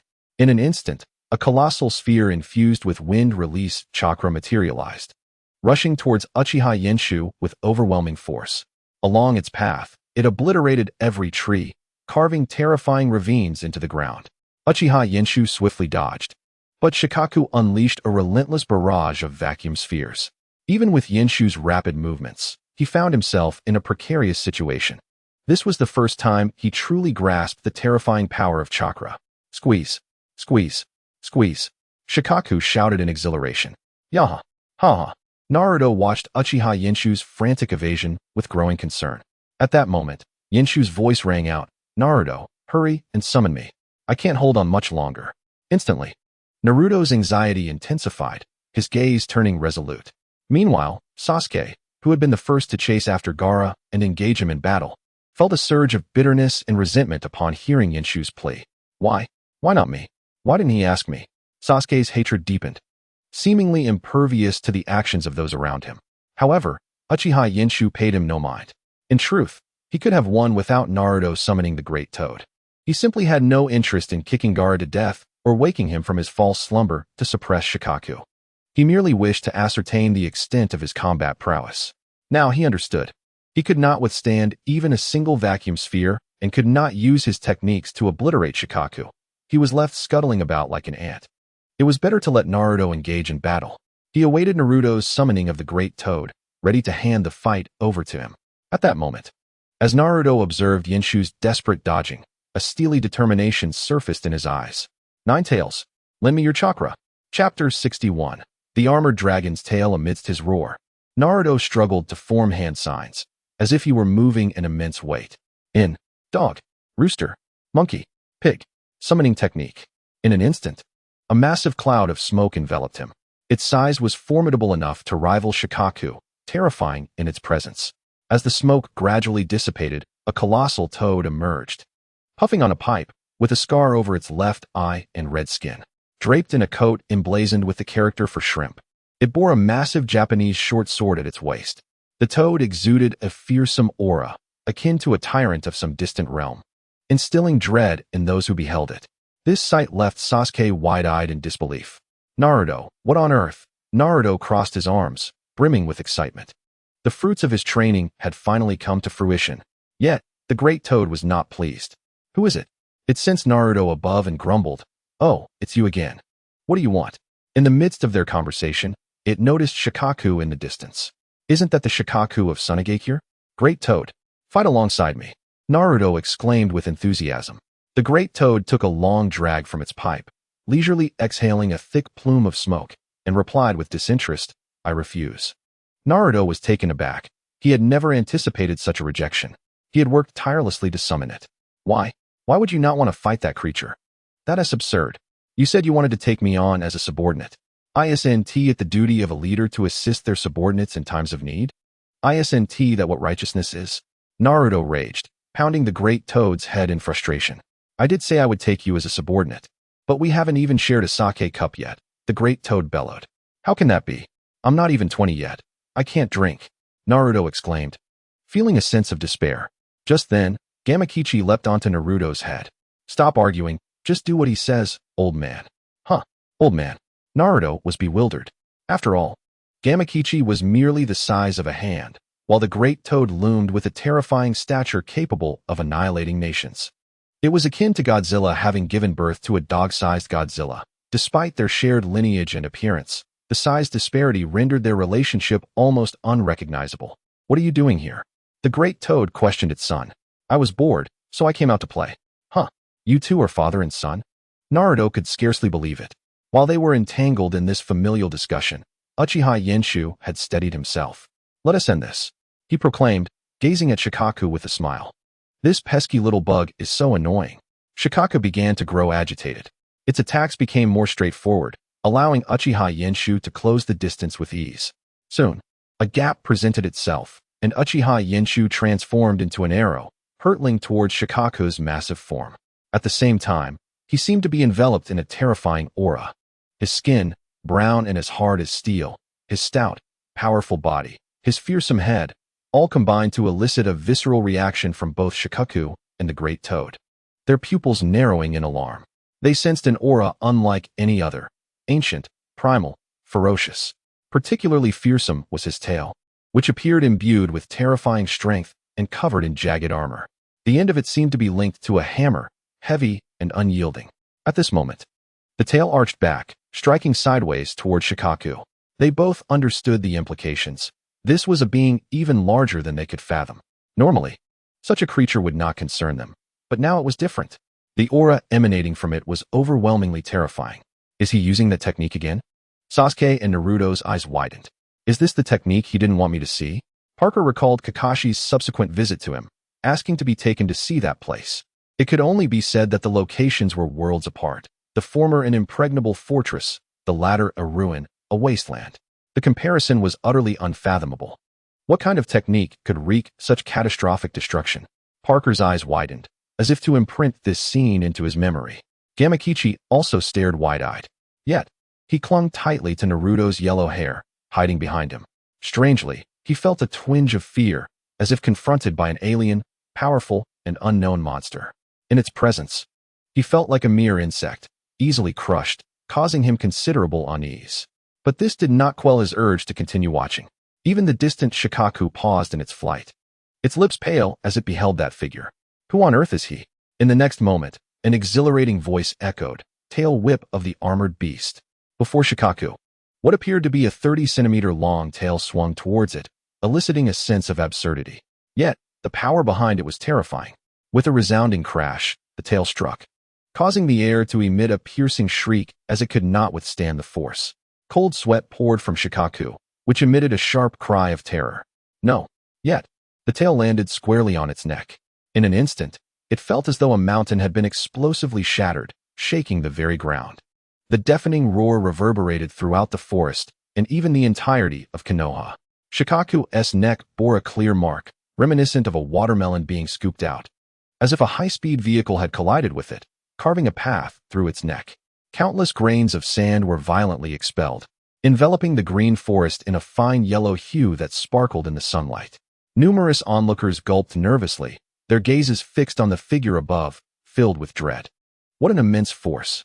Shikaku's head drooped involuntarily, having lost support from part of its neck, its posture resembling that of a lifeless being. Kid, it's time. Break that medium. The great toad immediately recognized the rarity of this opportunity. What should I do?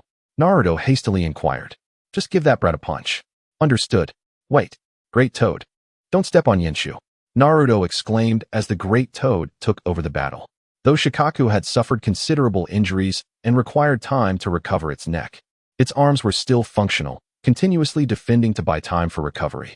Moreover, the great toad lacked sharp claws, which rendered it unable to seize Shikaku effectively. Great toad, if you don't hold that monster properly, I can't hit it. Naruto complained. I'm just a toad. I don't have sharp claws to hinder its movements. What should I do then? Transform into something that can subdue it. Although, I'm not skilled at transformations. Huh. Naruto was taken aback. But you can perform my will seal. Huh. Chapter 62. The Victory of Konoha Partner Transformation. The Great Toad commanded. All right. Naruto responded. Transform into something with sharp claws. The Great Toad emphasized. On the ground, the exhausted Uchiha Yenshu had retrieved a corpse from the scroll.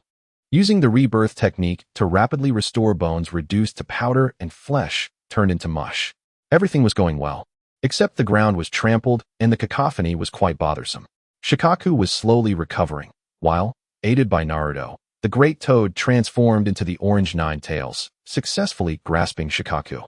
Naruto also managed to deliver a punch to Gaara, breaking the illusion technique, causing Shikaku to scream like a chubby child before being sealed away once more.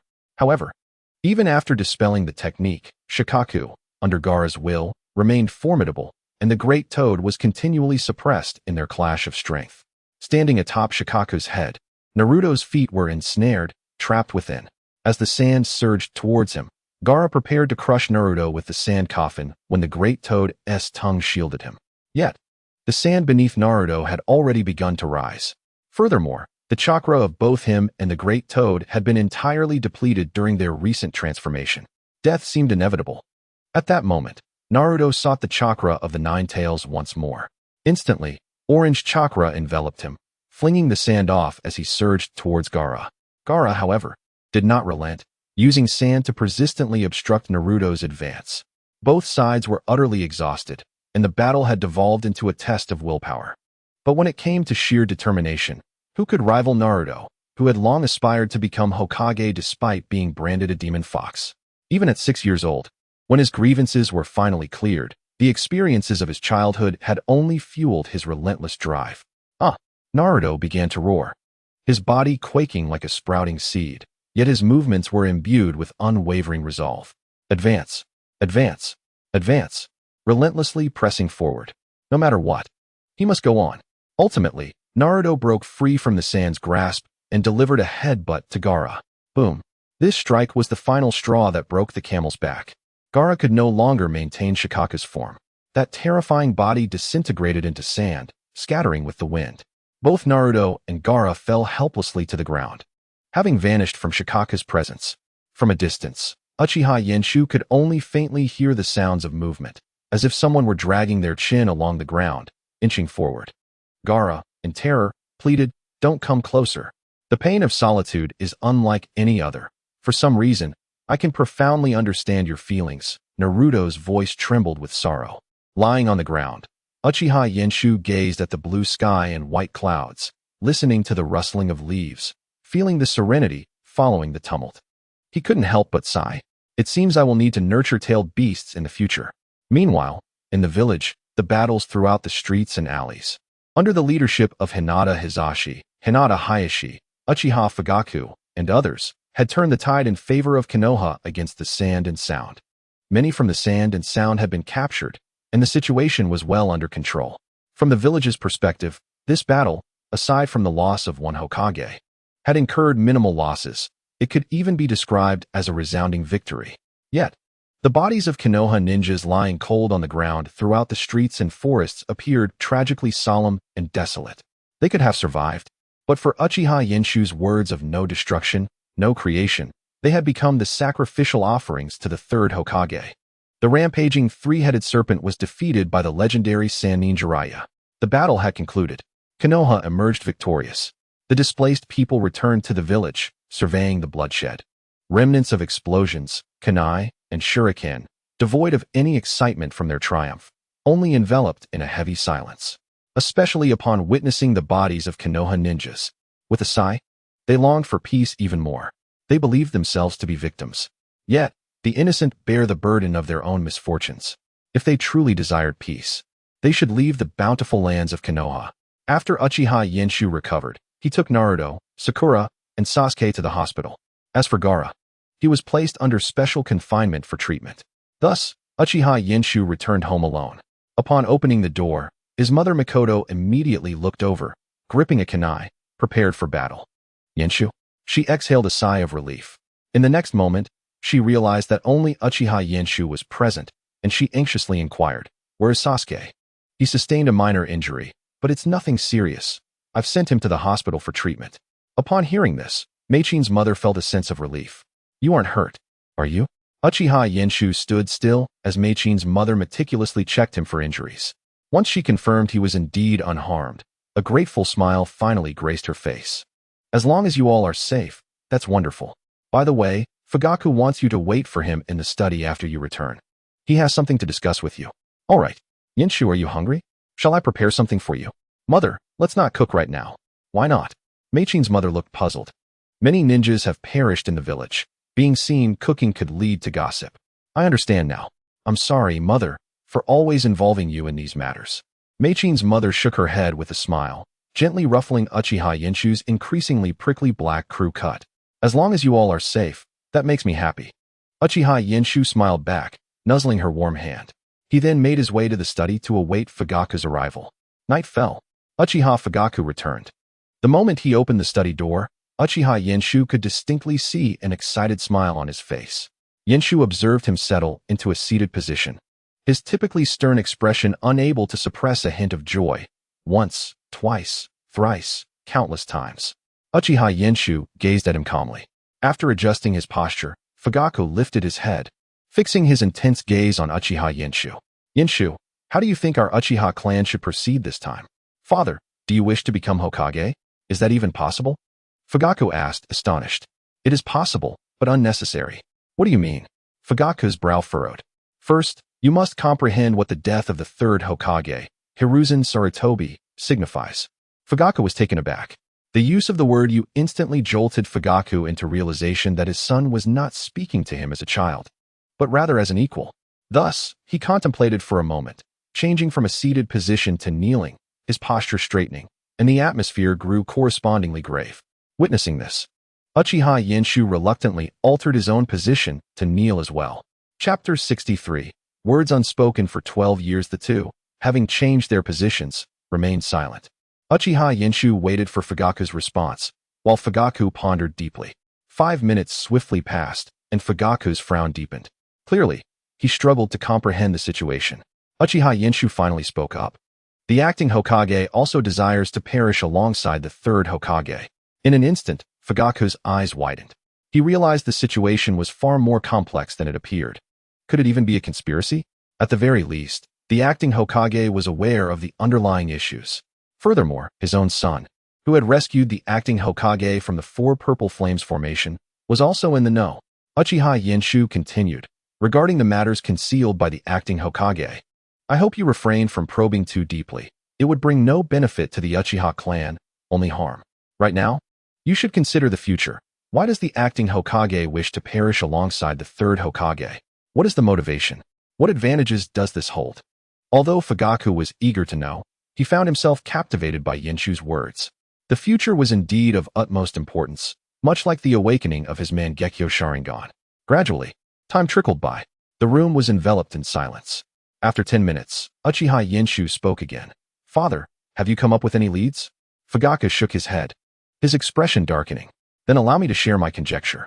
The third Hokage represents the past, the embodiment of a corrupt regime. And the great tree of Konoha has begun to wither. Thus, it requires a new leader to rejuvenate it. This new leader must be from the next generation. Someone of repute. Who do you think would be suitable? Upon hearing the term new leader, Fugaku appeared aged. This implied he could never become Hokage. At least, his son would not support him. However, as the clan leader, he quickly suppressed his disappointment and responded to Uchiha Yenshu's query. The new leader must possess both renown and strength. Thus, it seems only Jiraiya and Tsunade would be appropriate. Indeed, but they too represent a portion of the corrupt regime. It's unfortunate that the younger generation in the village has yet to mature. Otherwise, the great tree of Konoha could undergo a complete rebirth. Fugaku nodded in agreement. However, midway through he froze. Wait, if that's the case, what will become of our Uchiha clan? What about the Uchiha? He was more concerned about his clan than the village itself. Uchiha Yenshu appreciated Fugaku's mindset. A clan leader exists to fight for the interests of their people, not to dissolve them into the village, as the first and second Hokages had done for Konoha. They sacrificed the interests of their clansmen for the sake of the villagers. Had Uchiha Yenshu belonged to the Senju clan, he might have reprimanded them at that time. The Uchiha clan, as long as they followed the prevailing trends, would eventually see a member ascend to Hokage. Are you suggesting the Uchiha should become supporters of Hokage? Father, I truly admire your dedication as a clan leader, but you are also a member of Konoha. Within this dual identity, I hope you can understand that the Uchiha are part of Konoha. You may prioritize your clan, but the village must come second. Otherwise, why remain in Konoha? As long as you act for the good of Konoha and guard against falling into another trap like that of the Nine-Tails Knight, the Uchiha clan will only prosper. The mention of trap irked Fugaku, who glared fiercely at Uchiha Yenshu. At that time, I could not possibly support the villagers. If they attacked the roots, they would label us as traitors. Hearing Fugaku bring this up ignited memories of 12 years ago. A fury that made him wish to strike his own head resurfaced in Uchiha Yenshu. He slammed his hand on the tatami and glared fiercely. You should have slapped them then. Fugaku could not fathom why Uchiha Yenshu was so agitated, yet he vehemently disagreed, scoffing. And then what? Become a traitor and flee Konoha? I told you, your thinking is flawed. To protect the villagers, even at the risk of becoming a traitor, you must stand against the Nine-Tails. Such is the will of fire. Tell me, who could ever regard you as a traitor? Who would dare label you as such? Is it the root leader Danzo who obstructs you, or the third Hokage who propagates the will of fire? Would any of them dare utter a word against you?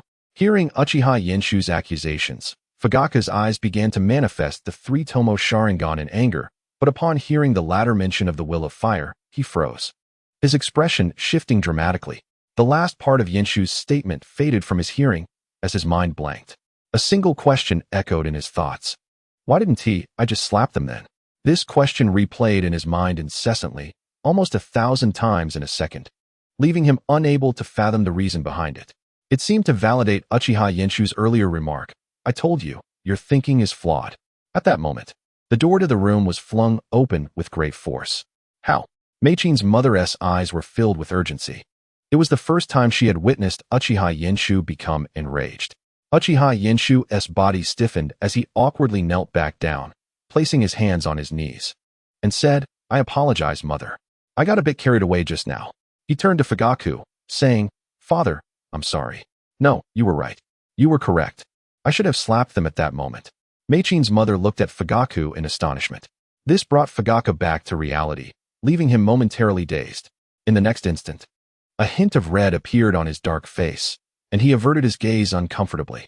Uchiha Yenshu, Meichin's mother stifled a giggle, saying, Then you two continue your conversation. She happily closed the door, leaving behind this somewhat awkward father-son duo. 1 minute, 2 minutes, 3 minutes passed. Uchiha Yenshu felt increasingly restless and uncomfortable.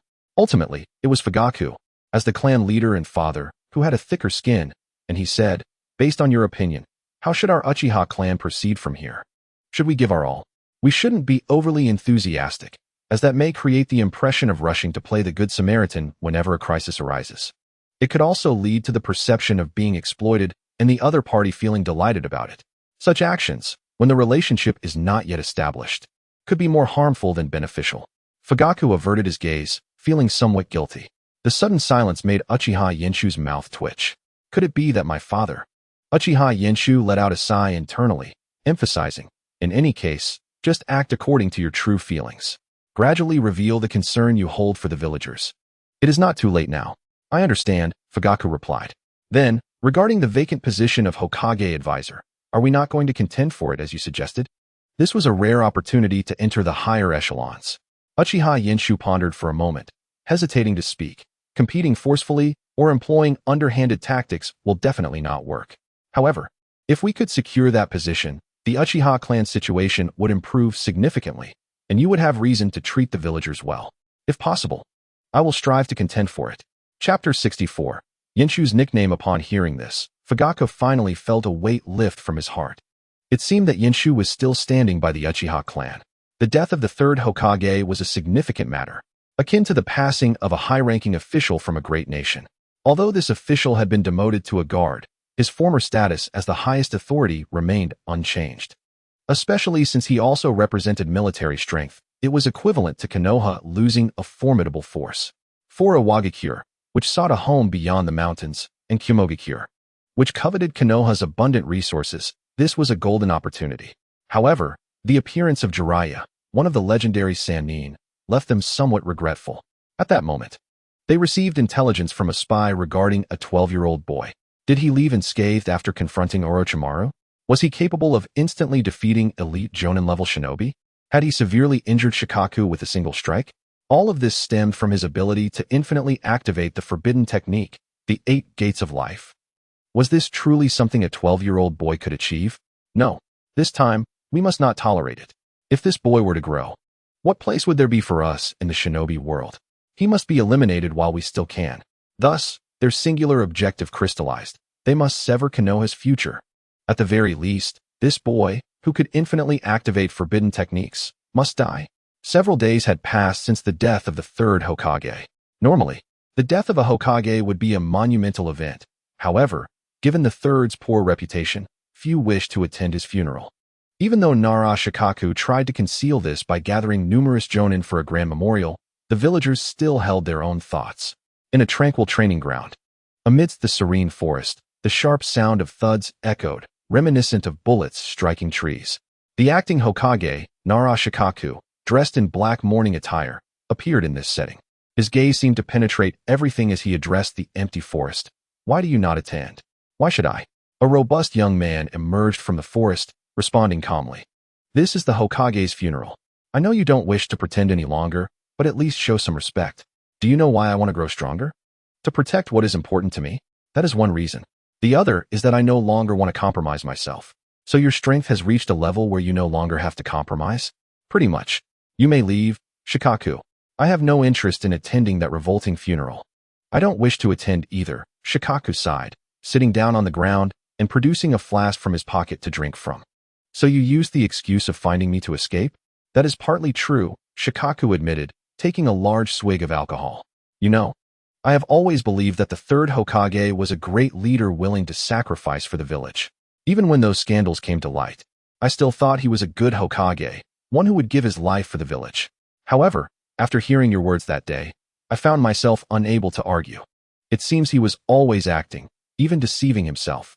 For days, I have struggled to sleep, constantly questioning myself. Why was he not eager to find the fifth Hokage? Why did he not relinquish power after the fourth Hokage's ascendance? Why did he survive when the fourth perished in battle? Why did he let Orochimaru escape? Why did he forgive Danzo for the assassination attempt? Why were there thousands of ninjas in the Sarutobi clan? So many questions. Yet, no matter how I pondered, they all pointed to a single answer. Shikaku lifted his gaze to meet Uchiha Yenshu's. Uchiha Yenshu, recalling Sarutobi Hiruzen, scoffed, because he is a selfish individual. Others failed to see through him because he has deceived even himself, making it impossible for him to understand his own nature, let alone us. That is his most detestable trait. Indeed, Shikaku sighed, as if releasing a deep-rooted lament, his eyes hazy as he stared at the horizon. It seemed he was lost in thought. Uchiha Yenshu, unceremoniously interrupting, said, "You did not come here just to discuss these matters with me, did you?" "No. That is only part of the reason. After all, you're the only one I can share these thoughts with." Shikaku chuckled ruefully. "If anyone else heard me, Who knows what kind of uproar it would cause? Then it seems there are other reasons? Uchiha Yenshu inquired. Yes. The primary concern is that a Wagakure and Kumogakure have set their sights on you, Yenshu. They are targeting me. Uchiha Yenshu fell into contemplation. Shikaku ceased drinking. His earlier indulgence had been sufficient. Now it was time for serious matters. Moments later, Uchiha Yenshu raised his head, smiling. It seems my deterrence is still insufficient.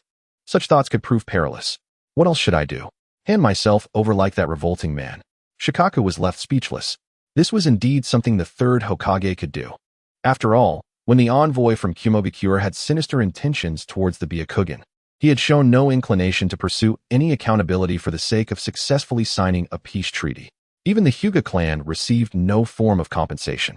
Should the leader of the Cloud Village envoy truly drive a member of the Hyuga clan to suicide, it is likely that the third Hokage would demand compensation from them instead. The mere thought of this soured Rikuju's perception of the order given by Tobarama Senju, the second Hokage, to appoint Sarutobi Hiruzen as the third Hokage. How blind could one be to select such a person for the position? Rikuju gathered his thoughts and stated, in any case, if all goes as expected, war is imminent. I wish to know what solutions you might propose. If none, I hope you will go to the border and, with your technique, the armored dragon's tail, create a chasm there as a means of intimidation. Well, that is a commendable strategy. I shall refrain from seeking a confrontation with the Raikage, Rikuju remarked, bemused. Do you truly believe you can contend with the fourth Raikage? Perhaps it would be a 50-50 chance. As long as someone can bring me back, it would suffice as a deterrent. That plan also holds merit. Let it serve as a secondary option. If it fails to intimidate, I apologize for the trouble it may cause you. The issues I have created do not constitute a burden, Rikuju replied with a slight nod. He stood to depart, but noticed several small holes in the tree above. What is this? A new technique. Those moves left me incapacitated after just one use, Uchiha Yenshu explained. So you can repeat these techniques? I suppose I could manage 20 uses, he murmured, glancing at his fingers and toes. Do you even need to ask about your own techniques? Rikuju waved his hand dismissively as he exited, saying, Come to the Hokage's office this afternoon, Beast Yenshu. Beast? That is the moniker they have given you. Rikuju's voice faded as he walked away. A smile crept across Uchiha Yenshu's face. He rather liked this nickname. Chapter 65. The war attempted by the Cloud and Rock villages in the Hokage's office. You have arrived, Rikuju acknowledged. Indeed, Lord Hokage, Uchiha Yenshu replied, kneeling on one knee. Did you not choose to remain incognito? Rikuju inquired. Yes, but I do not harbor ill feelings toward you. Rikuju was taken aback for a moment. Then realization dawned upon him, and he appeared somewhat pleased. I understand now, he said, glancing toward the entrance. Come in. The door swung open, revealing two figures, one tall and one small, both clad in green spandex, one with a watermelon-style haircut. Yenshu was momentarily taken aback.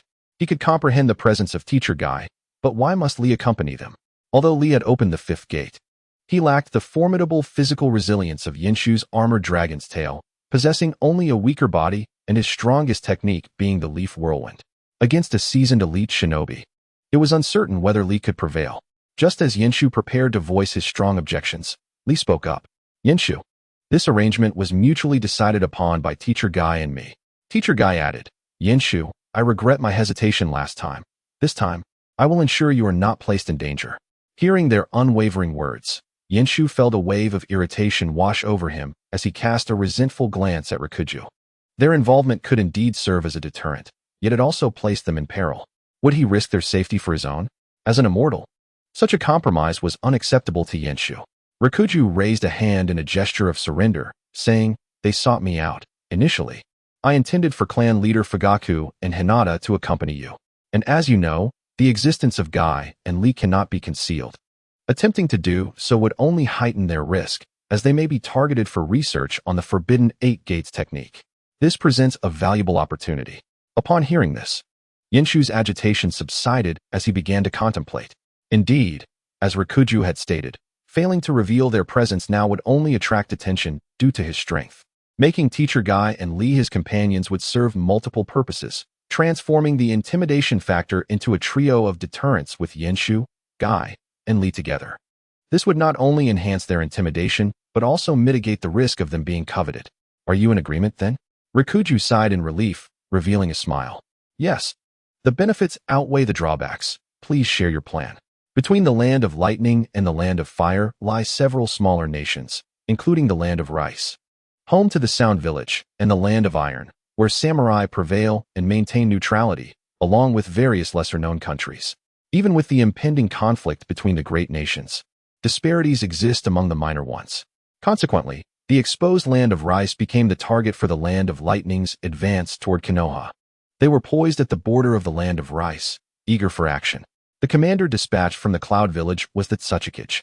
This middle-aged man, around 50, bore a light beard and resembled a well-groomed monk, with one eye obscured by a bandage.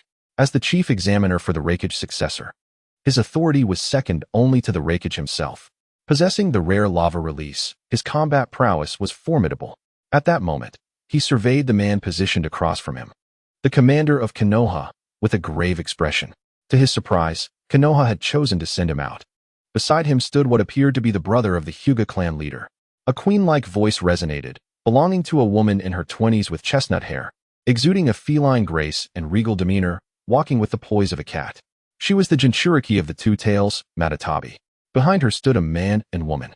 The woman, named Samui, was a cold beauty rarely matched in stature by Tsunade, with skin as pristine as milk and sharply cut blonde hair, enhancing her strong woman persona. Are they as formidable as Lord Mu? A youth with white hair, brown skin, and a lollipop in hand, who was a chunin, inquired nervously, "Am I going to die? Will I be targeted just for being near you? Should I have come here? Omoi, do not disgrace our Cloud Village." Samui's sharp reprimand caused him to tremble, quelling his ramblings. At least the fearsome Fugaku had already made a name for himself over a decade ago. It was uncertain whether he had improved or declined since then. "The situation is serious," the Two Tails remarked gravely. Meanwhile, the strength of Hinata, though not on par with elite shinobi, was certainly commendable. He could manage to hold the Isekai'd at bay for a time. This war would not be as easily won as they had envisioned. Unless the Eight Tails Jinchuriki, Karabi, could also join the fray. Who is the opponent from the Rock Village? Is there any chance? The Isekai'd inquired. The Two Tails shook her head, stating, "The legendary Sannin, Jiraiya, leads the charge. His summoning beasts can contend with Jinchuriki, and his own combat strength is at least at the level of a Kage. Then the situation for the Rock Village is even more dire." This revelation left them feeling displeased. Disdain for our military might, the hidden cloud? Yet in the next moment, they were rendered speechless. Beside the fierce-eyed Fugaku, they discovered the target of this war, the formidable beast Yanshu. How audacious of the Leaf Village to send him into battle. Did they wish for him to sacrifice himself to bring an end to the conflict? The Isekai'd and the two wooden figures smiled knowingly.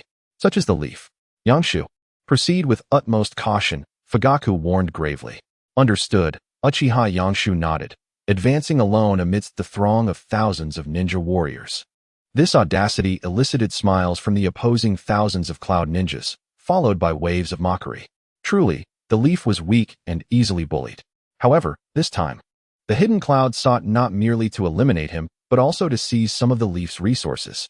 Yet in the next heartbeat, a surge of green energy enveloped the youthful warrior. His bronze skin flushed crimson, and the composed boy's expression twisted into one of fierce rage as veins bulged ominously. In an instant, it was as though the slumbering beast within him had awakened. Terrifying chakra surged forth, enveloping the air in a wild tempest. The ground cracked beneath the force, emitting a mournful tremor. The thousands of cloud ninjas could no longer find humor in the situation. Dust billowed, as if refuse was being swept aside, clearing a path around Uchiha Yanshu. In an instant, he stood at the border between the land of fire and the land of rice fields, his gaze unwavering, as if he were an inscrutable beast poised to pounce. Indeed, he lives up to his name. Omoi felt a cold sweat break out as he beheld that figure, sensing his own life hanging by a thread, paralyzed by fear. At that moment, Samui and the two wooden figures, as well as the Isekai'd, were engrossed entirely in the boy before them. What an overwhelming chakra! At merely 12 years of age, he was a force to be reckoned with. They could not afford to grant him any time to mature. This form of his could not be sustained for long. Yet, they remained oblivious to the true intentions behind the Leaf's decision to send him forth alone. It would have been far simpler to have him comply and perish at their hands. Instead, he unleashed forbidden techniques. Was this a ploy to deepen the animosity between the cloud and the Leaf? Chapter 66. The Leaf Retreats. The cloud trembles amidst their frowns. They witness the boy leap high into the air, merging with the sunlight, his form vanishing in an instant. In the next moment, their pupils dilated in horror. What was this aura? Ancient, ferocious, and indifferent, a terrifying presence that seemed poised to devour them, far more fearsome than the boy's previous energy. Was this the true visage of a beast? In the sunlight, they glimpsed a figure. Having encountered tailed beasts before, they noted that this figure was not vast in size, yet the strangeness of its form instilled a deep sense of unease. With skin as unyielding as steel, a grotesque lizard-like head, stout limbs, and a tail that resembled a heavy hammer, it was a sight to behold. The tail? Suddenly, recollections flooded back. According to intelligence reports, this boy had once nearly obliterated a tailed beast with a single swing of his tail. Panic washed over their faces. Yet when they observed the creature's elevated tail aimed not at them, but at the border, they simultaneously sighed in relief and bewilderment. What could he possibly intend? In the blink of an eye, as if time had frozen, they perceived the creature readying itself for a challenge. Its powerful tail, poised for a decisive strike, radiated an exhilarating energy. In an instant, the air felt as though it had been shattered. Silence engulfed everyone, as if they had been rendered deaf. A second later, the Tsuchikige's expression shifted dramatically. Get down. In the next heartbeat, a fierce gale surged forth. Amongst it were stones, trees, and earth, compelling countless individuals to drop to the ground, seeking refuge from the sudden tempest. The ground trembled beneath them, a deafening wail resonating from the earth. It felt as though everything that had just transpired suppressed their awareness of the ground's vibrations. In that moment, they felt the earth was alive. Otherwise, how could it produce such a terrifying clamor? The storm soon dissipated. Yet as they lifted their heads, they beheld a chasm stretching into the unknown, at least 5 meters wide and several thousand meters long, causing many in the hidden cloud to swallow hard. They coveted the leaf's resources. Yet if the leaf possessed such strength, they might reconsider their ambitions. A profound silence enveloped the cloud, their faces blank. This same stupor was mirrored within the leaf. What manner of terrifying power could carve out such a gaping chasm at the border? Remarkable. They could not discern the depth of this rift, but the Byakugan revealed its unfathomable abyss, stretching at least 1,000 meters. Terrifying. Commander, congratulations, Hinata Hayashi expressed enviously. At that moment, it was as if a switch had been flipped. A roar erupted, primal and vibrant, from within the leaf ranks. Countless eyes gleamed with fervor as they beheld that dreadful fissure. With such a formidable ally, could the leaf ever fear war again? No, certainly not. Wish to fight? Then let us engage. Ha ha ha. Suddenly, a wave of laughter emanated from the cloud. The leaf ninja stood frozen. Even the cloud ninja appeared taken aback.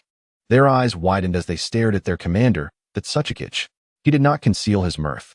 Laughing heartily, you thought to use such a technique for intimidation rather than combat? The leaf remains as feeble and naive as ever. With those words, the Tsuchikige transformed. His demeanor sharp and fierce. The beast Yangshu is no more. From this day forth, the leaf shall be known as the Hidden Cloud. The war has commenced. Forward. The cloud ninjas gazed at the now vanished youth, instantly grasping the Tsuchikige's intent. They turned their scornful gazes upon the leaf ninja, mocking their earlier apprehension. To think they could be deceived so easily, employing such a one-time trick to instill fear? The leaf had once held a chance of victory. Now, ripped apart. It was all gone. Ha ha ha. The leaf ninjas felt a surge of tension, gripping their weapons tightly, their eyes darting towards Fugaku, filled with reproach. Indeed, had they utilized this power for battle, it could have granted the leaf a tremendous advantage. Why squander it on such naive intimidation? They felt a sense of bitterness. Thousands of cloud ninjas surged forward, stirring up clouds of dust. The atmosphere thickened, as if the scent of blood could no longer be contained. However, just 2 steps into their advance, their smiles faltered, particularly that of the Tsuchikige. They fixed their gaze on the imposing figures emerging from behind Fugaku, Might Guy, and Rock Lee. At that moment, their veins bulged, skin flushed, and a scorching heat radiated, causing those around them to retreat. On his body, like that of the youth, surged forth a vibrant green energy. This chakra was strikingly similar. The Tsuchikige was drenched in cold sweat, shouting in fear and panic. Stop. In truth, it was unnecessary for him to shout, as many were already inclined to cease their actions. The sound of swallowed saliva echoed repeatedly, although no words were spoken. An atmosphere of unease permeated the air. Glancing toward the Konoha ranks, a subtle fear began to creep in. The power of that youth's single strike was terrifying. Even if he were incapacitated, the impact of his blow remained undeniably horrific. Presently, there were still two adversaries standing before them. What kind of madness was this? War was intended for plunder, not self-destruction. Although Lee and Guy had only engaged for a brief moment before retreating. Their mere presence before the thousands of IWA ninjas incited an instinctive desire to withdraw, for the dreadful chasm before them had already foretold their fate. That Isekai'd, with an unusually grim expression, commanded, "Send word to the Reikage." Aside from the beast Yangshu, two others possessed the same forbidden techniques. Thus, the two armies once again found themselves at an impasse. However, this stalemate did not last long. Merely a few minutes passed before a young boy stepped forward. His emergence ignited excitement among the Konoha ninjas, who cast mocking glances at their IWA counterparts. Meanwhile, the IWA ninjas felt their throats tighten, cold sweat trickling down as they gripped their weapons with clammy hands. They could not help but glance at the Isekai'd. "Brother, didn't you say he was incapacitated? How is he back on his feet just minutes later?" The Isekai'd fixed his gaze intently upon him, attempting to discern whether he was merely posturing. "Shall I test him?"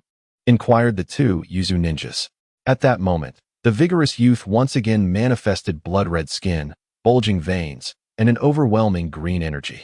The terrifying chakra emanating from him was ferocious and fearsome, rendering the Isekai'd momentarily speechless, as if his mouth had been sealed shut. "Retreat 5 miles," commanded Uchiha Yangshu. This proclamation left the IWA and ninjas momentarily stunned. What was the intent behind this? What did Konoha aim to achieve? "Retreat 5 miles. Isekai'd immediately echoed. The Konoha ninjas, though uncertain, clearly recognized the situation before them. Undoubtedly, Konoha held the upper hand. Thus, without hesitation, the Konoha ninjas withdrew, quickly distancing themselves by 5 miles, leaving only Guy and Lee behind. At this juncture, Uchiha Yangshu set his sights on the thousands of IWA ninjas. Konoha had retreated 5 miles as a gesture of compromise to avoid conflict. Now, if IWA did not withdraw from the land of rice, Konoha would interpret it as a declaration of war. With a single stomp, Uchiha Yangshu cracked the ground, sending tremors that echoed like a mournful wail. Many ninjas were startled by the sudden upheaval and hastily clutched the nearby trees for support. Fearful, they gazed at the youth before them. "The next step I take will land upon you," he declared. Following this, behind him, both Guy and Lee erupted with vibrant green energy. Two astonishing chakras resonated in harmony with Uchiha Yangshu, instilling dread within the IWA ninjas. They could surmise that the next assault would not be the work of Uchiha Yangshu alone, but rather a coordinated attack by all three. This realization compelled them to glance anxiously at their commander, the Isekai'd. The Isekai'd, fixated on Uchiha Yangshu, coldly commanded, "Withdraw." Instantly, a collective sigh of relief swept through the IWA ranks as they hurriedly retreated, eager to escape Uchiha Yangshu's gaze. However, the Isekai'd and the two Yuzu ninjas remained unmoved. Uchiha Yangshu observed them quietly, the tension between both sides hanging thick in the air. It was only when Uchiha Yangshu could no longer sense the presence of the IWA ninjas that he smiled and asked, "Do you wish to engage in battle?" "Fear not. I shall refrain from using that technique." The Isekai'd glanced at Guy and Lee behind Uchiha Yangshu and shook his head, saying, "There is no need."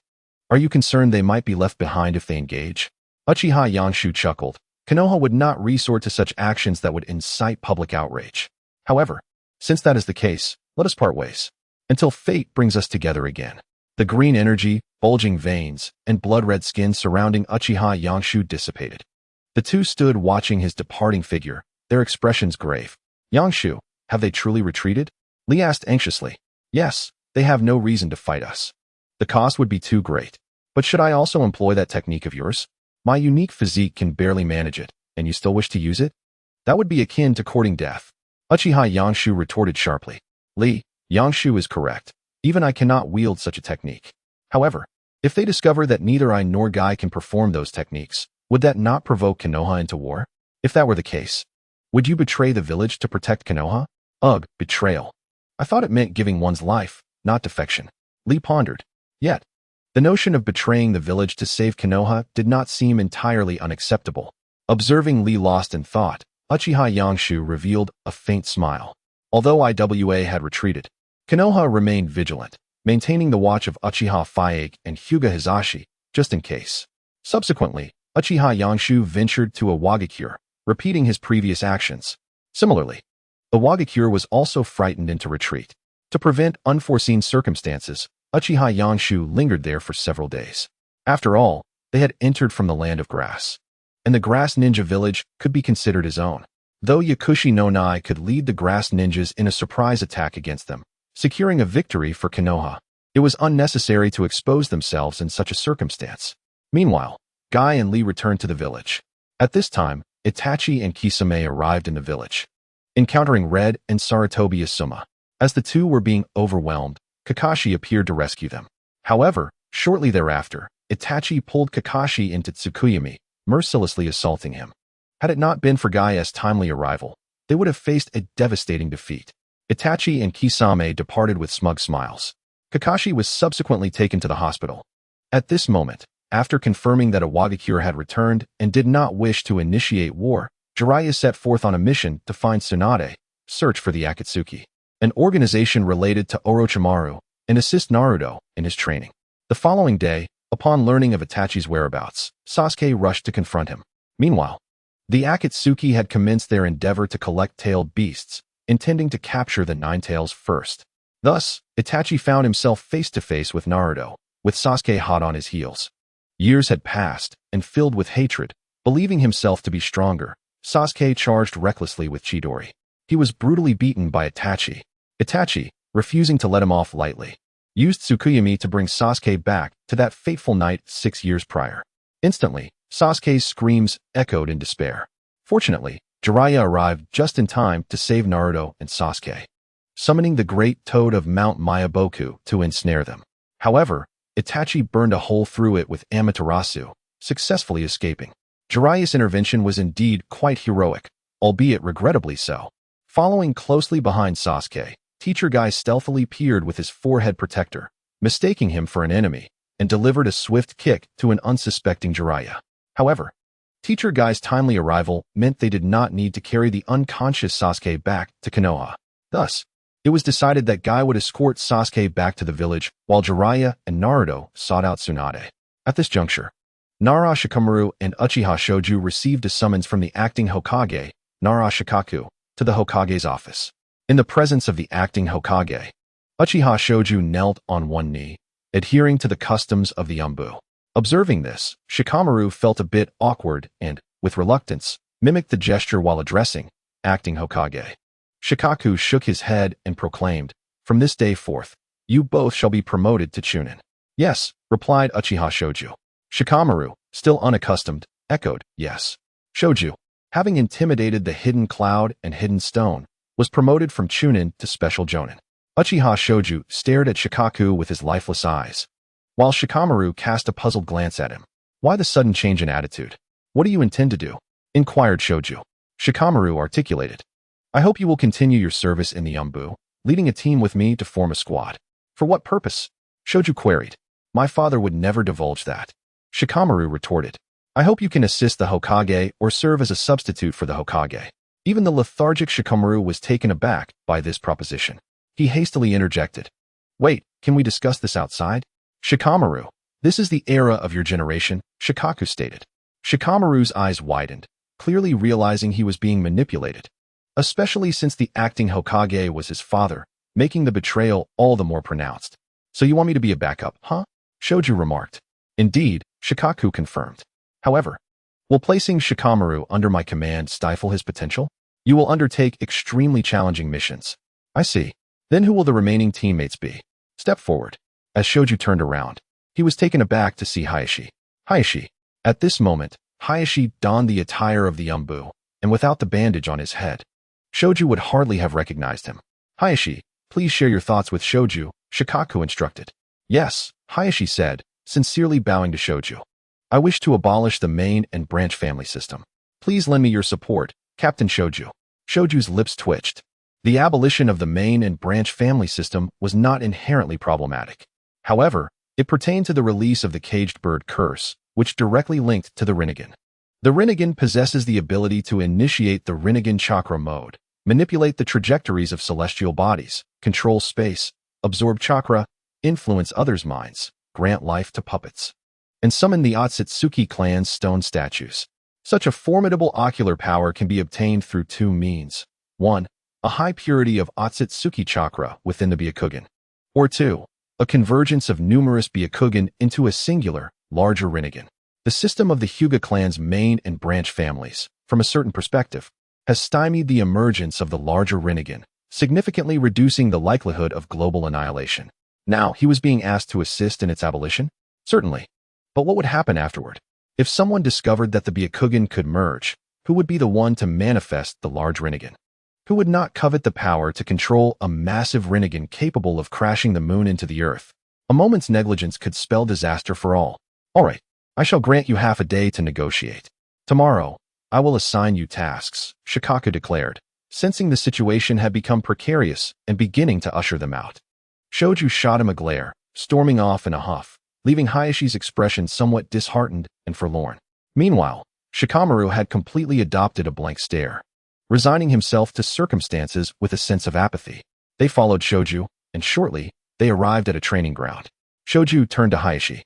Lord Hayashi, just call me Hayashi. Captain, he replied. Very well, Hayashi. I have a plan, but it will require some time. What kind of plan? Suddenly, Hayashi appeared to recall something and urgently asked. Is it a non-lethal approach? Shikamaru began shaking his head. If it doesn't emulate the Uchiha clan, what other methods could there be? Yet, to their surprise, Shoju's response was, indeed, it does not necessitate killing. Time, amidst their busy endeavors, always seemed exceedingly brief. The tasks assigned by Shikaku posed moderate challenges for Shoju, slightly difficult for Hayashi, but exceedingly arduous for Shikamaru. By the day's end, he felt utterly exhausted. Nonetheless, this strenuous experience allowed him to master the shadow imitation technique more proficiently, minimizing his own movements to reduce the chakra required to control others. Simultaneously, he developed 3 effective methods for swiftly eliminating enemies post-control. 1. Poison needles concealed in his mouth, released at the moment of control to inject venom. 2. Explosive tags buried in advance, triggered when the enemy steps on them. And 3. Shuriken swiftly drawn from his arm's weapon pouch. Should he encounter the 10-sound ninja from the Chunin exams again, he felt an 80 chance of victory. Additionally, he diligently began practicing the shadow sewing technique, enabling him to directly implant shadows within the bodies of his foes. Initially, he intended to practice the advanced technique of the shadow imitation, the shadow neck bind. Shoju scoffed, what good is that? Killing someone by strangling them? You think this is a brawl? At first, Shikamaru felt quite irritated upon hearing this. The shadow imitation technique, shadow neck bind, and shadow sewing were all sequential advancements. However, upon reflection, he realized that ninja combat is inherently swift. There is no time to slowly choke the life out of someone. Consequently, he leaped forward, beginning to learn shadow sewing. He felt compelled to improve. After all, he still cared about his reputation. When teamed with Ino and Choji, their lack of skill made his own shortcomings less conspicuous. In fact, his sharp intellect often allowed him to contribute meaningfully. During that period, he felt relatively comfortable. Now, within Shoju's team, he felt like a liability. In terms of strength, ninjutsu, perception, tracking, and experience, he lagged behind.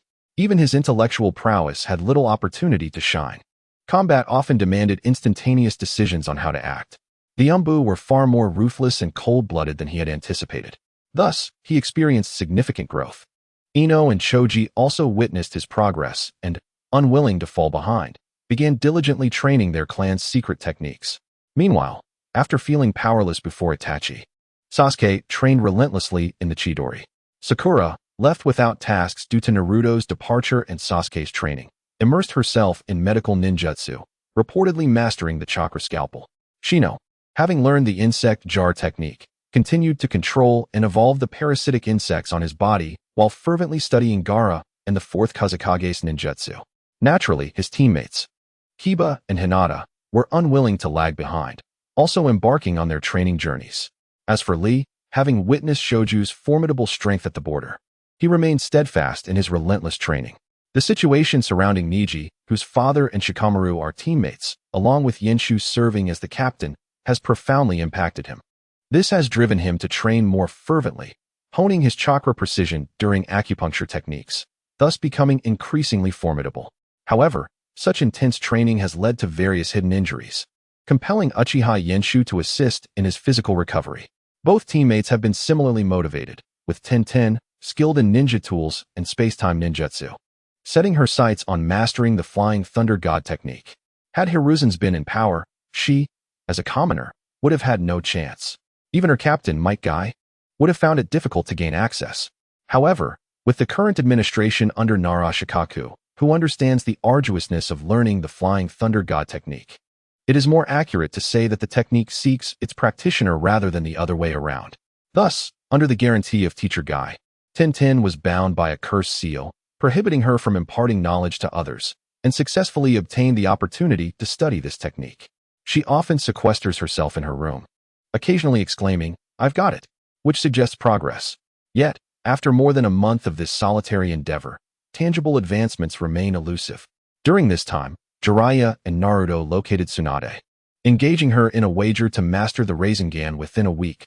Should they succeed, she would return to the role of Hokage. Concurrently, Orochimaru proposed a condition involving the resurrection of Dan Kato, seeking Tsunade's assistance in healing his hands, only to be rebuffed. Orochimaru, exploiting Tsunade's hemophobia, planned to forcibly bring her back to aid him. Fortunately, Jiraiya, Naruto, and Sakura arrived just in time to thwart them. Jiraiya confronted Orochimaru, while Sakura, lacking combat prowess, faced Kabuto. Despite mastering the A-rank Rasengan, Naruto found himself outmatched by Kabuto and sustained severe injuries. In a life-or-death crisis, Tsunade overcame her fear of blood, healed Naruto, and successfully repelled both Orochimaru and Kabuto. Together with Jiraiya, Naruto, Tsunade, Sakura, and a pig named Tun-Tun, they returned to Konoha. There was no grand welcome. Most passers-by did not recognize her, but many ninjas over 30 were taken aback upon seeing her. Is that Lady Tsunade? Has she returned? But she looks so young. Is that truly Lady Tsunade? The older ninjas, having seen Uzumaki Mido, were certain that is indeed Lady Tsunade. They recognized the identical diamond-shaped seal on her forehead. In the Hokage office, numerous elite ninjas gathered, casting their gazes upon the seemingly youthful, strikingly beautiful woman, collectively proclaiming, "Welcome back, Lady Tsunade." This spectacle ignited a spark in Naruto's eyes as he observed, "This feels fantastic." However, the next moment, he caught sight of Uchiha Yenshu's calm demeanor and immediately felt subdued. Tsunade glanced around and cheerfully remarked, "There are quite a few new faces here." Among them were Kakashi, Guy, and Kurinai. Notably, she noticed two 12-year-old boys, one of whom stood in front of Hinata, prompting her to take a closer look. Chapter 69. The Upper Echelons Vote. Fugaku elected Nara Shikaku. Why not just become Hokage yourself? Tsunade jovially addressed the man before her. "Lady Tsunade, please do not jest." Indeed, Tsunade replied, resignedly taking her seat in the Hokage position and looking at the assembly. "So, what do you need me to do?" "You will soon be notified by the daimyo that you are to become the 5th Hokage, and an announcement will be made today, spreading throughout Konoha within 3 days. During this period, you must prepare a speech, familiarize yourself with the ceremony's procedures, memorize the content of your address, and subsequently, you will need to carve the Hokage monument. Understand the village's financial expenditures and income, be aware of various departments, know key ninjas, and receive the Sand Village's envoy." Tsunade was momentarily taken aback by the cavalier nature of the instructions. As Nara Shikaku continued outlining the tasks, Tsunade felt a shiver of apprehension. "Is it too late for me to reconsider?" "Lady Tsunade, please, do not jest," Nara Shikaku insisted earnestly. The assembly of elite ninjas in the Hokage office merely gathered to support the new Hokage and familiarize themselves with her. The remaining matters would require Shikaku to guide Tsunade gradually. A few days later, the news of Tsunade, the granddaughter of the first Hokage, inheriting the role of the 5th Hokage spread throughout the village, turning Konoha into a jubilant celebration akin to the new year, bustling with excitement over the arrival of their new Hokage. However, outside of Konoha, other villages gritted their teeth in frustration. Before Tsunade's arrival, the Hidden Cloud and the Hidden Stone had intended to launch a joint attack on Konoha, only to be deterred by a mere boy. Now, with another powerhouse emerging, they were incensed. How can Konoha have so many prodigies? For the elite ninjas within the village, concerns began to arise regarding upcoming positions such as Hokage's advisor and consultant. At this juncture, Uchiha Yenshu was faced with a critical choice. In light of the impending replacement of upper echelon personnel, your decision is as follows. 1. Assist Uchiha in joining the upper echelons. Reward. Increase physical prowess by 2 points. 2. Remain indifferent. Reward is Anaji. After a brief contemplation, he chose option 1, as it was what Uchiha deserved. In the conference room, elite ninjas including Kakashi, Gai, Kurinai, Asuma, Enko, Shibi, Choji, Shikamu, Hinata, Niji, Fugaku, Mikoto, Yenshu, Yamato, and Jiraiya gathered to cast their votes for the Hokage's advisor and 2 consultants. As the youngest among them, Uchiha Yenshu undoubtedly attracted considerable attention. The Beast Yenshu. Is that really the Beast Yenshu? Incredible. Only 12 years old and already a special jonin. The younger brother of the Hyuga clan leader is under his command. It's hard to imagine he created those 2 unfathomable abysses at the border. Whispers circulated as Mikoto cast a reproachful glance at Yenshu. You never tell me anything. Although she was aware, there was a significant difference between hearing it from her son and from others. Yenshu shyly averted his gaze. At that moment, Narashikaku, seated beside Tsunade, clapped his hands, drawing everyone's attention. Now, we shall commence the voting for 1 Hokage advisor and 2 Hokage consultants. Each jonin may cast 1 vote and recommend 1 candidate, so I will start. I nominate Uchiha Yenshu for the position of Hokage advisor. As soon as the words left his lips, the room fell into an immediate silence. Everyone widened their eyes, first glancing at Narashikaku, then at Uchiha Yenshu, and back again at Shikaku, their minds swirling with questions. However, upon reflecting on the tasks Yenshu's team had undertaken over the past 2 months and the inclusion of Niji in that team, they recognized something significant. This Uchiha Yenshu not only possessed formidable strength, but also harbored secrets unknown to them. It was this revelation that compelled Shikaku to advocate for Yenshu's appointment as Hokage advisor. Upon discovering this, the crowd widened their eyes, fixated on Uchiha Yenshu as if trying to discern something profound.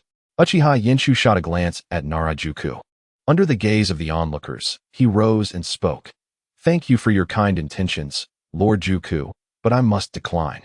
Moreover, I recommend Uchiha Fugaku for the position of Hokage advisor. Fugaku, bewildered, turned to his son. Was it not agreed that no one should be coerced? I am utterly unprepared for this. Numerous jonin gathered to cast their votes, yet the decisions had long been made. This meant that a Hokage assistant and 2 Hokage advisors already had their candidates. According to his intelligence, no one sought the position of Hokage assistant, as it was universally acknowledged to belong to Juku, a position no one dared to contest. Meanwhile, the positions of Hokage advisors were hotly contested by Sarutobi Asuma and Hyuga Hisashi. Particularly, Sarutobi Asuma was likely supported by the Sarutobi clan, aiming to create a successor to the 2nd Hokage. Conversely, Hisashi was backed by the Hyuga clan, whose rationale was straightforward. As the foremost clan of Konoha, they should have representation in the upper echelons. Besides these 2, there were 2 others recommended by several jonin, Jiraiya and Hitaki Kakashi.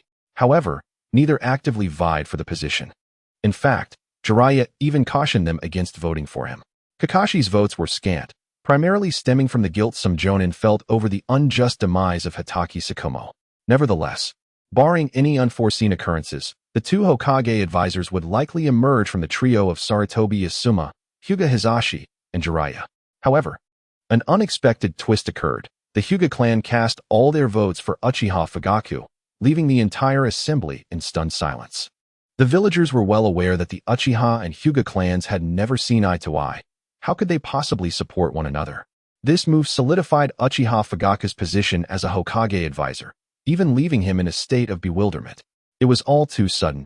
He had made no preparations whatsoever. The 2nd Hokage advisor, Jiraiya, was elected. The shadow cast by the Sarutobi clan over the upper echelons dissuaded many from voting for Sarutobi Asuma. This seemed to relieve Asuma significantly. As for the Hokage assistant position, with the votes from the Inazuka, Nara, and Akimichi clans going to Uchiha Yenshu, Narajuku narrowly triumphed to become the Hokage assistant.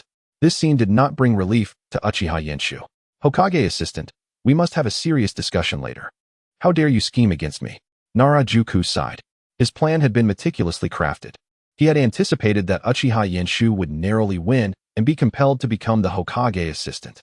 Yet, he had not foreseen the overwhelming support for Uchiha Fugaku, which led many to change their votes at the last moment. The reason was simply to prevent the emergence of another Hokage assistant from the Uchiha clan. Chapter 70. It is time to take action against that person. Ultimately, he had fallen a step behind Uchiha Yenshu. Had he known Yenshu intended to recommend Fugaku for the Hokage advisor position, he would have been at a loss. After all, no one wished to see two Uchihas in the upper ranks. The votes from the Hyuga clan were crucial. With the voting concluded, everyone left the conference room, considerably relieved, as if they had just emerged from battle. Many lingered to congratulate the elected Uchiha Fugaku in Narajuku. As for Jiraiya, his sour demeanor deterred anyone from approaching him. Uchiha Yenshu was undeterred. Lord Jiraiya, although you are now a Hokage advisor, please refrain from engaging in any prying activities within the village. You wouldn't want the secret of the third Hokage's telescope technique to be exposed, would you? Jiraiya's eyes widened in astonishment. He had never expected this Uchiha brat to know the true use of the telescope technique. The third Hokage's reputation was already tarnished. If this matter were to come to light. Damn. Juku followed closely behind Uchiha Yenshu to the training ground, observing the numerous holes in the surrounding trees, causing him to tremble slightly. Fear not, I have no interest in striking you. Juku replied, I apologize for my weakness. However, this statement did ease his anxiety somewhat. Juku, I do not harbor any animosity towards you, but should you attempt to scheme against me again, even if it concerns matters of little significance to me, I will be angered. What will happen if you get angry? Are you aware of the rebellious phase? If you direct him east, he will go west. If you urge him to kill, he will protect. If you implore him to safeguard Konoha, he will. Juku could no longer endure and hastily interjected. All right. I understand. I will never scheme against you again. I hope you grasp that I am not jesting. I know, I truly apologize this time. Juku bowed deeply.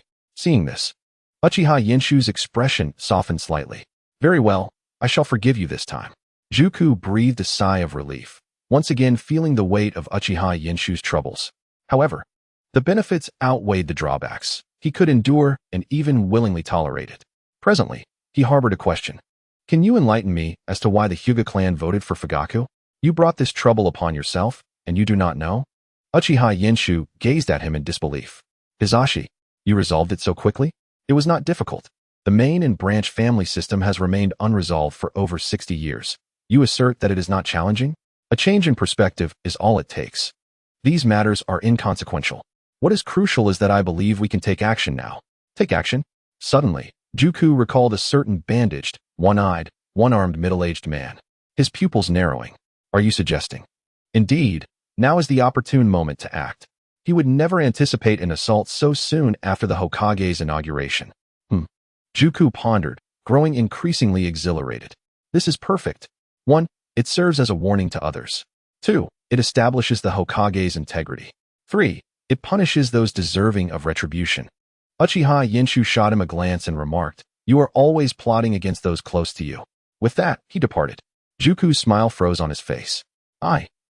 He watched Yenshu's retreating figure, opening his mouth, yet he could not articulate. I am not the one in the wrong. At Fugaku's residence, Yenshu, Fugaku is awaiting you in the study, Mikoto cheerfully announced. All right, mother, Uchiha Yenshu replied. By the way, where is Sasuke? Mikoto shook her head. Seeing this, Uchiha Yenshu could only offer comfort. He will return. Itachi will eventually disclose everything to him, just as I once did. Mikoto gently embraced Uchiha Yenshu and said, I understand.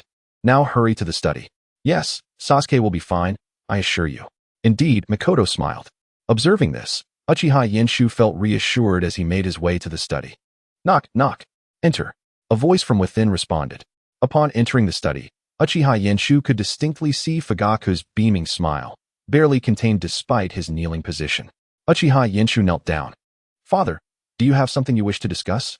Fugaku retracted his smile, his countenance turning notably grave. I wish to understand why the Hyuga clan would cast their votes in my favor. I assisted them in establishing a curse technique to replace the main family and branch family system. What does this imply? Fugaku found himself perplexed. Uchiha Yoshu elucidated. The branch families of the Hyuga clan require a curse technique, known as caged bird, which prevents the death of the branch members from leading to the loss of the Byakugan. Simultaneously, the main family retains the ability to command the branch families. To address this, I conducted research on the caged bird technique, enhancing it to include a sub-technique named Freedom Gate, which safeguards against the control of the main family and protects the Byakugan from being seized. Additionally, it eliminates the critical flaw of only being able to perceive 359 degrees due to the caged bird. However, I refrained from disclosing this to Fugaku, fearing that the more he knew, the more arrogant he might become, believing he had everything under control. Then, why has the main family not taken action? Fugaku's brow furrowed deeper. The Hyuga clan had remained unusually quiet during this period, seemingly unaffected by such significant developments. This was due to Hisashi and Niji, who had imposed a new curse technique, Uncaged Bird, combining the principles of Caged Bird and Freedom Gate. Upon death, the Byakugan would be destroyed, thus rendering the main family powerless and eliminating any possibility of the Byakugan being exploited. Upon hearing this, Fugaku felt a surge of excitement. Can our Uchiha clan utilize this curse technique? Many covet the Sharingan. With this technique, the Uchiha would be considerably safer. However, would we Uchiha find ourselves helpless against the potential outflow of our bloodline, just as the Hyuga have? Fugaku seemed struck, momentarily frozen in realization. Disappointment washed over him. After all, the Uchiha would reclaim what was theirs. They would instill fear in their adversaries. They would stand atop the fallen bodies of those who coveted the Sharingan, proclaiming it a forbidden treasure. Anyone daring to reach for it would meet their demise. Thus, he felt a profound disappointment in his momentary weakness. Following this disillusionment, fear crept in. Yoshu, should I consider stepping down? Sarutobi Hiruzen, once a formidable shinobi, evoked disdain in him. Yet it was precisely this disdain that incited a fear of treading the same path he had. Chapter 71. The Konoha Rebirth Plan with me watching over you. And considering you are not yet old, I believe your anxieties stem from your impending role as an advisor to the Hokage, compounded by Hiruzen's legacy, which has left you unsettled, Uchiha Yoshu remarked. Fugaku nodded in acknowledgement. Thank you for your support, Yoshu. Is there anything else you wish to inquire? Uchiha Yoshu anticipated questions regarding his refusal to assist the Hokage or his relationship with Kakashi, yet Fugaku shook his head. You have matured. As long as you have clarity of thought, pursue your path. Should you require my assistance, simply ask. Very well, what are your thoughts on the operation against Danzo? Fugaku reflected. The village has undergone considerable changes with Tsunade as the fifth Hokage, Narashikaku serving as Hokage advisor, and myself and Jiraiya in advisory roles. Even as the construction of the fifth Hokage's monument progresses, the village is gradually returning to tranquility. Yet, within the upper echelons, tranquility eludes us. In the conference room, Tsunade, Narashikaku, Uchiha Fugaku, and Jiraiya convened. Tsunade glared at the black-haired boy, Uchiha Yoshu, beside her. Why is a child present here? Because this matter was orchestrated by Yoshu. Shikaku replied. I wish to confront Danzo, Yoshu added assertively. Fugaku and Jiraiya exclaimed, Hey, what are you two discussing? Tsunade scolded Fugaku and Jiraiya, who both averted their gazes. One already aware of the operation against Danzo, while the other was ensnared by the implications of the telescope technique. This only served to further irritate Tsunade. Enough. She slammed her hands on the table, directing her gaze at Shikaku. Who is the Hokage here, him or me? Lady Tsunade, Danzo is a blight upon Konoha. Yoshu will serve as a combatant. I believe he deserves a place in this meeting, Shikaku asserted. But he is only 12. Tsunade began, but was interrupted by Yoshu. Lady Tsunade, I trust you have encountered Manda. Is the scar on its tail still present? Instantly, Jiraiya and Tsunade's eyes widened. On that day, Manda had faced off against the combined might of Gamabunta and the colossal slug, yet had been soundly defeated. They later discovered that Manda had been injured. The horrific wound on its tail suggesting it had been struck by something immensely powerful. Had such an injury occurred elsewhere, Manda would have perished. And that terrifying injury was somehow linked to this young boy. It seems I must introduce myself, Yoshu declared, rising. Though it may seem presumptuous. I believe you have heard my name. I am the infamous bounty hunter, Yoshu, with a bounty of 50 million ryo. The infamous beast Yoshu? You are he. Both Tsunade and Jiraiya expressed astonishment. They had heard of him but had not delved deeply into his background, unaware that the child who nearly instigated a war was merely a boy. Yet, it was understandable. No one would inform bounty hunters that their target was a child. For children grow stronger at an alarming rate, and information quickly becomes outdated. Lady Tsunade, did you not claim to have memorized the profiles of all significant shinobi in the village? Shikaku remarked, somewhat exasperated. Ahahaha, Tsunade laughed awkwardly. Memorized? I scarcely even glanced at them. However, following this incident, she resolved to review them to avoid further embarrassment. These children are truly formidable. At just 12 years old, he possesses such prowess. Now, regarding the operation against Danzo, I trust there are no objections? None, Shikaku replied. None, Fugaku echoed. None, Jiraiya added. Humph. None, Tsunade concluded. Then let us commence with the plan. First, 2 days hence, 10 kilometers outside of Konoha, beneath a rocky outcrop, lies a pitch-black underground base. A bandaged, one-eyed, one-armed, brooding middle-aged man occupies the main seat. Before him, 2 root members kneel on one knee. Lord Danzo, the Wagakure and Kumogakure have consented. Orochimaru has requested the corpse of Uchiha Yoshu for his experiments. Danzo responded with a low, rumbling acknowledgement. What of that faction? Have they responded? They stated that if we assist them in capturing 2-tailed beasts, they would agree to our terms, collaborating with us to launch an assault on the village as part of the Konoha Rebirth Plan. The Konoha Rebirth Plan was the most critical scheme Danzo had devised during this period. By inciting war through a Wagakure and Kumogakure, he aimed to distract Konoha, rendering it vulnerable. At that moment, they could seize the opportunity to capture the tailed beasts, causing chaos and granting Konoha an advantage on the battlefield, enabling them to strike decisively. The captured tailed beasts would then serve as leverage to compel Akatsuki to assist in an attack on Konoha. When they have slain Tsunade, he will strike, vanquishing Akatsuki and emerging as the village's hero, destined to become the 6th Hokage, though the village may suffer devastating losses. Every sacrifice will be worth it for the rebirth of Konoha. Now, with merely a month remaining, he will have everything in place. He envisions himself clad in the Hokage's robes, standing atop the Hokage Tower, a rare smile gracing his usually stoic visage. Excellent. Bring Uchiha Yenshu before me. Yes. At that moment, a youthful figure abruptly intrudes. 2 members of the Root organization immediately shield Danzo, their short swords drawn, eyes sharp with suspicion. Who goes there? The boy steps out of the shadows into a faint beam of light, revealing his dark hair and masculine features. He smiles at Danzo, seated in his commanding position. Weren't you eager to summon me? Here I am. Why the tension? Uchiha Yenshu.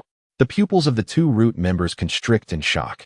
Their target has approached them, and they realize it is fortuitous. Danzo's mission can be accomplished immediately. A cold smirk appears on their faces as they charge forward with their blades. Yet, in the next instant, Bayubiyu, 2 faint sounds echo eerily in the dark underground base. The sudden stillness of the 2 Root members makes Danzo furrow his brow. He takes a step back and growls, "What have you done?" Uchiha Yenshu gazes at the fingers embedded in their foreheads, smiling as he observes his fingers rapidly healing. Squinting as he speaks, "You shall soon experience it." In an instant, a colossal chakra erupts from Uchiha Yenshu's being, green energy pulsating vibrantly within the pitch-black underground base. Resembling hellfire enveloping a demon with crimson skin and bulging veins, terrifying and unsettling. Chapter 72. Who truly represents the evil clan? Gulp. Danzo's pupils widen, cold sweat streaming down his face as he retreats, colliding with the wall and collapsing to the ground. In a flash, Uchiha Yenshu's figure vanishes. A tempest brews. Wait. Danzo utters in terror. Uchiha Yenshu suddenly stands before him, halting. Wood release. Great violent tree. Instantly, a massive tree sprouts from Danzo's arm, morphing into a colossal spear aimed at the standing Uchiha Yenshu. He laughs triumphantly. Die. However, in the next moment, his smile freezes in disbelief. He dares not look down, witnessing a foot crushing his heart, piercing through and landing on the ground. Coughing up blood, he reluctantly closes his eyes, his entire body succumbing to weakness. Uchiha Yenshu turns away. In the next moment, cursed seals slither like serpents across the ground, eerily swift. As they near Uchiha Yenshu's feet, he transforms into a whirlwind and vanishes. In the corner, Danzo's expression darkens. The cursed seal binding has failed. He even resorted to his Anaji, sacrificing one of his Sharingan. Yet it still ended in failure. It is as if his secrets have been laid bare. What on earth is happening? Is our Uchiha's Anaji so ineffective? Meanwhile, Uchiha Yenshu, enveloped in green energy, stands firm. Danzo glares at him intensely. In the next moment, without warning, wind release, vacuum wave. Blades of wind, as sharp as scythes, strike invisibly, engulfing the entire underground base. Swish, swish, swish. The ground, akin to tofu, shatters violently. In an instant, it reaches Uchiha Yenshu, poised to slice him into pieces. Uchiha Yenshu pushes off the ground. Boom. The earth splinters, debris flying like shrapnel. It resembles an earthquake. Danzo crouches, gripping the ground, looking up at the swirling dust. The wind swiftly disperses the cloud, revealing a rugged pit, stones continuously plummeting. The underground base appears to be collapsing, rocks tumbling down with a thunderous roar, resembling a natural disaster. Danzo inhales sharply. Wind release, vacuum sphere. Instantly, a high-pressure wind sphere erupts, akin to a tailed beast bomb, annihilating everything above. It breaches the ceiling, emerging into the forest above, shredding green leaves. Sunlight cascades down, illuminating Danzo in the pit. The next moment, Bayu, a piercing sound, leaving no chance for resistance, penetrates Danzo's skull. Blood spraying as he crashes into the ground, causing it to tremble slightly. Everything falls silent. Yet, the boy stands beside the vast pit, smiling. Stop hiding. You took the eyes of the clansman slain by Itachi during his defection, didn't you? At least 10 pairs. As if exposed, Danzo's figure materializes before the boy, his face dark as coal, glaring fiercely at Uchiha Yenshu. Why? Why is everything known? Why? Who are you really? Me? I merely seek justice for the Uchiha. Justice for the Uchiha? Danzo laughs derisively, as if hearing a joke. How brazen for that wicked clan to seek justice. Ha ha ha. Oh, so according to your argument, the Senju of the forest established the village alongside the Uchiha out of fear of their might, creating a deceitful narrative that even the evil Uchiha would believe? What do you mean? Danzo's voice turns icy. Thus, the Senju, who could calculate the wickedness of the Uchiha, are the most nefarious, more so than the Uchiha themselves. And you, as a disciple of the malevolent Senju clan, a remnant of the Senju, I, as a member of the Uchiha, now stand for love and peace, representing justice to eradicate you, the remnants of the most wicked clan. Uchiha Yenshu beams. Danzo's face flushes with rage. Nonsense. These sacrifices are for the sake of Konoha. Uchiha Yenshu never anticipated that he would still refrain from attacking, choosing instead to engage in a battle of wits. He chuckles. A dragon-slaying hero has become a wicked dragon. Yet this dragon is different. One cannot slay it. Even if it commits heinous acts, it cannot be destroyed, for it once vanquished a dragon. Upon finishing, Uchiha Yenshu's laughter grows louder. Ha ha ha. You once sacrificed your teacher for Konoha, so even if you commit murder and arson, heinously killing Konoha's white fang, assassinating the third Hokage, obstructing the Uchiha, leading to the demise of countless villagers on the night of the Nine Tails, that is deemed acceptable because Konoha owes you. And what of your teacher? Was he merely your possession? Uchiha Yenshu's fury ignites. Boom. The ground fractures, wailing incessantly. You deem the Uchiha as evil, and so you sacrifice your subordinates, sending them to their deaths, while you remain exalted, reaping the rewards of their sacrifices? Who do you think you are? An underground emperor? No, you are but a dog. A foolish dog that has encountered a foolish emperor. Had Sarutobi not been so spineless, he would have long since castrated you. Danzo clenches his fists, trembling with rage. Gritting his teeth. Uchiha Yenshu. The words of Uchiha Yenshu continue to resonate. Do you believe yourself to be great? Capable of controlling the ninja world? You are sorely mistaken. You are nothing but a dog. Your master has granted you a bone, and yet you delude yourself into thinking it is because he cannot bite. Thus, you presume yourself superior to your master. How pathetic. Simply wretched. Uchiha Yenshu could continue his tirade, but Danzo could no longer contain his fury. Uchiha Yenshu. You shall perish. A thunderous roar erupted, accompanied by the rumbling of the ground and the clash of fierce combat. Yet, not far off, Fujitaka, Jiraiya, Kakashi, and Tsunade were left in a state of astonishment, their minds echoing Uchiha Yenshu's words as they exchanged glances. They instinctively turned to Kakashi, their eyes seemingly questioning whether his admiration for Yenshu's eloquence had been the reason for recommending him as Hokage's advisor. Even Danzo, known as the Shadow of Konoha, had been driven to the brink of insanity by Yenshu's words. They couldn't help but agree with Uchiha Yenshu, finding the once credible rumors about the Uchiha clan absurd. The foundation of Konoha was undeniably established by both clans. If the second Hokage, Senju Tobirama, labeled the Uchiha clan as evil. What then of the Senju clan?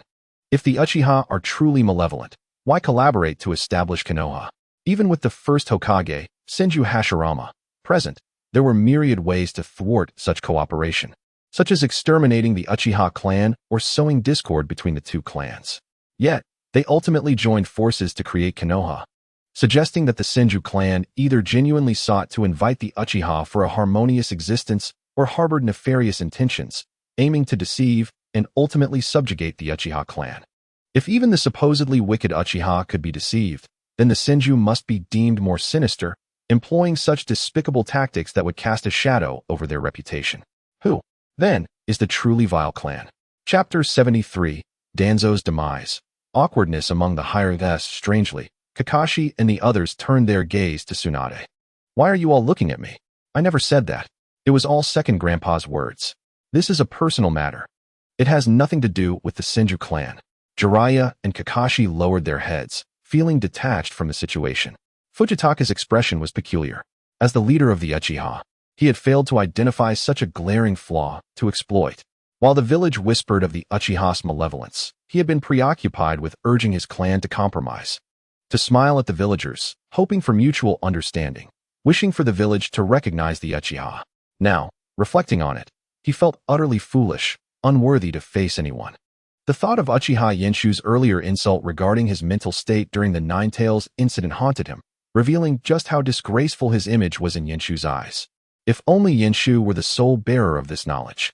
However, once it spread and implicated him, the entire village would be aware, leaving him with no dignity. Suddenly, tears welled up within him. Why was I so naive? More innocent than a 3-year-old. How embarrassing. Kakashi seemed to sense his turmoil and patted Fujitaka's shoulder with a hint of sympathy. If his own son, Shikamaru, were as astute and had been watching him make foolish decisions, he too would feel a loss of face. The only one privy to his indiscretions was his own son, and it was mortifying that others could discern the dirt on him so easily. Such matters must not be allowed to spread. Tsunade declared earnestly. Agreed, Fujitaka quickly concurred. He did not wish to face social demise. Even though he acknowledged the numerous failings of his clan, at least he wished to preserve his dignity in stepping down. Now he truly recognized his errors. Kakashi non-committally stated, agreed. I too concur, Jiraiya remarked with a grin. Watching the unfolding drama was the most entertaining. Yet, upon recalling that Uchiha Yenshu knew the true purpose of the telescope technique, he felt a shadow darken his expression, casting blame on the already infamous third Hokage. The political landscape was already mired in filth. Should personal scandals emerge, the village might entirely revile Sarutobi Hiruzen, seeking to sever all ties with him and deny his existence in Konoha's history. While Jiraiya disapproved of Hiruzen's actions, he still hoped to avoid such a scenario. The four of them collectively sighed. Alas, it was akin to having a disastrous mess thrust upon them. The thought of stitching together this nearly irreparable situation caused them great distress, yet they remained acutely aware that they must not descend to the levels of Sarutobi and Danzo. The stain of disgrace was sufficient with their presence. In the forest, a tempest raged, the ground lamented. Centuries-old trees were uprooted, the solid earth shattered into fragments. Amidst the swirling dust, fierce clashes echoed. A figure enveloped in green energy, though merely 5'3", relentlessly pursued the 6-foot Danzo. Danzo's hidden techniques were laid bare. Would release, sealing techniques, Sharingan. Yet, for Yenshu, who had opened the 6th gate, he was no match at all. How many times had he been slain by Uchiha Yenshu?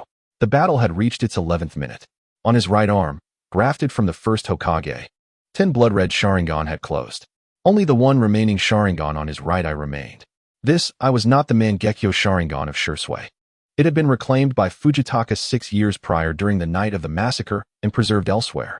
Had it been otherwise, Danzo would not have lived so comfortably in recent years. With a swift motion, Yenshu's fingers shot forth like bullets. The air barely had time to react before it was pierced, producing a deafening sonic boom. It struck Danzo's mind, only to emerge from the other side. Blood, a mixture of red and white, erupted forth. Danzo's form dissipated. At this juncture, they had entered the 12th minute. Uchiha Yenshu turned to regard Danzo, who lay beneath the great tree. His last remaining Sharingan also closed. Danzo, now in his 50s, bore the marks of age. It was as though all energy had been siphoned from him, his frame gaunt and ribs visible, his back hunched, and cold sweat pouring down. He hastily turned away, stumbling as he attempted to flee from Yenshu. I cannot die. I have yet to become Hokage. I have so many plans unfulfilled. I cannot die. I cannot die. Hokage. Hokage. He reached out as if to grasp something intangible. In a flash, Yenshu's toes propelled forward like bullets, instantly piercing his skull. Danzo's body stiffened. Thud. He collapsed. Devoid of life, utterly motionless. Witnessing this, Uchiha Yenshu smiled faintly. Another day of safeguarding the ninja world had come to pass. At that moment, the four figures emerging behind him, Tsunade and the others, grimaced at his words. Uchiha Yenshu's voice continued to echo. The Uchiha clan, in their quest to rescue Konoha from the malevolent grasp of the Senju clan, ventured into peril and succeeded in vanquishing the traitor Danzo, who embodied the will of the Senju. This act cleared the fog that shrouded Konoha, allowing the sun to shine through. Amidst the ruins of the forest, an awkward silence enveloped the gathering. It was well known that Uchiha Yenshu had mocked them for their previous indifference towards Sarutobi Hiruzen's misdeeds, particularly Jiraiya and Tsunade, who had long been aware of Sarutobi's machinations, had chosen to leave the village. The astute Kakashi realized that sacrificing the Uchiha was a means to protect Konoha, akin to the sacrifices made by numerous shinobi, all to ensure the natural demise of the third Hokage. They all had the power to intervene, yet after weighing the benefits, they ultimately chose to abandon the lesser cause.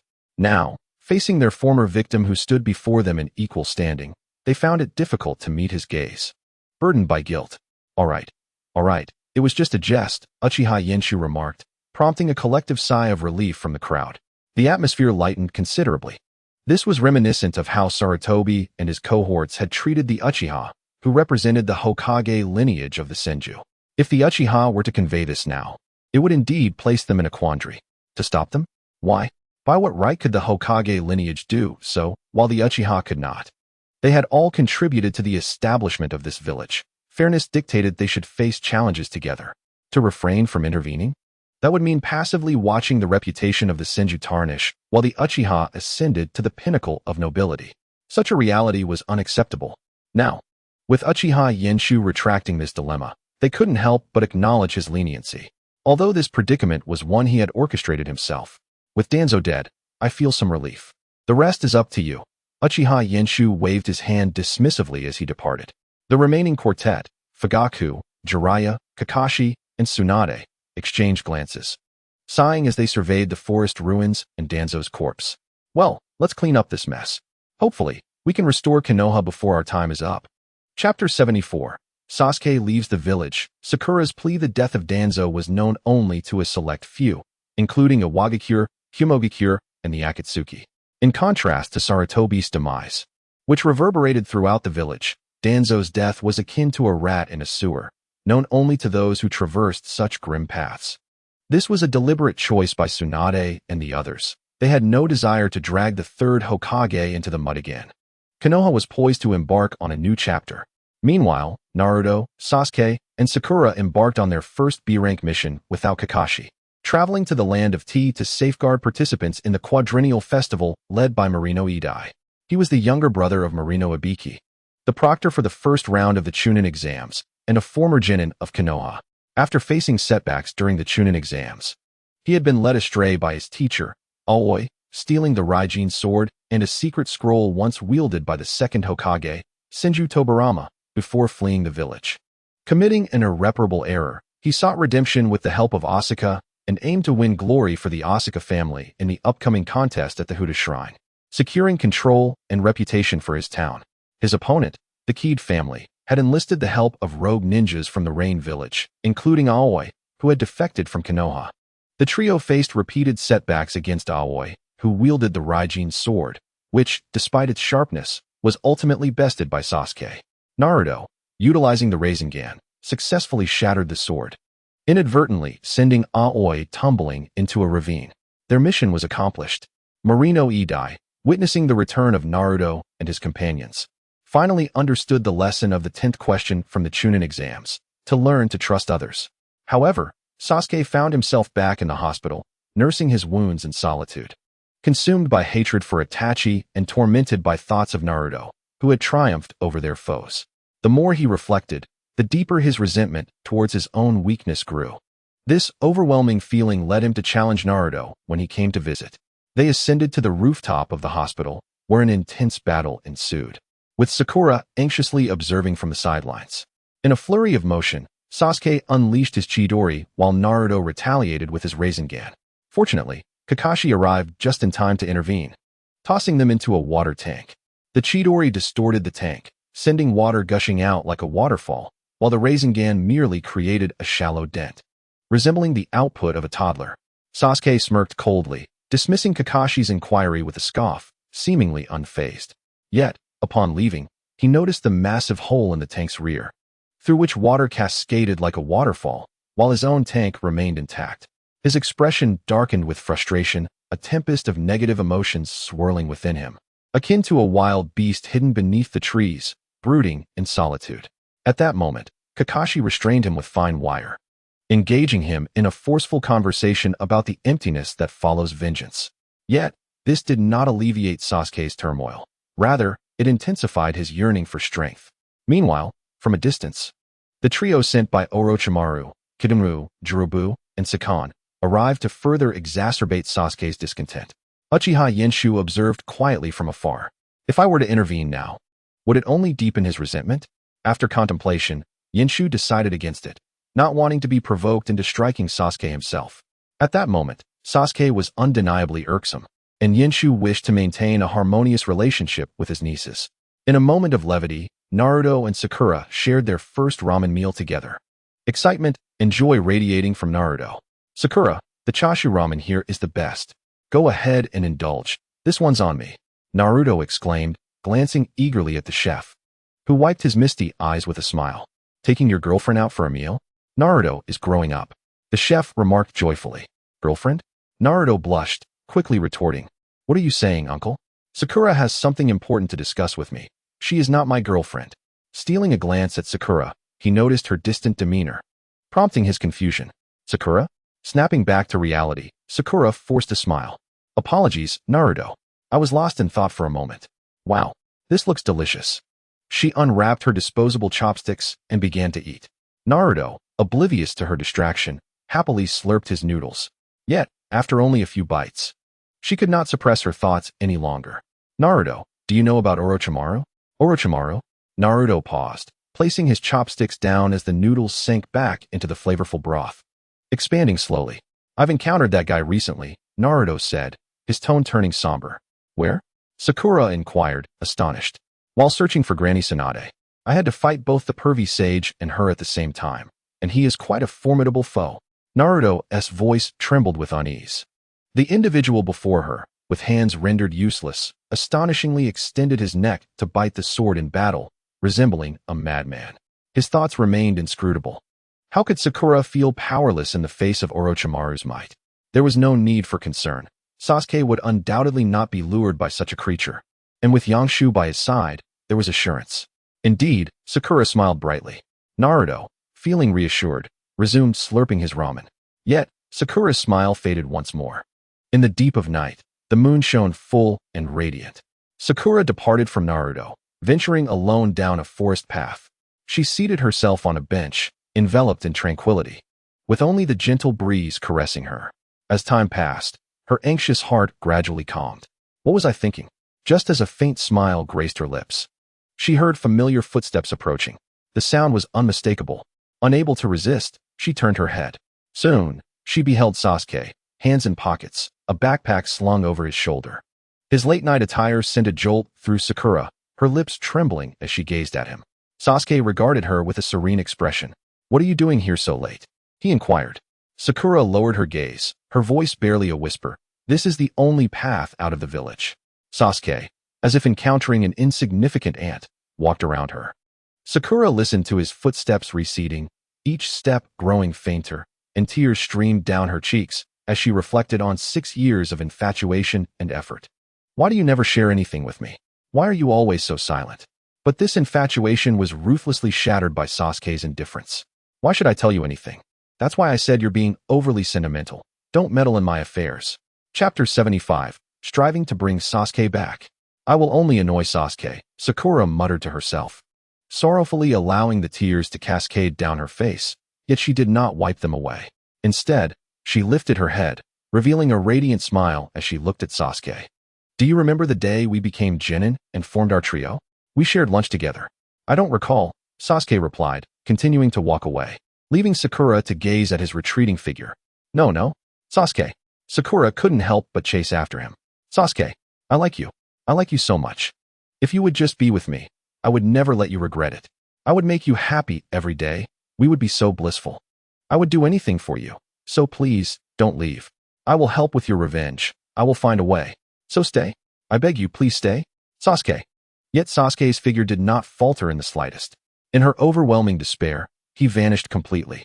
Outside the village, Kidamaru, Doyu, and Sakan knelt on one knee. We have awaited your return for some time, Lord Sasuke. Sasuke looked at the three who had just thoroughly beaten him earlier that afternoon. What brings you here?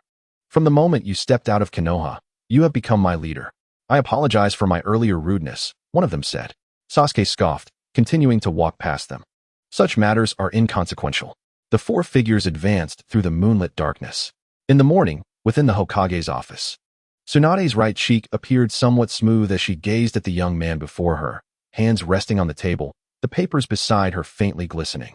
Last night, Uchiha Sasuke left the village. It is highly likely he has gone to Otogakure. Oh, why? Uchiha Yangshu inquired. Yangshu, he is your brother. Are you not at all concerned about his departure? He is in a unique situation. Even if I were anxious, it would be futile. The more someone tries to obstruct him, the more he will resist. In a few years, he will come to understand. With a bang, Tsunade slammed her hand on the table. Yangshu, you know nothing. He has been seduced by Orochimaru. Orochimaru desires the power of the Uchiha. He intends to use the reanimation jutsu to possess Sasuke. Uchiha Yangshu replied helplessly. All right, what do you need me to do? Bring Sasuke back. At that moment, a voice echoed in Yangshu's mind. In the face of Sasuke's impending defection, your choices are 1. Go all out. Reward, double effect on physical training. 2. Remain indifferent. Reward, Mangekyo Sharingan. Uchiha Yangshu closed his eyes, contemplating. If he were to bring Sasuke back, he knew he would need to awaken his Sharingan due to his own inadequacies. Moreover, Orochimaru's ability to escape was currently beyond Yangshu's capacity to confront.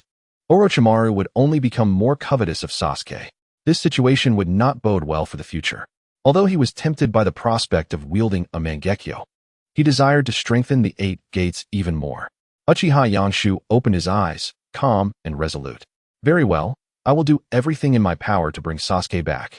Yangshu's team was dispatched on other missions, leaving only Shikamaru, who had the authority to summon all the genin for this task. All right, I will call upon Marisuke and Kyuchi.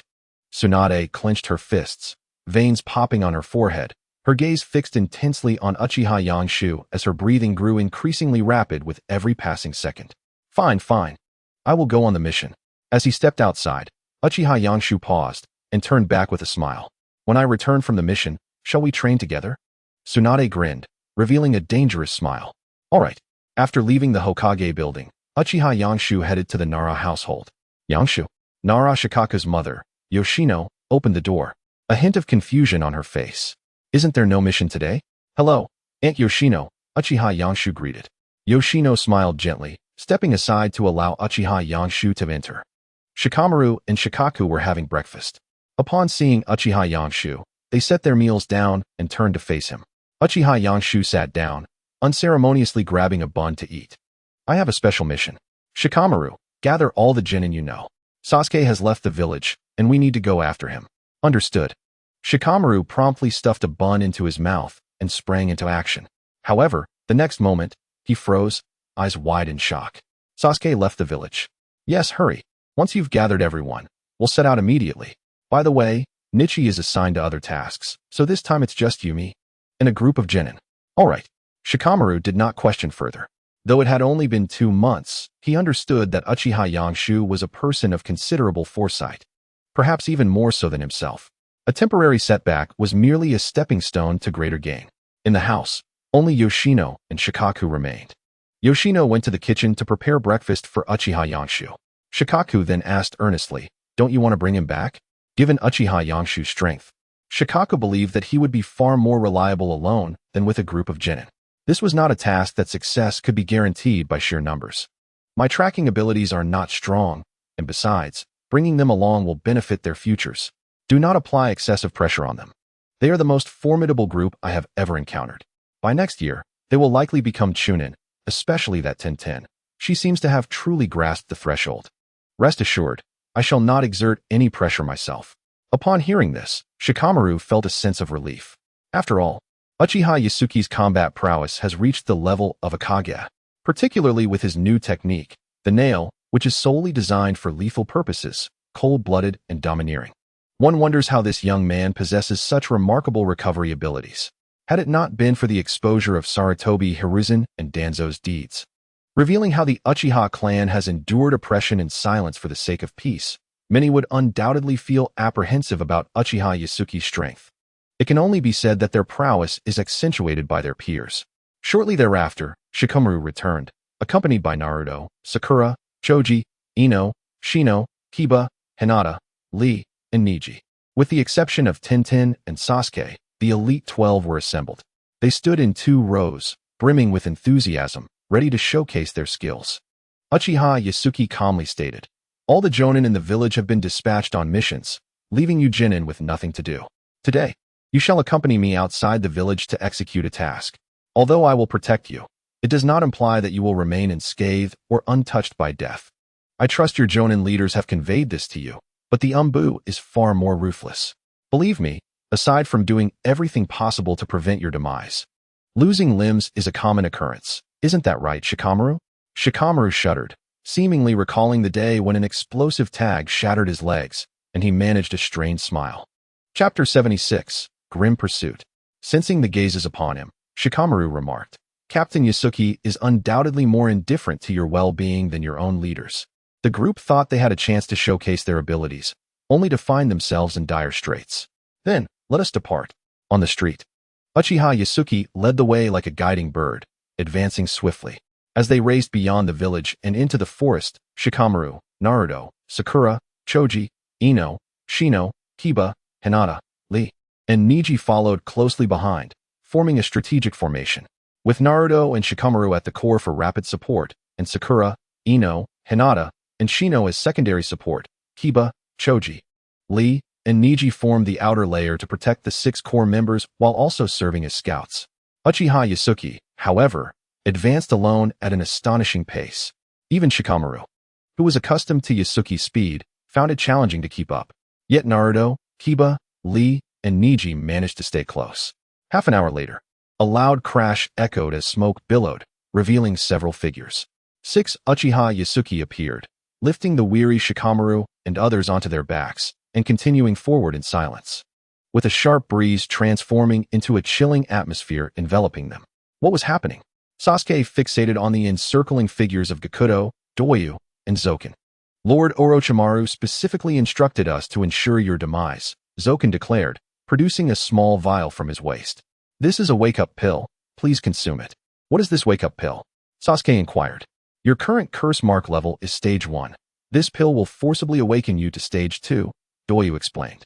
"However, once you transition to stage 2, the erosion of the curse mark will accelerate significantly, leading to your demise in no time." Zoken added, "Yet, controlling the power of stage 2 requires a considerable duration for your body to adjust. Thus, while you might gain powers equivalent to ours, you will certainly perish shortly after awakening." "And what happens after death?" A cold sweat trickled down Sasuke's brow. "You need not worry. That is precisely why we are here," Zoken reassured him, placing the vial into Sasuke's hand. "We will utilize barrier ninjutsu to mitigate the side effects, allowing you to enter a state of temporary death. Can I trust your barrier ninjutsu?" Sasuke scrutinized Zoken closely, desperate to grow stronger without meeting his end. "Lord Sasuke, we were originally Lord Orochimaru's guards, so barrier techniques, defensive ninjutsu, curse marks, and sealing techniques are second nature to us," Gakuto boasted. "Even with one less member?" Sasuke scoffed. Instantly, Gakuto and Doyu's expressions turned icy. The absent member, the stout Jirobu, was torn to shreds by Uchiha Yasuki. This revelation significantly diminished their value. Sasuke's words struck a nerve, for had it not been for Sasuke's elder brother, their worth would have been entirely unscathed. Zoken interjected, "No matter. I will use Shadow Clone Jutsu." The effect will surpass that of losing Jirubu.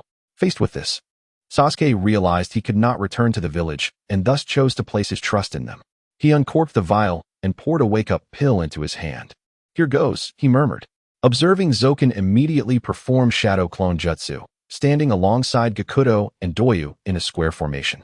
He felt a sense of reassurance and swallowed the pill whole. Gulp. Instantly, it felt as though his heart was being squeezed, causing him to grit his teeth in pain to stifle any cries, his entire body trembling uncontrollably. Zoken swiftly produced a scroll, unfurling it to reveal a character for coffin.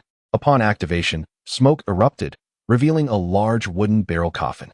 Gakuto placed the incapacitated Sasuke inside. Commence.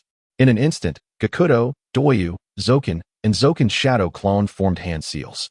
In a flash, purple chakra emanated from their hands, coalescing above the coffin into a dark purple cloud, resembling a harbinger of calamity, swelling ominously. Insects nearby trembled in fear, and the winds howled ferociously. The next moment, the four shouted in unison, for black mist formation.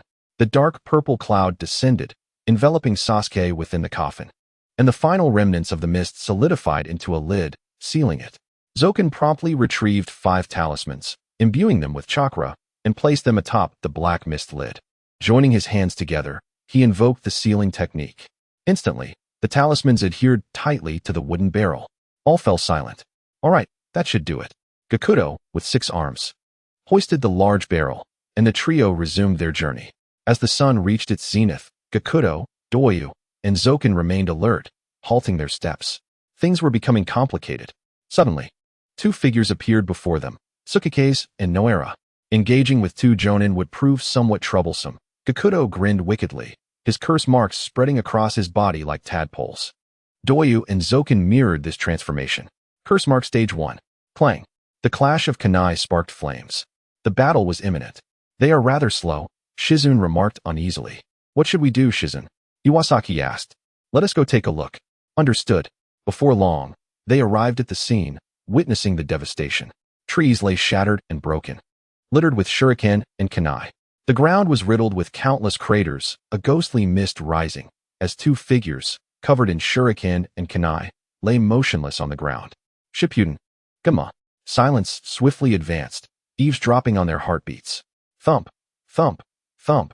Her heart, which had lodged in her throat, finally settled. She immediately set about treating the 2. Tatami Iwashi also relaxed, promptly declaring, Sister Silence, I will pursue them. No. Silence promptly rejected the idea. But, at that moment, Nara Jinjin awoke, struggling to speak. Wait, Iwashi, their techniques are beyond the realm of ninjas. Cough, cough. You'll die if you go alone. Jinjin, stop talking.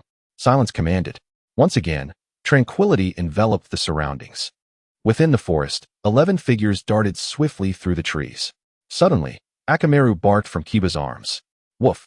Captain Yenshu. Kiba said gravely. What is it? Yenshu slowed his pace. There's a scent of blood nearby. A keen nose indeed. Uchiha Yenshu remarked. Which direction? That way. Kiba pointed towards the 11 o'clock direction, where the scents of 4 individuals mingled with Sasuke's, indicating that the other 4 were fleeing further away. What shall we do? Chapter 77. The Impasse of Gaetomaru. Yenshu unleashes the 6th gate.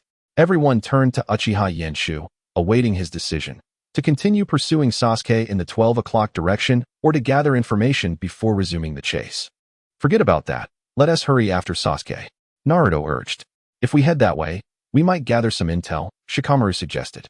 But doing so might allow Sasuke to escape the borders of the Land of Fire, Niji pointed out.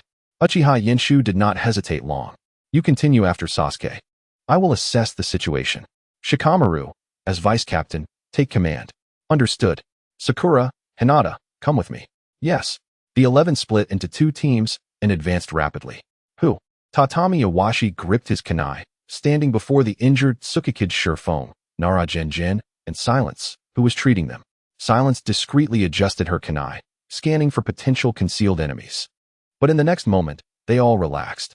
Yenshu, this young man, who had almost been appointed as the Hokage's advisor upon Shikamaru's recommendation, left a profound impression on them. Youthful, powerful, and unfathomable. Uchiha Yenshu nodded slightly in greeting, then coldly stated, It seems my quarry has engaged in battle with you. Do you have any intelligence? Their techniques are not those of ordinary ninjas. Even having fought against them, Nara Jinjin could not provide much information. After all, they had merely been defeated in Curse Mark State 1. Uchiha Yenshu understood their predicament. Sakura, go treat them. Once they are well, have them catch up with Sister Silence. He turned to Silence. Is that all right? Of course, they need to return for treatment. Iwashi can handle them alone, Silence replied. Then, see you later. Uchiha Yenshu glanced back at Hinata. Let us go. Yes. Hinata hurriedly replied, following Uchiha Yenshu away from the area. Sakura knelt down, like Silence, using healing techniques to treat Tsukikid's Shurfone and Nara Jinjin's injuries. Yenshu, what's wrong? Uchiha Yenshu glanced back at Hinata. Do ninjas have to be so ruthless? Uchiha Yenshu was momentarily taken aback. He then slowed his pace, lifting Hinata onto his back, which allowed her to breathe a sigh of relief as she relaxed her tired legs, obediently resting against him. As Uchiha Yenshu advanced swiftly, he smiled. No, it's like your clan. When the divisions between the main and branch families dissolve, the harsh rules within the clan diminish, and everyone's expressions brighten. Are you saying it's due to the environment? Hinata asked softly. Yes, but strength is also a form of environment. I could have taken a moment to care for them, or compressed time to hasten the pursuit of Sasuke. Just do as you see fit. After all, people are merely animals, and the most important thing is to live happily. Hinata responded with a gentle akin to a small kitten. Uchiha Yenshu smiled and affectionately ruffled her hair. After 6 years, he could finally do so openly. It seemed that resolving the Hyuga clan's main and branch family system not only benefited Fugaku in becoming an advisor to the Hokage, but also brought advantages to himself. An hour later, Captain Yenshu is back. Niji reminded the group, preventing anyone from being startled by Uchiha Yenshu's sudden appearance. The others nodded. Swish, swish. Uchiha Yenshu returned to the forefront, with Hinata rejoining the team. Although everyone was puzzled by Sakura's absence, they did not inquire further. What is the situation? Uchiha Yenshu asked Kiba. We're closing in. They've stopped. They must have noticed us. One of them halted while the other 3 continued forward. Kiba reported. What should we do? Are they trying to delay us? Absurd. In an instant, a burst of green energy enveloped Uchiha Yenshu's body. Veins surged like blood demons across his skin. Wait. As Kiba shouted, Uchiha Yenshu had already vanished from sight. Kiba halted on a thick branch, his jaw twitching. There must be a trap ahead. The group paused, staring blankly at Shikamaru. Let us wait a moment before proceeding, Shikamaru said, shrugging. The others exchanged puzzled glances. The next moment, boom. A colossal explosion erupted, akin to a massive explosive tag being detonated. A searing gust of wind swept over them, causing them to swallow hard. This trap is rather frightening. This is likely a barrier formation, Niji remarked, astonished. Barrier formation? Naruto and Choji queried, bewildered. A type of trap ninjutsu that uses explosive tags to set up a formation. Upon someone stepping inside, it detonates after a delay. It's stated in the books my father forced me to read that this is high-level ninjutsu, Shikamaru said solemnly. Even after joining the Umbu and witnessing numerous traps, he had never encountered one of such high caliber. Is Yenshu okay? Watching the enormous flames ahead, everyone felt anxious. Yenshu is fine. He dashed out the moment he entered. As if in response to their concerns, explosions continued to erupt. Boom, boom, boom. Everyone be cautious. While Captain Yenshu has eliminated many traps, it doesn't mean there are none left. Understood. With explosions ringing out behind them, Uchiha Yenshu's excitement surged.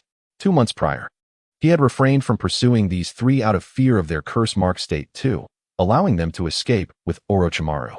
Now, with his physical strength increased and a new technique at his disposal, he yearned to witness the extent of his transformation. For instance, what once required a powerful bite to defeat could now be accomplished with a swift movement. Swish! Uchiha Yenshu surged forward, propelled by a wild and exhilarating energy. Suddenly, he heard a rustling sound, as if a net was being cast. Soon, Uchiha Yenshu saw webs descending upon him.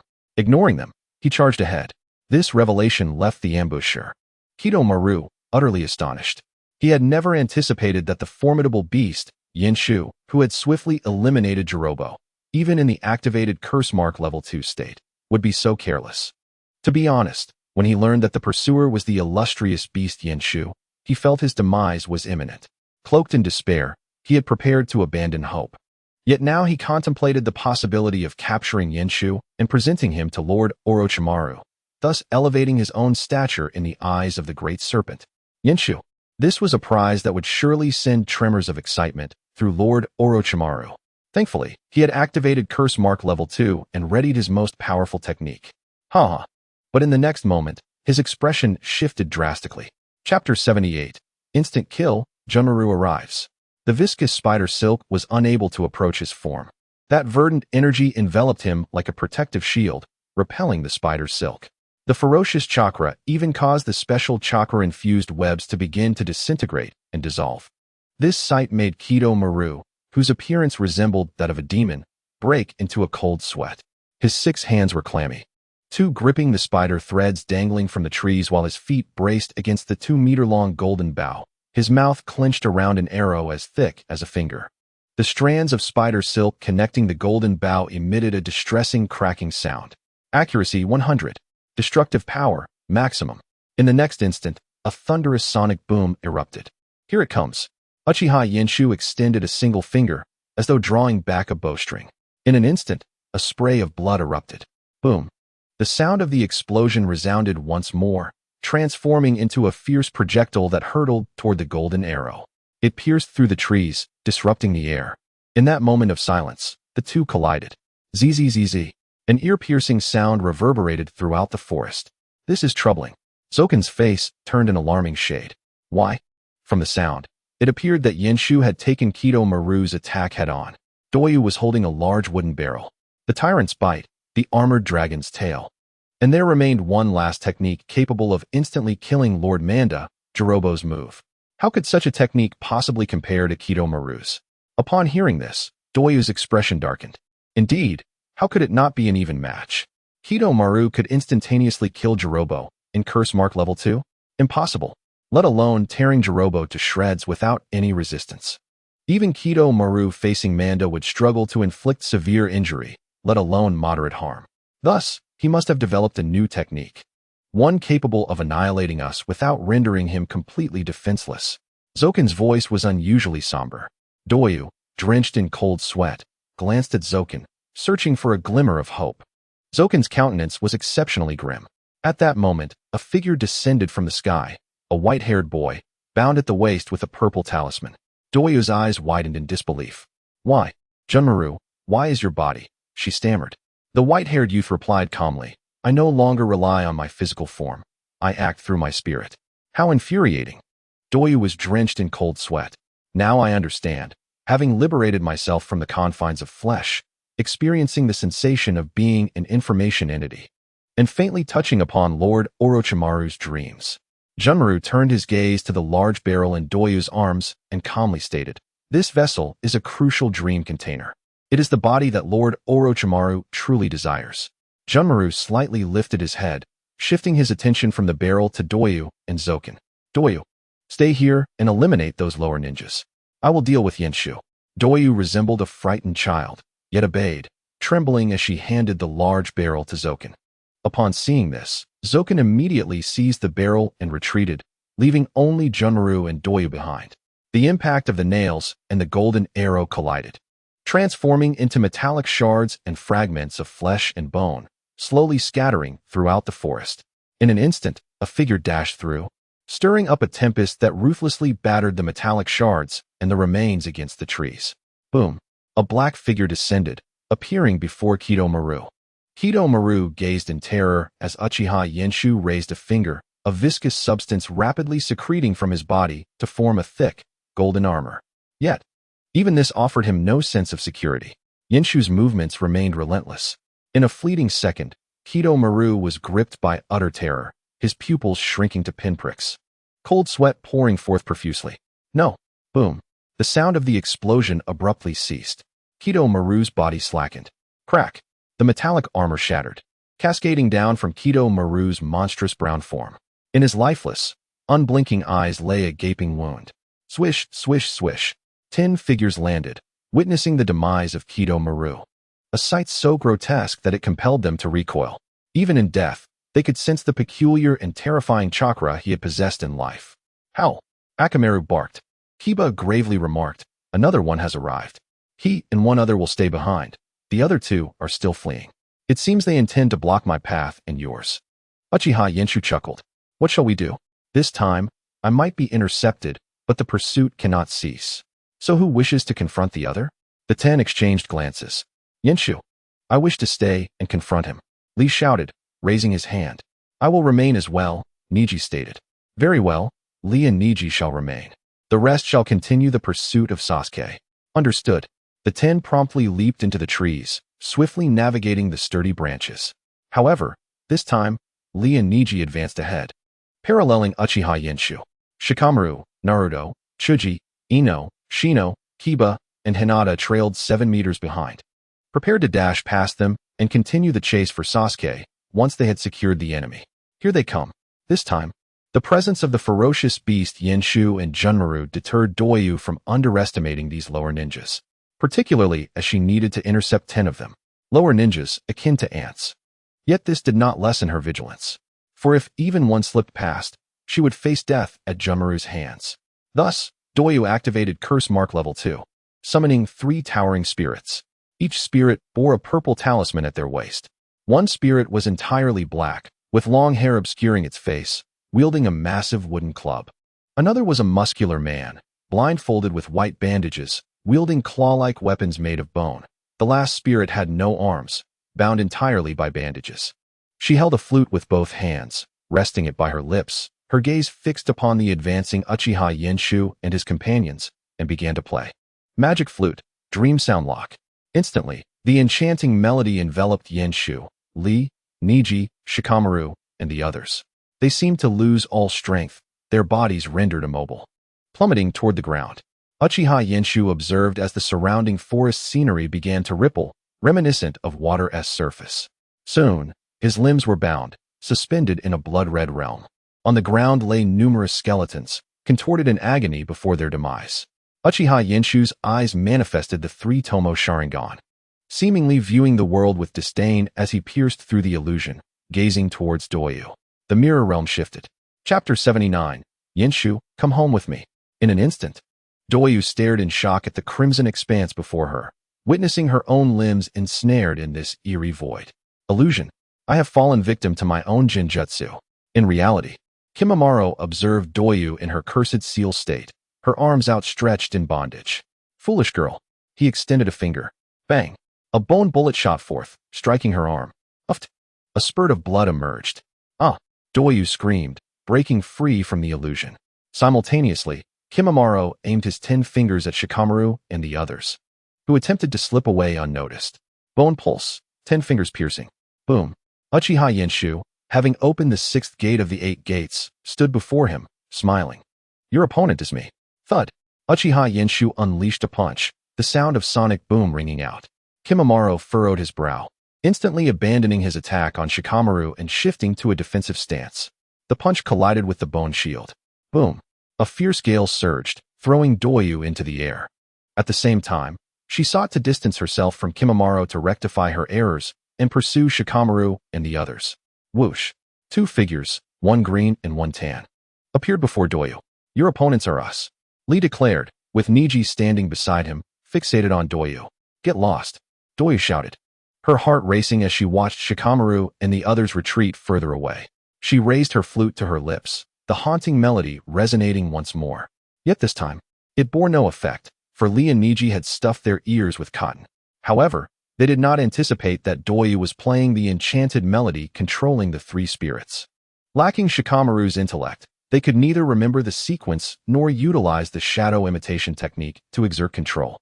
Yet, with their formidable strength, Niji's all-seeing abilities, and Lee's astonishing martial prowess, particularly their coordinated assault, Doyu found herself in a precarious stalemate, unable to unleash the spirits upon them. Nor could they approach her to attack.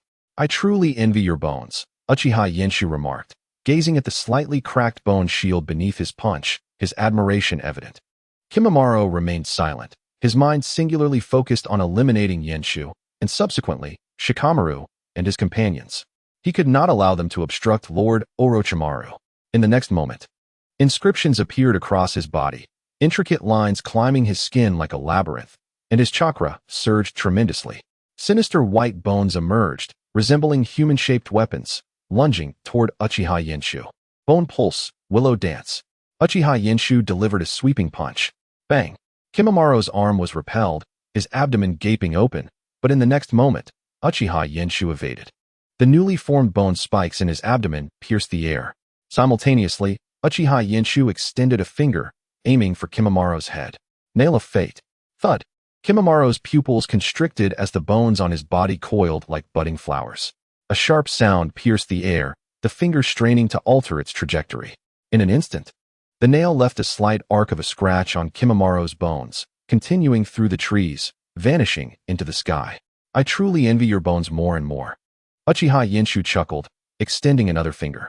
Cold sweat dripped from Kimamaro, feeling as if death was imminent. His labyrinthine seals erupted with immense chakra, transforming his body into a brown hue, growing a spiked tail reminiscent of a dragon's, albeit without scales, rendering it somewhat grotesque. In his left hand, bones twisted and coalesced into a massive spear. The strongest spear. Bang! The sound of the nail exploded. The colossal bone spear surged upwards. The collision unleashed a torrent of energy, scattering debris around, the trees shedding leaves, branches, and bark as if torn asunder. A piercing sound reverberated, filled with the energy of the clash. Uchiha Yenshu seemed to have anticipated this, disappearing at the moment of impact. In an instant, he reappeared behind Kimamaro. A singular finger extended, aimed at his head. Kimamaro's countenance darkened, filled with resentment. He could no longer pursue Shikamaru and the others. But he must at least strive to annihilate the fearsome beast, Yenshu. Bone pulse, early fern dance. Bones erupted violently from the sturdy branches. In an instant, it appeared as though the skeletal forest below was being uprooted, casting a shadow over the surroundings, forming a white bone forest in which a person felt exceedingly minuscule. Doyu, engaged in battle nearby, felt a surge of terror. He actually resorted to this technique. Doyu felt a sense of relief. At least Kimamaro was doomed. There was no way he could kill her now. But the most pressing matter was to escape from this place. She abandoned her assault on Lee and Niji, hastily leaping away on the thick branches. Lee and Niji, seeing this, immediately pursued her. Kimamaro seemed to meld into the bone forest, becoming invisible. The nail aimed at him lost its target. Observing the encompassing skeletal forest, Uchiha Yenshu felt a headache coming on. In the next moment, he swiftly dodged. A massive bone spear materialized in the spot where he had just stood. Kimamaro gazed at him with a calm intensity, as if looking at a corpse. Re-entering the bone forest, vanishing from sight. Like a cold cat toying with a doomed mouse. You think you can evade me? Uchiha Yenshu felt a surge of anger. In the following moment, a terrifying aura enveloped him. Ancient, wild, ferocious. Within the bone forest, as Kimamaro attempted to strike Uchiha Yenshu once more, he froze, his body rigid. He had thought to abandon thoughts of life and death, but now, standing before a horrific monster, he was reminded of the terror of mortality. A fearsome head, scales as hard as steel, a hefty body, short and powerful limbs, a mighty tail, and a terrifying tail club. Its raised tail descended mercilessly in an instant. Armored dragon tail whip. Boom. The sturdy bone forest crumbled before this terrifying tail, shattering like fragile wafers upon contact. With a savage, spinning motion, it swept through the surroundings, scattering bone shards like deadly blades. Kimamaro could not react in time. In that fleeting moment, it felt eternal, as he could only witness the tail's ruthless descent. The fearsome beast, Yenshu. The faint sound was drowned by the violent roar, evoking fear akin to the collapse of mountains and the splitting of the earth. In the blink of an eye, the forest of white bones became desolate, revealing a vast clearing within the emerald woodland. Uchiha Yoki collapsed, disregarding the scattered remnants of bones around him, and, under the sun's illumination, he retrieved a scroll from his waist. However, in the next instant, a shuriken hurtled towards him, aiming to destroy the scroll, but Yoki deftly evaded it. At that moment, a sinister laughter echoed. Yoki-kun, come home with me. Chapter 80. Orochimaru's greed. Have you come to seek me out immediately upon your reincarnation? Orochimaru, you are indeed as I envisioned. Uchiha Yoki remarked, raising his finger. In an instant, a spray of blood erupted, accompanied by the explosive sound of a nail. The opponent appeared startled, having not anticipated Yoki's capability to counterattack. Clang. The sound of metal clashing resonated, alongside Orochimaru's voice, who spoke while biting down on the grass sword. Keek, Yoki-kun, you startled me. Not at all. Uchiha Yoki responded, rising to one leg as the scroll unfurled to reveal a human figure. In the following moment, smoke billowed, and a fresh corpse materialized. Its body, as pliable as mud, spread forth, absorbing the remains and swiftly mending itself. From within the forest shadows, Orochimaru emerged. His green hair bound in bandages, hands hanging low, and the grass sword clenched in his mouth, accompanied by Yakushi Kabuto. You can actually perform this technique. If you were not so astonished, what would compel you to pursue me so fervently? Orochimaru chuckled with delight, despite the agony in his hands. Yoki-kun, you truly understand me. Yet, I cannot allow you to continue your recovery. Yakushi Kabuto bit his finger, marking Orochimaru's hand. Summoning technique. Instantly, a massive cloud of smoke enveloped the area, forming a colossal, nine-tailed silhouette that emitted a deafening sound, saturated with malevolence. Orochimaru, are you planning to prepare 100 living sacrifices for me again? 1,000. Should you manage to capture that little ghost who once grievously injured you, I shall prepare 1,000 living sacrifices for you. Orochimaru cackled with glee, more pleased than when he successfully lured Uchiha Sasuke to him. As the smoke dissipated, the purple-patterned giant serpent, Manda, appeared equally elated, recognizing Orochimaru's predicament.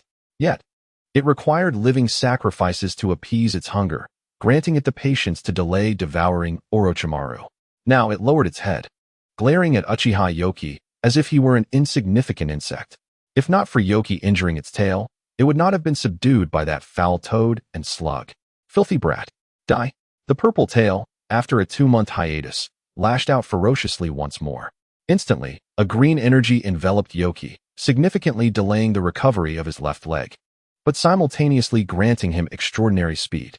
The ground trembled as he created distance in a heartbeat. Boom! The massive tail struck the ground, causing the earth to quake. Concurrently, Orochimaru and Yakushi Kabuto sprang into action, launching an attack on Yoki. How terrified of me you must be. Uchiha Yoki laughed, leaping backward on one leg, his fingers exploding forth. Nail technique. Bang! Bang! Both Orochimaru and Yakushi Kabuto, possessing keen eyesight, had already discerned Yoki's attack trajectory. Despite the astonishing speed of the nails, they merely grazed their cheeks, drawing a trickle of blood.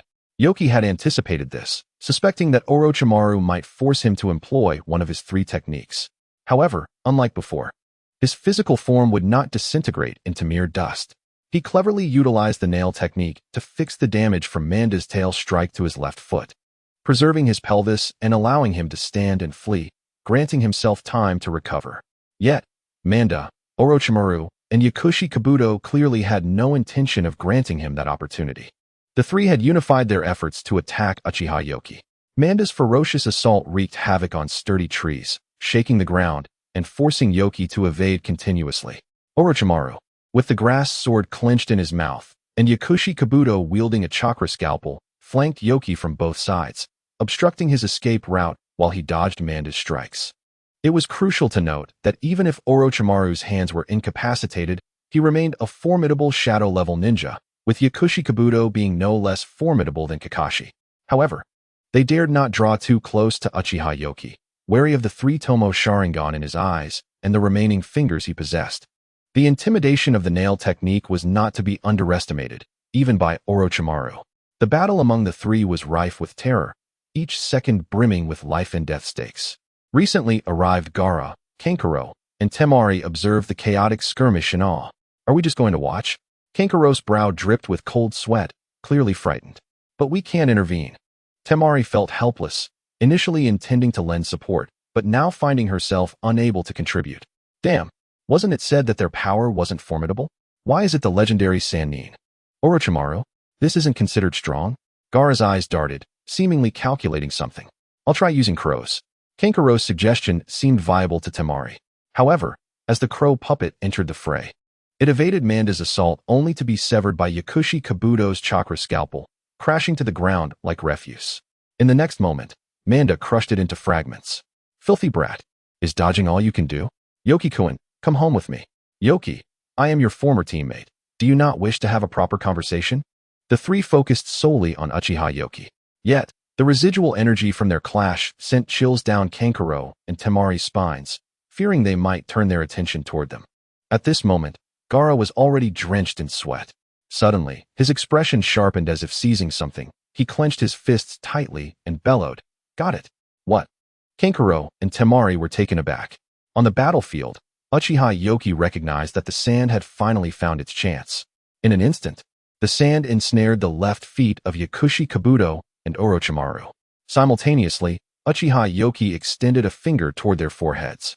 Nail technique. 2 sprays of blood erupted forth, accompanied by the simultaneous explosive sounds. Bang! The nails seemed to pierce through space, carrying terrifying force, instantly reaching Orochimaru and Yakushi Kabuto's foreheads. Thud! The nail struck Orochimaru's forehead. Yet in the next moment, a slimy head emerged from his corpse, pale-faced and grinning. "Yoki-kun, you have only 4 fingers left." Yakushi Kabuto did not possess Orochimaru's grotesque substitution technique, but with his exceptional vision, he managed to momentarily delay the nail's speed with his chakra scalpel the moment he was ensnared by the sand. In that fleeting moment, he narrowly evaded the attack. Only a few strands of hair and a torrent of sweat were lost. The pharmacist adjusted his glasses, licked his lips, and fixed his gaze upon Uchiha Yenshu. "Yenshu, I never imagined you possessed such strength."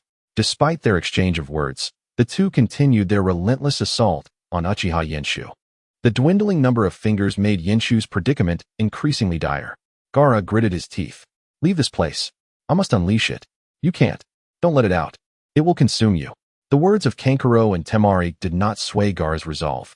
"Hurry and go," he ordered vehemently. Reluctantly, they bit their lips and departed to assist Lee and Niji in their battle against Doyu. Chapter 81. Reclaiming Sasuke, a siege from all sides. Damn it. What are Kimimaro and Doyu doing? Zuijin felt the pressure as he glanced back at the approaching Shikamaru and his team.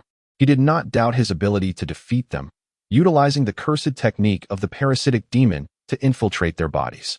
The more enemies there were, the more exhilarated he became. But now, he had to protect this coffin, which placed him in a decidedly passive position. Behind him, a blonde youth shouted, "Let Sasuke go." It seemed as if he were the one fleeing. Damn it.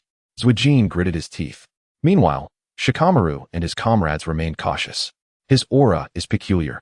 It carries the sense of 2 individuals," Yu remarked gravely. Having encountered the cursed seal state before, they understood that their adversary was far from ordinary and could not be judged as merely another ninja. "Isn't that Sasuke's scent?" Naruto wondered aloud. "Do you think I'm a fool?" Yu retorted. "I was merely making an observation." The group ignored Naruto, their focus shifting to Zuijin's coffin. "According to plan. Commence." Shikamaru commanded. "Understood." Ya and Akamaru transformed into ferocious, wolf-like forms, their speed astonishing as they flanked Zuijin. Zuijin halted, standing atop a thick branch, his expression grim.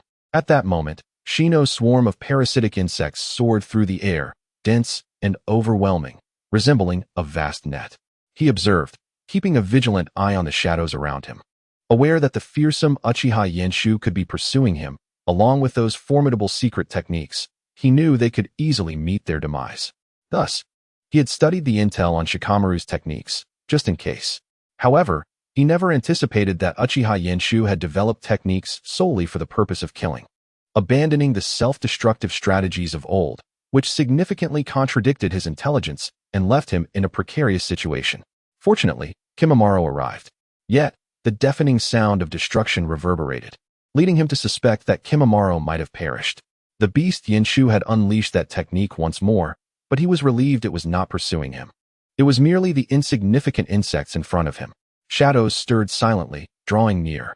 Ino's body replacement technique was ready. Choji's enlarged arm was poised to strike. Meanwhile, the wolf transformed Ya and Akamaru prepared for their own assault. As the shadows approached, just as they were about to make contact with Zuijin, he leaped high, aiming to break through the wolf forms of Ya and Akamaru. Shikamaru smiled. "Indeed, he knows our techniques." Naruto. Oh, amidst the swarm of parasitic insects, Naruto emerged using the shadow clone technique, 10 clones charging forward in a raucous display.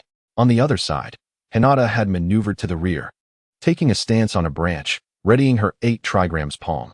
Should Zuijin escape Naruto's ambush, she would serve as a contingency plan to hold him back, providing a fleeting moment for everyone to encircle him once more. This scene rendered Zwajin's expression one of utmost dread as he glared intently at Shikamaru.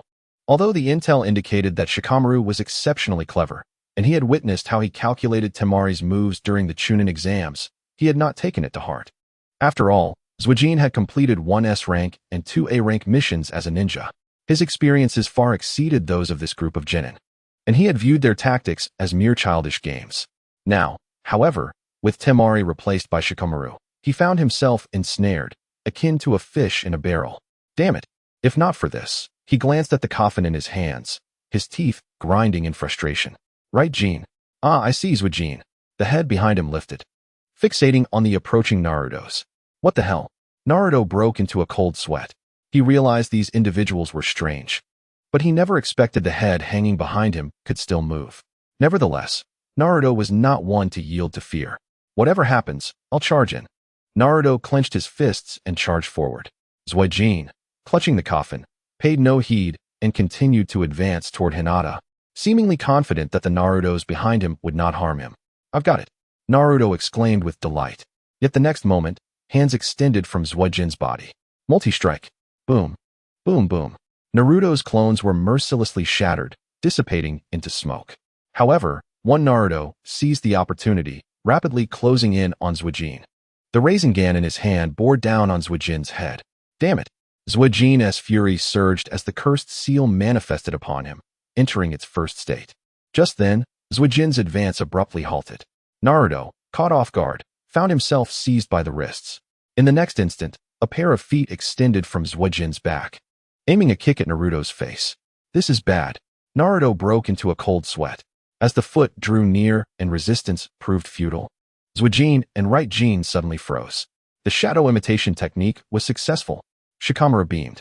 Zwajin looked down at the shadows beneath him, utterly astonished. When did this happen? Though I do not know your abilities, if you wish to evade Naruto's attack, you must cease your movements, Shikamaru directed Zwajin, releasing his grip. The hold on Naruto was relinquished, and the coffin was set down. Naruto immediately surged forward to embrace the coffin. Naruto, Hinata, it's up to you now? Rest assured, I will bring Sasuke back to the village. Naruto clutched the coffin and swiftly retreated. Hinata lowered her head, closely following behind as they made their escape. Damn it! Right Jean gritted his teeth and began to struggle. His body immediately manifested a brown hide, sporting a horn, and his teeth sharpened, resembling a malevolent spirit. It's that state. Shikamaru's expression shifted dramatically. I can barely hold him. The faces of those around him paled. To break free purely by brute force? Impossible. What terrifying power. Ino immediately aimed her hands at Zwajin and right Jean. Body replacement technique. Instantly, her body went limp. Zwajin and right Jean followed suit, seemingly losing consciousness as they bowed their heads in defeat. The fierce struggle dissipated, and Shikamaru exhaled in relief. Just as he was about to command them to set up explosive tags around him, that terrifying force of struggle returned. Uffed. Ino spat blood, her eyes wide in disbelief as she stared at Zwajin and right Jean. Monsters! Choji! Shikamaru shouted urgently. Expansion jutsu. In an instant, Dingji's hand swelled to an enormous size, crashing down with a force that obscured the sky, as though he were swatting away insects, sending nearby foes sprawling and stirring up a violent gale. The werewolf-like Ya and Akamaru swiftly followed suit, their attacks as relentless as a whirling drill, descending with ferocity. Shino's bugs swarmed around to prevent any chance of escape for the adversaries. However, the summoning technique Rashomon unleashed a massive cloud of smoke, revealing a grotesque, towering gate of demons. The sound was akin to a drill piercing through a thick steel plate, encountering immense resistance and producing an ear-splitting clang of metal. Ya and Akamaru, in their wolf forms, were hurled back in exhaustion. Ya! Exclaimed Shikamaru, joining Dingji and Shino in a triangular formation, while Ino took cover, nursing her own injuries to recover her strength, readying herself for a surprise strike. If the enemy discerned her presence, they would be compelled to divide their focus, thus allowing her an opportunity to deliver a crucial blow. Conversely, if they remained oblivious, Ino would serve as a trump card for a decisive strike. This was an undeniable strategic advantage. However, it was evident that the enemy had seen through their ruse. He understood that the blonde kunoichi had not been rendered completely incapacitated. Frustration mounted. The coffin had been seized, Yet he could not break free from the encirclement formed by the five. The standoff persisted briefly, but Shikamaru sensed the tide was turning in their favor. Thus, he decided to initiate the assault. Dingji transformed into a battering ram, charging forward. The werewolf forms of Ya and Akamaru surged ahead, akin to hyenas stalking their prey. Shino's bugs scattered in the air, attempting to latch onto the enemy to execute a technique learned from Gaara.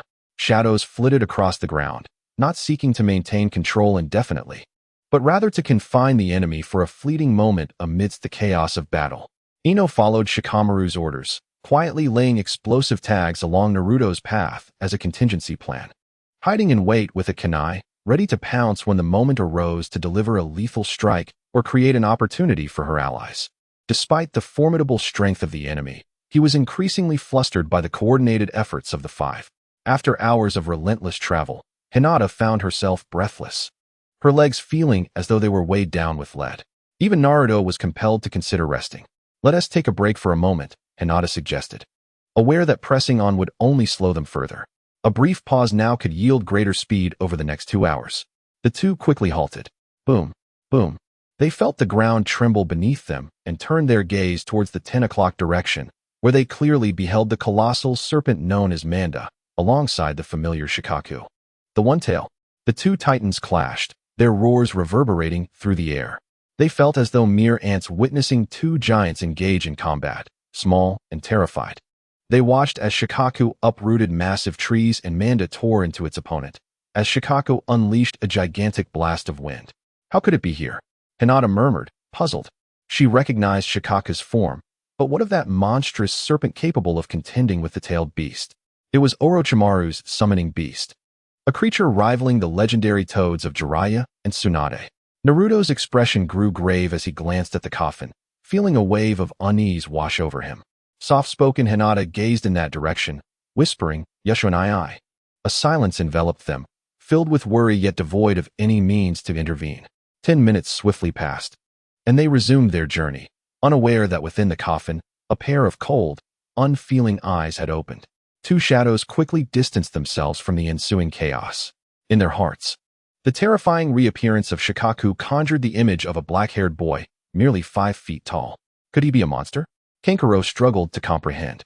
Uchiha Yeshu was already a shadow of his former self, and yet, Orochimaru, Kabuto, and that fearsome serpent, rivaling Shikaku, could do nothing against him. Even their attempts to assist seemed futile.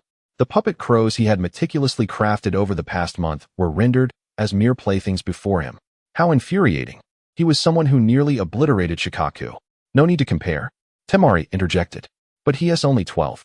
Although Temari had a penchant for handsome boys, her admiration for Uchiha Yeshu was steeped in profound respect. The disparity was simply too vast. Don't overthink it. We can't help there. Let us assist elsewhere, Temari urged. Kankuro nodded, pushing forward. Soon, he heard faint sounds, reminiscent of fists colliding. We're close. They quickened their pace, the sounds growing clearer. Damn it, just like insects. All you do is hide, a frustrated female voice echoed. Boom. The sound of trees being smashed resounded repeatedly. Lee, I understand. The 5th gate. Open the door. Instantly, a terrifying chakra burst forth, unleashing a fierce wind. Leaves flew like projectiles. Alongside the tempest came a tan figure. Niji glared at them, frowning. What are you doing here? We were dispatched by Konoha as part of the alliance to provide support, Temari replied promptly, producing the mission scroll from Konoha. Niji examined it before returning it, having already deduced that the Sand Village had come to assist upon witnessing Shikaku's emergence against Manda. The exchange was merely a precautionary formality to prevent further miscalculations from Konoha. Coordinate with Lee, Niji commanded before charging back into the fray. This left Kankuro feeling somewhat disgruntled. TCH, what else with the aloofness? This is a prime opportunity to gain Konoha's trust. Don't mess it up, Temari cautioned, recalling how mere months prior, they had sought to dismantle Konoha. If Konoha had not been intent on preserving the balance among the 5 great ninja villages, the Sand Village might have already faced obliteration. I understand. Kankuro suppressed his irritation. They swiftly approached, and as they drew nearer, the cacophony intensified. Soon, they discerned the sound of a flute amidst the roars. And 3 towering figures, each 10 meters tall, opened their mouths, revealing grotesque, translucent bodies resembling bloated maggots, adorned with purple lips and sharp, elongated teeth, exuding an aura of eeriness and dread. At this moment, Lee was engulfed in a furious crimson aura, surrounded by a vibrant green energy. He relentlessly evaded their attacks while attempting to strike them down, but each blow merely passed through him, consuming his chakra in the process. What kind of monster is this? Kanjiro and Temari were drenched in cold sweat. Upon seeing their arrival, Niji immediately instructed, "You two, coordinate from a distance and attack her physical form." In Chapter 83, Yangshu warned, "I advise you to flee at once." Kanjiro and Temari followed Niji and Xiao Li's gaze, spotting a humanoid creature with long crimson hair, adorned with multiple white bone horns and a brownish exterior, playing a flute. From her physique and appearance, it was evident that she was female. Duo also looked at them, her expression growing increasingly frantic. The cursed seal state could not be used indefinitely. With every use, the risk of losing oneself and transforming into a monstrous entity loomed larger. Stalemated with Niji and Xiao Li, neither could gain the upper hand, and now two more had joined the fray. How infuriating! Why was such a formidable opponent merely a genin? A genin is supposed to be a fresh graduate from the Ninja Academy, proficient only in transformation jutsu, shadow clones, and substitution techniques, mere foot soldiers.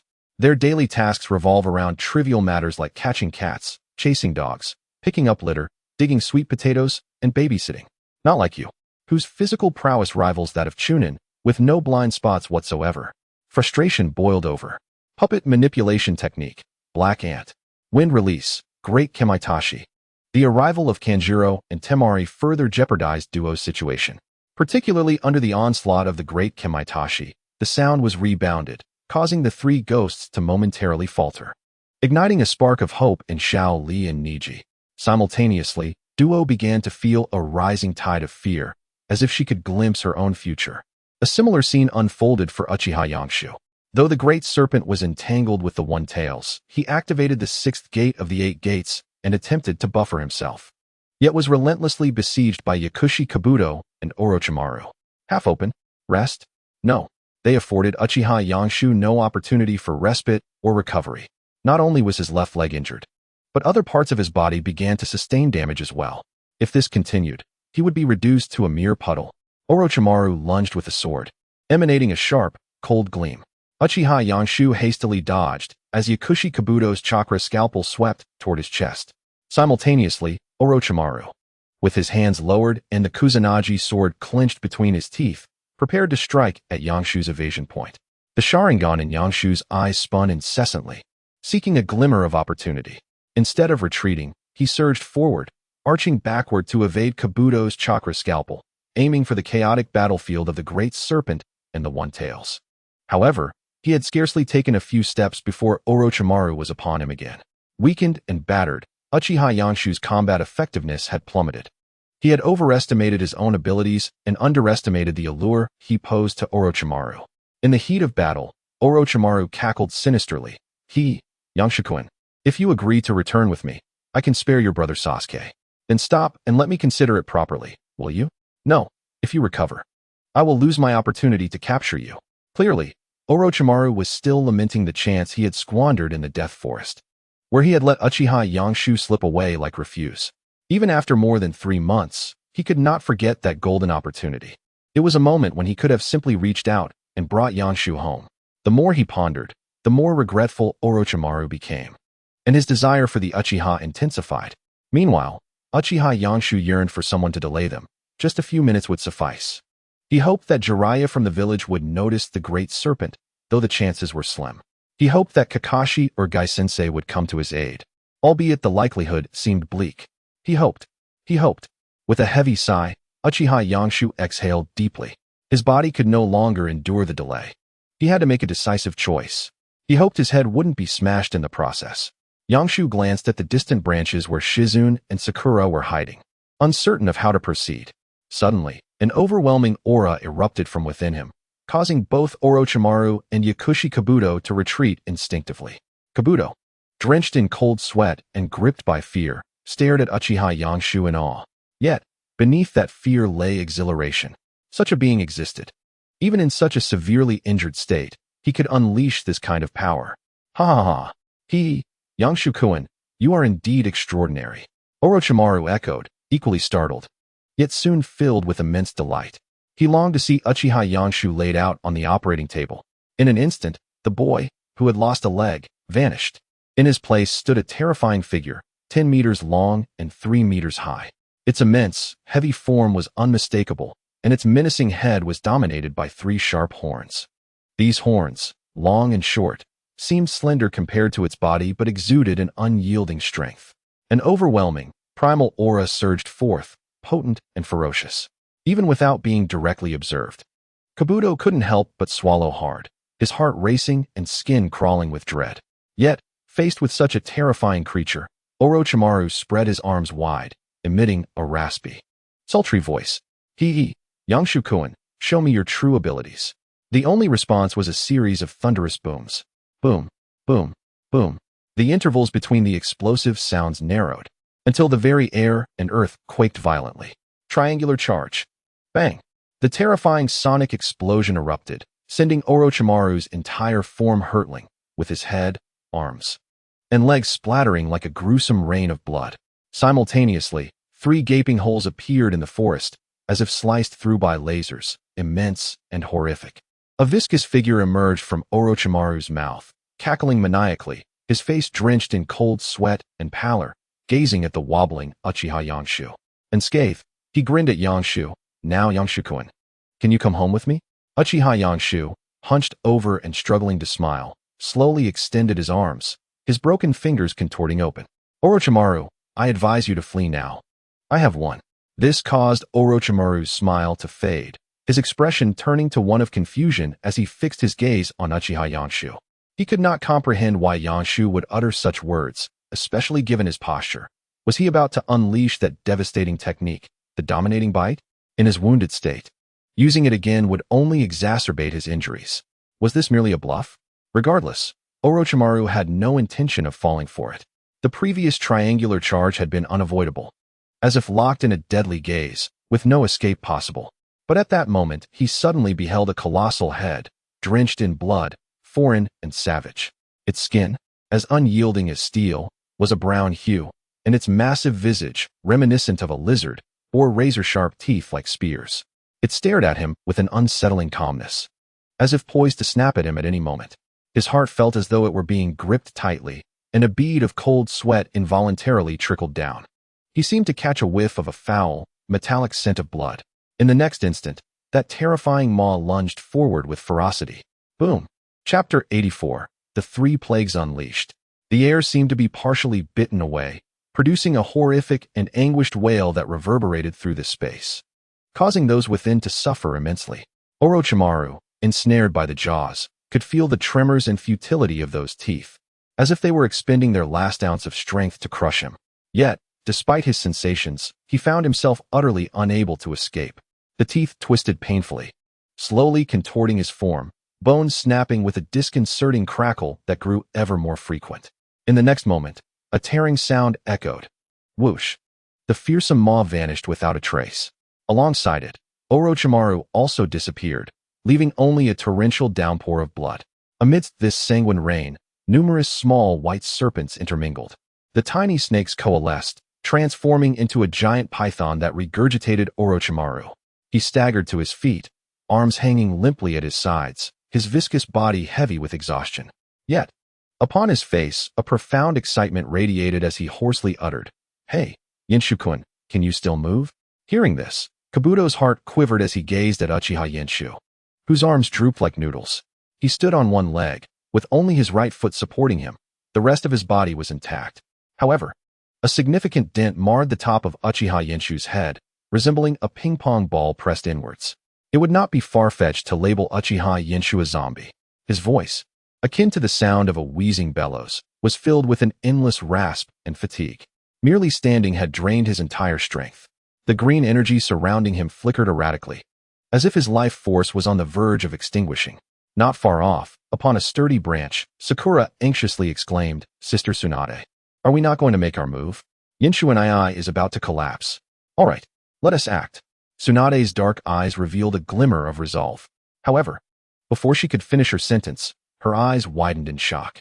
Orochimaru abruptly lifted his head, focusing on the charging Uchiha Yenshu.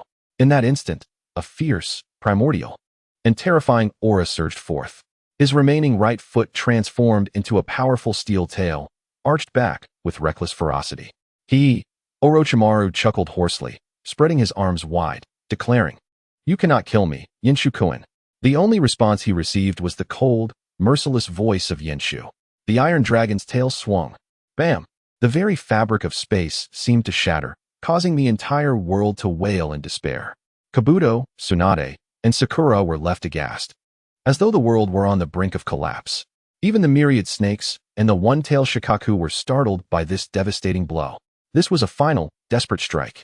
Only Orochimaru remained fixated, unblinking. Whoosh! It was as if a force had forcibly erased Orochimaru's very being. A question arose in his mind. Why did Yenshu not aim for his head? Though striking the head would not prevent his resurrection, it mattered little now. The Iron Dragon's tail obliterated Orochimaru's form and drove him into the ground. Boom! The earth quaked violently, akin to an earthquake of monumental proportions, halting the struggle of the myriad snakes and Shikaku. After a prolonged moment, Orochimaru crawled out once more. Yet, he resembled a newly born fawn, unable to control his muscles. Trembling uncontrollably, it was as if his body were screaming that he had reached his limit. Persisting in this manner would lead to his demise. Yet a smile of joy crept across Orochimaru's face as he gazed at Uchiha Yenshu, whose limbs flailed like noodles, plummeting from the air. As long as he could seize Uchiha Yenshu, everything would be worthwhile. Suddenly, his serpent-like eyes narrowed in realization. He seemed to have uncovered the reason why Uchiha Yenshu had urged him to flee. These attacks were not meant to kill him. Instead, they served a different purpose. As Uchiha Yenshu descended, exhausted, he wore a weary smile, emitting a faint, incredulous rasp. It was as if some arcane force or the world itself was recording this moment, the sound resonating in the ears of all present. The three plagues unleashed. Instantly, a surge of potent chakra erupted from Uchiha Yenshu, albeit fleetingly, leaving many bewildered. What did this signify? The three plagues unleashed? What did it mean? A signal? A command? Or something else? In the next moment, they received their answer. Orochimaru's hoarse voice echoed through the forest. Everyone turned to see three terrifying monsters manifesting from Orochimaru's body. Fearsome and heavy, they collided, their jagged, sharp teeth tore at him. Their fierce, powerful tails lashed out. The three entities formed a triangle, enclosing Orochimaru's heart at the center, threatening to burst it asunder. At a mere glance, onlookers were filled with pity for Orochimaru. It was a painful sight. In an instant, the three figures seemed to transform from three-dimensional beings into two-dimensional apparitions, merging with him. They penetrated his clothing, clinging to his body, and ascended towards his heart, coalescing into three fierce monsters, each barely a few inches in size. Yet, they did not cease. As if taking a moment to quench their thirst, they morphed into three streaks of obsidian light, heading for the center of Orochimaru's forehead. Orochimaru sensed something, gripped by terror. No matter how he screamed or resisted, those three streaks ultimately came to a halt upon his brow. As if reaching their destination, the three forms began to evolve. The diminutive figures rapidly shrank, condensing to a size of 1 centimeter, emanating a terrifyingly aggressive aura that bore down on Orochimaru. They converged into a circular formation, transforming into a 3-centimeter-sized curse seal. In an instant, it seemed to have achieved completeness. Orochimaru's heart raced as he realized that his soul had seemingly been bound to something. "What have you done to me?" He roared at the barely conscious Uchiha Yenshu, his voice a hoarse, hysterical growl, as if he longed to devour Yenshu whole. In that moment, Kabuto coalesced chakra into a surgical knife and lunged forward. But the next instant, Sakura and Tsunade positioned themselves in front of Uchiha Yenshu. In this standoff, the fatigued Yenshu smiled and said, "You will be tormented day and night by those three attacks until my essence dissipates. But should you dare to confront me, Orochimaru, you shall surely wish you had not." At this, Orochimaru appeared to breathe a sigh of relief. He licked his lips and replied with a smirk. "It seems I have lost my composure." Pharmacist Do approached, steadying the swaying Orochimaru, whose pale visage was drenched in cold sweat as he smiled at Uchiha Yenshu. In the next instant, both vanished from sight, along with the myriad snakes, leaving behind only the words, "Yenshu-kun, I eagerly anticipate our next meeting." Chapter 85, Shikamaru's scheme, Uchiha Yenshu managed to force a faint smile. A next encounter? He chuckled softly, hoping Orochimaru would not come to regret this. For when that time comes, the true essence of calamity would be revealed to him. As they disappeared, Ino breathed a sigh of relief. She hurried to assist Uchiha Yenshu in his recovery, only to discover that his wounds were healing at an astonishing rate. At this pace, he would be fully restored in approximately 3 days. This was an alarming injury, akin to having his bones turned to flour. Even a shinobi of the highest caliber would face amputation and a grim fate. What an incredible recovery speed. Yenshu, brother, Sakura cried, tears streaming down her face. It's all my fault. If only I had stopped Sasuke back. Then she sobbed while continuously performing healing techniques on Uchiha Yenshu. Untie the scroll from my waist. Uchiha Yenshu wearily instructed. All right. Sakura quickly retrieved the scroll, opening it to reveal its contents. Once unsealed, a lifeless body emerged. Ino and Sakura exhibited little surprise. They were somewhat aware of Uchiha Yenshu's unique methods of restoration. Uchiha Yenshu's body began to flow, connecting with the corpse as it absorbed cells to mend his own injuries. This process was lengthy, for his limbs had transformed into a powdery substance, with the internal muscles resembling little more than mush. He needed to intricately reassemble and repair them. At that moment, Gaara approached, causing Ino to regard him with a hint of caution. Gaara paused momentarily, contemplating whether to proceed further. Ino, go check on Lee and Niji, Uchiha Yenshu suggested. Yet Ino was hesitant regarding Gaara. It's fine, I trust Gaara. Uchiha Yenshu smiled at Gaara, having regained some strength from absorbing cells. Come, call me brother. Gaara, with dark circles under his eyes and a stoic expression, glanced at him without uttering a word. Uchiha Yenshu chuckled, looking at Ino. Go ahead, it's all right. Very well. Ino reluctantly agreed, her form transforming into a shadow as she swiftly navigated the forest. Uchiha Yenshu then turned his gaze towards Gaara. Come here. Gaara stood motionless, staring at Uchiha Yenshu. What? Are you afraid of me? This provoked a flicker of irritation in Gaara, yet recalling Uchiha Yenshu's earlier kick, his expression turned complex. Unsure of whether he was annoyed or something else, he eventually approached. Thankfully, Uchiha Yenshu said nothing further. Standing beside him, Gaara maintained a half-meter distance. Yet this proximity brought him a sense of warmth. Rirenua, a furious roar echoed as a figure was yanked back by bandages. The once comical features were now terrifying. No. Moya screamed. Boom. A figure plummeted straight into the ground, causing the earth to tremble, prompting Kankuro and Temari to gaze in astonishment at the green-clad boy with a watermelon head. They couldn't suppress a gulp of awe. So powerful. Even after witnessing it a second time, they remained in awe. Niji's expression turned grave, fixating on the red-skinned Lee, enveloped in green energy. Silently vowing, I must strive harder. Suddenly, he turned to look behind him, his expression serious. Someone was approaching. One person. Instantly, Kankuro and Temari regained their composure. Manipulating their puppets, gripping their large iron fan, their eyes fixated on the forest. Even Lee, who intended to unlock the fifth gate, gritted his teeth to hold back. He feared that once he released it, he might not be able to open it again. Soon, a figure emerged from the forest. Ino. Upon seeing her, Niji and Lee sighed in relief. Ino surveyed the area, observing the felled trees, then glanced at Temari. Nodding slightly, she said, I appreciate the support from Sunagakure. Konoha will offer its gratitude afterward. Understood, they replied. Ino then proceeded to assist Lee in healing the injuries caused by opening the fifth gate. Niji checked on Moya, discovering she was alive but gravely injured and unconscious, so he bound her for control. After Ino provided basic treatment to Lee, they made their way to regroup with Uchiha Yenshu. Lee, hearing Uchiha Yenshu's voice, Lee struggled to muster a radiant smile. Yenshu, come, lie beside me. Uchiha Yenshu instructed. All right. Lie down. Lee nodded, grinning as he lay down. Uchiha Yenshu expelled cells to treat his injuries. Lee's wounds were rather simple, requiring only a few minutes before he was fit as a fiddle. As for Uchiha Yenshu, with his limbs in a flower-like state, he would need considerable time to recover.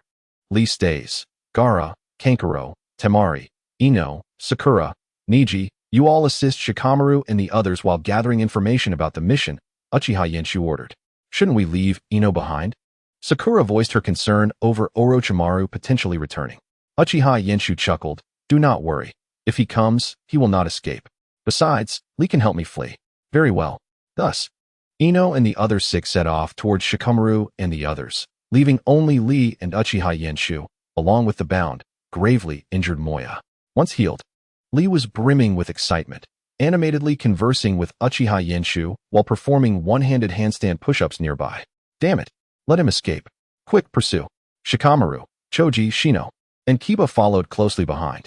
Zaku, seething with rage, glared at them. Just wait until I retrieve the coffin. I will settle the score with you brats. Suddenly, his body stiffened, and the next moment, he collapsed to the ground. In the grass, Ino experienced a similar fate. Yet in the next second, she opened her eyes and glanced at Shikamaru. That should be enough time, right? As Zaku regained consciousness and attempted to control his body, he felt paralyzed. Looking down, he discovered his shadow had been seized once more. Damn brat. He struggled fiercely, but the next moment, his eyes widened in shock. To his 2 o'clock, Kiba transformed into a werewolf, fused with Akamaru, becoming a formidable 2-headed white wolf, fierce and powerful. Kiba, he transformed into a fearsome drill, even more terrifying than before.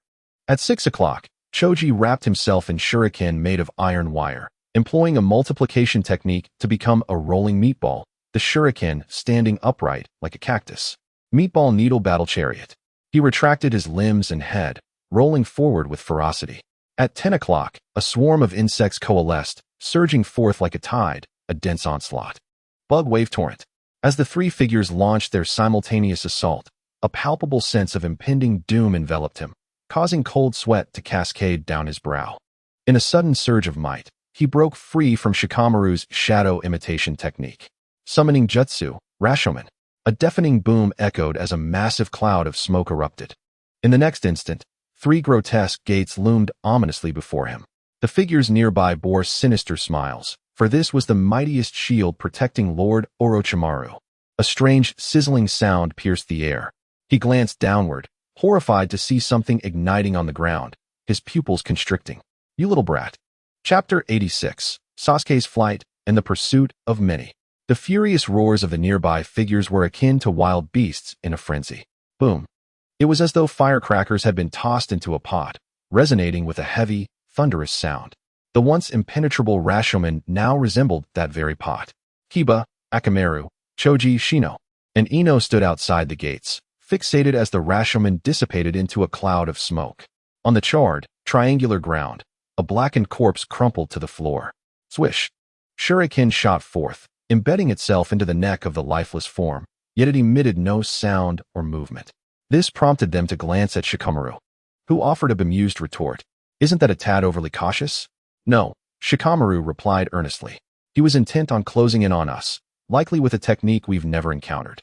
It's wise to be cautious.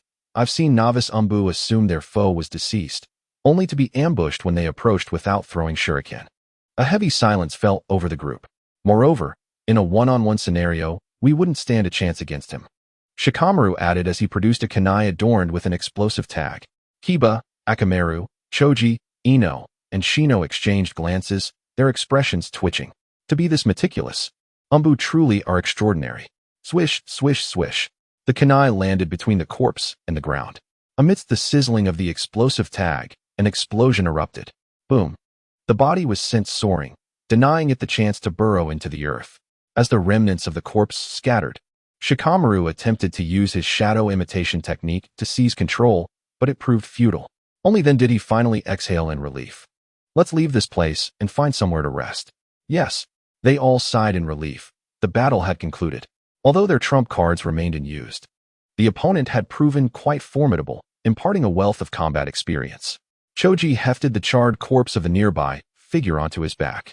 The 5 of them leaped onto a sturdy branch, swiftly vanishing from sight.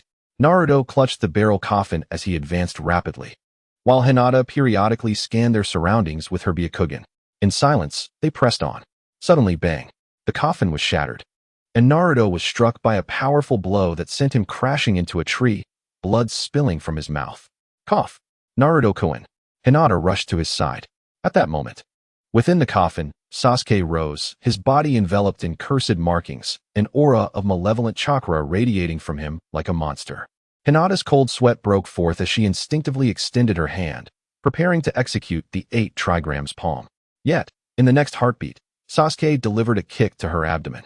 Bang! Hinata flew back like a rag doll, colliding with the trunk of a tree, blood escaping her lips. She attempted to rise, but found her body trembling, unable to stand. Meanwhile, Naruto struggled to prop himself against the tree, wincing as he gazed at Sasuke.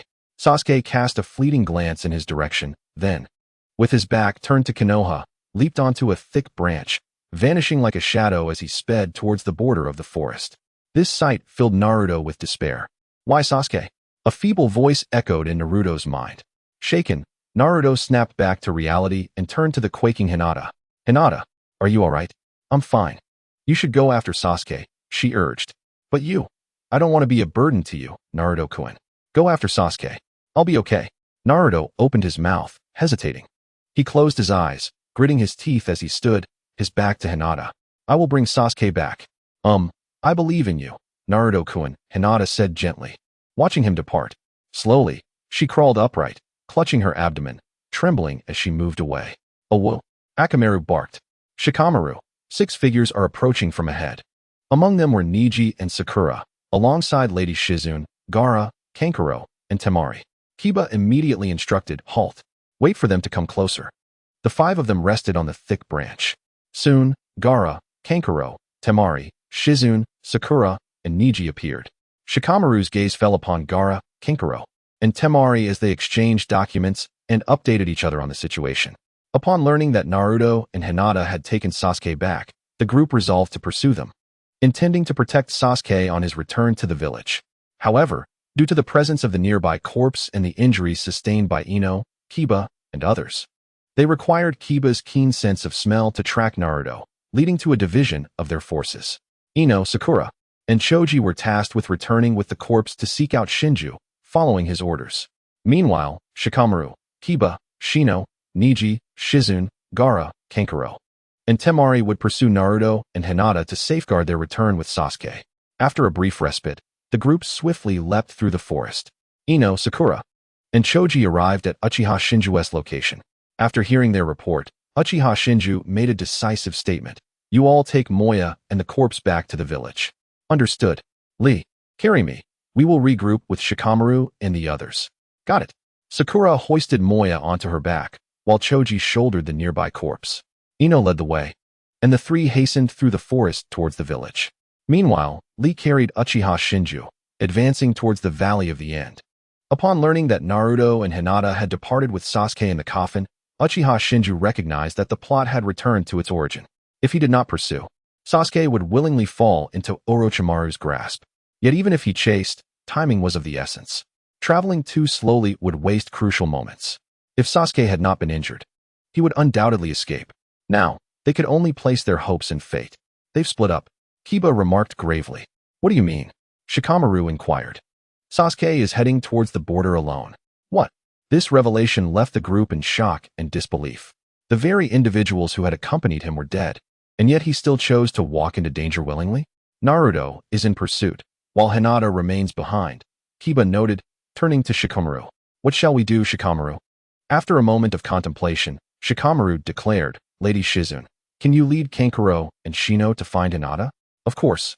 Everyone else, continue pursuing Naruto. Wait. Kiba interjected.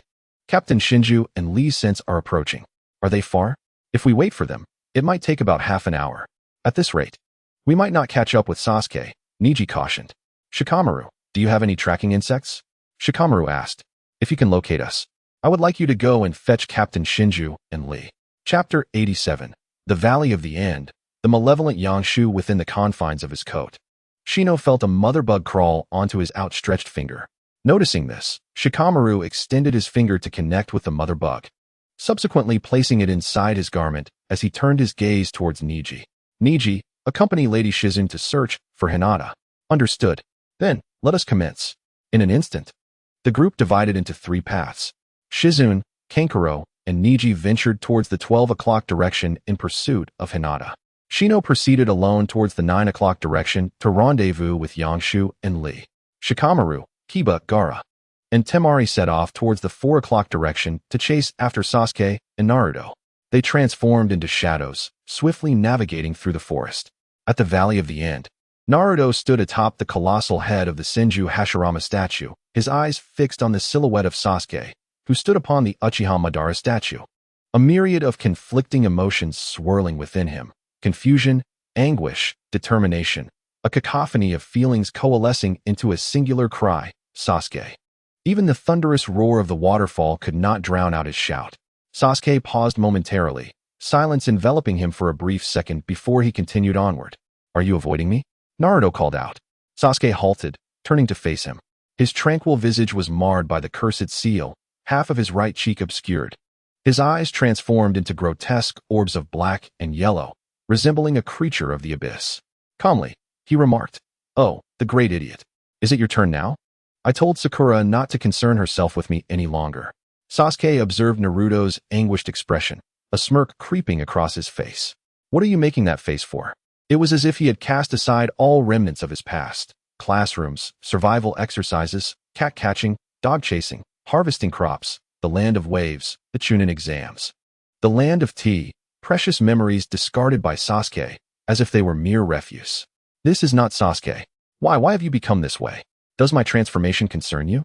Sasuke retorted dismissively. "I have my own path, and no one has the right to judge me. Simply put, my days of fooling around with you leaf ninjas are over." His words pierced Naruto's heart like a sharpened blade. Everyone had undertaken this mission for him, whether they had fallen to Yanshu or remained behind to rescue him, including Hinata, who had been ambushed and grievously injured by him. And yet, he labeled it all as mere foolery? Naruto trembled with rage. "Everyone is risking their lives to catch up to you. That must be quite exhausting," Sasuke replied calmly, turning to leave. After a few steps, he noticed a growing shadow beneath him. Turning to look up, he saw Naruto. "What do you think of our comrades from the leaf?" With an expression of indifference, Sasuke regarded Naruto as if he were a mere child throwing a tantrum, allowing himself to be pinned to the ground. He watched as Naruto's furious fist descended upon him. Thud! Pain radiated from his cheek, blood trickling from the corner of his mouth. With a sputter, he spat a mixture of blood and saliva onto Naruto's face. Gripping Sasuke's collar with gritted teeth, Naruto glared at him. Sasuke made no move to resist, his demeanor one of calm disdain. "Comrades, do you think I can grow stronger alongside you and your so-called comrades?" Naruto hesitated. "I am going to Orochimaru," Sasuke declared. Naruto bellowed. "Orochimaru is the one who killed the third Hokage and aims to destroy the leaf. Do you truly believe he will grant you power without a cost? He merely desires your body as a vessel. You may never return. You could be killed. I refuse to stand idly by and watch you leave. None of that matters. As long as I achieve my goals. If you hinder me, I will have no choice." Sasuke tightened his grip on Naruto's collar, a glint of malice flickering in his eyes. Naruto sensed his intent and steeled his resolve. "I will not allow this. Even if I must use brute force, I will bring you back." Sasuke chuckled. "What is so amusing?" Naruto demanded. "You were laughing then as well." Then, Naruto recalled the rooftop of the hospital, trembling with joy as he exclaimed, "Because I thought I could finally defeat you here. That is of little consequence. What matters is what followed." Sasuke had no intention of donning the leaf headband, dismissing Naruto's ability to harm him. Yet for Naruto, wearing the headband symbolized an equal contest, a sparring match. "But you longed for a decisive battle with me, didn't you?" "You were quivering with excitement," Sasuke remarked. "That was true at first, but you are different." Naruto sensed the vast chasm between their ideologies, tormenting his spirit. "That kind of battle is not what I desire. Even now, I care not for your thoughts." Sasuke tightened his grip on Naruto's collar. Instantly, Naruto felt a crushing force. Gradually, he was lifted off the ground.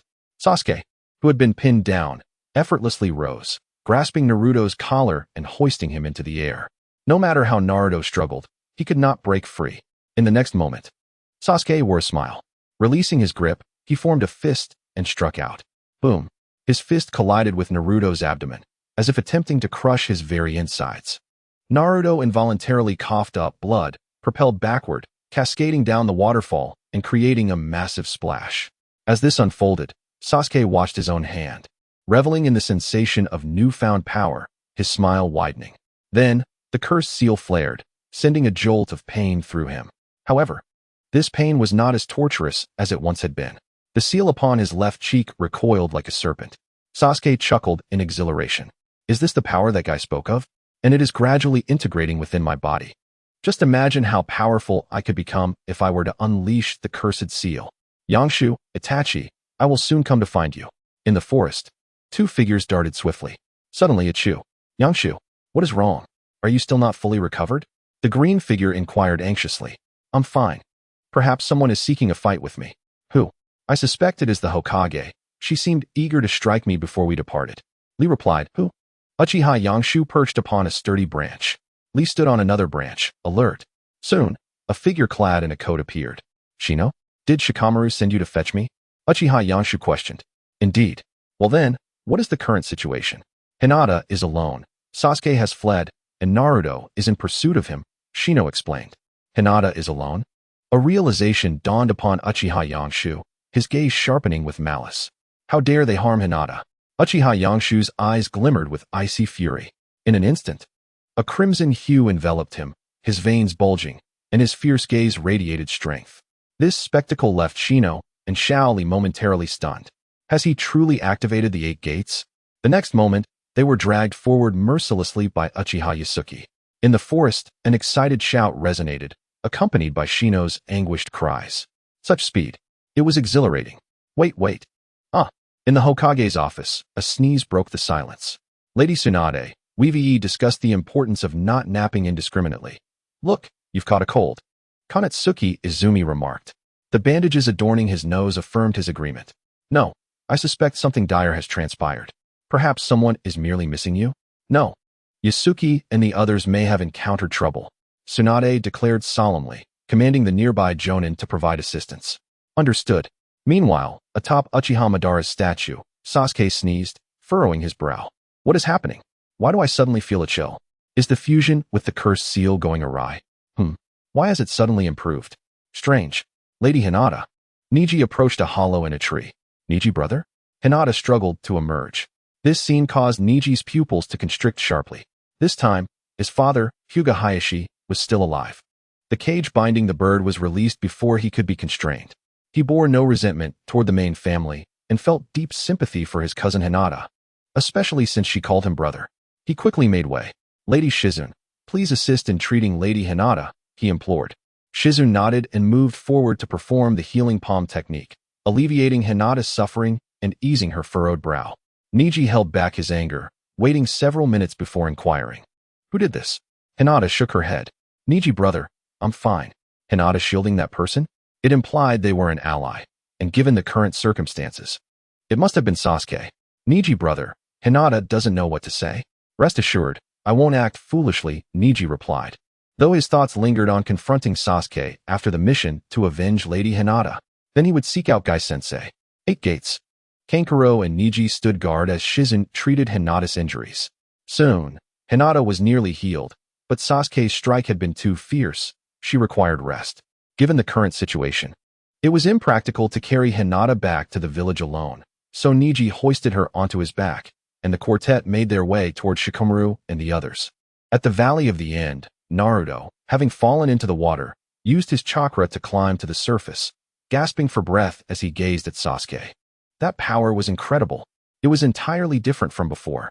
Sasuke, noticing Naruto's astonished gaze, smirked coldly, which seemed to infuriate Naruto. You better wake up, he shouted, launching himself onto the outstretched fingers of Uchiha Madara's statue. Sasuke leaped down, evading Naruto's punch while landing a kick that nearly sent Naruto into unconsciousness, causing him to spit blood. He effortlessly snatched Naruto's ninja tool pouch. Watching Naruto plunge back into the water, he calmly stated, I've already awakened, alongside my comrades. I've awakened from the foolish dream of living a peaceful life with you. That's why I left the village. That's why I seek power. My dreams do not encompass a future. They only dwell in the past. Sasuke reminisced about his brother Itachi. Naruto gritted his teeth. There was no reasoning with him. It seemed brute force was the only option. He drew a shuriken from another small pouch tied to his leg and hurled it forth. In the next moment, Sasuke leaped into the air, dodging while launching a kunai in retaliation. The terrifying speed generated a piercing sound as it sliced through the air. So fast, Naruto widened his eyes, hastily seeking refuge behind a rock, panting heavily. Despite his astonishing recovery, the continuous pursuit had drained much of his stamina. However, these concerns were overshadowed by his singular focus, bringing Sasuke back to the village, even if it required brute force. Hiding behind a rock, Sasuke scoffed, producing 2 kunai. He threw them with precision, and the blades clashed in midair. As Naruto watched the kunai descend, his pupils dilated. The sound of the kunai embedding into flesh was unmistakable beside the waterfall. Suddenly, a cloud of smoke erupted from behind the rock, as though something had been pierced. Shadow Clone Jutsu, Sasuke scoffed, drawing out shurikens and wire, launching them. At that moment, Naruto leaped out, ready to charge, only to find himself ensnared by the wire. The rock bore the marks of the wire's constriction. Sasuke, controlling the wire with his hands and teeth, swiftly bound Naruto to the rock, rendering him immobile. The other end of the wire was secured to the top of Uchiha Madara's statue with a kunai. Naruto sensed Sasuke's murderous intent, but remained incredulous. Sasuke, are you serious? I told you, I have no need for a future with you. Sasuke gritted through clenched teeth. Fire release, dragon fire technique. Flames erupted from Sasuke's fingertips, racing along the wire toward the bewildered Naruto. In an instant, the flames engulfed the rock, mercilessly consuming Naruto within their fiery embrace. Sasuke observed calmly, as if the burning was merely the elimination of an unwanted burden. At that moment, a surge of flames erupted. The next instant, the fire dissipated, revealing Naruto in an orange hue.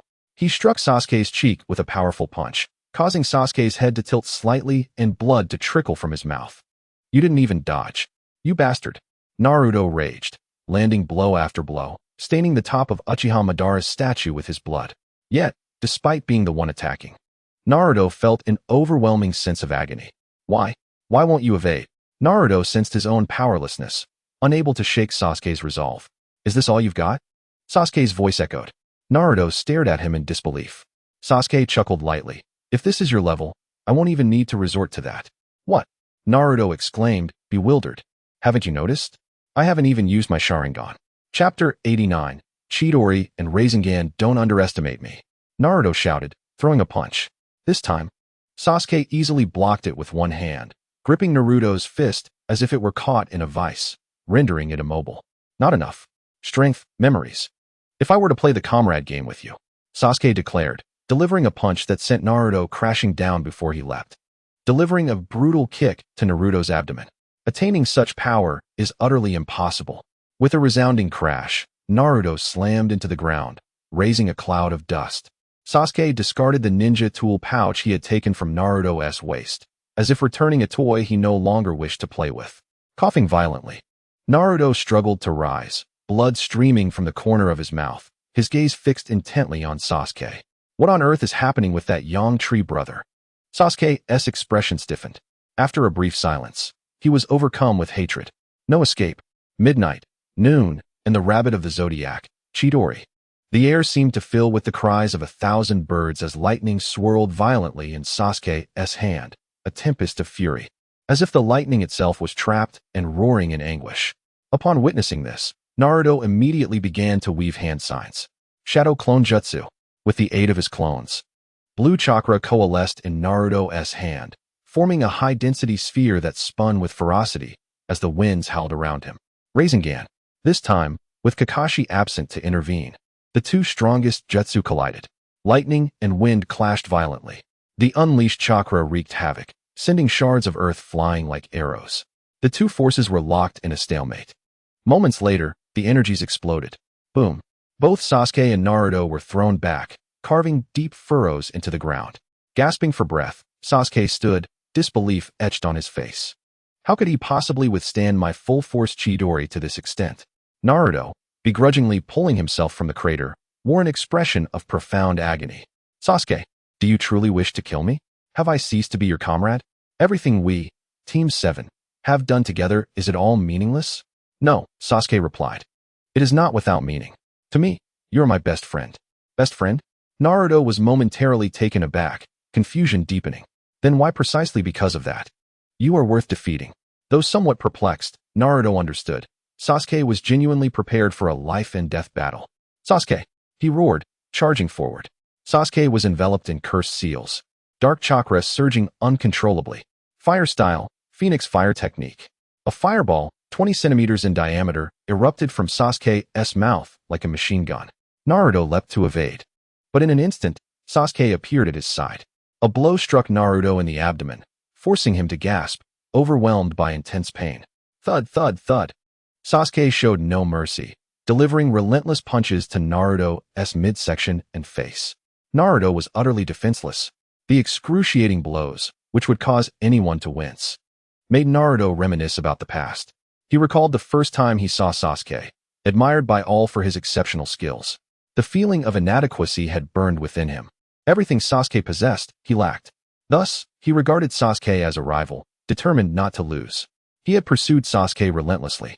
So, when he heard Sasuke express a desire to battle him during the Chunin exams, he had felt an overwhelming joy. It was the first affirmation of his worth in Sasuke's eyes. The lightning flickered continuously. Sasuke held Naruto aloft with one hand. In his right hand, Chidori crackled, poised to deliver the final blow. As Naruto gazed at Sasuke's murderous intent, tears of defiance streamed down his face. Gritting his teeth, he summoned forth vibrant orange chakra that enveloped his form. His teeth elongated, the fox-like markings on his face deepened, and his nails sharpened. Sasuke, surprised by Naruto's transformation, was momentarily taken aback. But then, a cold smile crept across his face. It's too late now, Naruto. Chidori surged toward Naruto's heart. With a sickening sound, blood erupted, staining the ground and Naruto's body. Sasuke's Chidori pierced through Naruto's right shoulder, but missed the vital organs. Although you barely defended with your left hand, it is meaningless now, he sneered, the cursed seal on his body slowly dissipating. Swiftly, he withdrew his left hand. You can no longer form seals or use your previous jutsu. With a sudden thrust, he seized Naruto's throat. It's over. As Sasuke prepared to exert pressure. In the next moment, Naruto grasped him tightly. A crack echoed, reminiscent of muscle protesting in agony. Sasuke felt a jolt of pain in his left hand. Gritting his teeth, he endured the agony, hastily retreating to the water's surface, glancing back at Naruto in bewilderment. Naruto seemed like a puppet devoid of support, his upper body collapsing in exhaustion. His sharp claws hung low, resembling talons poised to strike the ground. The overwhelming orange chakra surged around him, creating gusts of wind that rustled the surrounding leaves. Sasuke trembled, clutching his left hand, his gaze fixed intently on Naruto. What is this orange chakra? Where did Naruto acquire such power? In the next instant, he raised his head, eyes widening in shock. He appeared to see a terrifying creature towering behind Naruto, hundreds of meters tall. What is this? At that moment, he noticed the wound in Naruto's right shoulder rapidly healing, restoring itself in an instant. The orange chakra continued to rage, as if a monstrous entity was slowly emerging. Naruto's presence intensified, causing the nearby water to ripple and splash despite his grounded stance. Impossible.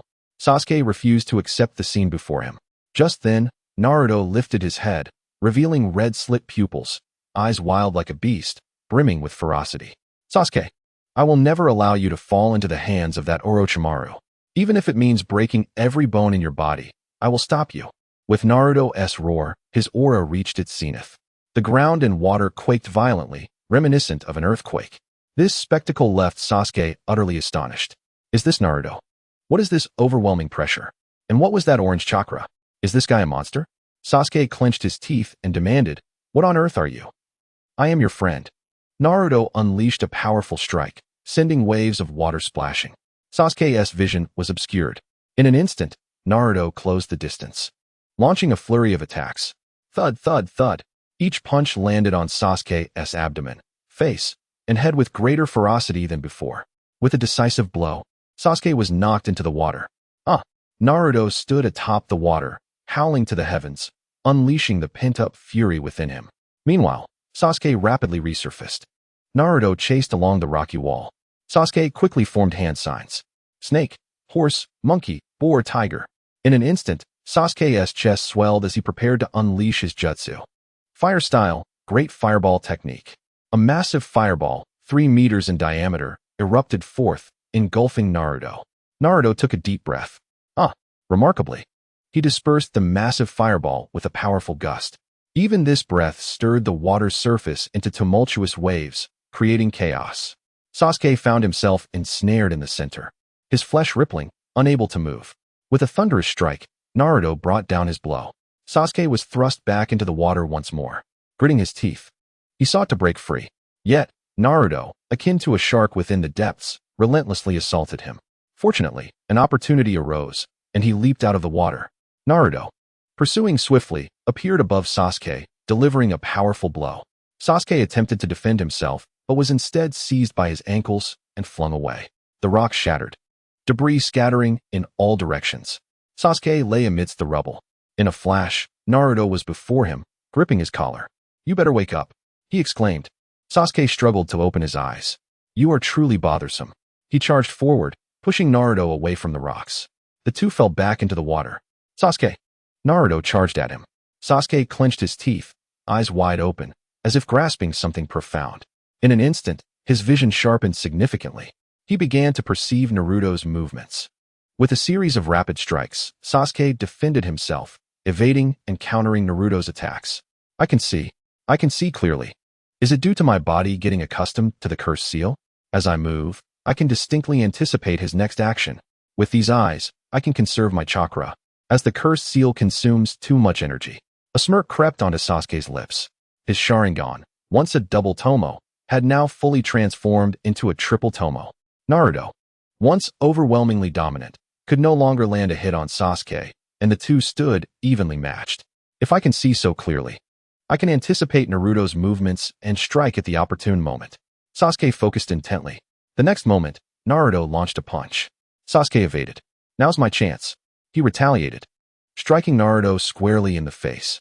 The impact was tremendous, combining Sasuke's force with Naruto's own momentum, sending him hurtling backward. Thud. Naruto plunged into the water. How could this happen? My actions have been anticipated. Sasuke leaped from the rocks, landing on the water's surface. Bubbles erupted continuously. Suddenly, Naruto surged forth, darting out of the water. Sasuke, like a deity of technique, triumphed repeatedly against the onslaught of Naruto's shadow clones, shattering them one after another. Puff! One by one, Naruto's duplicates dissipated into smoke. At that moment, Sasuke sensed his feet being captured and was startled. Sasuke! In an instant, a long rope composed of Naruto's clones spiraled like a tornado. Ultimately, it slammed him against the rocks. Boom! The ground trembled, and debris flew. Fire style, fire dragon technique. In an instant, flames erupted from the rocks. In the blink of an eye, the long rope of clones was engulfed in fire. Puff! They transformed into a plume of smoke, vanishing completely. Sasuke lay amidst the shattered rocks, his pupils constricting in terror as he gazed at Naruto before him, a sense of fear washing over him. Sasuke! Naruto, seemingly entranced, spoke with difficulty, disbelief etched on his face. It's too late, Naruto. Sasuke seized Naruto's collar. It's already too late. He hurled Naruto away. Naruto. He leaped out, clutching Naruto's legs, which inadvertently positioned Naruto's head vertically towards the rocky ground. Boom. The earth quaked, and the water's surface rippled, returning to tranquility. Naruto's head collided with the ground. Sasuke released his grip. Naruto's body fell limply into the water, as if lifeless, floating aimlessly, only able to glimpse through the cracks of the blinding, hazy sun. Suddenly, the surroundings darkened. A voice, sinister and foreboding, echoed in his ears. You are weak, kid. You should be grateful to me, and to that fourth Hokage who sealed me within you. In the next moment, a translucent, writhing orange chakra enveloped Naruto's body. An unsettling sight. Sasuke, who intended to retreat, took a step back, feeling an unease. What is this? Naruto's form, as if under control, rose from the ground. Suddenly, he unleashed a punch. Boom.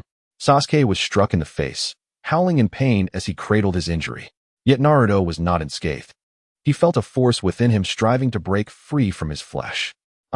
He seemed unable to vocalize his agony, overwhelmed by discomfort. Ultimately, the orange chakra enveloped him entirely. In an instant, elongated ears sprouted from his head, and a tail emerged. His body transformed into that of a beast. On all fours, resembling a human-shaped monster, emitting a low, gravelly growl of intimidation. The water evaporated upon contact with his limbs. Sasuke, struggling to rise, beheld the monstrous figure of Naruto before him. In the next moment, Naruto crossed his claws. Boom. The water surged into a tidal wave, crashing mercilessly. Sasuke crossed his arms to shield his eyes. Whoosh. Naruto closed in with astonishing speed, his claws poised to strike. Sasuke frantically dodged, retreating, drenched in cold sweat. What is happening? I can clearly see Naruto's movements, but the chakra is acting independently. It's as if the chakra possesses a consciousness of its own. I cannot perceive that orange chakra with these eyes. This orange chakra is more than mere chakra. At that moment, Sasuke recalled what Jiraiya and Itachi had said about Naruto. A sudden realization dawned upon him. So, it seems you possess some extraordinary power. Now I finally understand. Sasuke leaped into action. Naruto, like a wild beast, raced across the water's surface. Fireballs erupted from Sasuke's mouth. Naruto evaded repeatedly. Sasuke swiftly formed hand seals. Fire style, great fireball technique. In an instant, a fireball engulfed Naruto. A mist of steam arose as Sasuke watched intently. Within it, Naruto's figure flickered in and out of visibility. Is that chakra protecting him? Sasuke pondered. The next second, from 10 meters away, Naruto waved his hand.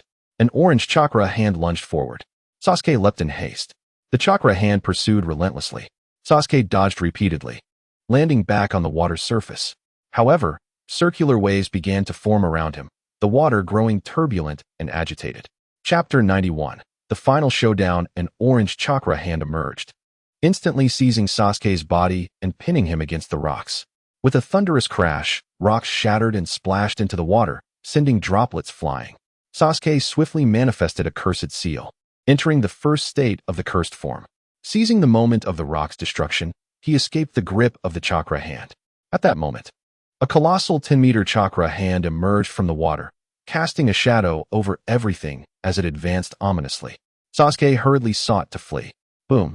Like a cornered rodent, he found himself pressed against the rocky edge. Back against the stone, he gazed at Naruto, who was poised on all fours before him. In the next heartbeat, a chakra hand emerged from the ground beneath him, ensnaring him instantly. The ground fractured as Naruto's chakra hand appeared above, pulling Sasuke toward him. With a powerful punch, Naruto unleashed an attack reminiscent of the Rasen Shuriken. Bam! Sasuke crashed against the rocky wall, trembling all over. He managed to prop himself up, but the effort caused him to lean forward and kneel, barely supporting himself with his hands. What can I say, really? Sasuke lifted his head, revealing a star-like cross-shaped cursed seal on his nose, locking eyes with Naruto. Once I touch that kind of power, I won't even know what I'll become. Struggling to rise, Sasuke muttered, but there's no turning back now, Naruto. In an instant, the cursed seal spread across his body, darkening his skin while streaks of purplish blue began to appear in his once black hair. The star-shaped cross on his nose doubled in size. Indeed, you are special, he declared, lifting his gaze to meet Naruto's. But I am even more special. In the forest, four figures leaped swiftly. Suddenly, a fierce wind swept through. They halted, staring at Uchiha Yangshu, who grasped both Lee and Shino. His skin was drenched in crimson, bulging veins visible, his eyes glaring with intensity. The 8 gates? The group gasped, their expressions twitching.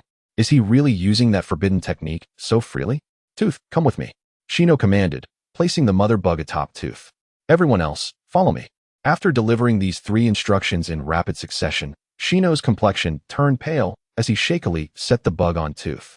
Before anyone could react, 2 anguished cries pierced the air. Roar! Shikamaru and the others watched as Uchiha Yangshu swiftly carried Tooth away, their expressions contorted. Shikamaru glanced at Shino, but upon seeing his ashen face, he turned his attention to a visibly excited Lee. Lee, what's going on? Lee paused, bewildered. I don't know. Shikamaru, Temari, and Gaara exchanged glances. Finally, Shino regained his composure.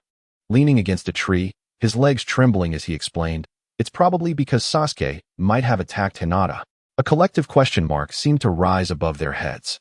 In the next moment, Shikamaru recalled how Uchiha Yangshu had once forced Sasuke to share a bento with Ino.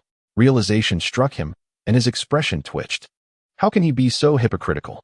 What is going on? Temari inquired, frowning. It's likely Sasuke struck a girl, prompting Yangshu, as the elder brother, to feel he hadn't raised him properly, and thus became enraged. Not only Temari but even Gaara appeared puzzled. Aren't we all ninjas? Does it matter if it's a girl or a boy? Seeing this, Shikamaru sighed. I'll explain while we move. Temari and Gaara nodded in agreement. Leading the way, Shino, followed by Shikamaru, Lee, Temari, and Gaara, they advanced swiftly. Before long, they encountered Shizune, Niji, Hinata, and Kankuro. Their reunion seamless despite the lingering confusion over why Shino was leading and where Tooth had gone. Shikamaru had to explain once more. Their reactions varied upon receiving the explanation. Shizun looked perplexed, Niji appeared reluctant, Hinata seemed worried, while Kankuro maintained a normal expression, albeit with a twitch at the corner of his mouth, bemused by the peculiarities of the Leaf Village. On Uchiha Yangshu's back, Tooth and Akamaru reveled in the exhilarating speed, sharing what they had learned. Sasuke and Naruto's scents are nearby the Valley of the End, with traces of blood. They must be fighting there. Understood. Uchiha Yangshu accelerated, a fierce glint in his eyes. He was determined to retrieve Sasuke and impart a thorough lesson. At the Valley of the End, Naruto was positioned on all fours. His claws sharp, his fox-like red eyes fixed intently on Sasuke. Special? Is this what you mean by special? Sasuke chuckled, relishing the formidable power coursing through him. Clenching his fist, I won T lose. Sasuke. Naruto charged forward in fury, unleashing a punch. Yet, a sharp hand, akin to that of death, shielded Sasuke. This hand, resembling a webbed foot, expanded to 2 meters, unfurling like wings attached to Sasuke's back. With a gentle sweep, Naruto, enveloped in Nine-Tails chakra, was sent crashing into the ankle of the Hokage stone statue, sending debris flying. Ha ha ha, Sasuke chuckled joyfully. This power, ha ha ha. In the next instant, another identical sharp-winged hand appeared on Sasuke's back, transforming him into a grotesque figure, seemingly possessed by an otherworldly force. Naruto's pupils constricted. Sasuke. Amidst his laughter, Sasuke felt a sudden, indescribable pain. He recalled a warning.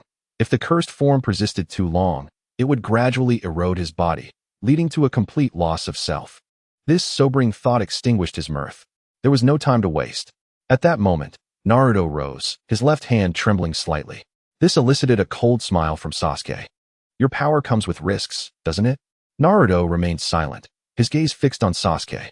A sense of mutual understanding brought a light laugh from Sasuke. It's time to conclude this battle. The fight thus far. Chidori. The blue lightning chakra coalesced in Sasuke's palm, ravaging the surroundings. In the blink of an eye, the blue transformed, tainted by Sasuke's chakra, into a more ominous black and white hue. Naruto extended his right hand, as orange Nine-Tails chakra enveloped him, slowly coalescing into a blue, high-density, spinning chakra sphere. Rasengan. In the next moment, they charged at each other. Sasuke. Naruto. Chapter 92. Yangshu's Pursuit. Orochimaru's Choice. The sound of the waterfall roared violently, as if drowned out by the clash of their jutsu, surrounding them in silence. Upon impact, Sasuke's fist struck Naruto's chest. The slightly shorter Naruto's claws merely grazed Sasuke's forehead protector. Boom! The explosive energy formed a dark sphere, ravaging the nearby rocks and halting the waterfall's descent. The pitch-black sphere expanded continuously. Ultimately, as if unable to bear the strain any longer, it silently shattered. Contrary to the anticipated cataclysmic explosion, it seemed as though the energy within had been entirely depleted. Nevertheless, Naruto, who found himself amidst this turmoil, succumbed to unconsciousness. Sasuke stood nearby, gazing down at Naruto's motionless form, as if the forehead protector, sensing his intent, fell away. Clang! The protector hit the ground amidst the torrential rain, yet Sasuke remained unfazed, quietly observing Naruto. Echoing in his mind were Itachi's words about unlocking the Mangekyo Sharingan. One must eliminate their dearest friend. The cursed seal on his neck radiated a searing heat, inflicting unbearable pain. Staggering, Sasuke turned away. I refuse to be your puppet. I shall acquire power by my own means. I will surpass you. I swear it. In the heavy downpour, his silhouette gradually faded from view. In the forest, the incessant rain pattered against the leaves, creating a cacophony of noise. The final scent. It has arrived. In the shadows of a tree, Kiba lay concealed. Swiftly, Uchiha Obito descended into the Valley of the End, discovering Naruto lying there, in a state of uncertainty between life and death. Naruto, Kiba shouted, filled with concern. Obito's hand, as if made of clay, descended upon Naruto, employing his regenerative abilities to hasten Naruto's recovery. Simultaneously, he retrieved a corpse from a scroll to replenish his own cells. Moments later, Naruto struggled to open his eyes. Brother Obito, I have failed. The scent has dissipated, and I can no longer track it. Kiba sighed. Glancing at the relentless rain, its timing could not be worse. Obito calmly replied, Kiba, You must take Naruto back and regroup with Shikamaru and the others. Kiba stared blankly at Obito. And you? He thought it would be so simple to dismiss me? Obito's eyes gleamed with intensity. In an instant, he propelled himself forward, resembling a shooting star. Witnessing this, Kiba shook his head with a bittersweet smile. The disparity is truly vast. In the land of rice, in the village of sound, dozens of individuals languished in cages within a dark, damp environment. They were kept like livestock, reduced to mere experimental subjects. There were no fewer than 10 such cages. Between them lay a narrow corridor, from which the sound of footsteps echoed. 3 figures moved through the space. Leading the group was a man with a fierce curse mark on his forehead, green hair, and his body swathed in bandages. Orochimaru. Sasuke-kun, you are the chosen one. Irrelevant. Grant me power swiftly. Orochimaru turned to regard Sasuke. The last of the trio, Kabuto, swiftly approached Sasuke's ear and cautioned, despite the changed appearance. Before you stands the esteemed Orochimaru. If you wish to live, show him a modicum of respect. Sasuke, cold and indifferent, shot a glare, unleashing a terrifying chakra. Kabuto was taken aback. What an extraordinary chakra quality. Orochimaru sensed it too, his greedy gaze fixed on Sasuke. My future resides within this child. However, thoughts of Sasuke's 2 brothers surfaced in his mind. Uchiha Itachi, the prodigy of Genjutsu. Uchiha Obito, the genius of taijutsu who nearly ended his life. Even though Sasuke may not compare to them, he possessed enough potential to ignite Orochimaru's avarice. After all, there exists the bloodline of brilliance. How thrilling. At that moment, Orochimaru paused, his pupils constricting sharply. The next instant, he emitted a raspy, sinister laugh. Obito-kun has arrived. Uchiha Obito. Kabuto's heart raced. It was well known that even with one leg incapacitated, he, along with Orochimaru and the Great Serpent, were unable to contend with him. Now, he must have fully recovered. Even if this is Orochimaru's stronghold, he cannot be contained here. Not to mention that Orochimaru has already been cursed by him. Sasuke too sensed the tension. Are you afraid of Obito? His brow furrowed, doubts creeping in about whether aligning with Orochimaru was the right choice. Orochimaru chuckled softly, claiming, I am merely in a weakened state. It will not impede your growth. What do you propose? Sasuke crossed his arms, eyeing Orochimaru. Naturally, it involves. Half an hour later, at the village of sound. He has escaped. Obito's expression turned cold as he surveyed the devastation wrought by some colossal creature. Utilizing his Sharingan, he discerned the traces around him. He truly fled. He abandoned this stronghold. This was a village Orochimaru had cultivated for years, and he relinquished it so easily. Excellent. But do you believe I cannot find you? As long as my curse mark exists, I shall pursue you relentlessly. Obito refused to accept this as the culmination of his efforts. At that moment, a figure appeared at the edge of his vision. Obito. Hoshigaki. Obito queried, bewildered. What brings you here?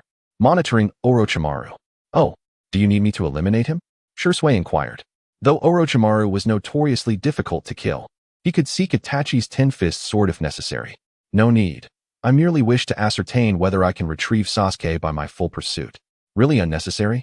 Unnecessary, for me. It is merely a test of my abilities, a game. Shursui nodded in agreement. What will you do next? Obito asked. Monitor Orochimaru, protect Sasuke from the shadows. You have become his shadow? Yes, he need not suffer unnecessarily. Once this is over, we shall return home together. Very well. Shursui smiled, his figure vanishing from sight. Obito turned to head back to the village, intending to report to Tsunade and designate the pursuit of Orochimaru as a long-term objective. At that moment, a voice resonated in his mind. Choice completed. You have received double the physical training effect. Instantly, Obito sensed something peculiar about his body. It was difficult to articulate, but he felt invigorated, as if a shroud had been lifted, revealing a brighter future ahead. Chapter 93. The Pursuit of Orochimaru at the Border of the Land of Fire. In the forest, 11 figures led by Shikamaru and Ino paused, gazing at Uchiha Obito, who had just returned from the land of rice. Captain Obito, where have you been? Ino inquired. I went to the village of sound. Orochimaru has fled, Obito responded. You went to the village of sound? Ino exclaimed, astonished. Yes, I will report to Lord Hokage. Let us return now. Ino refrained from further comment. Understood. The 12 figures swiftly vanished, returning home. Compared to the pursuit of Sasuke, the return journey felt significantly lighter, leading to an increase in speed. However, a day of chasing could not be undone instantly. They could only rest in the forest for the night and return the next day. The following day dawned bright and sunny. At the entrance of the village, Ino and Sakura waited anxiously. Upon noticing the absence of Sasuke among the 12 individuals, Sakura's expression dimmed instantly. He will return, assured Uchiha Yasuki as he patted her shoulder. Sakura remained silent, seemingly nodding, her head bowed in despair.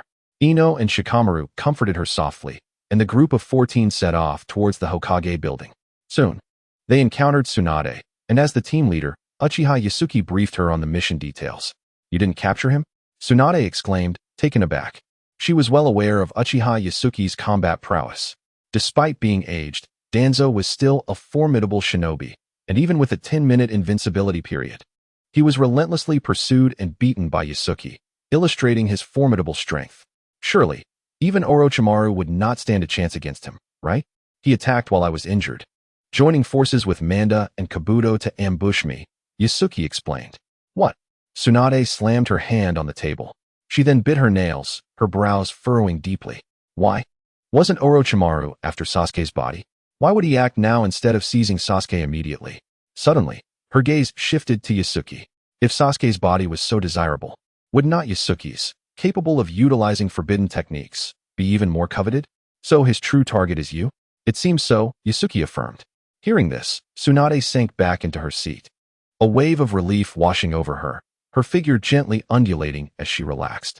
Thank goodness you are unharmed. If Sasuke had not been retrieved and you had fallen into Orochimaru's hands, I would have been at a loss explaining to Fugaku that Konoha was not targeting the Uchiha clan. Fortunately, I had Gaara's assistance, Yasuki said, playfully patting Gaara's shoulder, exhibiting a brotherly demeanor. This startled Temari and Kankuro, causing them to step back in alarm. Despite the pain in his shoulder, Gaara's eyes softened considerably. After the collapse of Konoha and his encounters with Naruto, he had undergone a transformation. Previously, he resisted closeness, fearing the pain that connections brought. Now, he was willing to try again. Tsunade regarded Gaara with a serious expression, stating, I appreciate the support from Sunagakure. Temari and Kankuro, taken aback, quickly replied, Lady Tsunade, you are too kind. Gaara nodded slightly, awkwardly conveying his agreement, yet to those unfamiliar with him, it might have appeared as aloof disdain. Tsunade understood him well. After all, considering his past as a Jinchuriki, maintaining a calm demeanor was quite an achievement. Hokage-sama, I hope you can assign me a mission, Yasuki proposed. What mission? Tsunade inquired. A long-term pursuit of Orochimaru. And the reason? My cursed seal can locate him. Cursed seal? Very well. Once Hinata returns from her mission, your team can proceed together. Understood. 3 days later, upon Hinata's return, Yasuki, Shikamaru, and he set off to hunt Orochimaru. This quest would last a month. During this time, the 12 young ninjas experienced notable changes. Naruto sustained considerable injuries. Although Yasuki healed him, the mental fatigue lingered, leading him to sleep for an entire day. Upon awakening, Jiraiya whisked him away for training outside the village. Sakura, having proactively studied medical knowledge, showcased remarkable talent and was taken under Tsunade's wing to learn ninjutsu and summoning techniques. Ino, having witnessed Shikamaru's meticulous planning, pondered how much smoother things could go if she assisted as a messenger. Thus, she opted not to pursue being Tsunade's apprentice and instead requested her father, Kunoichi, to teach her family's secret techniques. Choji felt overshadowed in battle, realizing his weaknesses, and resolved to train diligently under his father, Choza, mastering their clan's jutsu. Niji sought out Gai-sensei, finally mastering the first gate of the 8 gates, pushing himself harder than ever. Lee, accustomed to Yasuki's healing, mirrored Niji's efforts. Consequently, the responsibility of their treatments fell heavily on Tsunade, causing her considerable frustration. Balancing her duties as Hokage, avoiding gambling and alcohol, and constantly tending to the ailments of these two troublesome youths made her long for an escape. Meanwhile, the members of Team 10, consisting of Niji and Lee, were secluded in their rooms, grappling with the intricacies of the Flying Thunder God technique, seemingly hitting a wall in their progress.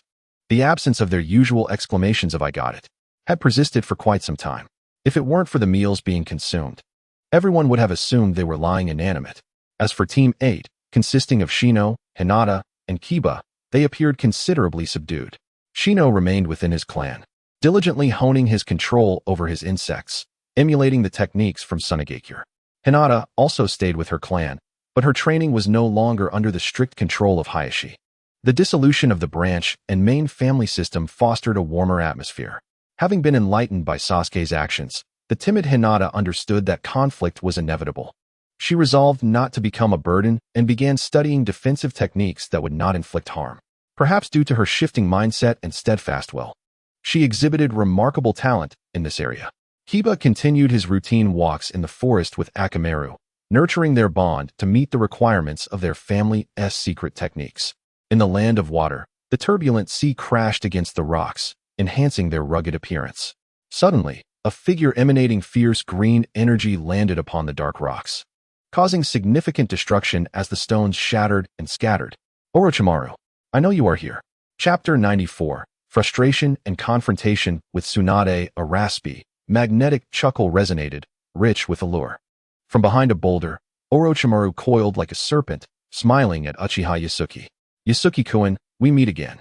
Yasuki's lips curled into a cold smile, a wild aura erupting around him, as if a ferocious beast encircled him, instilling dread in all who beheld it.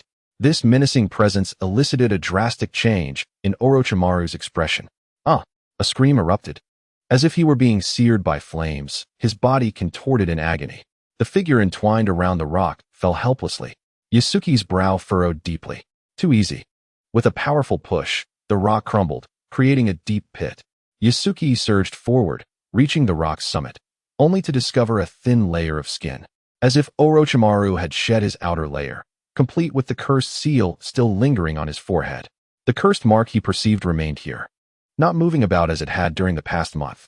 Uchiha Yangshu's gaze turned frigid. I wondered why you suddenly wished to meet me. It seems you have lifted my cursed mark. 10 meters away, Orochimaru, with a serpentine grace, slithered up onto a rock, emitting a raspy, magnetic chuckle. Not quite, Yangshu-kun. I merely refined my substitution technique. So now you are immune to cursed marks? That's not the case.